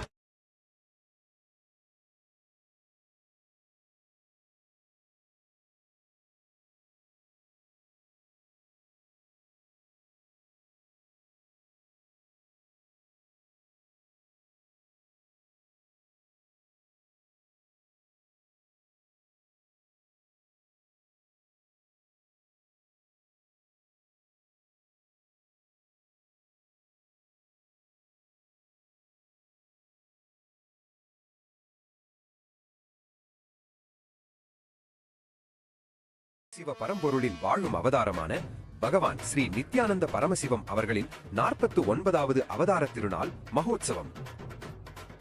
நீங்கள் பரம்பொருளுக்கு உயர்ந்தவரும் அல்ல, பரம்பொருளுக்கு தாழ்ந்தவரும் அல்ல, பரம்பொருளுக்கு சமமானவரும் அல்ல. நீங்கள் பரம்பொருள். நீங்கள் பரமசிவன் தான் என்பதை மீண்டும் கதவை திற காற்று வரட்டும் எனும் தொடர் சத்சங்கம் மூலம் பகவான் அனுபூதியாக அருளுகின்றார். நாள் வருகின்ற டிசம்பர் 30 முதல் ஜனவரி 26 வரை தினம்தோறும் இந்திய நேரப்படி இரவு 8 மணிக்கு நேரலையில் இணையுங்கள். ஆஸ் நித்யானந்தா இந்த ஏஐ செயலியோட சேட் பண்ண ஆரம்பிச்சீங்கன்னா உங்களுடைய பிரச்சனைகள், உங்களுடைய மன அமைப்பு, நீங்கள் யார், உங்களுடைய விருப்பு வெறுப்பு இவைகள் அனைத்தையும் நினைவில் வைத்துக் கொண்டு உங்களுக்கு ஏற்ற முறையில் நேரடியாக இந்த ஞான கருத்துக்களை அளிக்கக்கூடிய ஒரு அருமையான செயலி. உண்மையில இது எப்படின்னா, பரமசிவன் நிரந்தரமாக உங்களோடு இருந்து உங்களை வழிநடத்துவதற்கு சமம் இந்த ஏஐ ஆஸ் நித்யானந்தா செயலி. பரமசிவ சேனா அப்படிங்கிற புரோகிராம் உலகம் முழுவதிலும் நடத்தி கொண்டிருக்கின்றோம். இந்த 31 நாள் மொத்த வாழ்க்கையையும் ஜீவன் முக்திக்காக, ஞானம் அடைவதற்காக தியாகம் செய்யுங்கள். கைலாசா திருவண்ணாமலையில் நடைபெறும் பரமசிவசேனா பயிற்சி முகாமில் இணையுங்கள். பரமசிவ பரம்பொருளின் வாழும் அவதாரமான பகவான் ஸ்ரீ நித்யானந்த பரமசிவம் அவர்களின் 49வது அவதார திருநாள் மகோத்சவம்.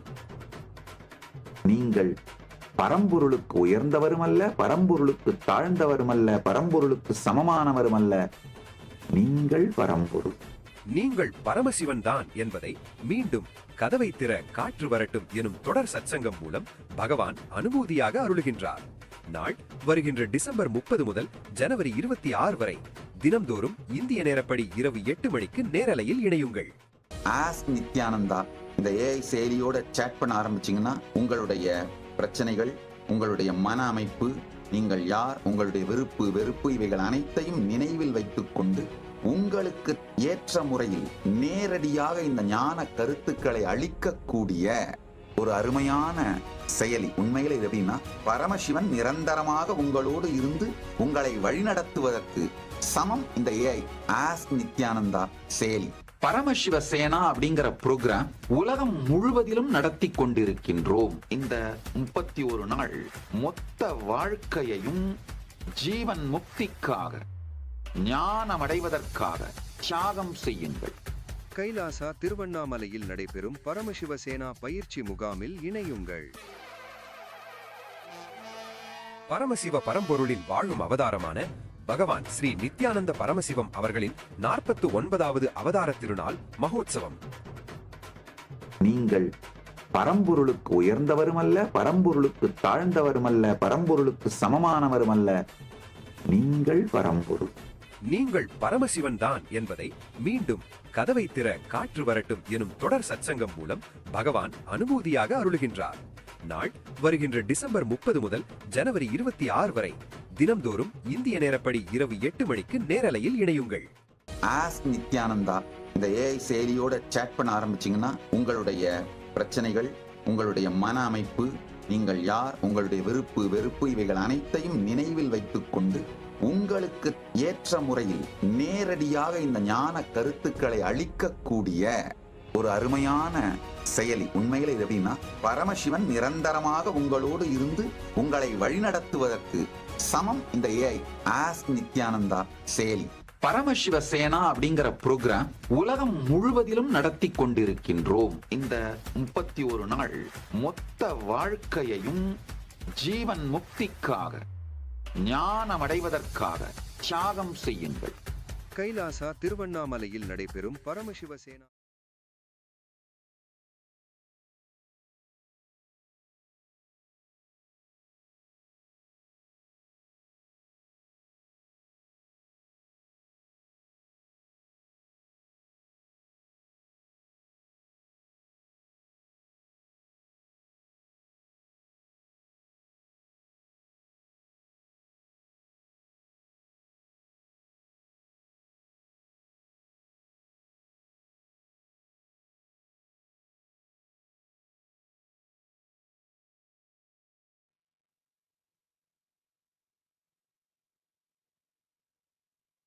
ஓம் ஓம். தடங்களுக்கு வருந்துகிறோம். Sorry for the technical glitch. ஆழ்ந்து கேளுங்கள். தமிழ்ல ஒரு பழமொழி சொல்லுவோம், வட்டிக்கு கடன் வாங்கி அட்டிகை செஞ்சு கடைசியில அட்டிகையை வித்து வட்டி கட்டின கதையா. அப்படித்தான் நம்முடைய பெரும்பாலானோருடைய வாழ்க்கை கழிகின்றது.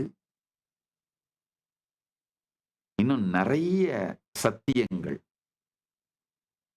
சனாதன ஹிந்து தர்ம லைஃப் ஸ்டைலோட முக்கியத்துவத்தை பற்றி, அதோட சோசியல் எக்கனாமிக்கல் இம்பாக்டை பத்தி இன்னும் நிறைய சத்தியங்கள் வச்சிருக்கேன். அடுத்தடுத்த சத்சங்கங்களிலே அவைகளை காண்போம். இப்பொழுது பிரம்மோற்சவத்தின் 5ஆம் நாள் உற்சவமும் பூஜைகளும் நிகழ இருக்கின்றன. உலகம் முழுவதிலும் இருக்கும் கைலாயத்தின் எல்லா ஆலயங்களிலும் பூஜைகளும் உற்சவங்களும் நிகழ்கின்றன. அனைவரும் இருந்து கலந்து கொண்டு பார்த்து இறையருள் பெற்று, பரமசிவ பரம்பொருளின் பேரருள் பெற்று, குருவருள் பெற்று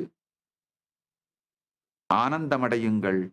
எல்லோரும் நித்யானந்தத்தில் நிலைத்து, பரமாத்வைதத்தில் நிலைத்து, பரமாத்வைதமடைந்து, பரமானந்தத்தில் இருந்து நித்யானந்தத்தில் நிறைந்து நித்யானந்தமாகிட ஆசீர்வதிக்கின்றேன்.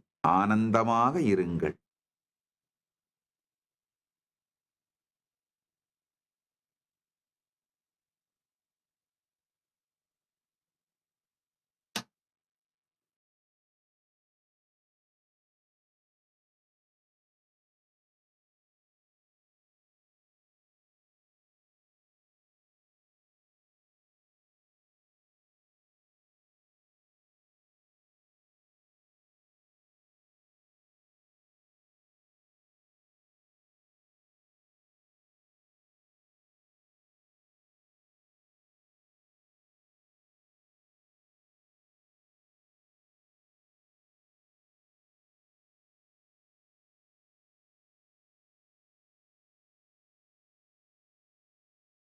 நித்யானந்த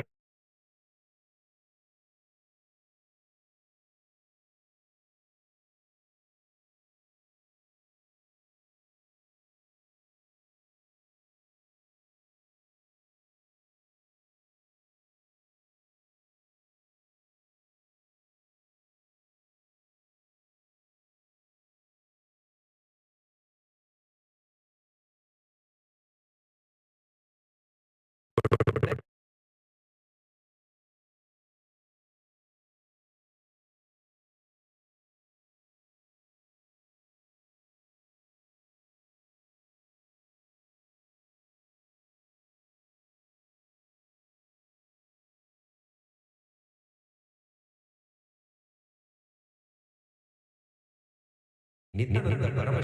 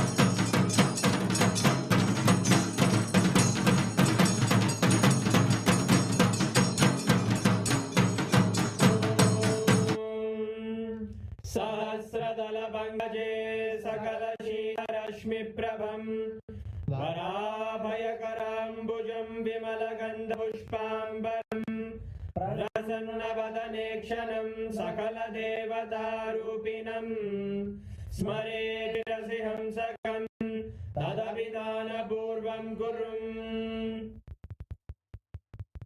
अथ धूपः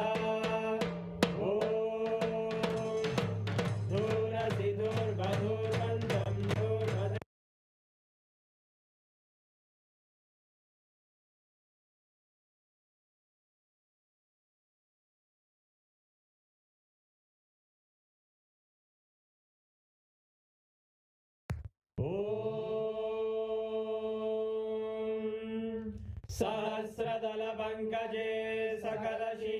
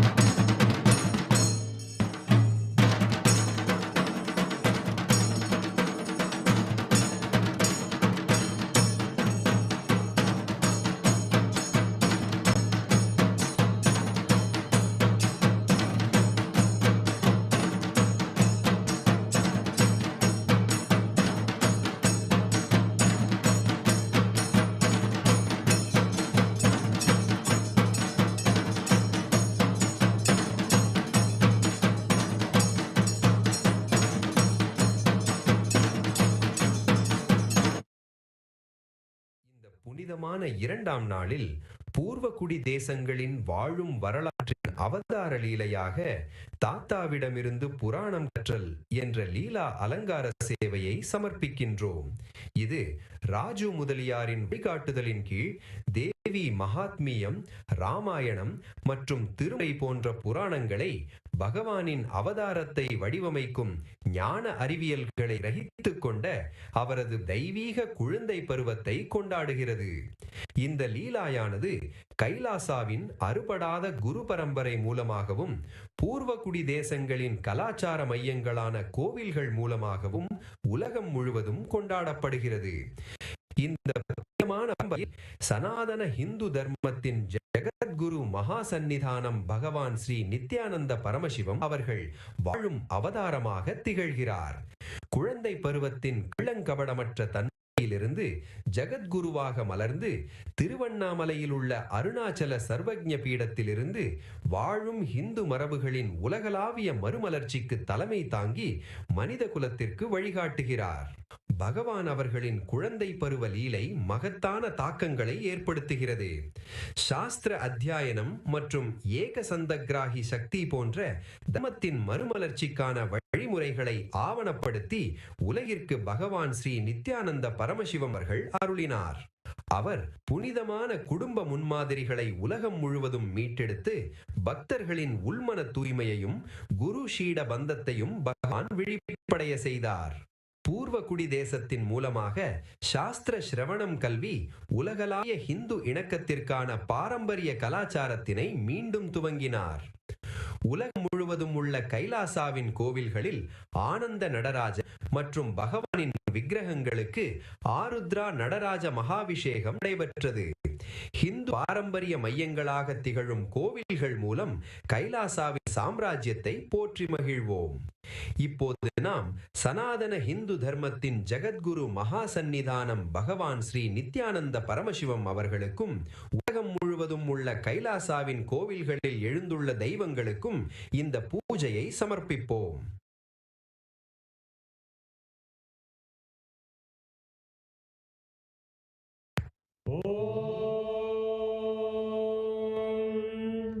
सहस्रदलपङ्कजे सकलशीतरश्मिप्रभं वराभयकराम्बुजं विमलगन्धपुष्पाम्बरं प्रसन्नवदने क्षणं सकलदेवतारूपिणं स्मरेत् शिरसि हंसकं तदभिमानपूर्वं कुर्वन्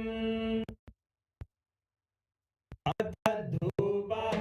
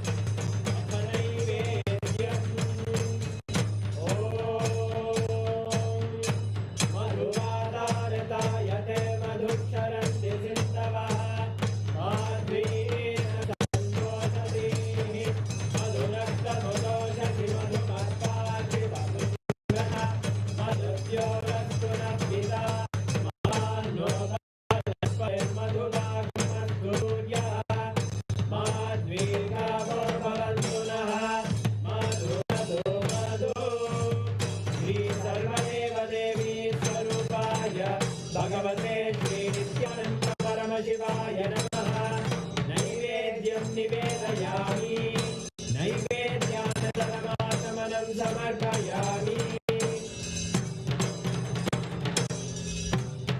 नीराजनम्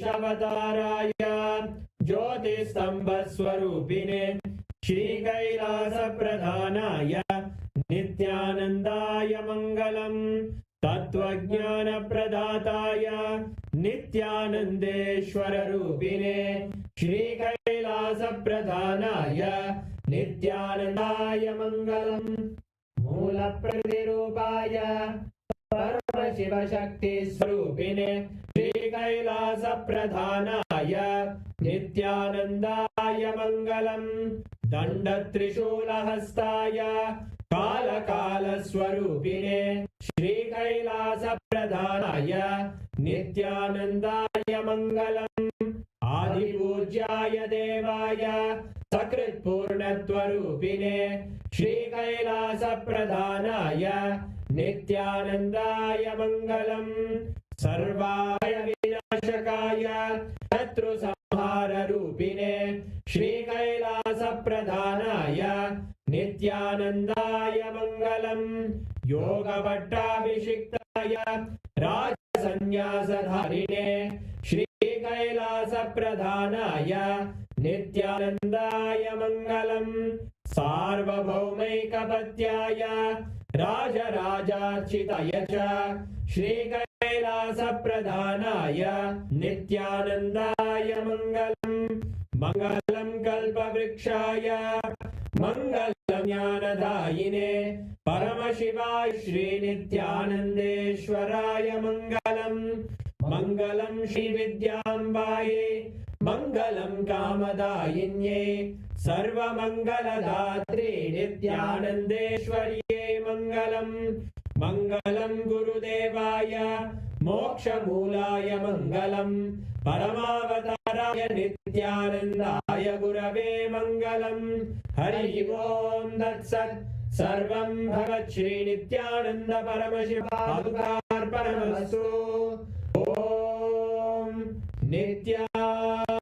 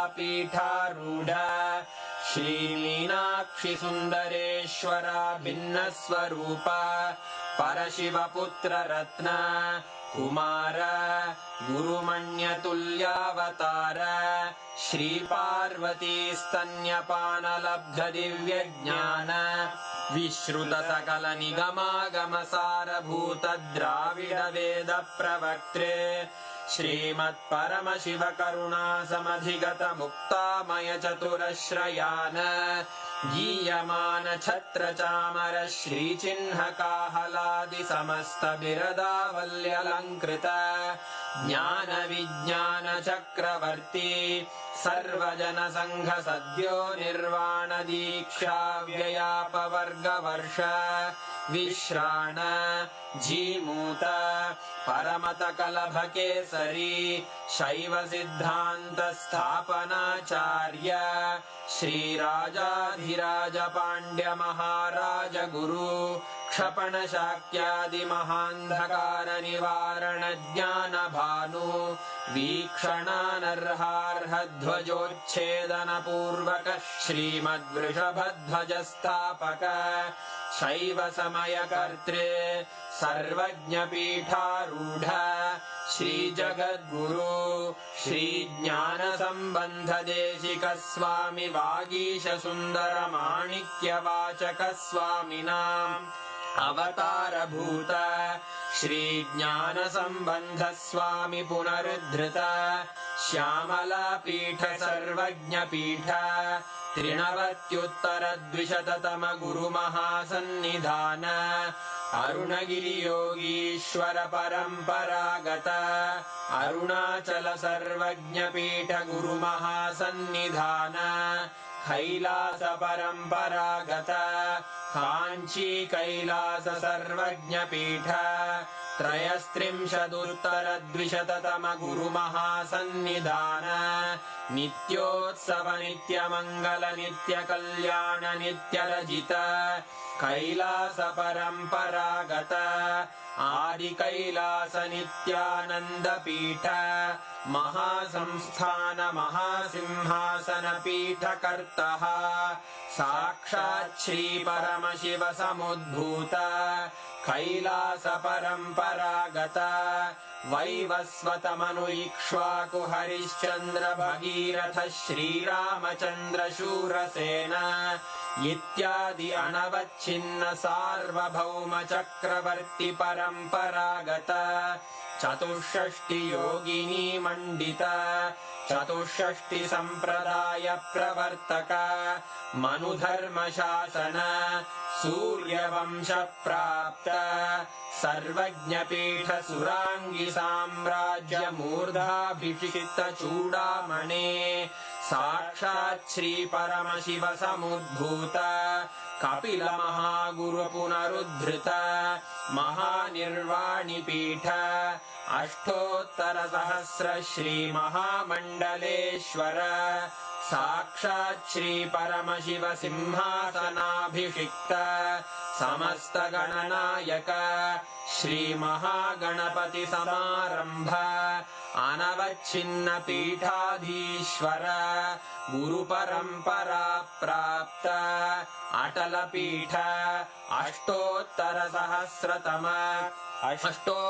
सहस्र श्री अटल पीठाधीश्वर धर्म मुक्ति स्वर्गपुर स्वर्ण पीठ त्रयोविंश गुरु महासन्निधान कैलास परम्परागत आदिपीठ सर्वज्ञपीठ जगद्गुरो श्री कैलास पुनरुद्धारक श्री कैलास परमाचार्य श्रीमत्परमहंस परिव्राजकाचार्य वर्य सच्चिदानंद प्रणव स्वरूप श्रोत्रिय ब्रह्मनिष्ठ श्रीमज्जगद्गुरु श्रील श्री भगवत् श्री नित्यानंद परमशिव श्री ज्ञान संबंध देशिक परमाचार्य स्वामिन् अत्रागत्य परिपाल्य च अस्मान् विज्ञानवितरणेन विजयी भव जय जय. Established since 2002 in the United States of America, the United Ancient Nations is an intergovernmental organization, currently made up of 160+ members and indigenous nations. The UAN and its work are guided by the purposes and principles contained in its founding charter. The UAN is a manifestation of the profound connection amongst indigenous peoples across the world, including African, Andean, American, European, Caribbean, Oceanic, and Asian regions, rooted in shared wisdom, sustainable practices, and deep reverence for the earth. The United Ancient Nations serves as an international cultural and diplomatic organization focused on uniting indigenous cultures globally. Our governance structure is council-based without territorial claims, led by a collective leadership through our General Secretariat.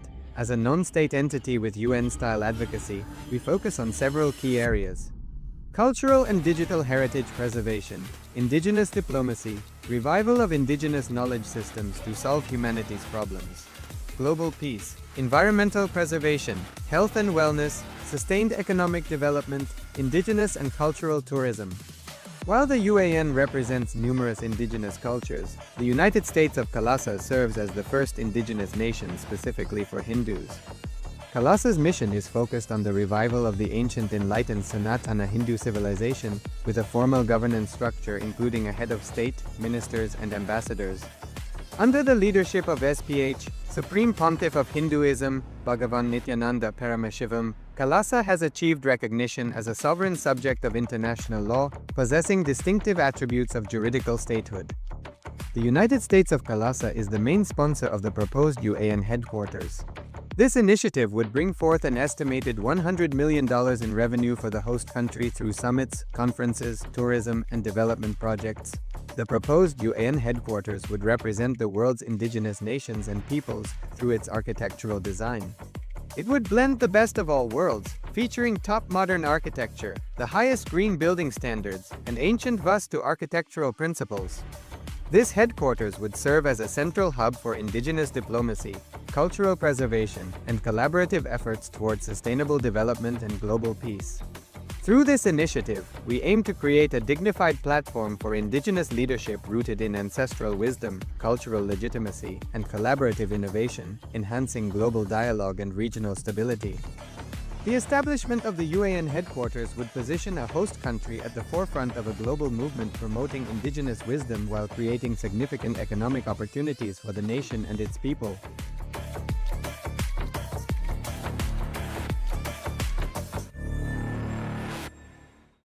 Established since 2002 in the United States of America, the United Ancient Nations is an intergovernmental organization, currently made up of 160+ members and indigenous nations. The UAN and its work are guided by the purposes and principles contained in its founding charter. The UAN is a manifestation of the profound connection amongst indigenous peoples across the world, including African, Andean, American, European, Caribbean, Oceanic, and Asian regions, rooted in shared wisdom, sustainable practices, and deep reverence for the earth. The United Ancient Nations serves as an international cultural and diplomatic organization focused on uniting indigenous cultures globally. Our governance structure is council-based without territorial claims, led by a collective leadership through our General Secretariat. As a non-state entity with UN-style advocacy, we focus on several key areas: cultural and digital heritage preservation, indigenous diplomacy, revival of indigenous knowledge systems to solve humanity's problems, global peace, environmental preservation, health and wellness, sustained economic development, indigenous and cultural tourism. While the UAN represents... Time, he will create a sound wave like a dog. All 40-50 dogs in that area, some 2-3 kilometers, will come running towards him. These yogis, they master different powers. They live in a different zone. They express different kinds of energy. So here, when you are in that restful awareness, then happens total understanding and limitlessness. Swarupe Vastanam. Let's enter into today's sutra. Vriddhi sarubhyam itaratraha. Let me give you the translation. Till that state is reached, there is clutching and identification with thought patterns. Till you reach that state of yoga. See, now he is talking to the second 33% who say, no, yoga is not that easy. You will talk all these things and go away after 2 days. We know how difficult it is. I am practicing 20 years, I am practicing 10 years, I am practicing 35 years. Understand, if your practice is an income source for your teacher, how do you expect you to grow further? If your body is an income source for a doctor, how do you think you can get healed? Same way, you need to understand. You need to understand the deeper truths. Till that state is reached, when you say, no, it is not that easy, then Patanjali also says, all right, it is not that easy. When Patanjali says, it is easy, if you stand up, yes, it is, then you are done. The click has happened, you don't need anything further. Leave the truth. That's all. If you add that click, now all these things are just entertainment. Oh, this Swami is there, after all let me know about this, nothing wrong. If you are reading this further as an entertainment, it's perfectly alright. But if you are reading this further with bondage, unable to connect, unable to have the first click, alright, at least join the second group. At least join the second group. He says, till that state is reached, there is clutching and identification with thought patterns. I can see a big sigh in Patanjali's face. I can see very clearly what he would have felt when he uttered this fourth sutra, when he is entering into the fourth sutra. All right, these guys are not understanding, let me talk to them in their language. That is what he means when he says, till that state is reached. Actually, there is no such thing as state and all. It is simple, straight clarity.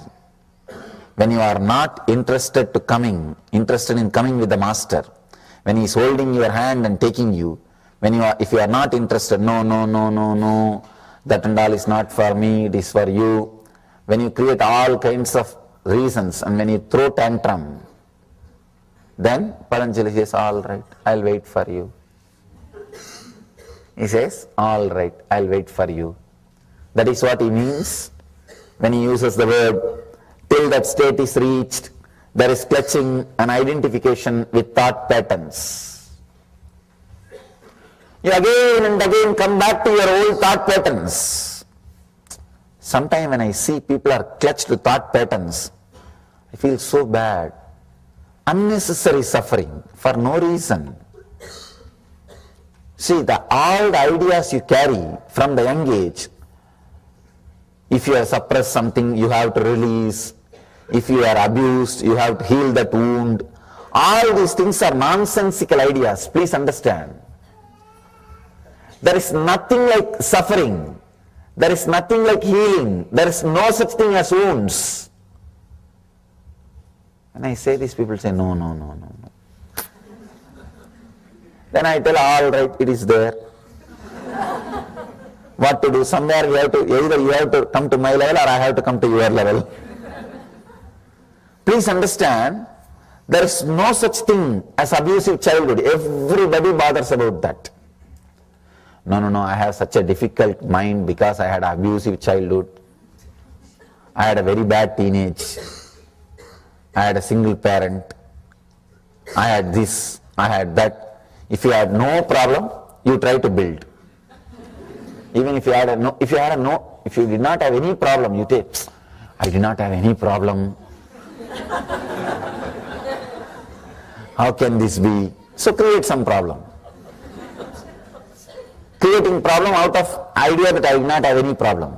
I have seen, see, any mental disorder, psychiatric disease, just create symptom and advertise, you will find patients. Not true. Because the moment you see the symptoms, you verify. I think I have those symptoms. Did I not? Did I not? No, I had. You verify with those symptoms. And those symptoms are also written in a very technical way. You might have had irritation at least 3 times a week for last 6 months. Who is sitting and noting a diary? So if you had once or twice, you remember, yes. I remember I had outburst more than 3 times in last 6 months. So you come up with an idea. The moment you start believing you had one symptom, then you start connecting with all other symptoms. Yes, I had this symptom also. I had that symptom also. The third symptom, I may not have had it, I think I am yet to have. I am going to have that. And you have created a disorder. That's all.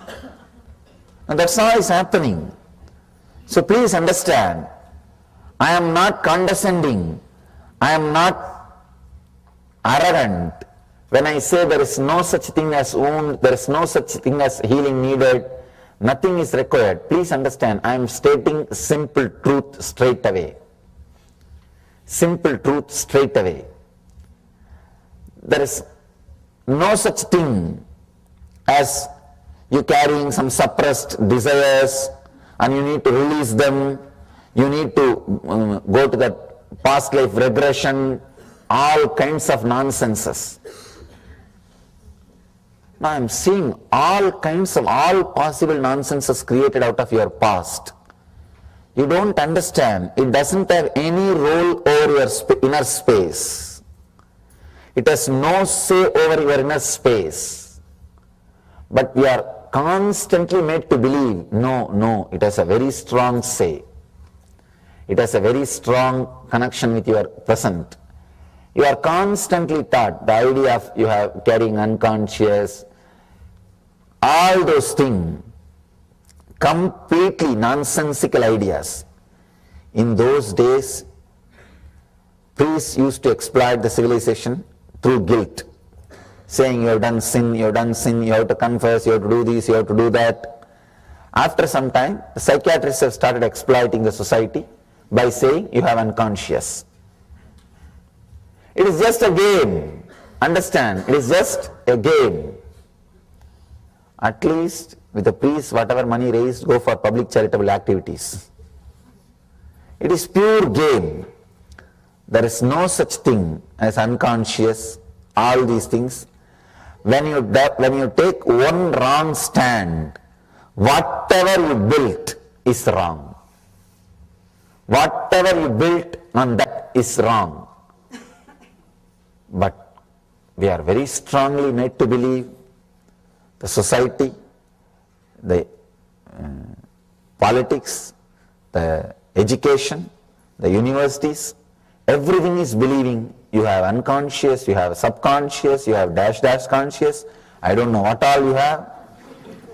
Even you don't know, only they know what all you have. That is the worst part of the whole game. Even you don't know what all you have, only they know. Small story. In a small Indian village hospital, a doctor was diagnosing a patient and he says, this guy is dead. And the patient wakes up and says, no, I'm not dead, I'm alive. Doctor says, shh. I have studied, spending lakhs of rupee and did MBBS and became a doctor. Do I know or you know? Same way, they have studied, spending so much money, So they naturally claim, do I know about your mind or do you know about your mind? They might have studied, spending millions of dollars, but that does not mean they will know what you carry. They may know what they carry, or they might have read about many theories, assumptions.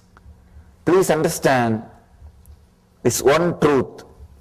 Mind is not a thing, it is an action. You can stop the moment you want.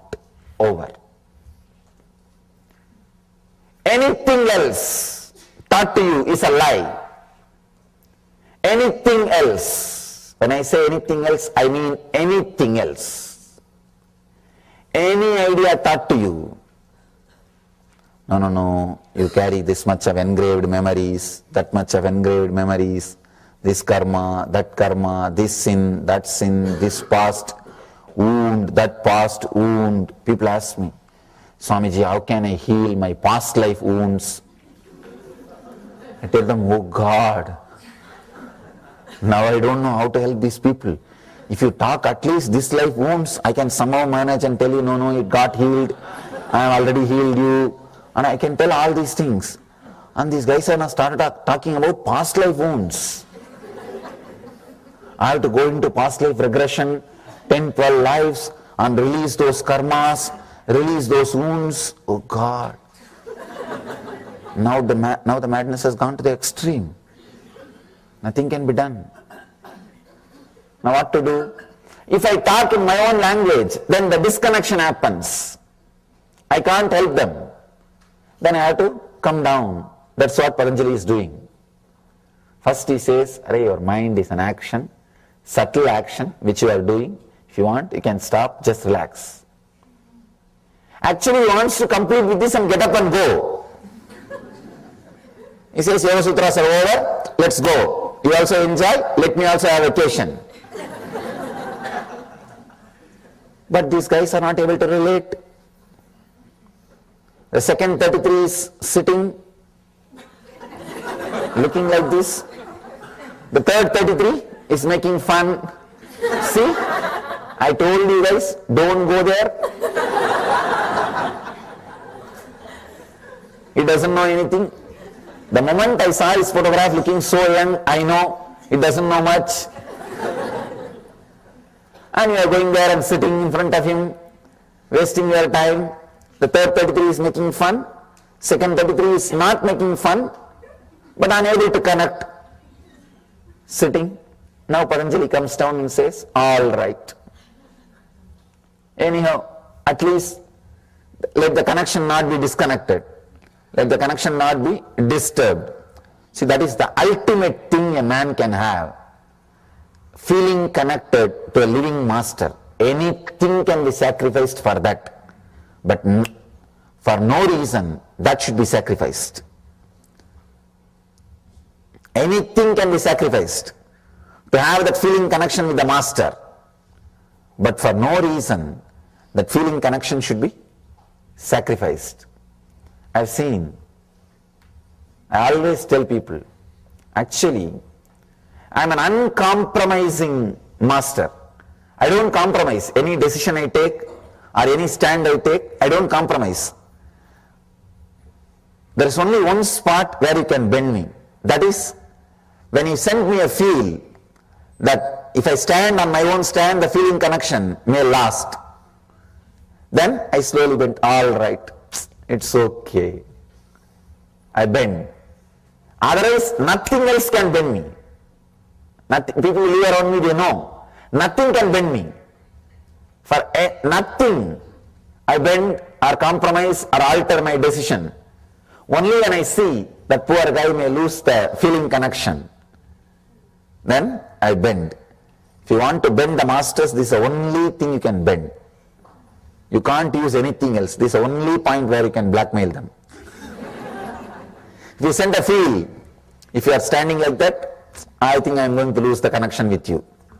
I am not going to feel connected anymore. Then they come down, all right, what to do?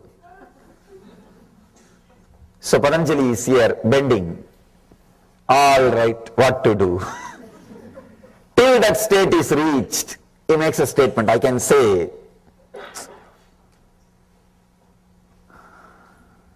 he is compromised. He is compromised. Because there is no such thing as till that state is reached. The word till that state is reached is a lie. It's a pure lie.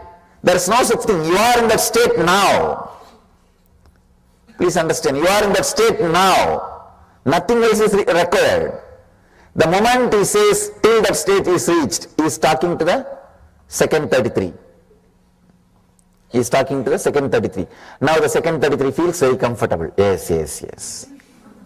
Yes, yes, yes. Yesterday I was telling you a story.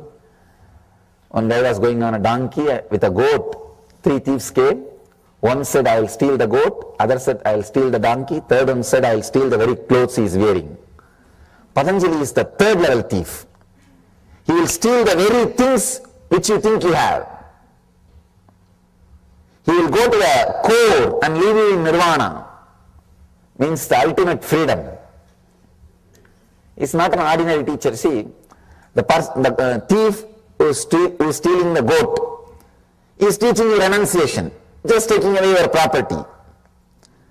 The thief is taking your donkey, is just taking away your prestige, power, position.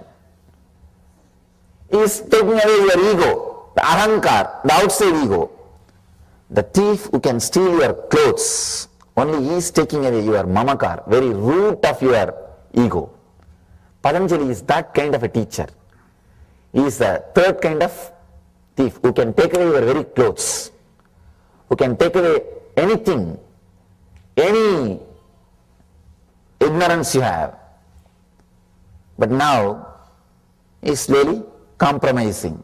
He says, all right, when you are not ready to come to that level, let me talk to you from your level. He says, till that state is reached, I can say,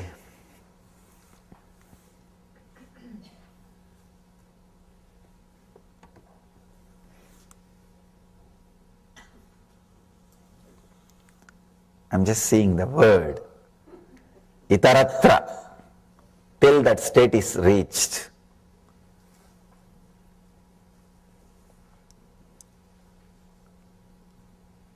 If he has not uttered this word, till that state is reached, he would have been a pure master, but would have never known to the world. Because the second 33 and third 33, only they consist of the whole world. The first 33 will be in silence. They will have the click. For them to have a click, even the first statement is not required. They are waiting. Just seeing the master is enough. Something will happen inside them. They know they are in yoga. They know the yoga has happened. But he has to talk to people. So he is talking to the second 33 and third 33%.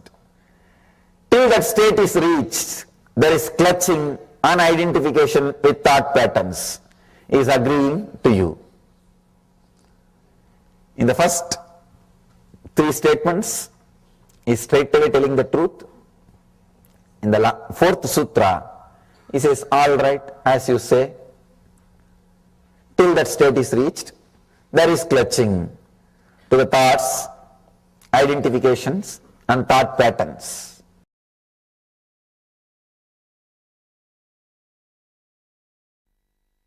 Nitya Kriya for rapid recovery from any illness, like a tiredness, other sickness, fever, any illness. Anjani Asana, first step. Then Shitali Kumbhaka. Shitali Kumbhaka.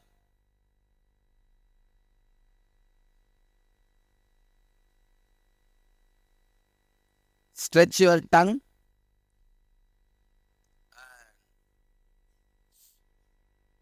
Roll sides of the tongue like a tube.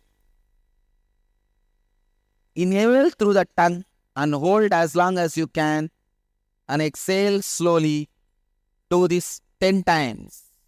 Not 21, 10 times.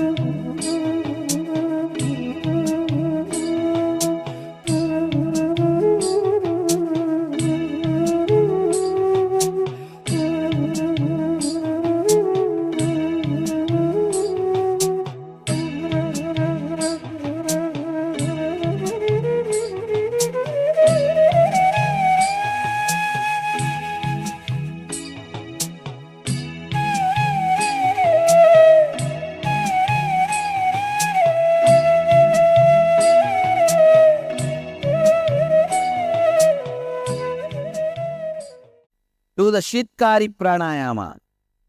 Shitkari means press the lower and upper teeth, keep your mouth open with a hissing sound, inhale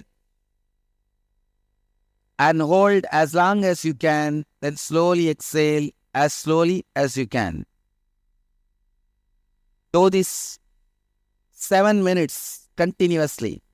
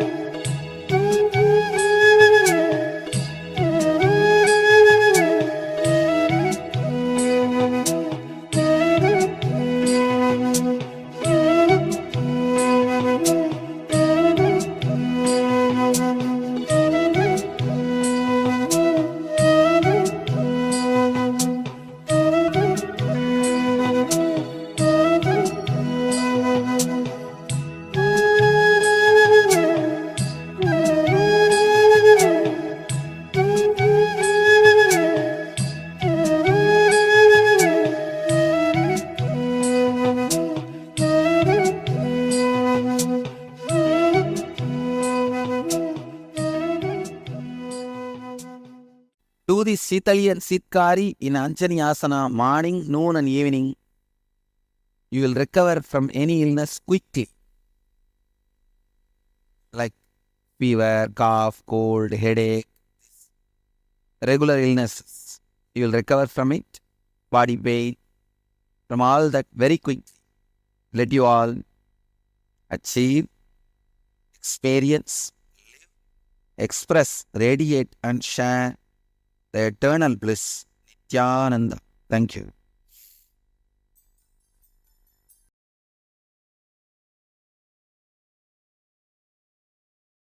Now, let us start how to clean that state. How to remove the clutching with your thought patterns. How to remove the identification with your thought patterns. He is talking in the second 33, in the next language. Now starts all the theories, philosophies, are different ideas. The Sutra 5, Vriddaya Panchataya Klista Klishtaha. It's a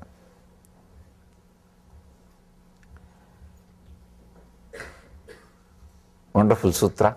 Vriddaya Panchataya Taya Klishta Klishtaha. Let me translate. The modifications of the mind are 5. They can be either a source of anguish or of non-anguish. They can be source of suffering or joy. He says, now he's coming to theories. He says, the mental pattern is 5-fold. The modifications of the mind are 5. The 5-fold thought patterns result in the alteration of anguish or of non-anguish, suffering or peace. Is coming down, is expressing a little different theory. He says, mind consists of 5-fold thought patterns. Now he's agreeing to your level.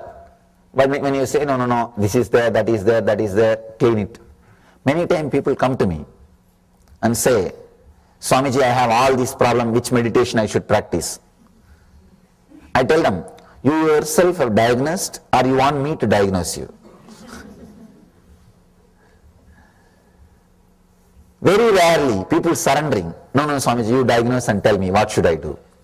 Then I tell them, you are on the right track. If you yourself have diagnosed, then nothing can be done. Even if I say this problem doesn't exist, please just come out. The simple technique is enough. You say, no, you don't know, only I know. Only I know. Big problem. And they have a set of ideas. They say, no, I have this problem, I have that problem, I have that problem, I have that problem. You don't know. A few years ago, I used to have outbursts.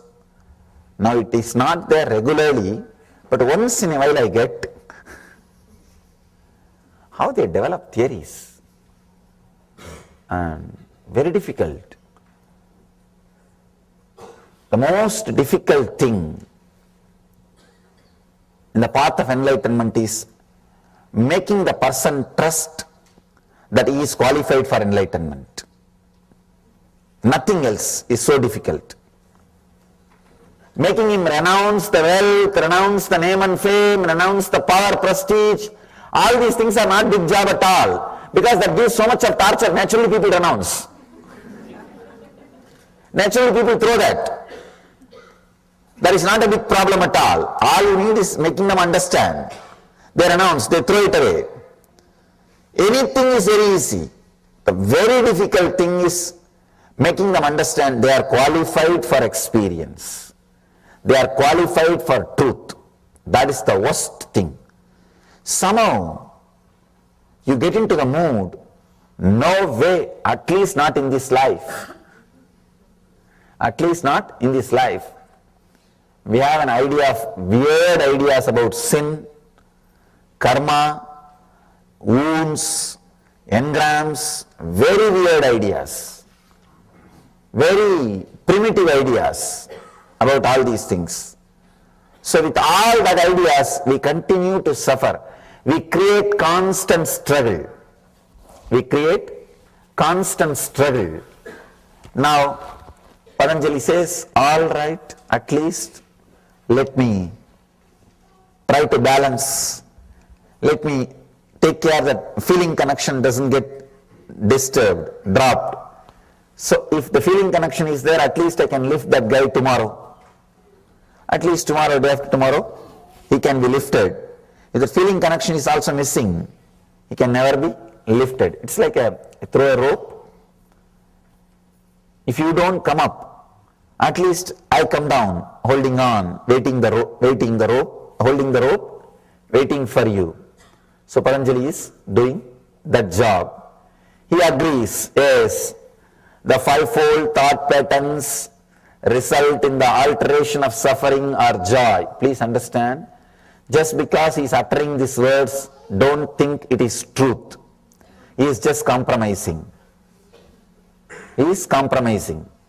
Even now, if I am given a choice, if I am allowed to say, I'll say he is compromising. He is just telling you, okay, what can be done? At least listen to this. At least listen to this. I can say, the second level teaching. The second level teaching, see, the mass is always mediocre. They can't straight away catch the truth. They need more words, beating around the bush. Then they think, oh, yes.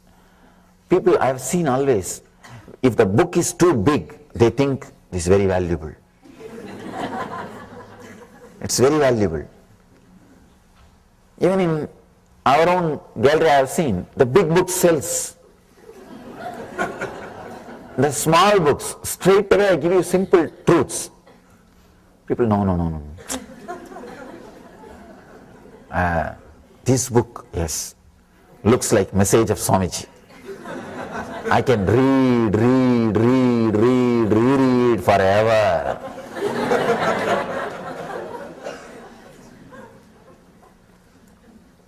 When you have a lot of material, your ego feels satisfied. And you feel you achieved something. You achieved something and you got something worthy for your money. No, really, that's what you feel.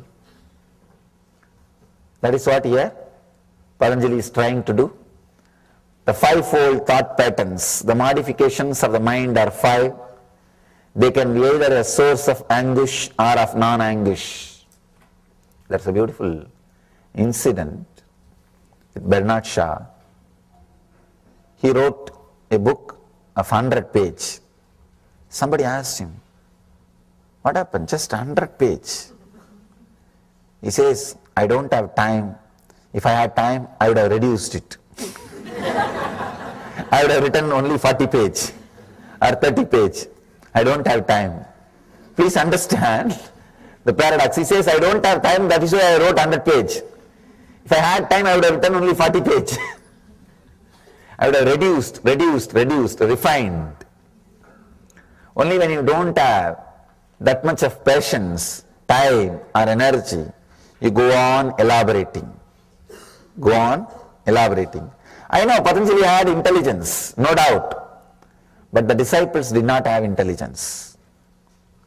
The disciples, I know what would have been the scene when Patanjali says, mind is not a thing, it is an action, just stop it. You would have been about to get up. And disciples said, no, that is not the thing. I have tried many years. I have been with some other gurus, some other teachers, some other masters. I have been to this class, that class, this, that. Then Patanjali says, all right, you would have sat back, started the next session. the fivefold thought patterns result in the alteration of suffering or joy. Then people, yes, now he talks. See? Now we are able to connect. 5 different fold, 5 different things happening inside. The result in the alteration of, which results in the alteration of suffering or joy. He's trying to give you more words. Let me tell you an honest truth. All the answers are only diverting you from the question, never attending the question, including the answers I give. It's only diverting you from the question. Because no question can be answered. There is no question which can be answered. For example, you ask, what is worry? I say, the continuous thoughts which goes on inside you, the inner chatter is worry. What have you understood? At least I have not understood. When you have more words, now you are tired to think further. You act, yes, I understood. Relax. Let's go to the next subject. Otherwise, what do you know about that continuous thoughts or inner chattering which is disturbing? All these are different words. When familiar words are uttered, to explain unfamiliar words, you understand that as an answer. That's all. When I utter some familiar words, which you think you know already, as a response to the question of the unfamiliar words, which you think you don't know, you think I answered your question. That's all. Otherwise, there is no question which can be answered. There is no question, no answer. Both are game. You act as if you are asking. I am acting as if I am answering. Just both of us are enjoying our company. That's all, each other's company. Nothing else. Then directly we can enjoy. Why this game? That is a truth. That is a real truth. Without knowing this truth, we are continuously playing the game. We are going on playing. When you know this game, you realize we don't need this game and start sitting in silence, just in the presence. Till then, the game has to happen continuously. It has to go on and on and on. Asking questions, answers, and different questions. Actually, any answer will create further 10 questions. Answering is a technique of creating a continuous job. See, understand, whenever I answer questions, I am creating continuous questions so that I will have job security. That's what is happening. Any answer will create more questions in you. Nothing can be done. Nothing can be done. That is the nature of words.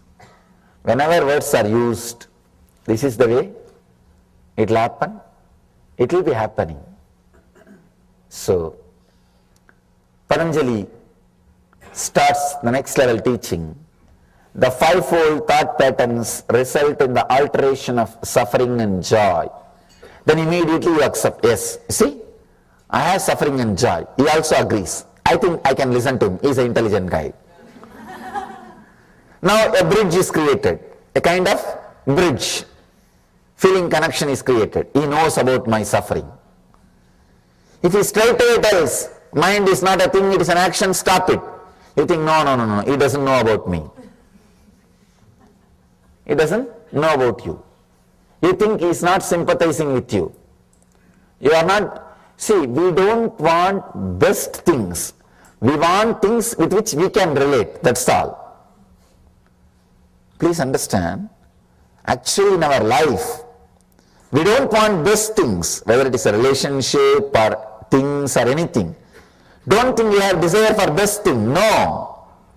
You have desire only to things with which you can relate, that's all. You want to be very comfortable with your mental setup. It is not that you want only best things. If you want only best things, naturally the moment you see the master, you will drop everything and go behind him. One side you have the desire, then you understand, no, let me have the things with which I can relate. I can fight, or I can resist, I can love, I can fight, I can play. Mastery is too big thing. I know it is the ultimate thing to have in the life, but I cannot play with it. I cannot relate with it. I cannot fight with it. I cannot have it. So when I cannot possess it, why to go behind it? With the truth also, you have the same game. With the first three statements of Patanjali, if you have the connection, you know you are a seeker. I know you are a seeker. You want truth. But when the click does not happen, when you are resisting, when you are not interested to have that connection, now we want the things with which we can play the game. We can continue to manipulate. We can continue to play with. We can continue to have entertainment. We don't want solution, we want support. Here, Patanjali is trying to give support. It's like diluting the medicine. He says, the young age I have seen, the villages, in Indian villages, the mothers will give neem leaf. They will nicely grind the neem leaf and give it as a ball. When these kids don't want to take that, they will put a sugar coat on it and they will feed. So Patanjali is trying to do that. All right, at least let me put sugar coat on the truth and share with it. Let's see whether people are taking it or not. The fivefold thought patterns result in the alteration of suffering and joy. Is just using different words to give an idea as if what you feel also is true, so that you feel he is sympathizing you, you can connect with him. This master can help you. This master can help you. He can take you beyond. Now, so that you will continue to hold on to him, continue to be connected to him, continue to have that feeling connection. Let's go to the next sutra. Here, the next sutra, sixth sutra, Patanjali is explaining that 5 modifications of the mind: pramana, viparyaya, kalpa, nidra, smrutayaha. The translation is right knowledge, wrong knowledge, imagination, sleep and memory. These are the 5 modifications which may lead to suffering or joy, anguish or non-anguish. Please understand, 5 modifications: right knowledge, wrong knowledge, imagination, sleep and memory. Let us understand one by one. Is a real master. Is a real master. Even in the second level teaching, he is not losing his truth. He might have put the sugar coat, but he is not reducing the strength of the medicine. That is the mastery you need. How much ever you compromise and try to relate with the disciple, the undercurrent, what needs to be transmitted, should continue to happen. Should continue to happen. So here, Patanjali is doing that job very beautifully. He says, right knowledge. First thing he says, which can lead to suffering or joy, first thing is right knowledge. You may think, right knowledge is also binding. He says, yes, it is binding. Many times, even though it is right knowledge, even then, it's a mind. Even though it's right knowledge, it's a mind. Going beyond right knowledge and wrong knowledge, that is enlightenment. Even the right knowledge is bondage. There is a beautiful story by Ramakrishna. One guy was caught by 3 thieves in the forest. They robbed him completely. One thief said, let us kill him. Why to leave him? The second guy says, no, what is the need of killing? Unnecessary. Let us tie him in the tree and go away. Third guy, he waits after other 2 guys leave. The third thief, he comes near and releases him, says, all right, I'll show you the way, go to the nearby village and escape. He leads him to the nearest highway, leaves him. Then that guy who got robbed, he asked the thief, even though you are a thief, you helped me. Why don't you come to my house and have a cup of tea? Thief says, no, after all I am a thief.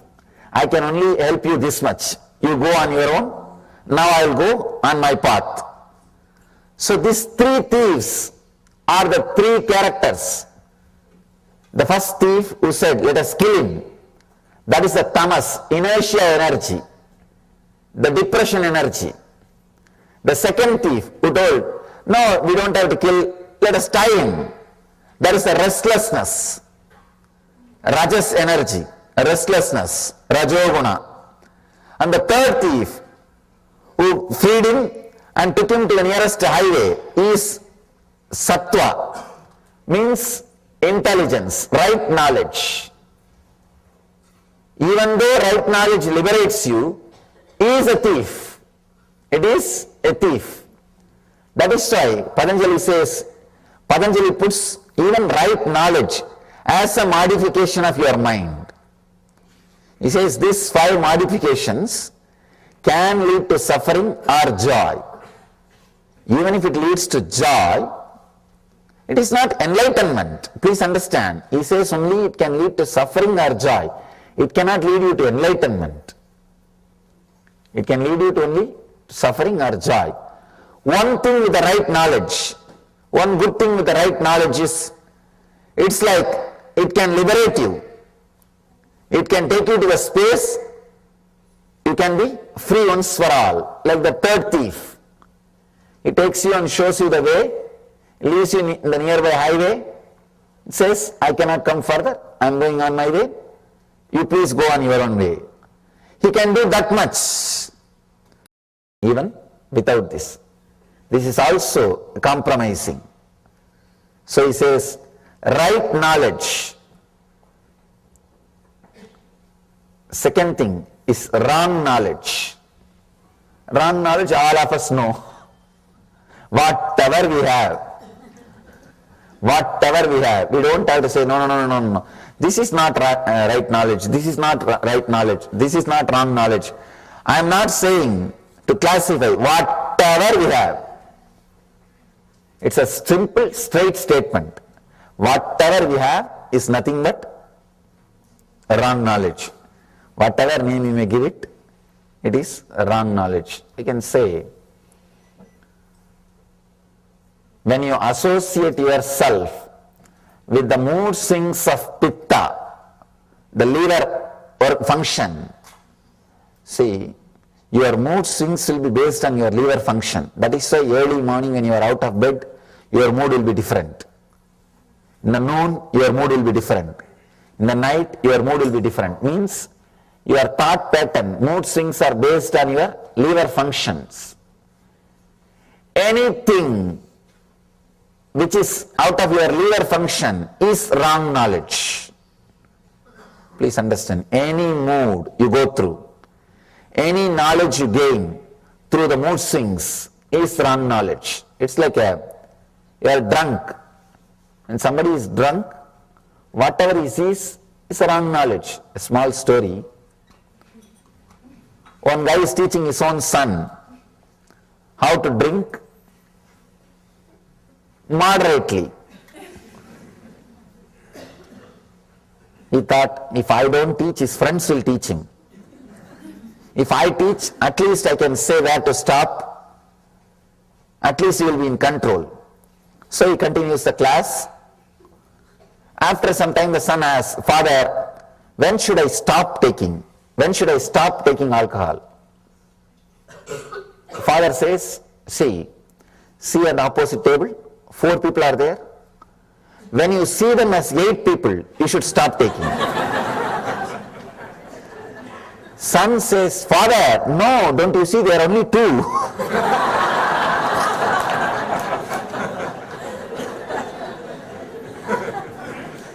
So anything based on your pitta, means liver function, is wrong knowledge.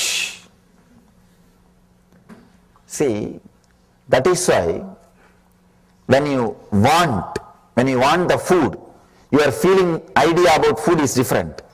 After you finished eating, suddenly your mood, your idea about food is different. Same way with the lust. When you want the experience, your idea about the other person, your idea about the beauty, your idea about lust, everything is different. When you are finished, suddenly the idea about the other person, idea about the lust, idea about the act, everything is different. So knowledge based on your body hormones, same way taste, food or physical touch or anything, before having, your idea is different. After having, idea is different. It just changes. So anything based on the hormone, the pitta, is wrong knowledge. It is wrong knowledge. But people enjoy wrong knowledge. Please understand, really. They enjoy wrong knowledge. They don't want to be in the right knowledge, because the right knowledge sometimes hurts you. Really. It constantly reminding you to get enlightened. It's like a constant nagging. Get enlightened, get enlightened, get enlightened. You just want to switch it off. That is why so much of alcohol, understand, so much of alcohol in the humanity, well, you know, right knowledge awakens spiritual seeking in you, which is very costly. Your whole life will be different. You have to enter into a new zone, new space, which is risky. You may not know about that new zone. So you want to be in your old cozy field. You say, no, forget about it. This house is enough, this wife is enough, this car is enough, this office is enough, let me run. You are afraid to enter into that zone of seeking, because seeking is such, it will just take away your whole life. It is internal tsunami. It just changes you. Nothing else is required. You are new. You are washed. You are fresh. Whatever needs to be taken away from you, leaves you. Only whatever needs to be left is left. It's a very powerful internal tsunami. When you are afraid of that, the right knowledge means reality always leads you to seeking. In the world, there are only 2 categories. One, seekers. Another one, people who are addicted. That's all. You can't be between. Either you have to be a seeker or you have to be addicted. Because you have to escape from the right knowledge. You have to put that off. You have to switch it off. You have to divert yourself. You can't be constantly in the right knowledge. Because right knowledge constantly asks you to seek further, seek further, seek further. It doesn't let you rest. It doesn't say, no, you can lie down, I will come tomorrow. No. It's like credit card company. Constantly calling you. Constantly calling you. So seeking does not let you rest. That is why all over the world, why do you think all over the world, in all cultures, alcohol is like a habit? Alcohol is next to food, consumed next to food. Because man wants to be in wrong knowledge. He wants to be in delusion. He wants to be deluded. He wants to be in imagination. He doesn't want right knowledge. He doesn't want to be in reality. How many laws? Almost all countries have laws about the alcohol. But no country is able to stop. No country is able to stop. All countries, all cultures, all civilizations, all of them tried to ban alcohol. At least few times they have tried. But the moment they ban through the law, more alcohol is consumed. It becomes a big problem. It becomes a big headache for the government, police, law enforcement departments. Then nothing can be done. They open it.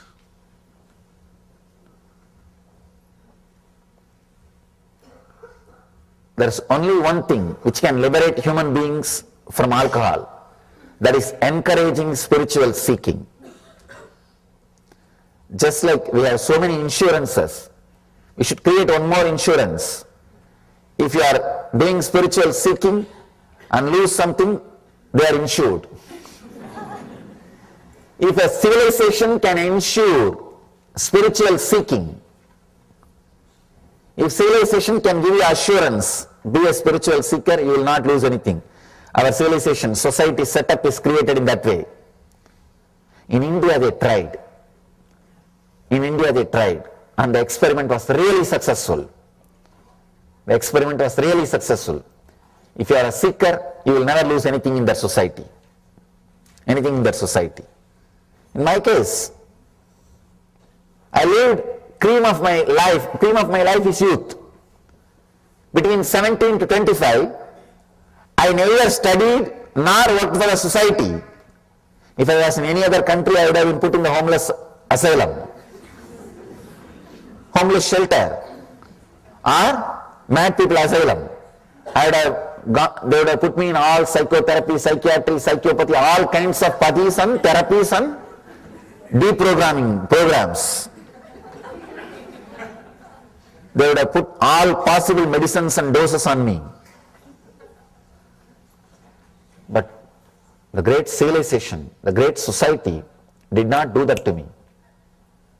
When I was on my own, when I started seeking, it had sympathy, it had passions, it had compassion. Apart from that, it gave me food, shelter, clothes, everything with respect. Understand? Not saying you are an unwanted guy, but we have to maintain what to do. No. Not with that feeling. How the homeless people are served. The developed countries, how the homeless people are treated. We will give you food. You are an unwanted guy, what to do? We will give you what you need. At least don't become a criminal. We will give you what you need. Just keep quiet. Not with that unwanted feeling. No. With encouraging. Please do it. You are right. You are right. Anywhere, if I am given food without they touching my feet, I am not supposed to accept. And that is the way I lived. Understand? You can't imagine giving food to a homeless guy and touching his feet with respect. Can you imagine? No. You can't imagine. In the developed countries, you will give food and shelter and clothes and whatever needed to a homeless guy and fall at his feet and do namaskar. Offer your respect. Saying you are right, please, you are encouraged, please do what you are doing. No. But the civilization did it. The society did it. When I go around all over the world, I understand. I am surprised. The civilization was built for enlightenment. It is built to create enlightened beings. Many times people ask me, why only in India so many enlightened masters are there? Why they are not spread all over the world? They should have been spread. God should have sent here and there. Why they are all completely concentrated in India? Please understand, It is not an accident, it is an incident. The civilization itself is prepared, trained, created for enlightened masters. Same way, there are many things missing. They don't have 911, as I told you yesterday. They don't have many things which developed countries have, but they have few things which no other civilization can produce. They have insurance for seekers. The whole society is an insurance for seekers. Whole civilization is insurance for seekers. Billions and billions of rupees are spent in creating infrastructures, basic needs for the seekers who wander all over the country.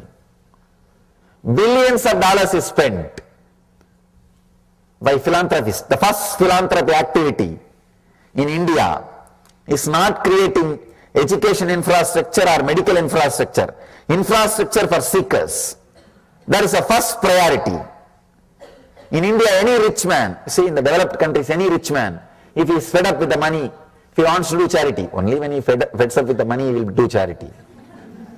When he feds up with the money, and he wants to do charity, the developed countries, he may create an hospital, or he may create a school. But in India, if he is fed up with the money, and if he wants to do charity, first thing will be, he will create a monastery, or a temple. Means infrastructure for seekers. The whole civilization is directed towards enlightenment, towards seeking. So only if you give assurance and respect for seeking, only the civilization which gives assurance and respect for seeking can be liberated from alcohol. If any civilization needs liberation from addiction of alcohol, if it wants to save its citizens from alcohol, the one and only way is encourage seeking. Encourage right knowledge. Lead people towards enlightenment. Lead them towards the conscious growth. Lead them towards superconsciousness. That is the one and only way to liberate from alcohol. Till then, alcohol will continue to rule. The addictions will continue to be there. The drugs, the products which gives the kind of the illusory feeling will continue to exist either directly or indirectly, legally or illegally in the society or under cover. It will continue to exist because man cannot live without right knowledge or wrong knowledge. Right knowledge always leads to seeking.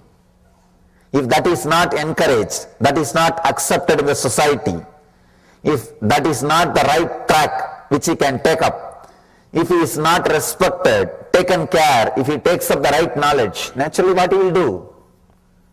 He has no other option. He has to take the wrong knowledge. He has to take the other side.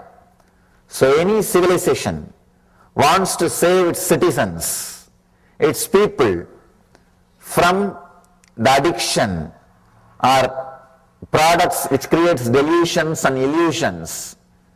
The one and only way is encourage right knowledge. Let that civilization think about encouraging seeking. Let that civilization think about supporting the seeking. In India I have seen every 30 miles you will have a place for resting and food if you are a seeker. Because I walked length and breadth of India. Maximum I can walk only 30 miles per day. So I have to rest. I have always found a temple or a monastery where I can rest. I am respected, supported just because I am a seeker. No other qualification. No ID card is required. In India there is no social security number. Please understand. But first of all, there is no security. What about social security number? There is no social security number. There is no way to track. There is no way to find out information about you. Nothing exists. The only social security number is this color dress. That's all. You will be surprised. Even in the train, government trains, the government officials who are supposed to take care that whether TTs, ticket checkers, will not ask for a ticket. If you are wearing this cloth, I am giving you some tips to travel in India.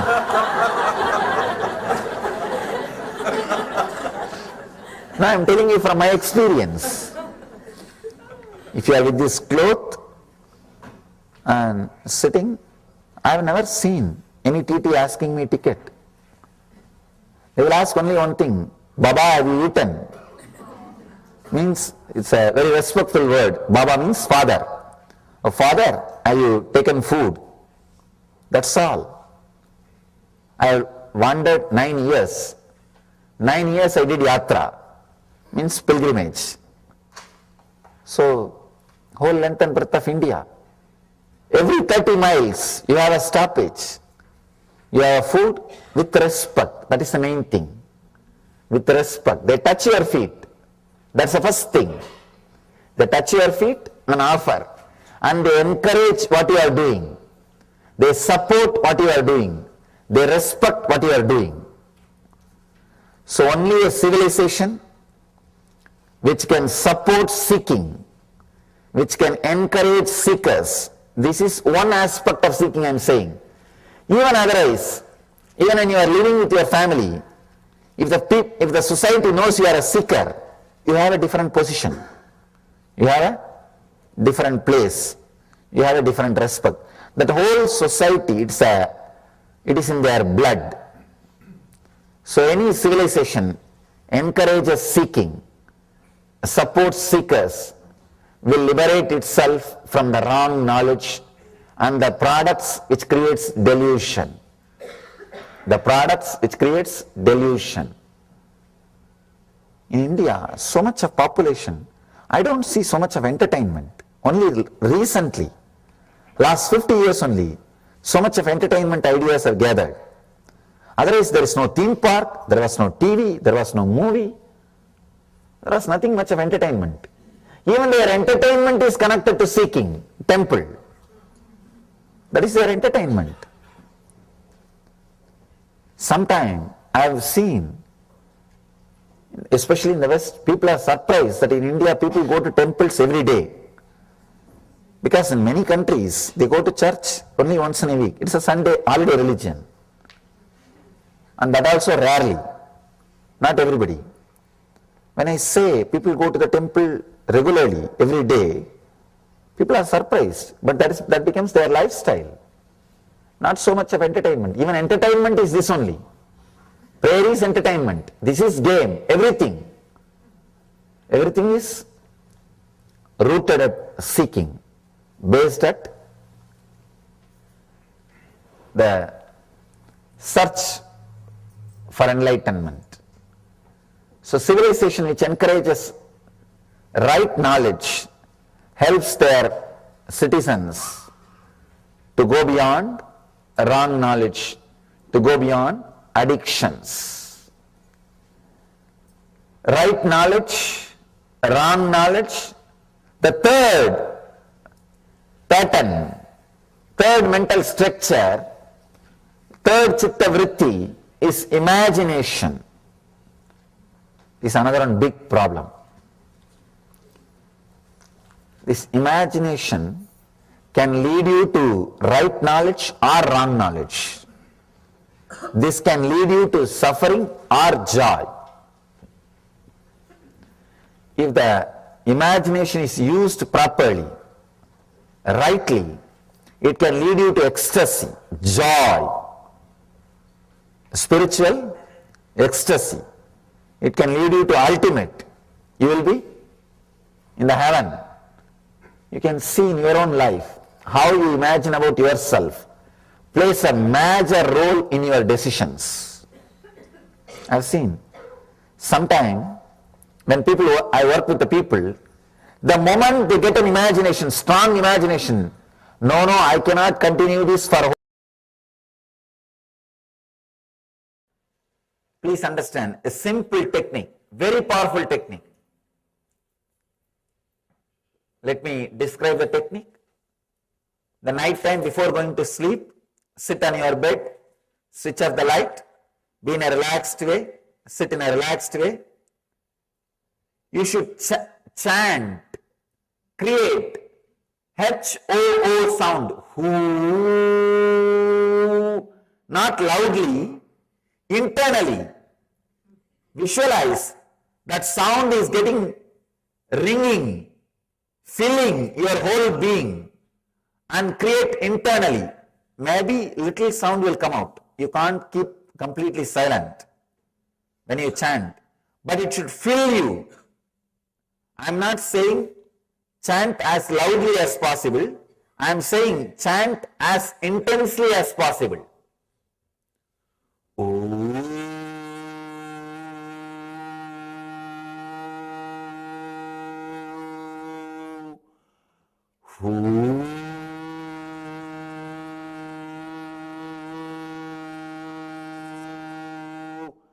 The whole body should be filled with that sound, with that one chanting.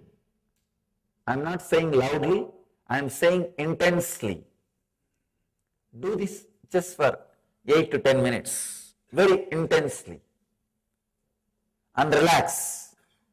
You will see, you will be alive, aware, even during your sleep.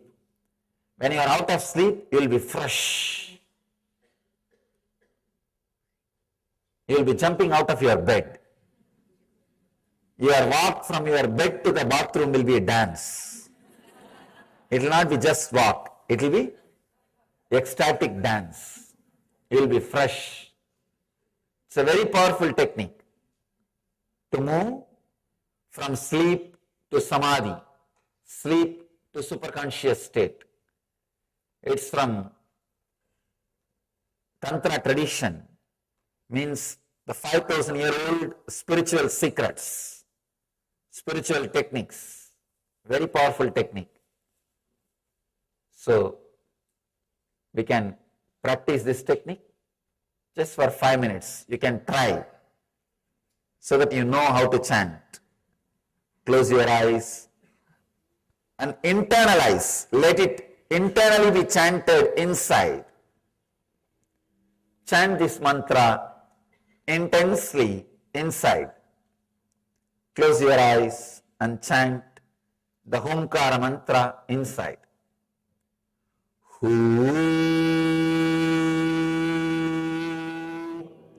As intensely as possible.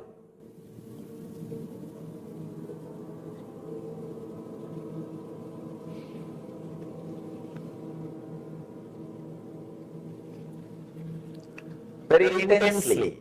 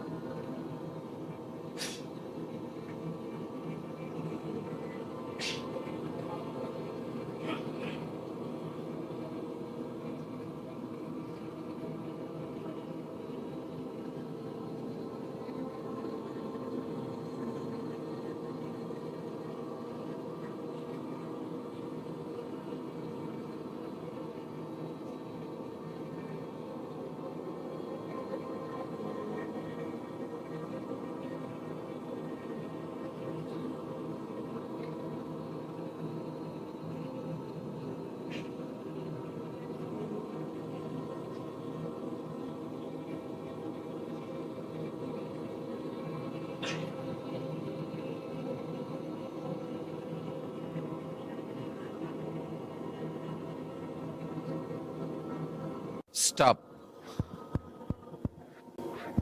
Stop. You can open your eyes. Try this technique before going to sleep. You will see you are able to transform your whole sleep into superconscious samadhi.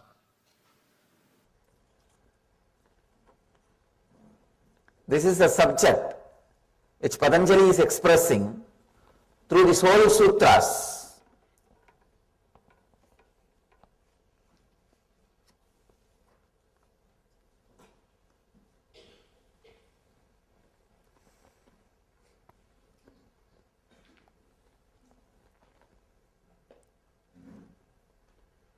Illumining your comprehension means seeing things properly, with a proper light, with awakened vision.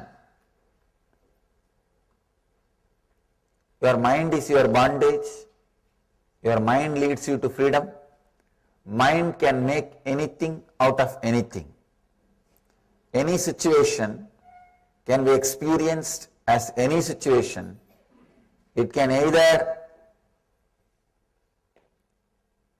enjoy or suffer the same situation. It can experience joy or being defamed in the same situation. It can comprehend pleasure or pain in the same situation. It can make you experience anything out of anything. I have seen people coming to me for healing. After 2 days they will come. There will be few people, they will come with so much of joy. They will say, oh God, Swamiji, 50% disease has disappeared. I am surprised. How can this happen just by a touch? They will be in ecstasy, jumping. There are few people who come and tell, still 50% not healed, Swamiji. The deep suffering, sorrow, they don't, when I ask them, how long this disease is there? They say it's there for 20 years. They don't even understand, which was there 20 years, melted down more than 50% within 2 days. They have wrong comprehension, unable to see what is happening. Mind can make anything out of anything. See, both are helped 50%. One guy is in ecstasy. God, I am helped. So much has happened. 50% got healed. The other guy is not even able to feel or enjoy that 50% he got healed. So this is the usual mind. You can comprehend anything out of anything. Any situation can be experienced as any situation. Here, Patanjali says,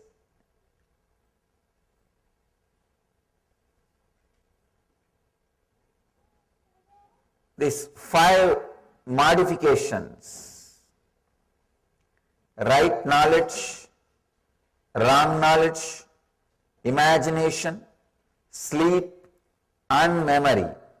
These 5 can be the reasons for your pleasure or pain, for your anguish or joy, for your peace or restlessness.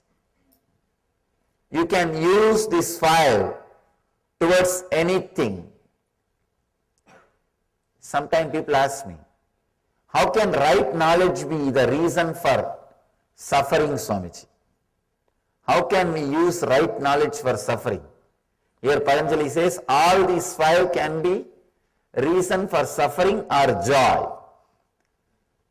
Please understand, many times I have seen people creating guilt out of right knowledge. I told you a story a few days before. People understand an enlightened person should be very calm, cool, collective, balanced. This is a kind of a right knowledge. But they use that knowledge and start creating guilt, expectations, difficulties inside them. Even right knowledge in the wrong hands can create suffering, can create difficulties. I have seen people having some idea about how life should be, this, that. Actually, if you see, it will be right knowledge, just like this situation. I was telling you a story, one Zen master crying when his master died. We have an idea, enlightened person should not cry. He is supposed to be balanced. It's a kind of a right knowledge only. But when you apply, misunderstand, misuse, it can create agony inside you. You can use that same idea to create guilt in you, or questions in you, doubt in you. Even right knowledge, in the hands of wrong person, can create suffering. Of course, wrong knowledge always creates suffering. People ask me. One more question. Patanjali says here, all these five can create right, can create joy or suffering. How can wrong knowledge create joy? Can create suffering, we know. How can wrong knowledge create joy? Sometimes, accidentally, even wrong knowledge leads you to joy.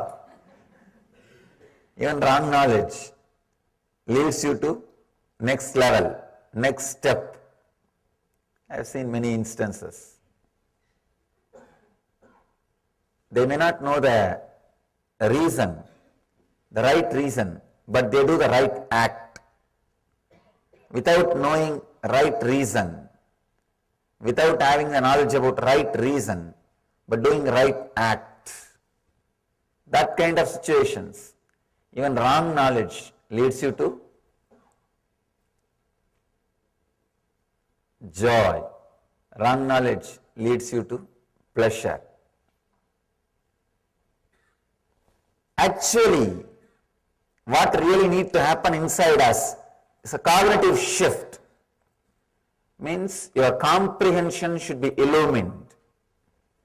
Straight away able to relate with the truth without difficulties, complications, torturing, straight away ability to relate with the truth. I have seen many times in my experience, people can neither resist the joy and ecstasy of being in my presence, but nor they can drop their arrogance, nor they can come out of their ego. They continue to come and continue to criticize something. I tell them, if you are feeling like criticizing, don't come, relax, be where you are. They are not able to, no. That we can't do. They will continue to come, but continue to criticize something.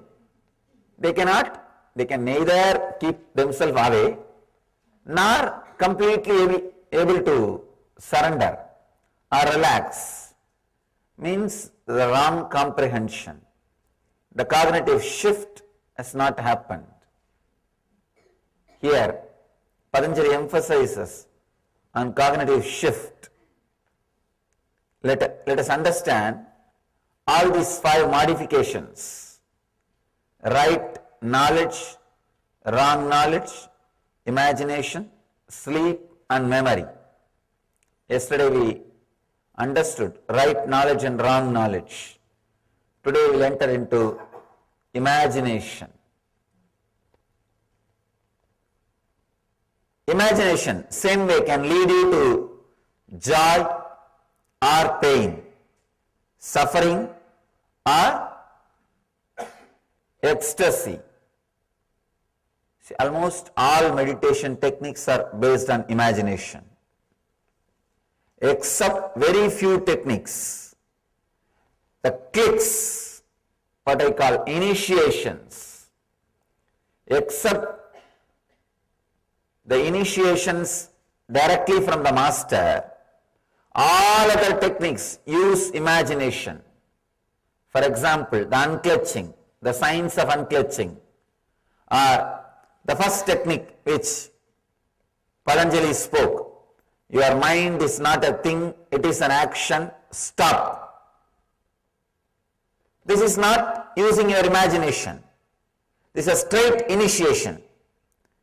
Straight initiation, straight click. Except this kind of initiations, this kind of clicks, all other techniques are using your imagination.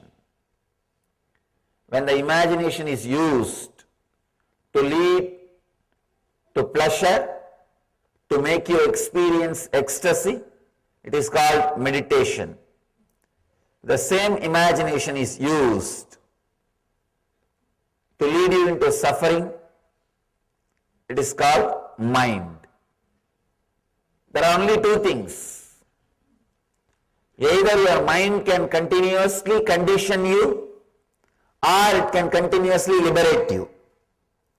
Your imagination can either go this way or that way. It cannot stand still. It cannot stand still. We need to understand this one fact. We always think, I may not be progressing spiritually, but I am stuck somewhere where I am. No. Either you progress or you are going down. There is no such thing as stuck. Please be very clear. There is no such thing as stuck.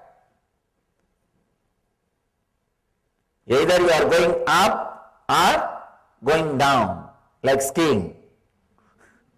There is no such thing that you can stop or stand stuck. No. It doesn't happen in the inner field.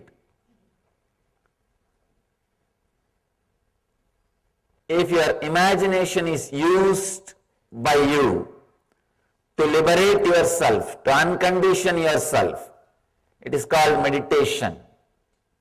If your imagination is used to bind you more and more, to create more and more bondage, it is called mind.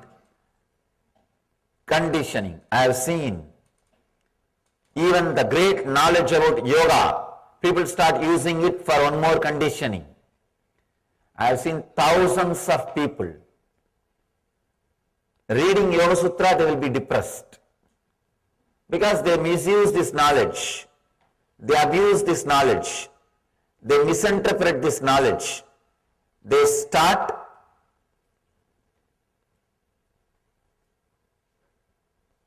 imagining their own things out of this knowledge. That is why this great truth should be heard directly from an enlightened being. Then he knows where Patanjali put comma, where Patanjali gave strong emphasis, where Patanjali gave the gap. He knows. Please understand, the other day I was reading a beautiful line. God is nowhere. Somebody put a comma next to W. Then it says, God is now here. Sometime you need an enlightened person to put the comma, to create the gap. Only he knows where Patanjali gave gap, where Patanjali put the comma. The other slogan I read, there is only one God. One guy put the comma next to the word, there is only one. Then it reads, there is only one God. First line it says, there is only one God. It's more like a moral science. uniting all the religions, creating peace. The second line, there is only one, God. It's a spiritual experience. It's a spiritual truth. These two statements may look similar, but it has tremendous different significance. Its significance is totally different. See, there is only one God. It can be uttered by anybody. Everybody utters the same thing. But they say in the end, there is only one God, that is my God. Not your God. That is where the problem starts. Everybody accepts there is only one God, no doubt. But everybody says that God is only my God, not your God. The path to that God is only my path, not your path. That is where the problem starts.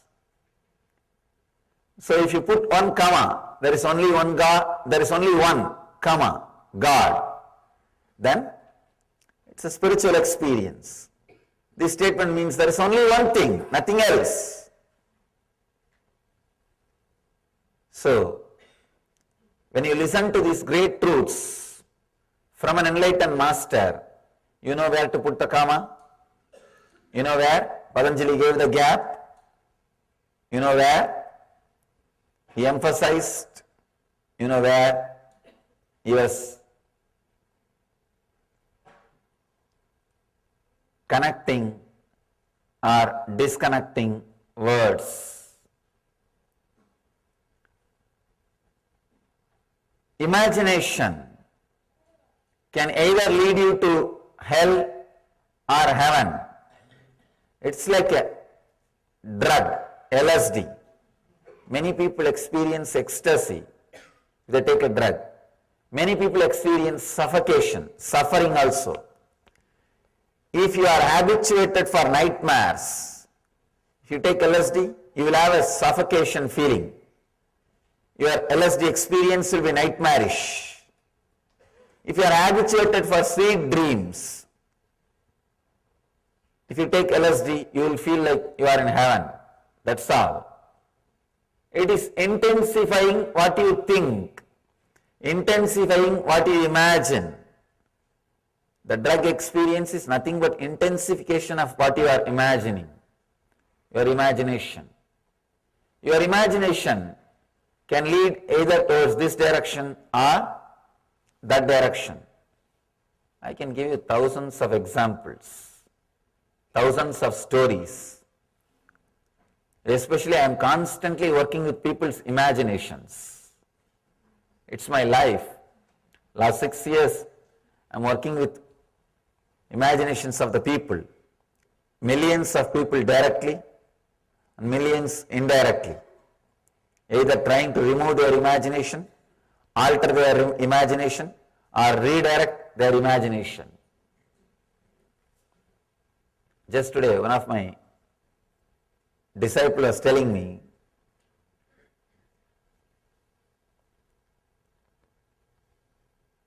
before she used to come regularly to the ashram, her daughter will always object, why are you going there? You are not attending us. You are not caring for us, the family pressure. Now, daughter also attended the program. Now she says, how could you come back? How could you be away from him? I am not able to. I am not able to be away from him. Earlier, how are you able to come back even after being around him?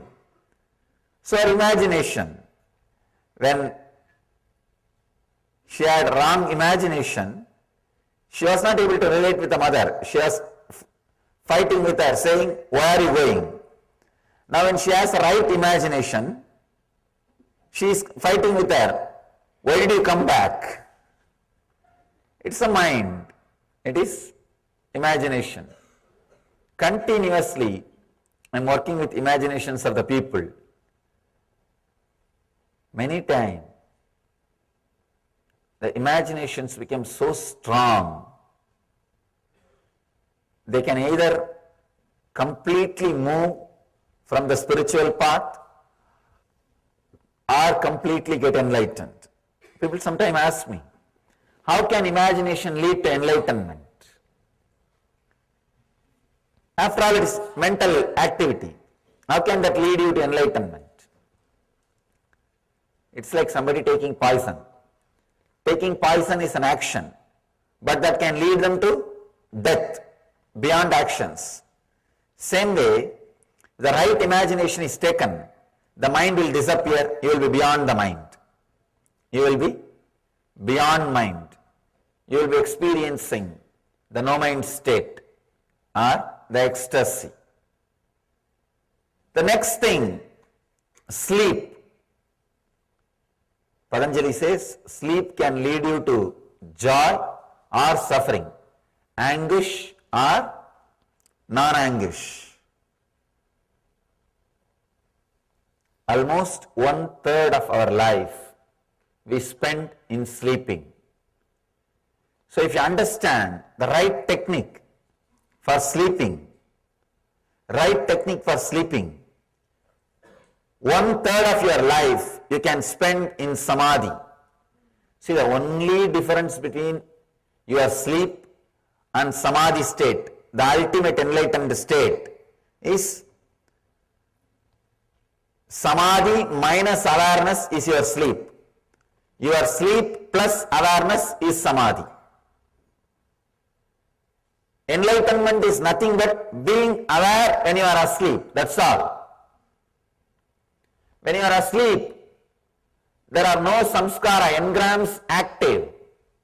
There are no memories active. You are completely silent, relaxed, settled. In that state, but only one thing, one difference, you are not aware. See, in the deep sleep, you are entering into the same space in which Buddha is living, in which Ramakrishna is living, in which Meera is dancing, in which Chaitanya is singing. You are entering into the same space where they are all living. Only one difference. You are not aware. Patanjali is aware. Chaitanya is aware. Krishna is aware. Buddha is alive. In that space, if you know how to be alive, if you learn how to be aware, you have done everything. Nothing else needs to be done. All you need to do is how to be alive when you are asleep. How to be aware when you are asleep. Now our problem is, forget about how to be aware when you are asleep. How to be aware when we are awake. How to be aware when we are awake. That is a big problem. That itself is a big problem. Today we will practice a technique to convert your sleep into samadhi. Convert your sleep into samadhi. Please understand. When I say being aware during your sleep, I don't mean sleeplessness. I am not saying be sleepless. No, that is sleep disorder. That is a disease. I am not saying be sleepless or sleep disorder. You will be sleeping, but your whole awareness will be alive. Means there are no engrams, there are no thoughts, there are no memories, but the pure I will be alive. That will be radiating, that will exist.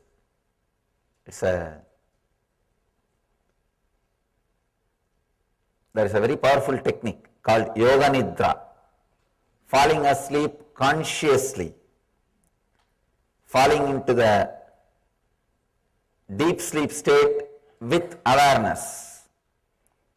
I can say,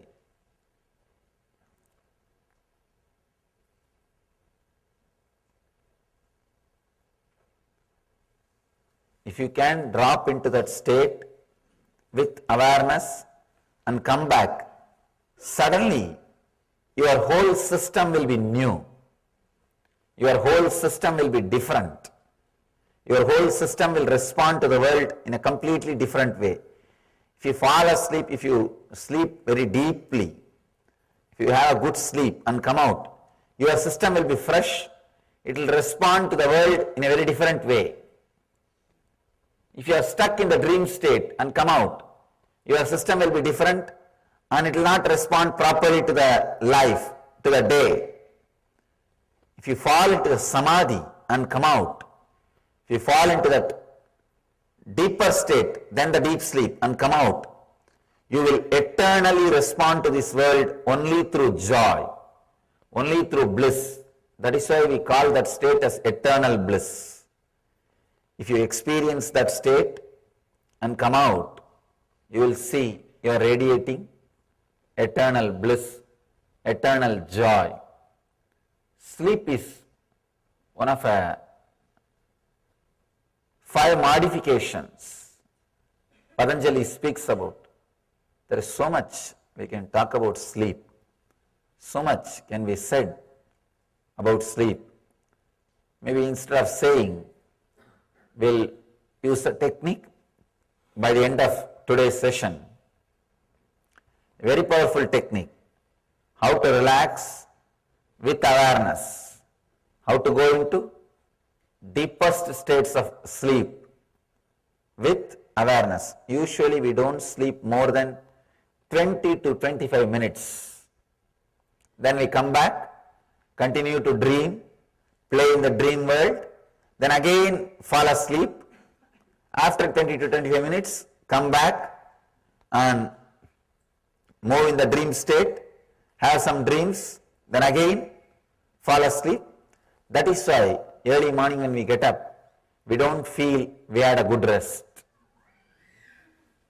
Because you have never rested. You are continuously playing the game. Your body might be resting or your body might be relaxing, but you are not in a relaxed mood. You are not completely resting. You are not aware. You are not in peace. The sleep can be used for suffering or joy. That state can be manipulated to reach samadhi state or to be in suffering state. I have seen people using sleep to lead to suffering. Either they oversleep or they continue to suffer without sleep, sleeplessness or oversleeping. If they don't sleep in the night time, the chronic fatigue will be there in their body. It will continue to disturb their creativity. Whole day, they will be constantly disturbed. The creativity will not express.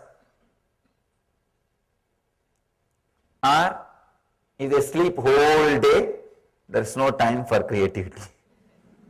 There is no possibility for creativity. Sometimes people wake up only sun comes through the window. Sometimes the bad part of this whole thing is windows in the west side.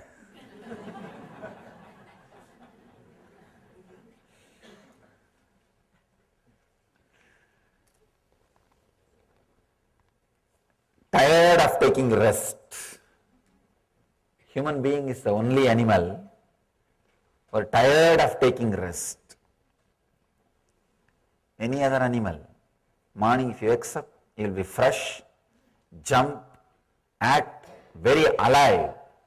Human being is the only animal, when he wakes up in the morning, just rolls and pulls the blanket. Especially that early morning sleep with the blanket will be tired of taking rest. Sleep is the 4th item, Patanjali says, which can lead us to either suffering or joy. The 5th item is memory. It's a very powerful thing.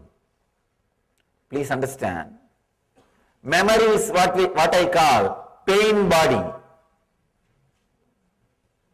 Here, with the right knowledge. Only with your action, connection with it can create suffering or joy.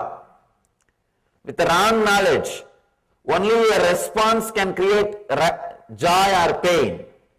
With imagination, only your supporting to imagination, only that can create joy or pain.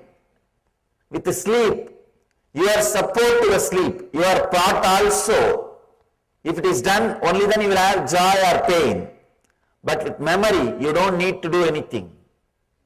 They are independent. Suddenly they will come up, they will occupy your whole inner space, put you in suffering. For no reason. You can't say, why did you come? They are uninvited guests. Memory is uninvited guest. Suddenly you will come and create so much of joy in your inner space and fill you with ecstasy.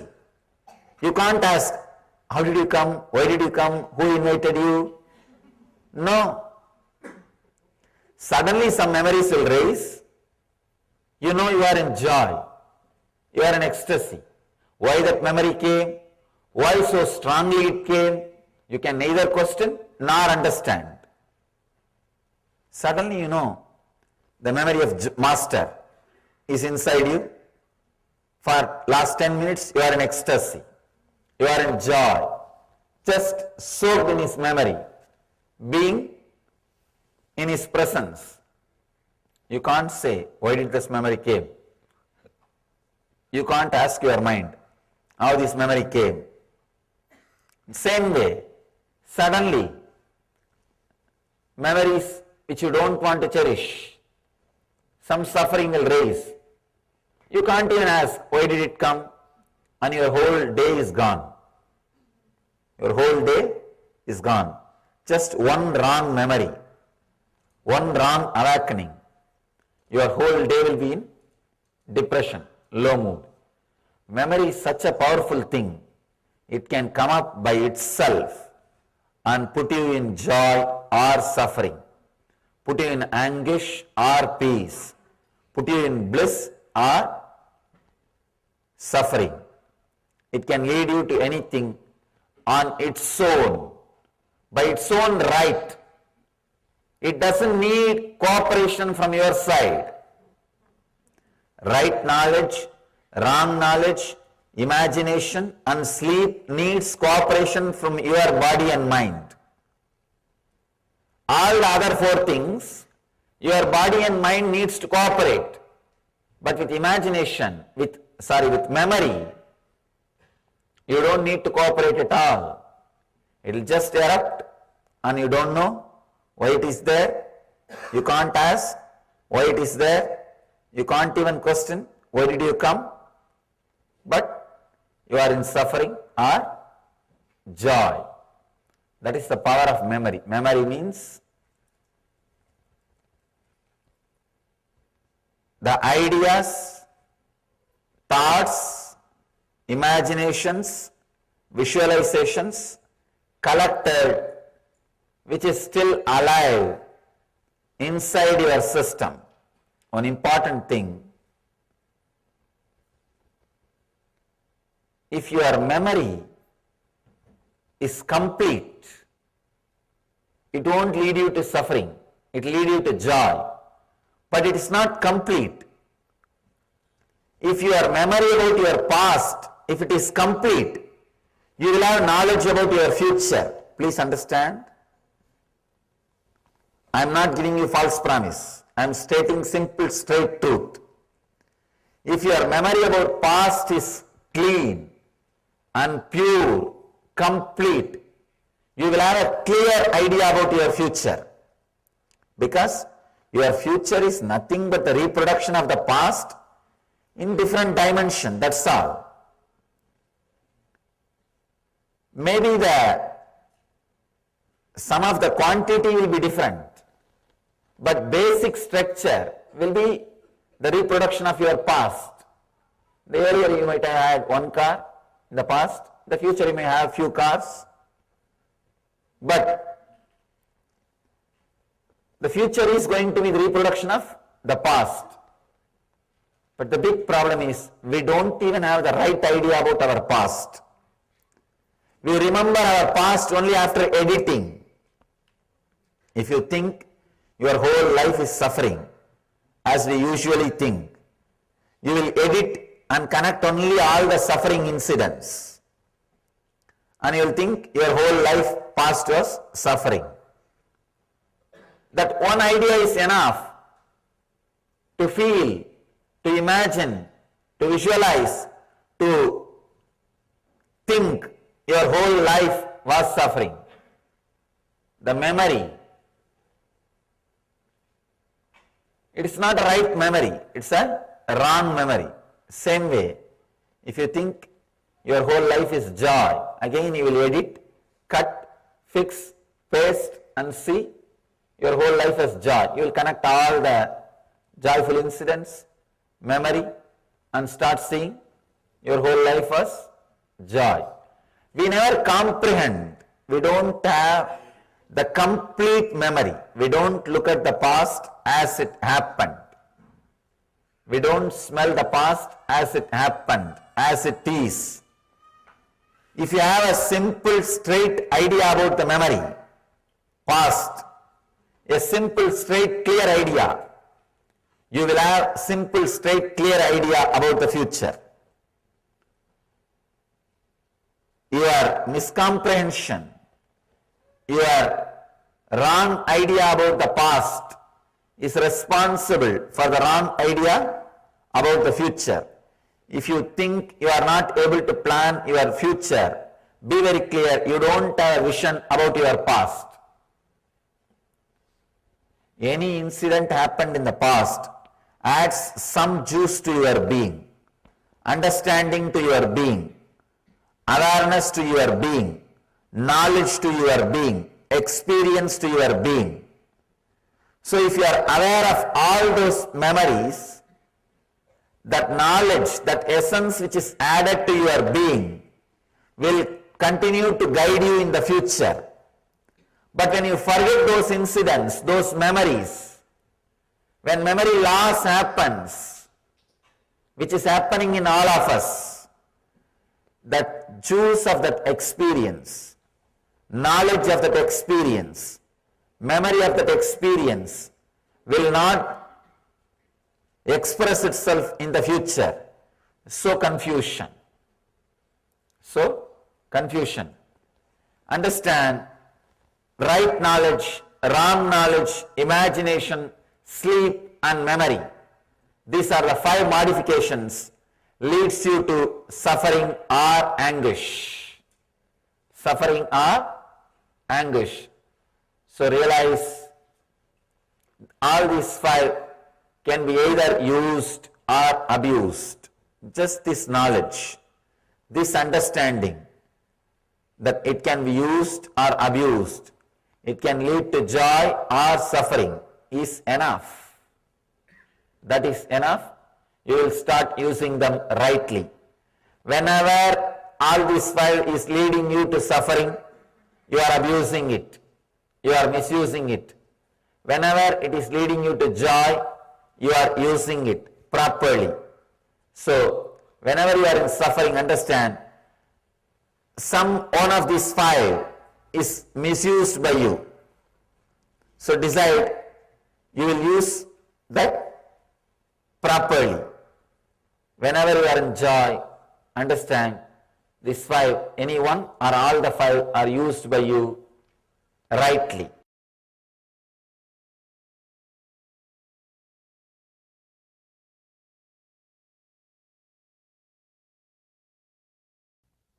I'll read the sutra.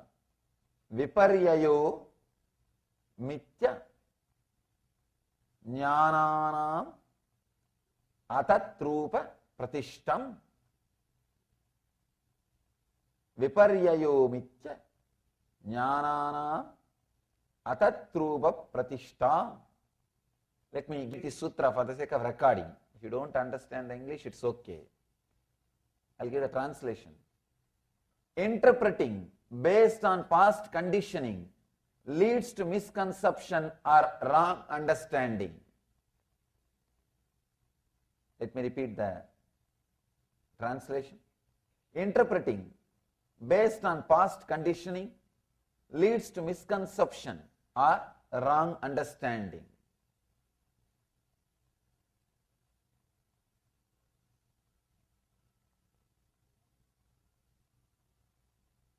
The Upanishads, Zen koans, Sufi mystics' poems, everything expressed by the enlightened masters are again and again repeating what is reality.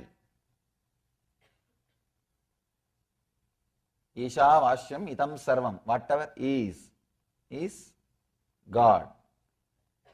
Again and again, even the Zen masters, they say, before enlightenment, mountain is a mountain, tree is a tree, river is a river. After enlightenment, mountain is a mountain, tree is a tree, river is a river.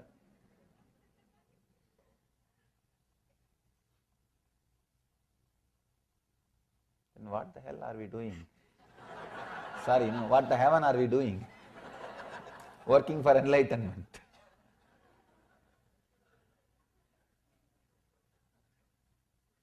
Again and again, masters say what is.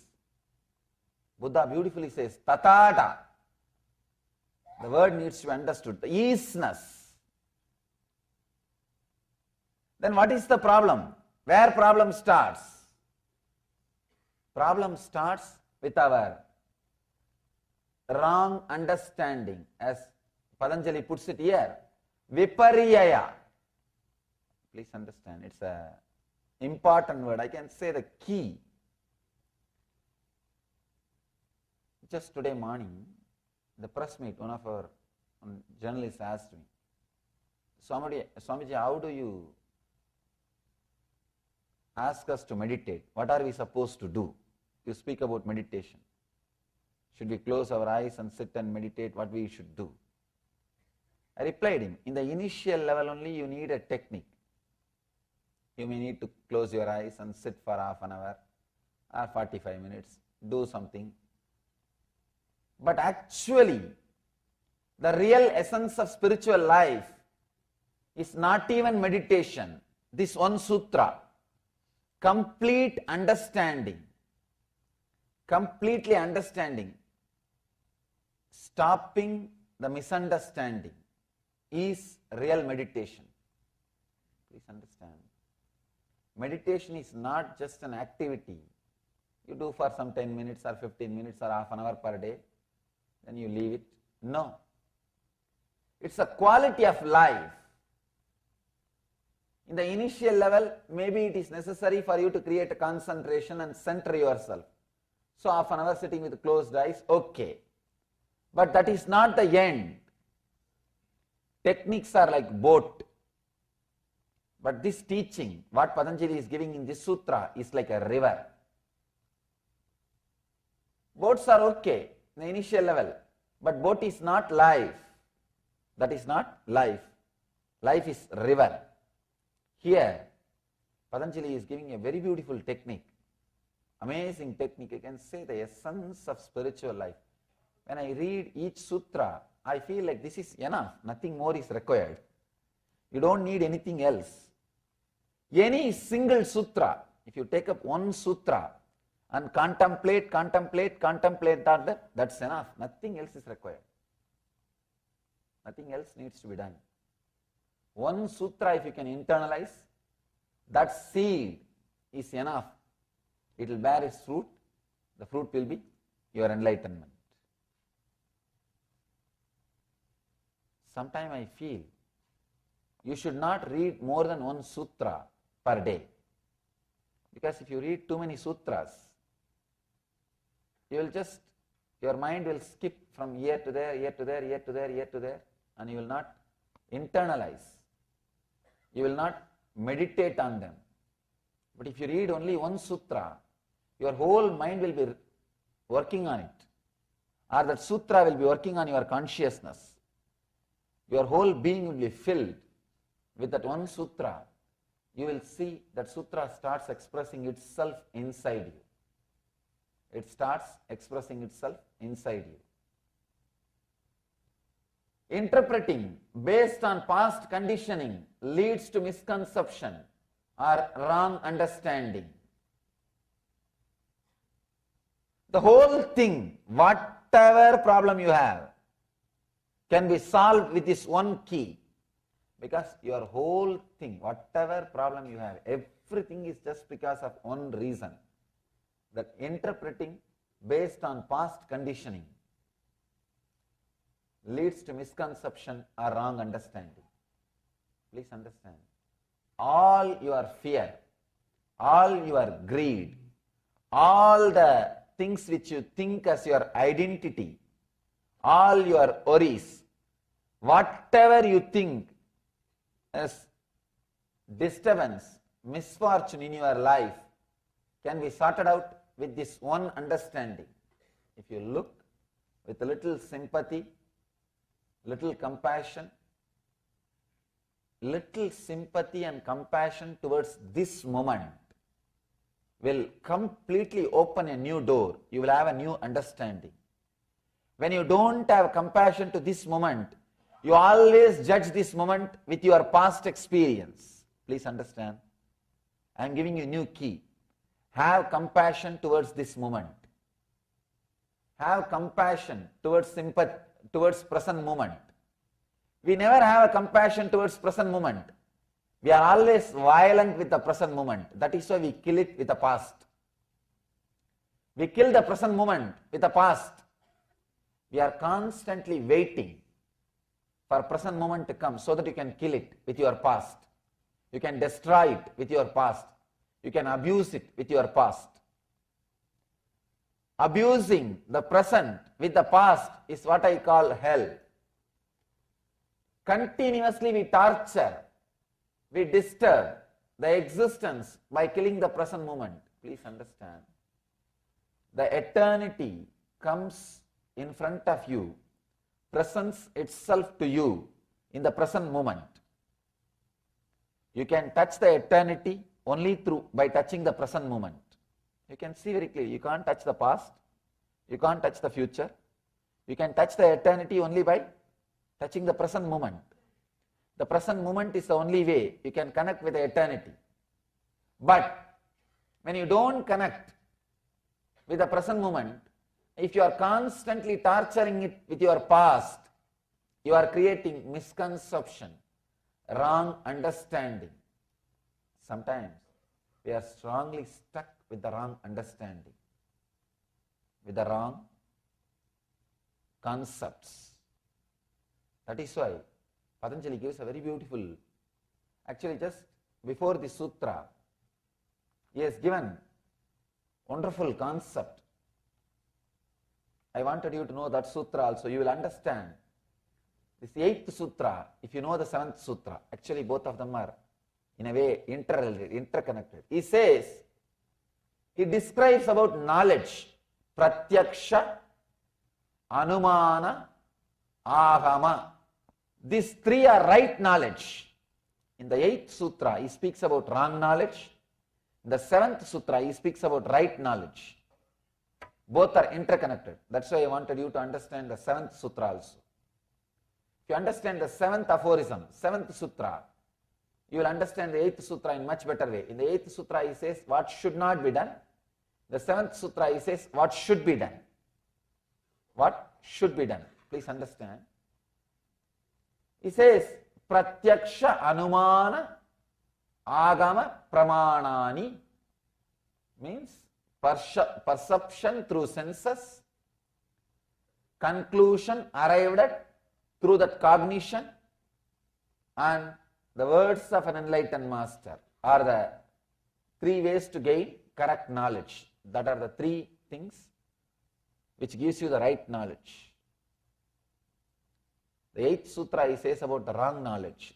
Wrong knowledge means interpreting based on past conditioning leads to misconception or wrong understanding. For example, if you are hurt in the past by somebody who is wearing a white dress, whenever you see a man with white dress, You will always have that fear, that sankata, means discomfort. You will always carry that. That man and this man is no way related. They are no way connected. No way, even know each other. But you carry that. You pass a judgment. You carry your past. With that past, you try to constantly judge the present. With the past conditioning, when you try to judge, that leads to misconception. Please understand, that leads to misconception. The judgments we are passing about a particular race, the judgments we are passing about a particular religion, the judgment we are passing about particular state, the prejudice, bias we carry, all are related to this wrong knowledge. We have our own prejudice about particular race. Many times people come and tell me, especially when they come to India and see, Swamiji, we thought whole India will be always meditating. We don't see here like that. They think that whole Indians will be always constantly sitting with the closed eyes, silently, politely and meditating. The other day I read an article. Yoga became very popular in Mumbai because Madonna practiced it. Really. The power yoga has become very popular because Madonna practiced it. Please understand, do not carry concepts. Do not carry assumptions. We pass judgments. For example, if you meet one person, based on your experience with him, you judge that whole country. You judge that whole race. You judge that whole religion. Poor religion, what it will do? Poor man, what he can do? No. You cannot pass judgment like that. You cannot just create ideas. Please understand. Creating this kind of ideas and adding, sometimes we think, yes, this guy misbehaved with me. I know it's not that all the people from his religion or from his country will misbehave with me, but even then I can have a casual opinion. What is the wrong? Nothing wrong. So when you casually chat with your friends, you pass a comment. You know, that guys, they are very egoistic. Their whole country is arrogant. You make a comment. You think, what is the harm in this simple comment? Nothing wrong. After all, I am not going to believe this. You yourself think inside. No. It is not true. I am passing a judgment against one race or against this country. How can I pass a comment? It's not true. One side of your mind will say. The other side you will say, no, it's not wrong. After all, it's okay. Don't think. If you repeat some words again and again, you will start believing it. So be aware of the words you are repeating. Please understand. The other day I was reading autobiography of a yogi, Paramashivoham's autobiography. He says very beautifully, the power of words. The first few chapters, he describes few incidents where he uses particular words with a strong concentration. Just that words come true. He says he was having a conversation with his sister. Suddenly, for some reason, he said, the sister was trying to apply some medicine on her body. The Yogananda commented, that medicine will not work. You will have the boil twice tomorrow. She was trying to apply some medicine for boil. He says, you will have medicine, you will have the boil, 2 size, double size tomorrow. And he says, I will also have boil in my hand. The sister says, what are you talking? Why will you have? You don't have any problem. Why do you say these words? And he just makes this statement. And tomorrow it is there. He had the boil and the sister had double size. He says, I was shocked. Just the mere word, the power of mere word. Please understand, never utter words like, they are wrong, this race is wrong, that country is wrong, this religion is wrong. The more and more you utter, you will start believing the same words. You will start strongly feeling that same words. One more important thing. The world is too small. Don't think, oh, if I make a comment about that country, it's okay. Even if I think that country is bad, it's okay. I'm not going to go to that country. Don't think. You may not physically go to that country, but any news you hear about that country will start kindling different emotions in you. I have seen many people suffering with unnecessary lust, unnecessary anger. I always tell people, keep the lust which you need for your day-to-day life. Keep the anger which you need for your day-to-day life. That is okay. But we suffer with unnecessary lust, unnecessary anger. Unnecessary anger means the anger which is no way going to help you, or the anger which you can no way exhibit. For example, you read some news about some country's president. In some country you say, these guys are killing their citizens. You carry a strong anger.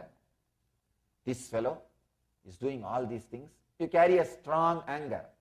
Will you be able to do anything against him? No, you can't. You can't directly interfere in his life. You have neither right nor power, nothing. You can't do anything in his life. What you will be doing? You will be just sitting with that anger. Whenever you hear that guy is suffering through some news, you think, this fellow needs. You feel your anger is fulfilled. Your violence is getting fulfilled. You go on cursing.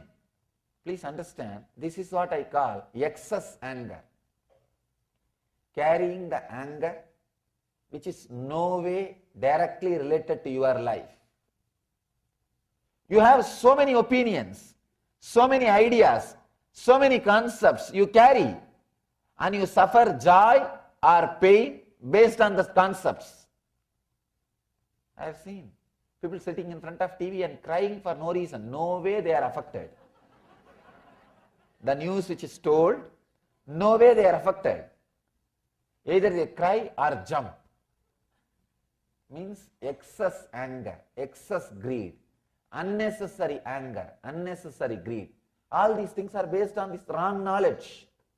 What Patanjali says, the wrong knowledge.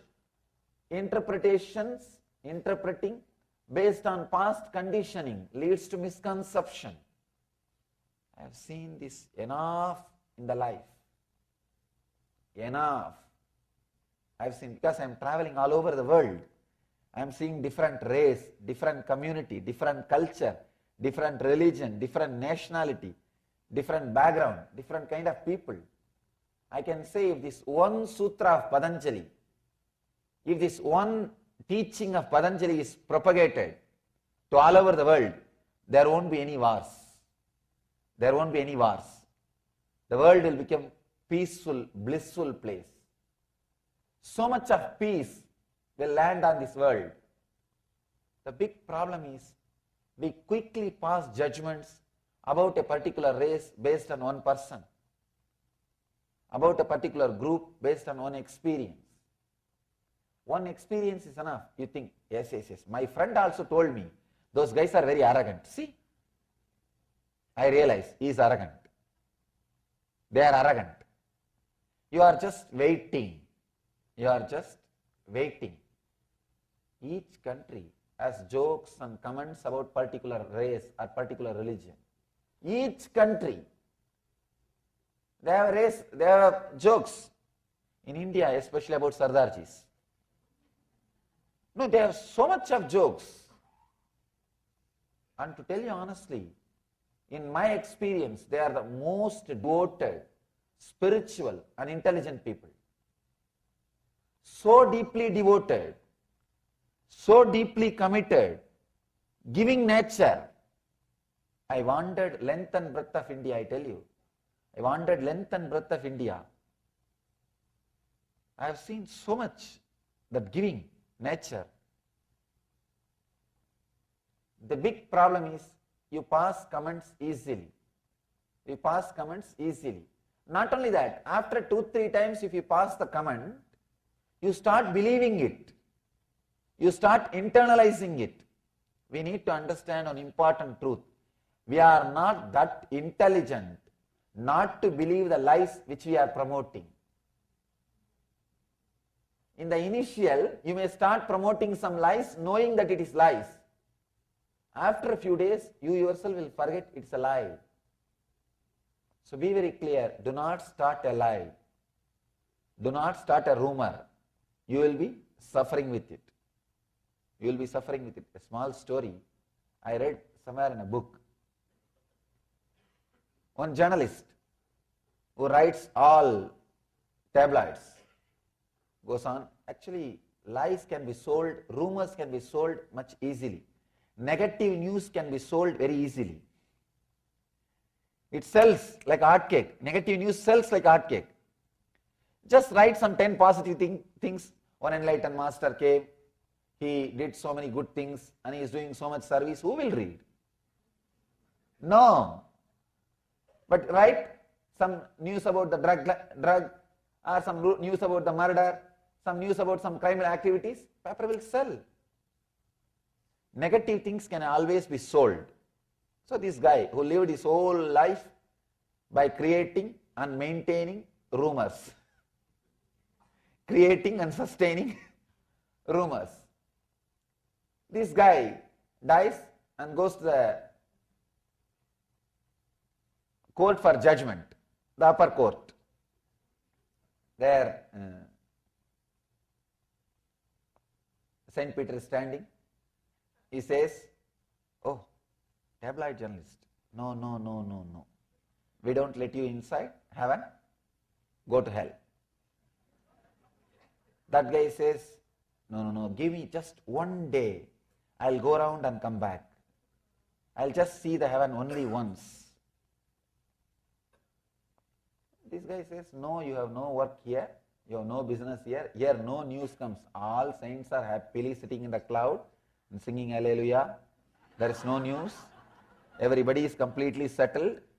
Here nothing happens. Go to hell, you will have a lot of news. All famous people are there. You will have enough news. This guy says, no, I wanted to just see one day. Saint Peter says, it is impossible.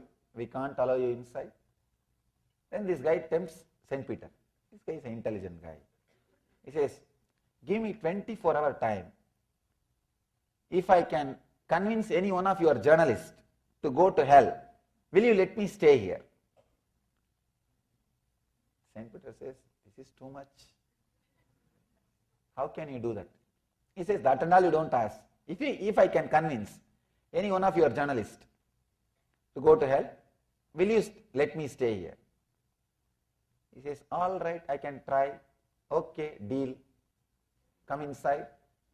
This guy goes. They had only 10 journalists because nothing much happens. God comes and sits in the court in the morning and judgments are given. Evening he goes back. Nothing much is happening. All the saints are there enjoying. What is there? The same routine. And this guy, they have only 10 journalists. This guy goes to the heaven, goes round. By the end of the day, evening, he comes back to the pearly gates.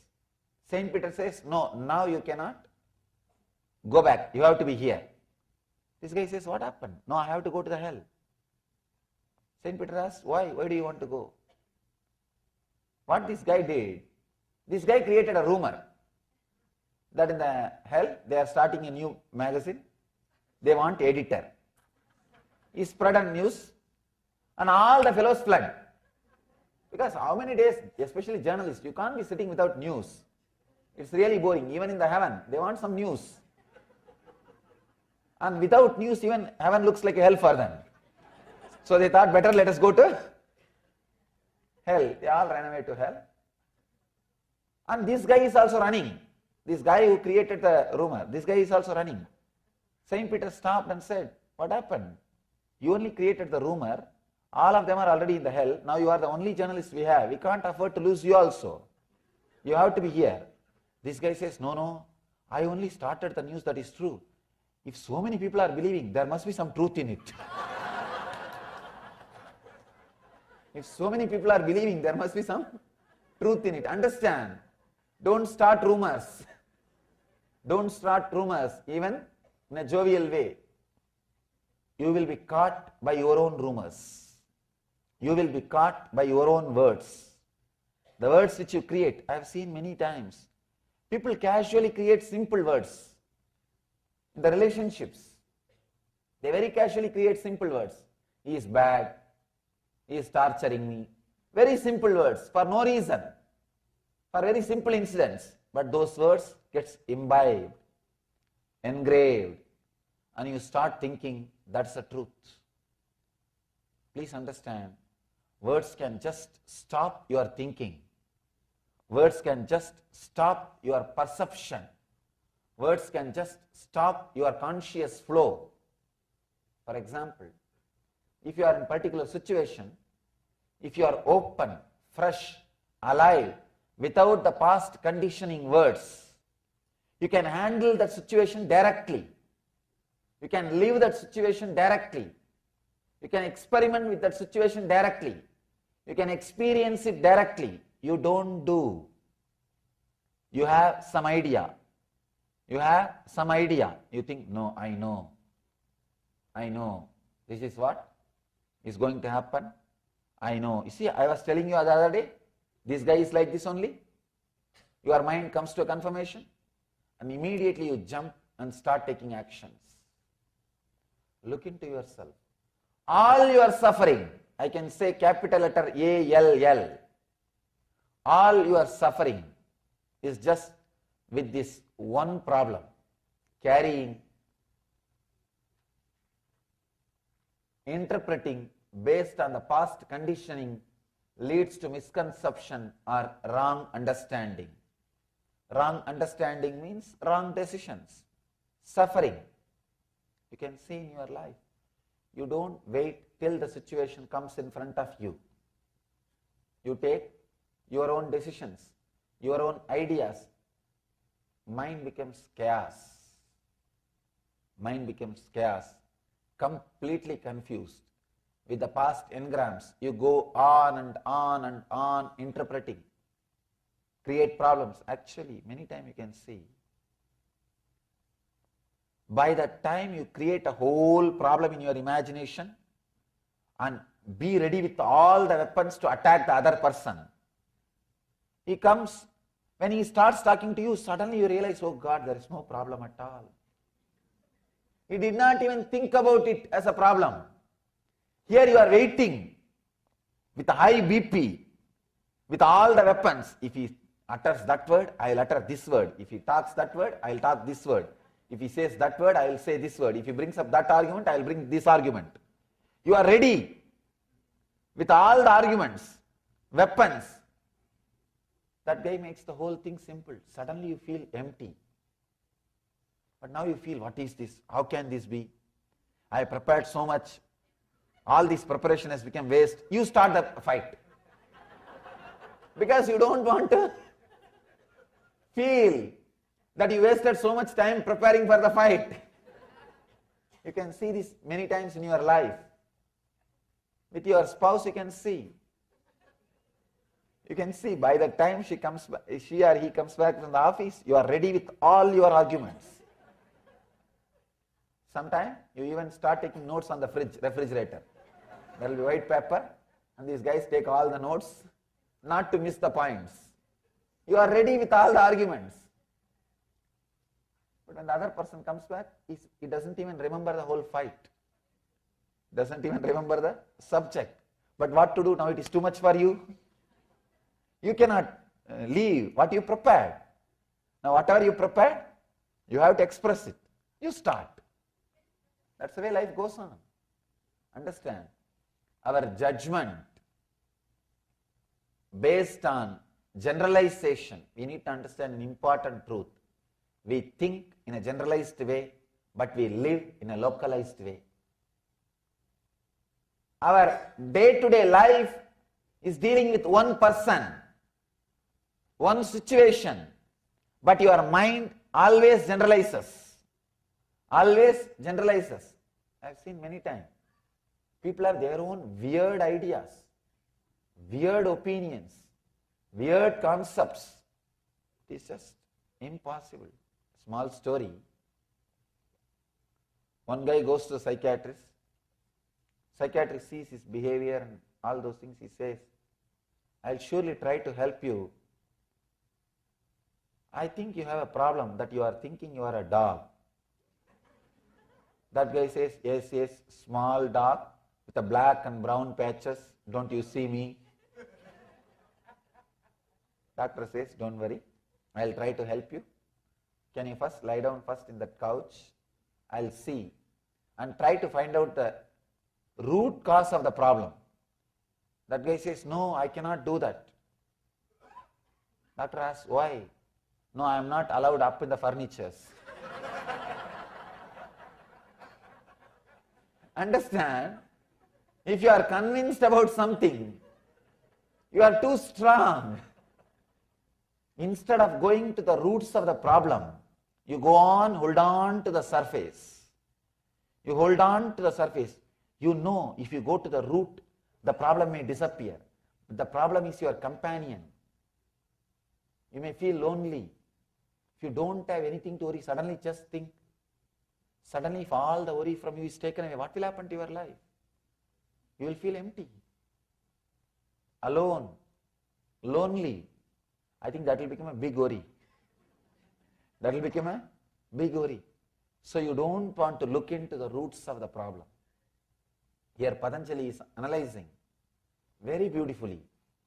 With this one sutra, he describes all our problems. Just sit and contemplate on this one sutra. This one sutra can lead you to enlightenment. Nothing else is required. Nothing else is required. This one sutra can lead you to enlightenment. One incident, really it happened. It happened. One of my brahmachari is trained in all our traditional puja and all the other spiritual practices. One program, they invited him for to conduct a spiritual program in India. This guy went and attended the program. He was pronouncing those Sanskrit mantras so beautifully. The local temple priest, they thought he is a Brahmin. Local temple priest, they thought he is a Brahmin. He is a upper caste, the priest class boy. So when they saw him, he beautifully sits and his body language is very graceful. When he does the puja and rituals and chants the mantras, they thought he is a Brahmin. They gave him all the respects and touched his feet and did the namaskar and everything. All the program was over. They took him to the nearby temple, gave him all the honor. He finished everything and came back. Somebody who went to the temple next day told that priest that he is not a Brahmin. That's all. Till yesterday evening, this guy was honoring that brahmachari, feels blessed that he is able to receive him and touch the feet, all the things. Now this fellow suddenly is in depression. He is in depression. He is continuously taking bath for 3 days. 3 days he is taking bath. And 3 days he did not enter the temple. And 3 days he has to do all the rites to clean himself. I was shocked. If that inauspiciousness is supposed to come by touching that non-Brahmin, it should have come when you touched, not when you heard. Not when you hear the news. It should have come when you touched. When you touched, you don't have a problem. You felt blessed, auspicious, graceful, blissful. But when you hear the news, it means what?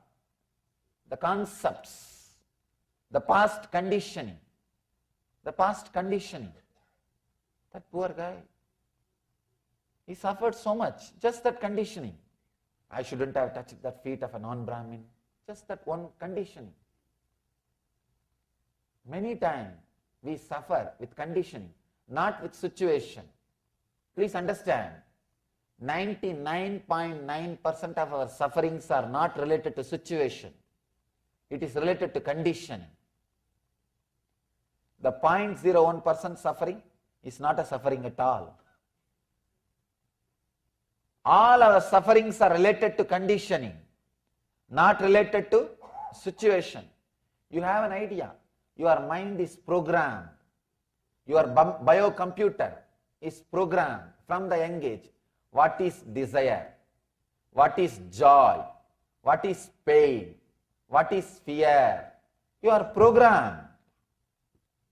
You live based on that programs. You take decisions based on the programs. You walk based on the programs. You talk based on that programming. You do everything based on that programming. This is what Patanjali calls wrong knowledge. He says viparyaya. Viparyaya is the word. You can't translate in English. Wrong knowledge is also not a right word. Viparyaya means everything is wrong. I can say wrong cognition. The very intake is wrong. The way in which you process the data is wrong. The way in which you output, deliver your result is wrong. The word wrong knowledge does not give the right meaning of viparyaya. Viparyaya means every step is wrong. How you receive the data, how you internalize the data, and how you process it, how you take a decision. Whole thing is wrong. Please understand. Again and again, Upanishads are declaring. Again and again, all enlightened masters are declaring, whatever is divine, God. If you see anything other than the divine, any other experience other than bliss in the life, you are having this problem. You have this problem. You need this sutra. Contemplate on this sutra. You don't have to, I am not saying you need to by heart or you need to repeat. I am saying internalize this idea. Internalize this idea. Sometimes people start repeating this sutra. Viparyaha, viparyaha, nityaha, mityaha, viparyaha. Finally they do the wrong thing. I am not saying you need to repeat. I am saying internalize. Constantly contemplate on this mantra, on this sutra, on this idea. Interpreting based on past conditioning leads to misconception or wrong understanding. Do this as an exercise, homework. Just sit for 1 hour in the house today. Write at least 10 incidents. You can surely write 10 incidents. I can say 10, I am not even saying from your whole life. From morning till today, you can write 10 incidents. 10 incidents where you did the same mistake of interpreting with the past conditioning, bringing wrong understanding because of past conditioning. Just write 10 incidents. See how your mind is behaving, how your life is happening. You don't even have to bother or struggle to correct yourself. The big problem is, before even you understand the depth of the problem, you start correcting. That is where the problem starts. The problem never ends. Just understand the depth of the problem, that's enough. Suddenly you will see the transformation. Depth of the problem. Just today, sit, work for half an hour or 1 hour. Write 10 incidents where you came to the wrong conclusion by the past, because of the past conditioning, and understood when you looked into the whole thing with a restful awareness.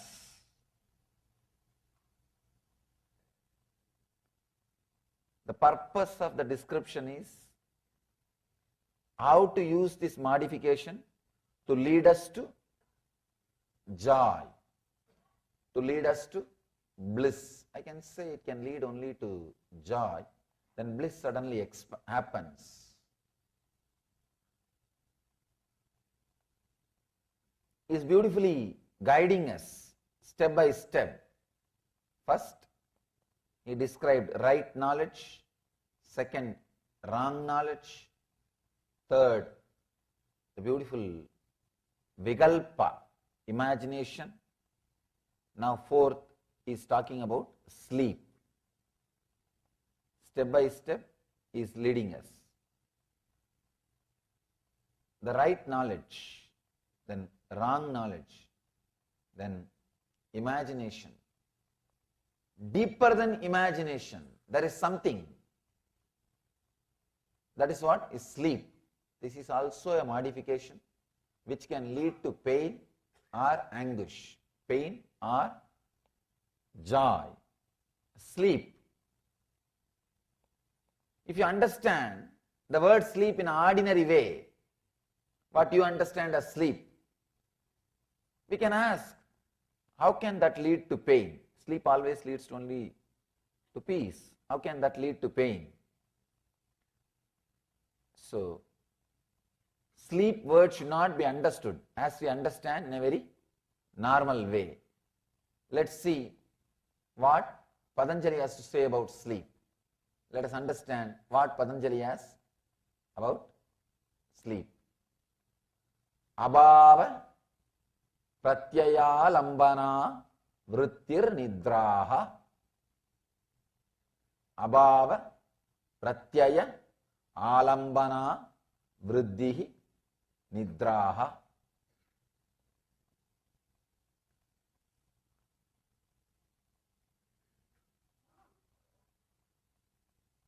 When I read each sutra, so much of appreciation and respect for Patanjali comes. Even this sutra, if you have a little Sanskrit background, you can see, you can understand. Right words, not one word extra. Right words is connecting. Just one line. He has described different dimensions of sleep. Let me give you the translation. The subtle state where thoughts are not visualized is sleep or nidra.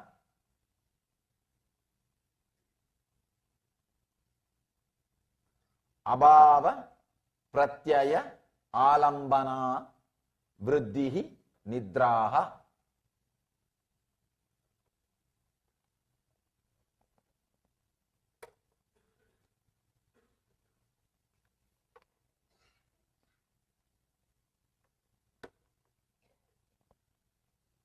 The subtle state where thoughts are not visualized is sleep or nidra.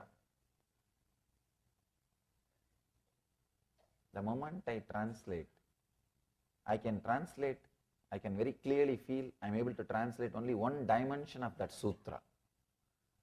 That sutra can be translated from different dimensions. Here I have a beautiful book by a research scholar, Salvatore.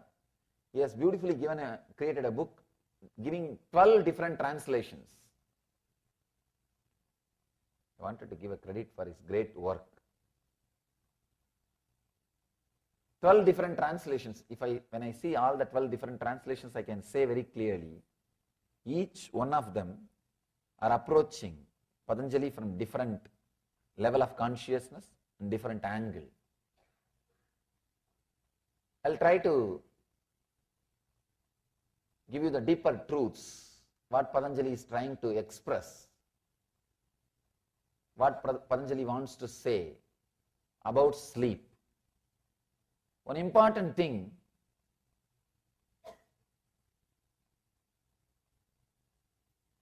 there is no beings which does not spend its time, part of its life in sleep, first thing. You can be without right knowledge, without wrong knowledge, without imagination, but you can never be without sleep. You may be able to avoid those three, but you can never avoid sleep. It's almost like you are breathing. almost like you are breathing. It's your life. 1/3 of your life is spent in sleeping. If you understand the Patanjali's views about sleeping and ability to use that knowledge in your day-to-day life, I can say the whole quality of your life can be transformed. Every single sutra is a complete technique by itself. That is why I have to give so much of introduction to every single sutra. If you are coming every day, you can understand at least 10 minutes I spent in introducing Patanjali and every single sutra. Because every single sutra is a complete technique by itself. I can say every single sutra can create one religion. It has created. There are some religions which work only on sleep. One sect of Buddhism, they don't teach you anything else except the ideas, concepts about sleep. They help you to work on sleep, that's all. In daytime, whatever you do, you can do. In daytime, anything you can do. They say that let's do all the spiritual practices and take exercises for spiritual growth during sleep and use the daytime for some other purpose. I think that will be really a wonderful thing. I saw the other day one advertisement. Let you earn more and more money during your sleep and keep your days to spend with your loved ones. One financial firm advertisement. Anyhow, this Buddhist tradition helps you only how to work on your consciousness during sleep. Of course, source is Patanjali. You can imagine how great that Chidambaram would have been. Chidambaram is a place where he was born, lived and taught, ran his university. He was having a great traditional university, and still his community which he created is called Dikshidars. He is the founder of that community. Still that community is alive. Still they don't take initiation from anybody. Patanjali is Guru. So still his words are repeated, remembered. I can say some 1,000 families are there. And one important thing I want all of you to know, still that community, none of them cross the border of the town. You will be shocked. It is just 10-kilometer area. They take birth, they live, they marry, they give birth to kids, they die inside that city, inside that town. They don't move out of the town.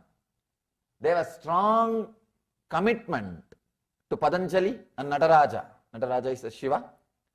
Shiva is the master of Patanjali. Patanjali became enlightened through the Shiva's darshan. Still, that community has committed itself for this knowledge. Whoever comes to their place, they teach, they share this knowledge, they make this knowledge available, they run the temple, and they have taken the vow, they will not cross the city. Sometimes I feel surprised. Even in this age, can you imagine? The education is available to them. Everything is available to them. But they have decided no. We will spend our life, dedication, sacrifice. I can say it is their sacrifice kept this knowledge alive, unpolluted for us. There are so many scriptures which suffered interpolations, but I can assure, guarantee, this book is pure because this community took care. I remember them with all my love and respect for their great service to the sutras. They are called Chidambaram Dikshidars. still that community is there. They maintain this scripture, they preserve. It's because of them we have this knowledge. They have dedicated their life. It's unimaginable, not moving out of one city from birth till death. There are so many things to see in the world. Even the youngsters, this generation, I have met many of them. I ask them sometime, don't you feel like going outside, or your elders are stopping you? They said, no, we decided to dedicate. Our elders are not saying, they say if you want to go, you can go. No problem. There are very few, I can say 0.1% went out for some purpose. They also go out to run some temples there, that's all. Here and there, if Nataraja temples are built, they go outside and run the temples. I asked them, why don't you guys feel like going out? They say no. They call Nataraja as Ambalavanar. Means the Lord of that Chidambaram, Lord of the stage. No, he is enough for us. They feel he is the father of the whole community. And father is here, where else to go? That's such a strong feeling connection, commitment. It is they who preserved this whole knowledge. Not a single extra word.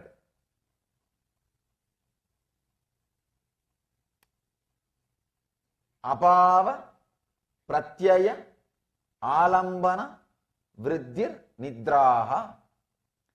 The subtle state where thoughts are not visualized is sleep or nidra.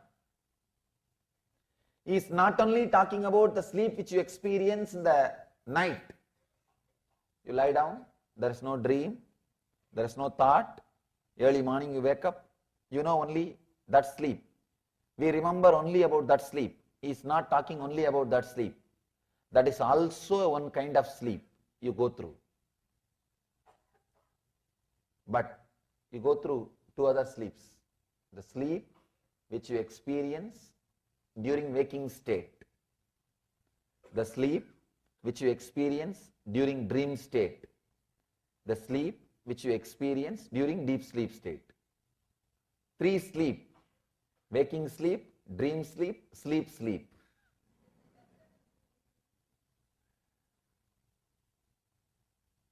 Waking time also we experience sleep. You can see many times. You would have started the car, driven to office, half an hour drive.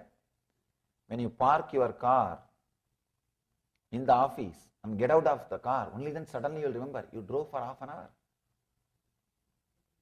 Half an hour you drove. You turned right, left, stopped in a signal, gave a brake for a cop.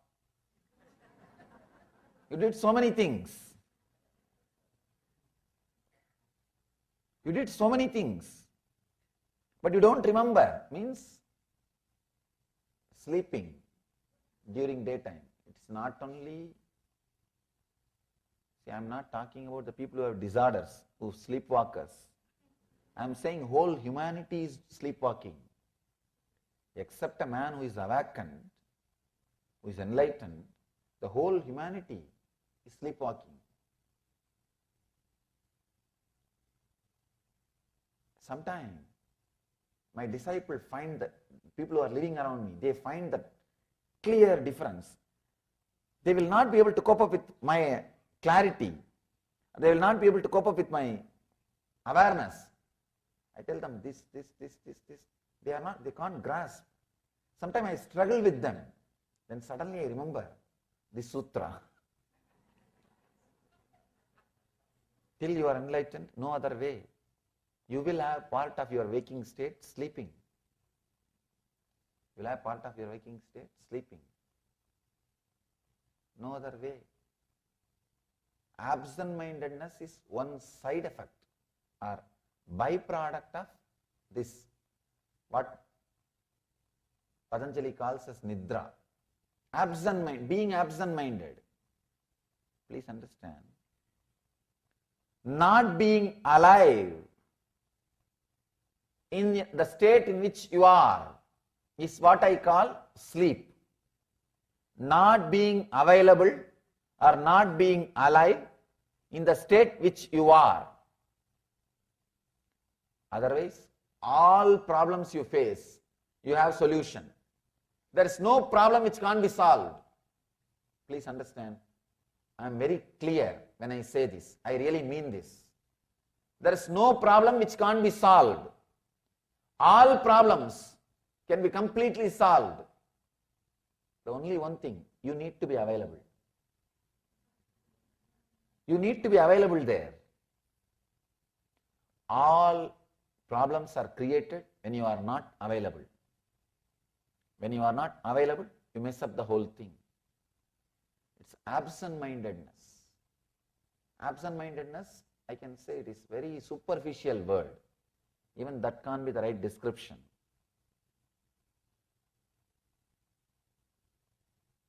You are there, but you are not there.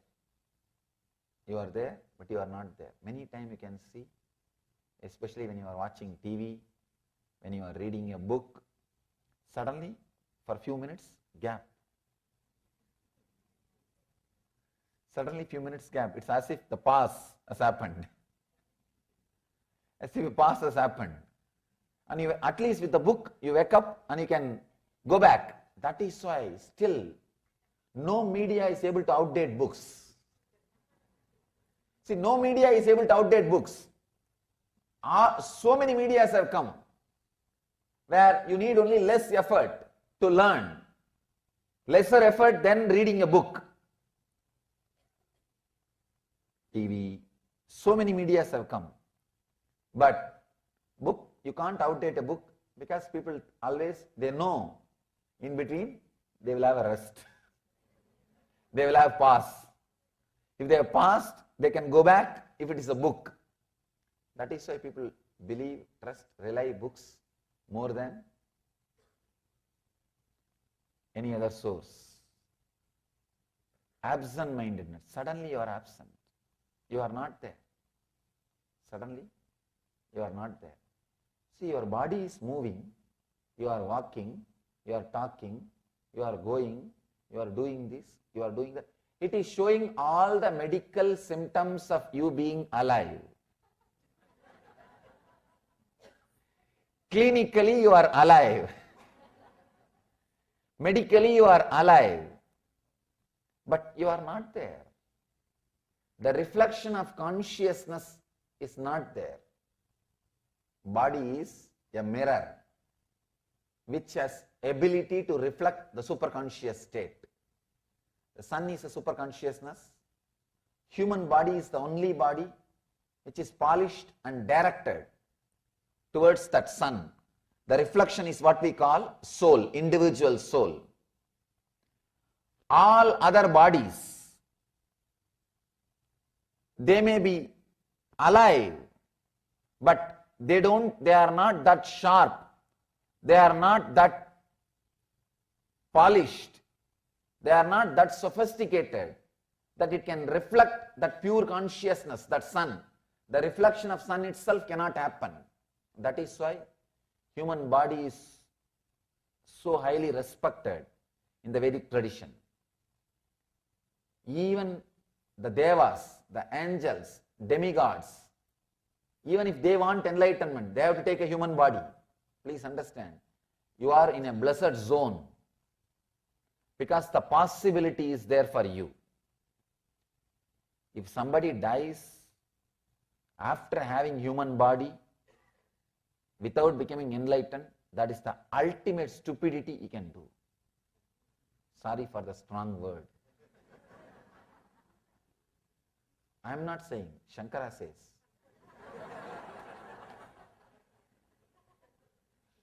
Shankara is saying, Manushyatva, Mumukshutva, Mahapurusha Samsaya.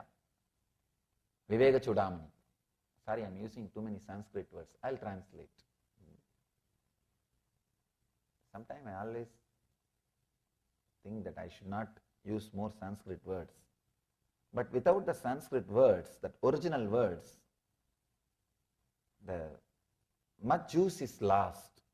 Sometimes I feel, if I have translated only one dimension, at least if I utter the Sanskrit word, people who knows the Sanskrit, let them understand from other dimensions also. That is, actually, if I just speak in English without giving that original words, I may not express all the dimensions expressed by that word. So if I utter the word, at least for the sake of record, next generation who are listening, they may understand in a deeper dimensions, which I did not express verbally. That's the reason I never miss or I never forget to add that original words also. Manushyatva means human body. He's not even saying human body, humanness.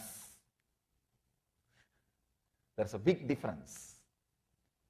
He's not saying Manushya Sarira, Manushyatva, humanness. Mumukshutva, seeking beyond, seeking the truth, seeking the ultimate. Mahapurusha Samsaya means nearness of an enlightened one, nearness of a person who has achieved. After achieving all these three, please understand, all of you have all these three. That is why you are here. The moment, of course, Manushyatva, no doubt, you all,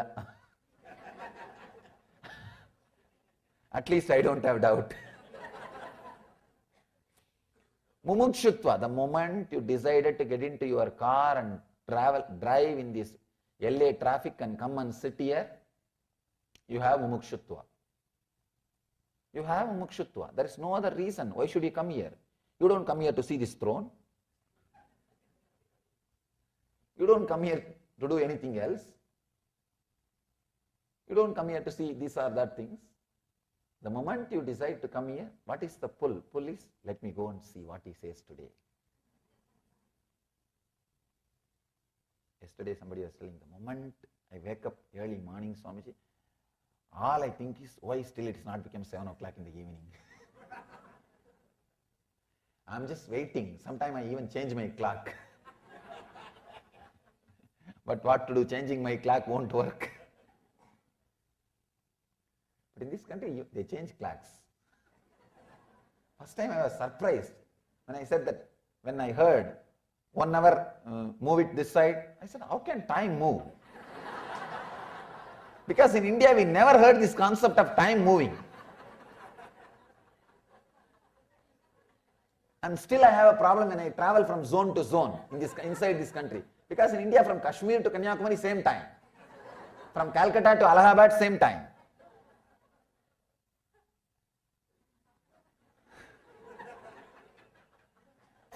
I always feel, how can time move? Anyhow, at least time zone also we can understand.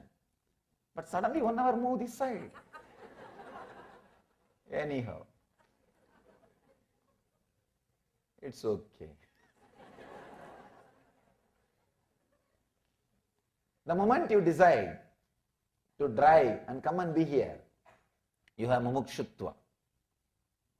The moment you wake up in the morning and you are thinking whole day about when it will become 6 o'clock, when it will become 6 o'clock I can go. If you are remembering, be very clear.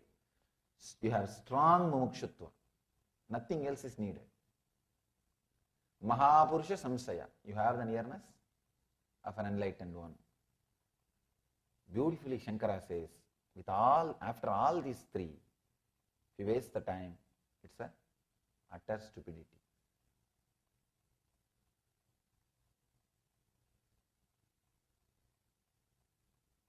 Again, the whole thing boils down to this one sutra. If you ask me the question, how can I use? I have all these three, how can I use? Whole thing boils down to this one sutra, be available. Don't be in nidra. Avoid day sleeping, at least when you are with the master. Avoid day sleeping, at least when you are with the master. The absent-mindedness, I can say, because of absent-mindedness, people miss many things.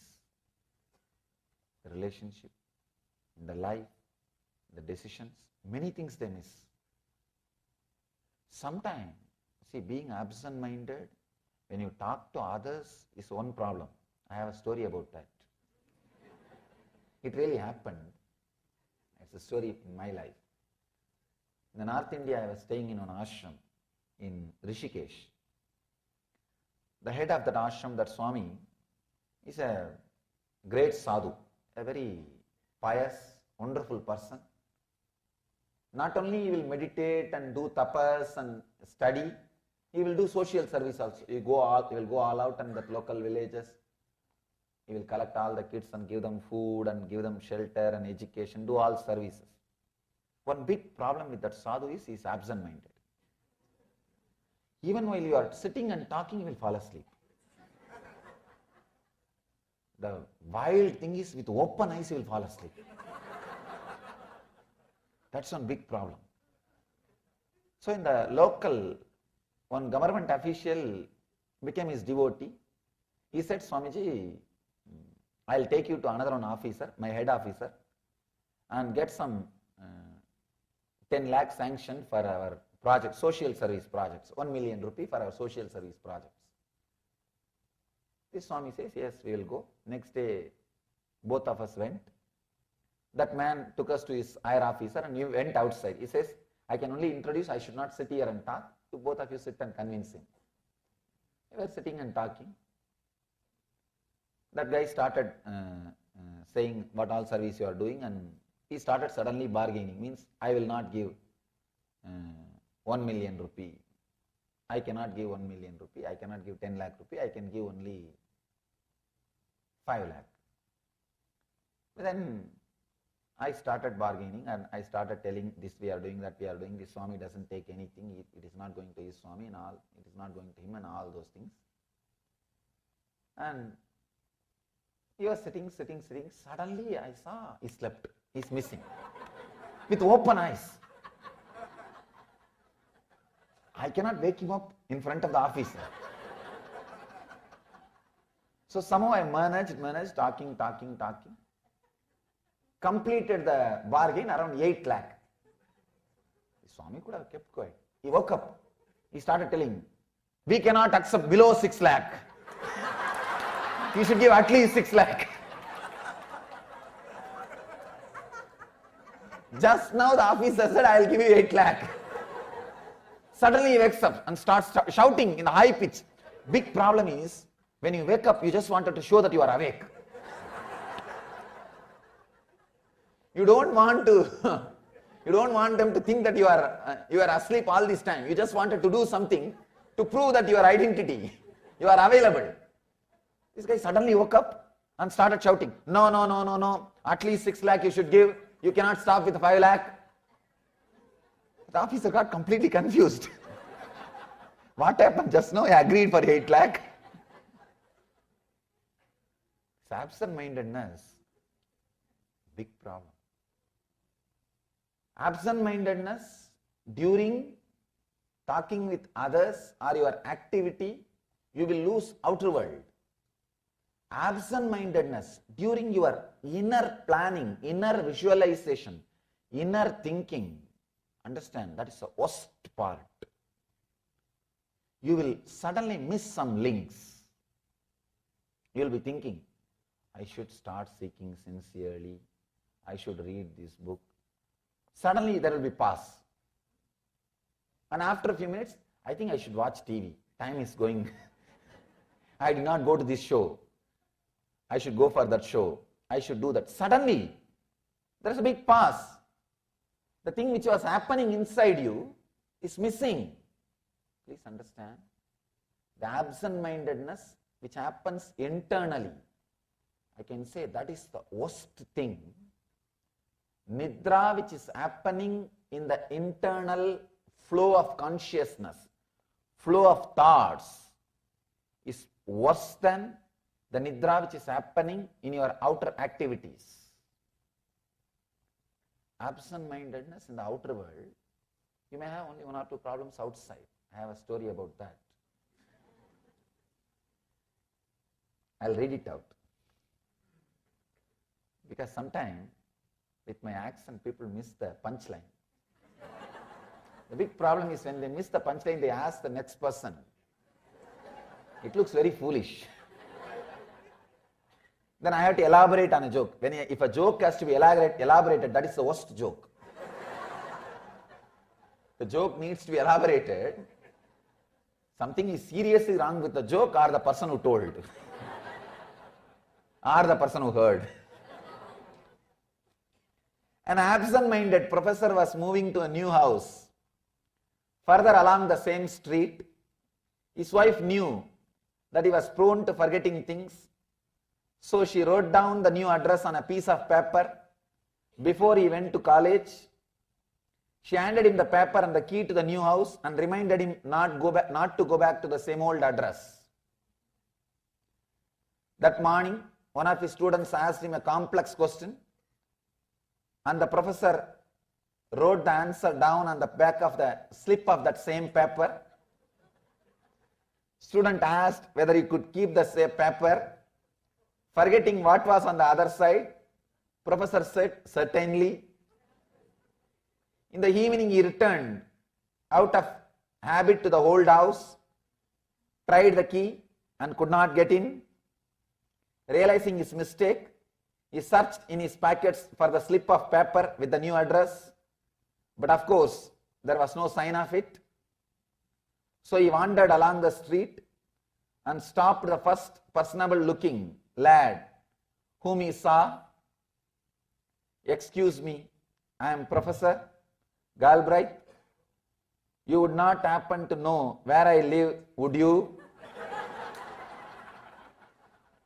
That guy replied, sure dad, I know.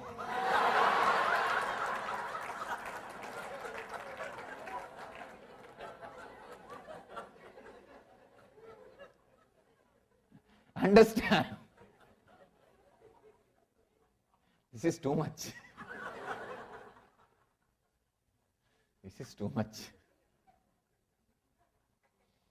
Absent-mindedness in the outer world. Even with that, you lose only things of the outer world. Look inside. The serious problem, absent-mindedness in the inner world. See, forgetting to take your hat back, forgetting to take your glasses back, these are all just simple mistakes. You lose only simple things. But forgetting to keep the seeking, forgetting to keep the things which you really need in your life, that is where you lose too many big things. In the mind, many times, I have seen, whenever I come, a big group gathers and they are all inspired terribly about the seeking. And they pick up all DVDs, all books, all cassettes. It will be lying down in the cupboard till I come back again.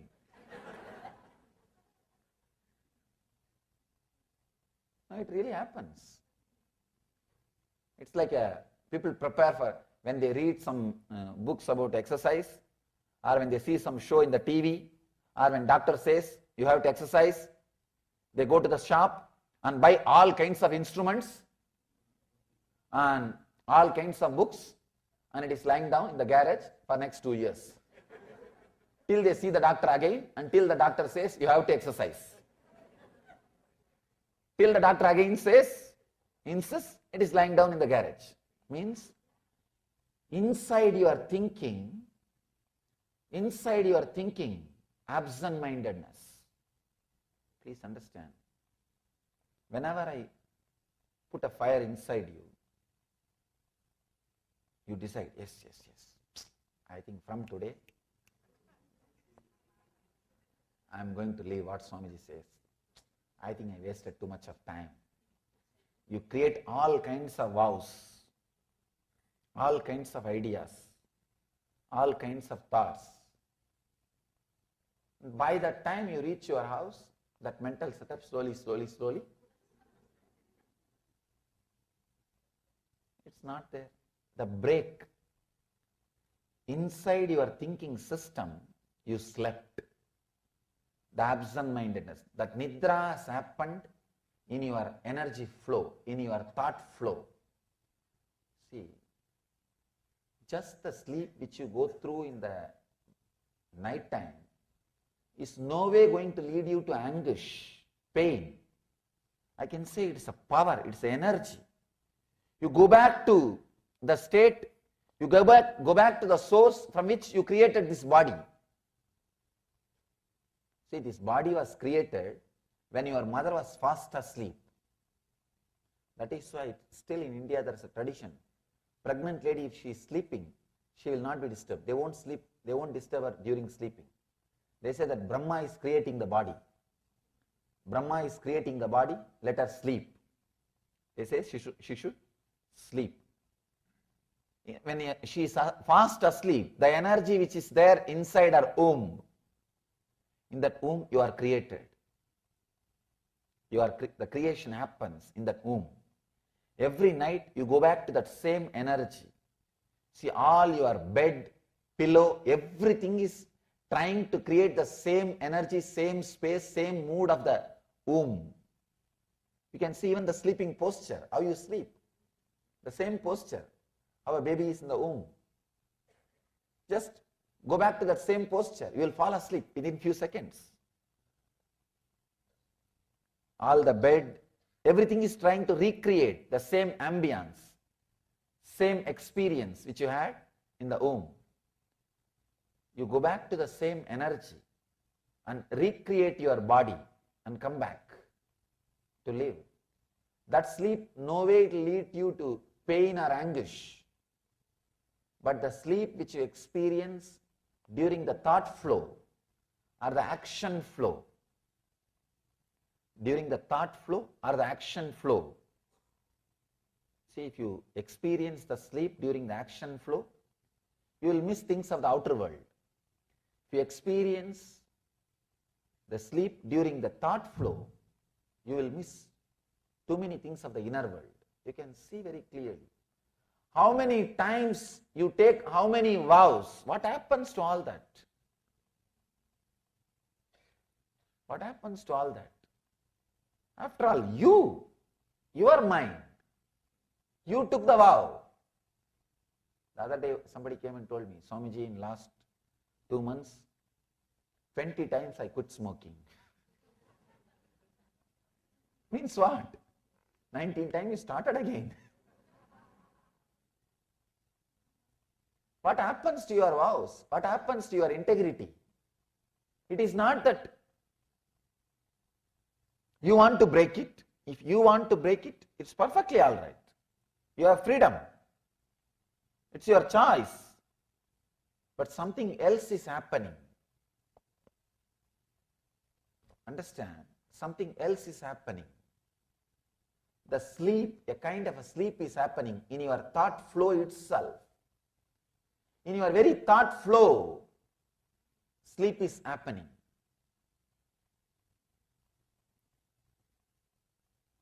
There are two kinds of repairing. See, every night when you fall asleep, so many repair work will happen inside your system. It gets rejuvenated. It gets rejuvenated. That's one kind of repairing. The other kind of repairing, it has to be done only when you are awake. You can't be put to sleep and the repairing cannot be done. The physical repair, you can be put to sleep and the repairing can happen. Your tiredness, if you are tired, you can be put to sleep and the tiredness can go away, repairing can be done. It's like an auto mechanic repairing a car. But the conscious repair, it's like a doctor doing bypass surgery. You can't be put to sleep. The repair work has to happen when you are alive. Doing conscious repair is what I call meditation. Sleep and meditation, both are almost same. The difference between auto mechanic and surgeon. Surgeon always gets paid more because he has to repair while the machine is running. You need to understand, you need to repair while inner chattering is happening. Many times when the inner chattering is happening, suddenly there is a break. Suddenly there is a break. People come and ask me how to repair. The awareness itself will heal half of the problems. One big problem, one big important thing you need to know, the moment you know you are sleeping, you will be out of sleep. The moment you know you are sleeping, you will be out of sleep. The moment you know you are breaking in your thought flow, you will be connecting it. If you know you are breaking, you will be connecting it. People come and tell me, they repent really. Swamiji, how much ever I tried unclutching, my mind sometimes goes here and there. I am not able to unclutch. I tell them, the moment you remember, unclutch again. Come back again, that's enough. Don't bother about few moments which you lost.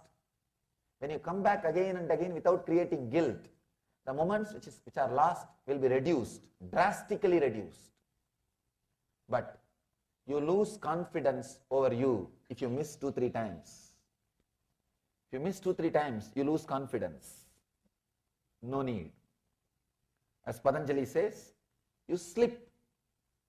You slip while you are awake.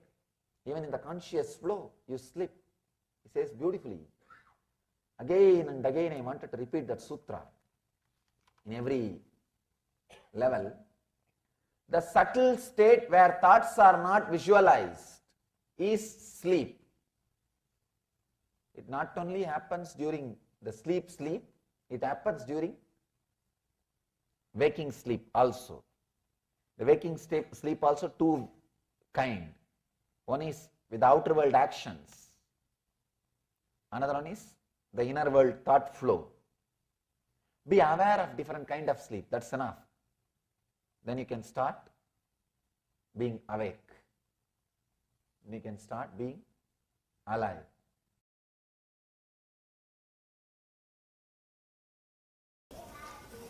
This is the continuity of last sutras. In the last few sutras, Patanjali has explained the 5 modifications of the mind which can lead to suffering or joy. The 5 modifications is right knowledge, wrong knowledge, imagination, sleep and memory. These are the 5 modifications. Please understand.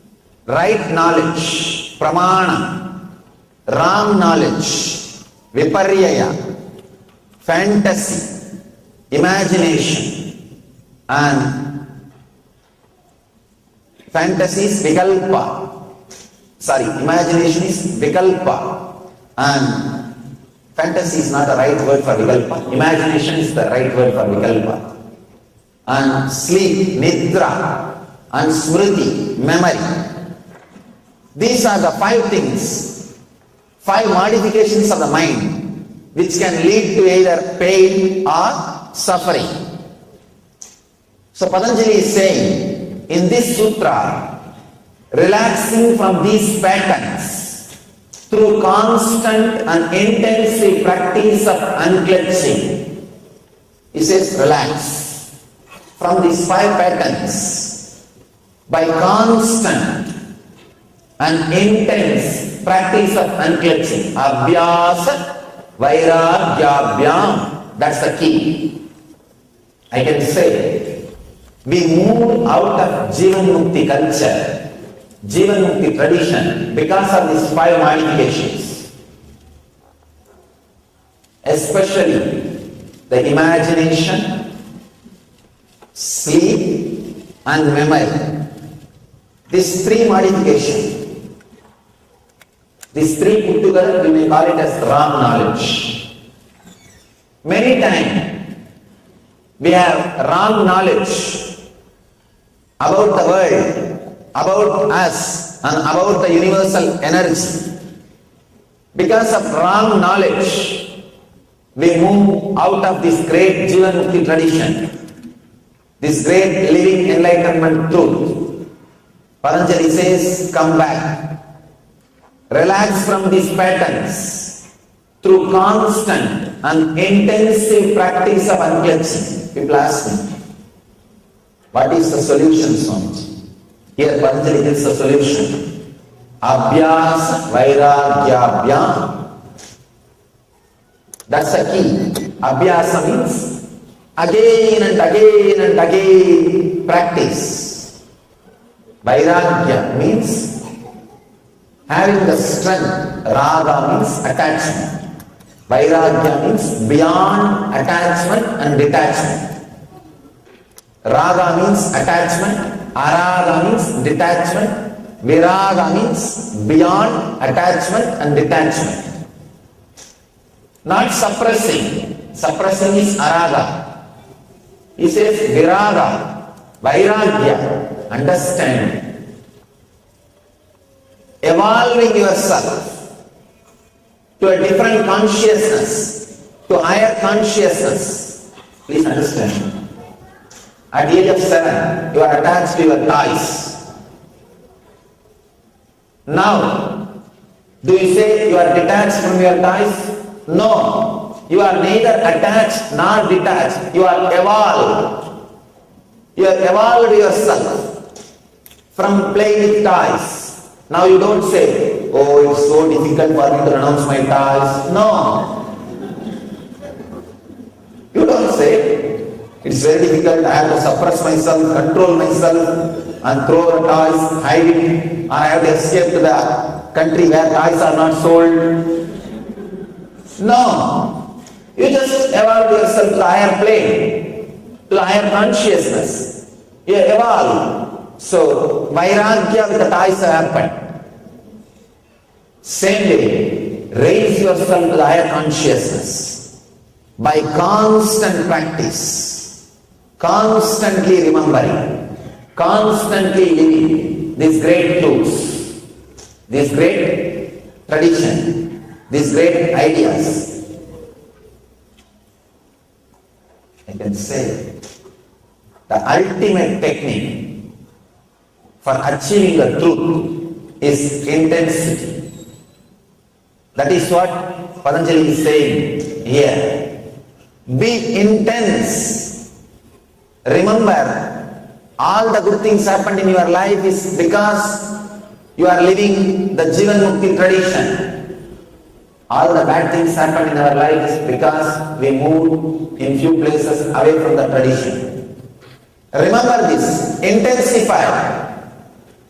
Intensify. Abhyasa and vairagya. As Patanjali says, come back, come back, come back through constant remembrance. People come and tell me, Swamiji, I am not able to meditate. I ask them, how many times you tried? 3 times I sat for 5 minutes.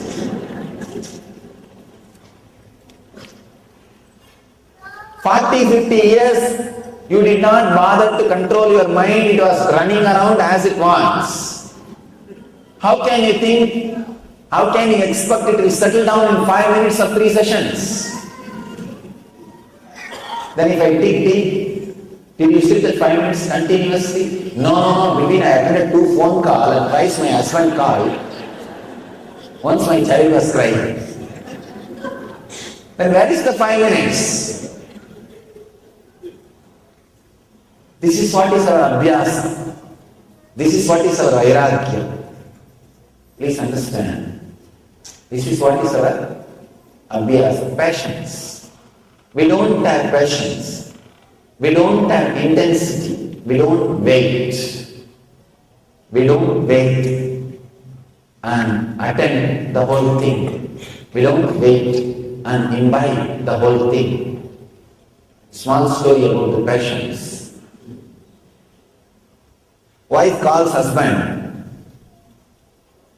Husband picks up the phone between the work. And he says, I am in between my work. I don't have time to chat with you.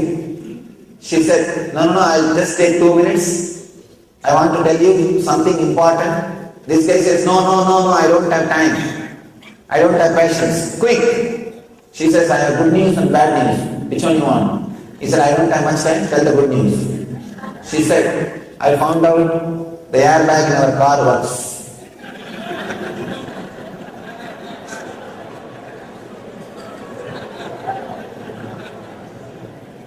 Understand? We don't have patience.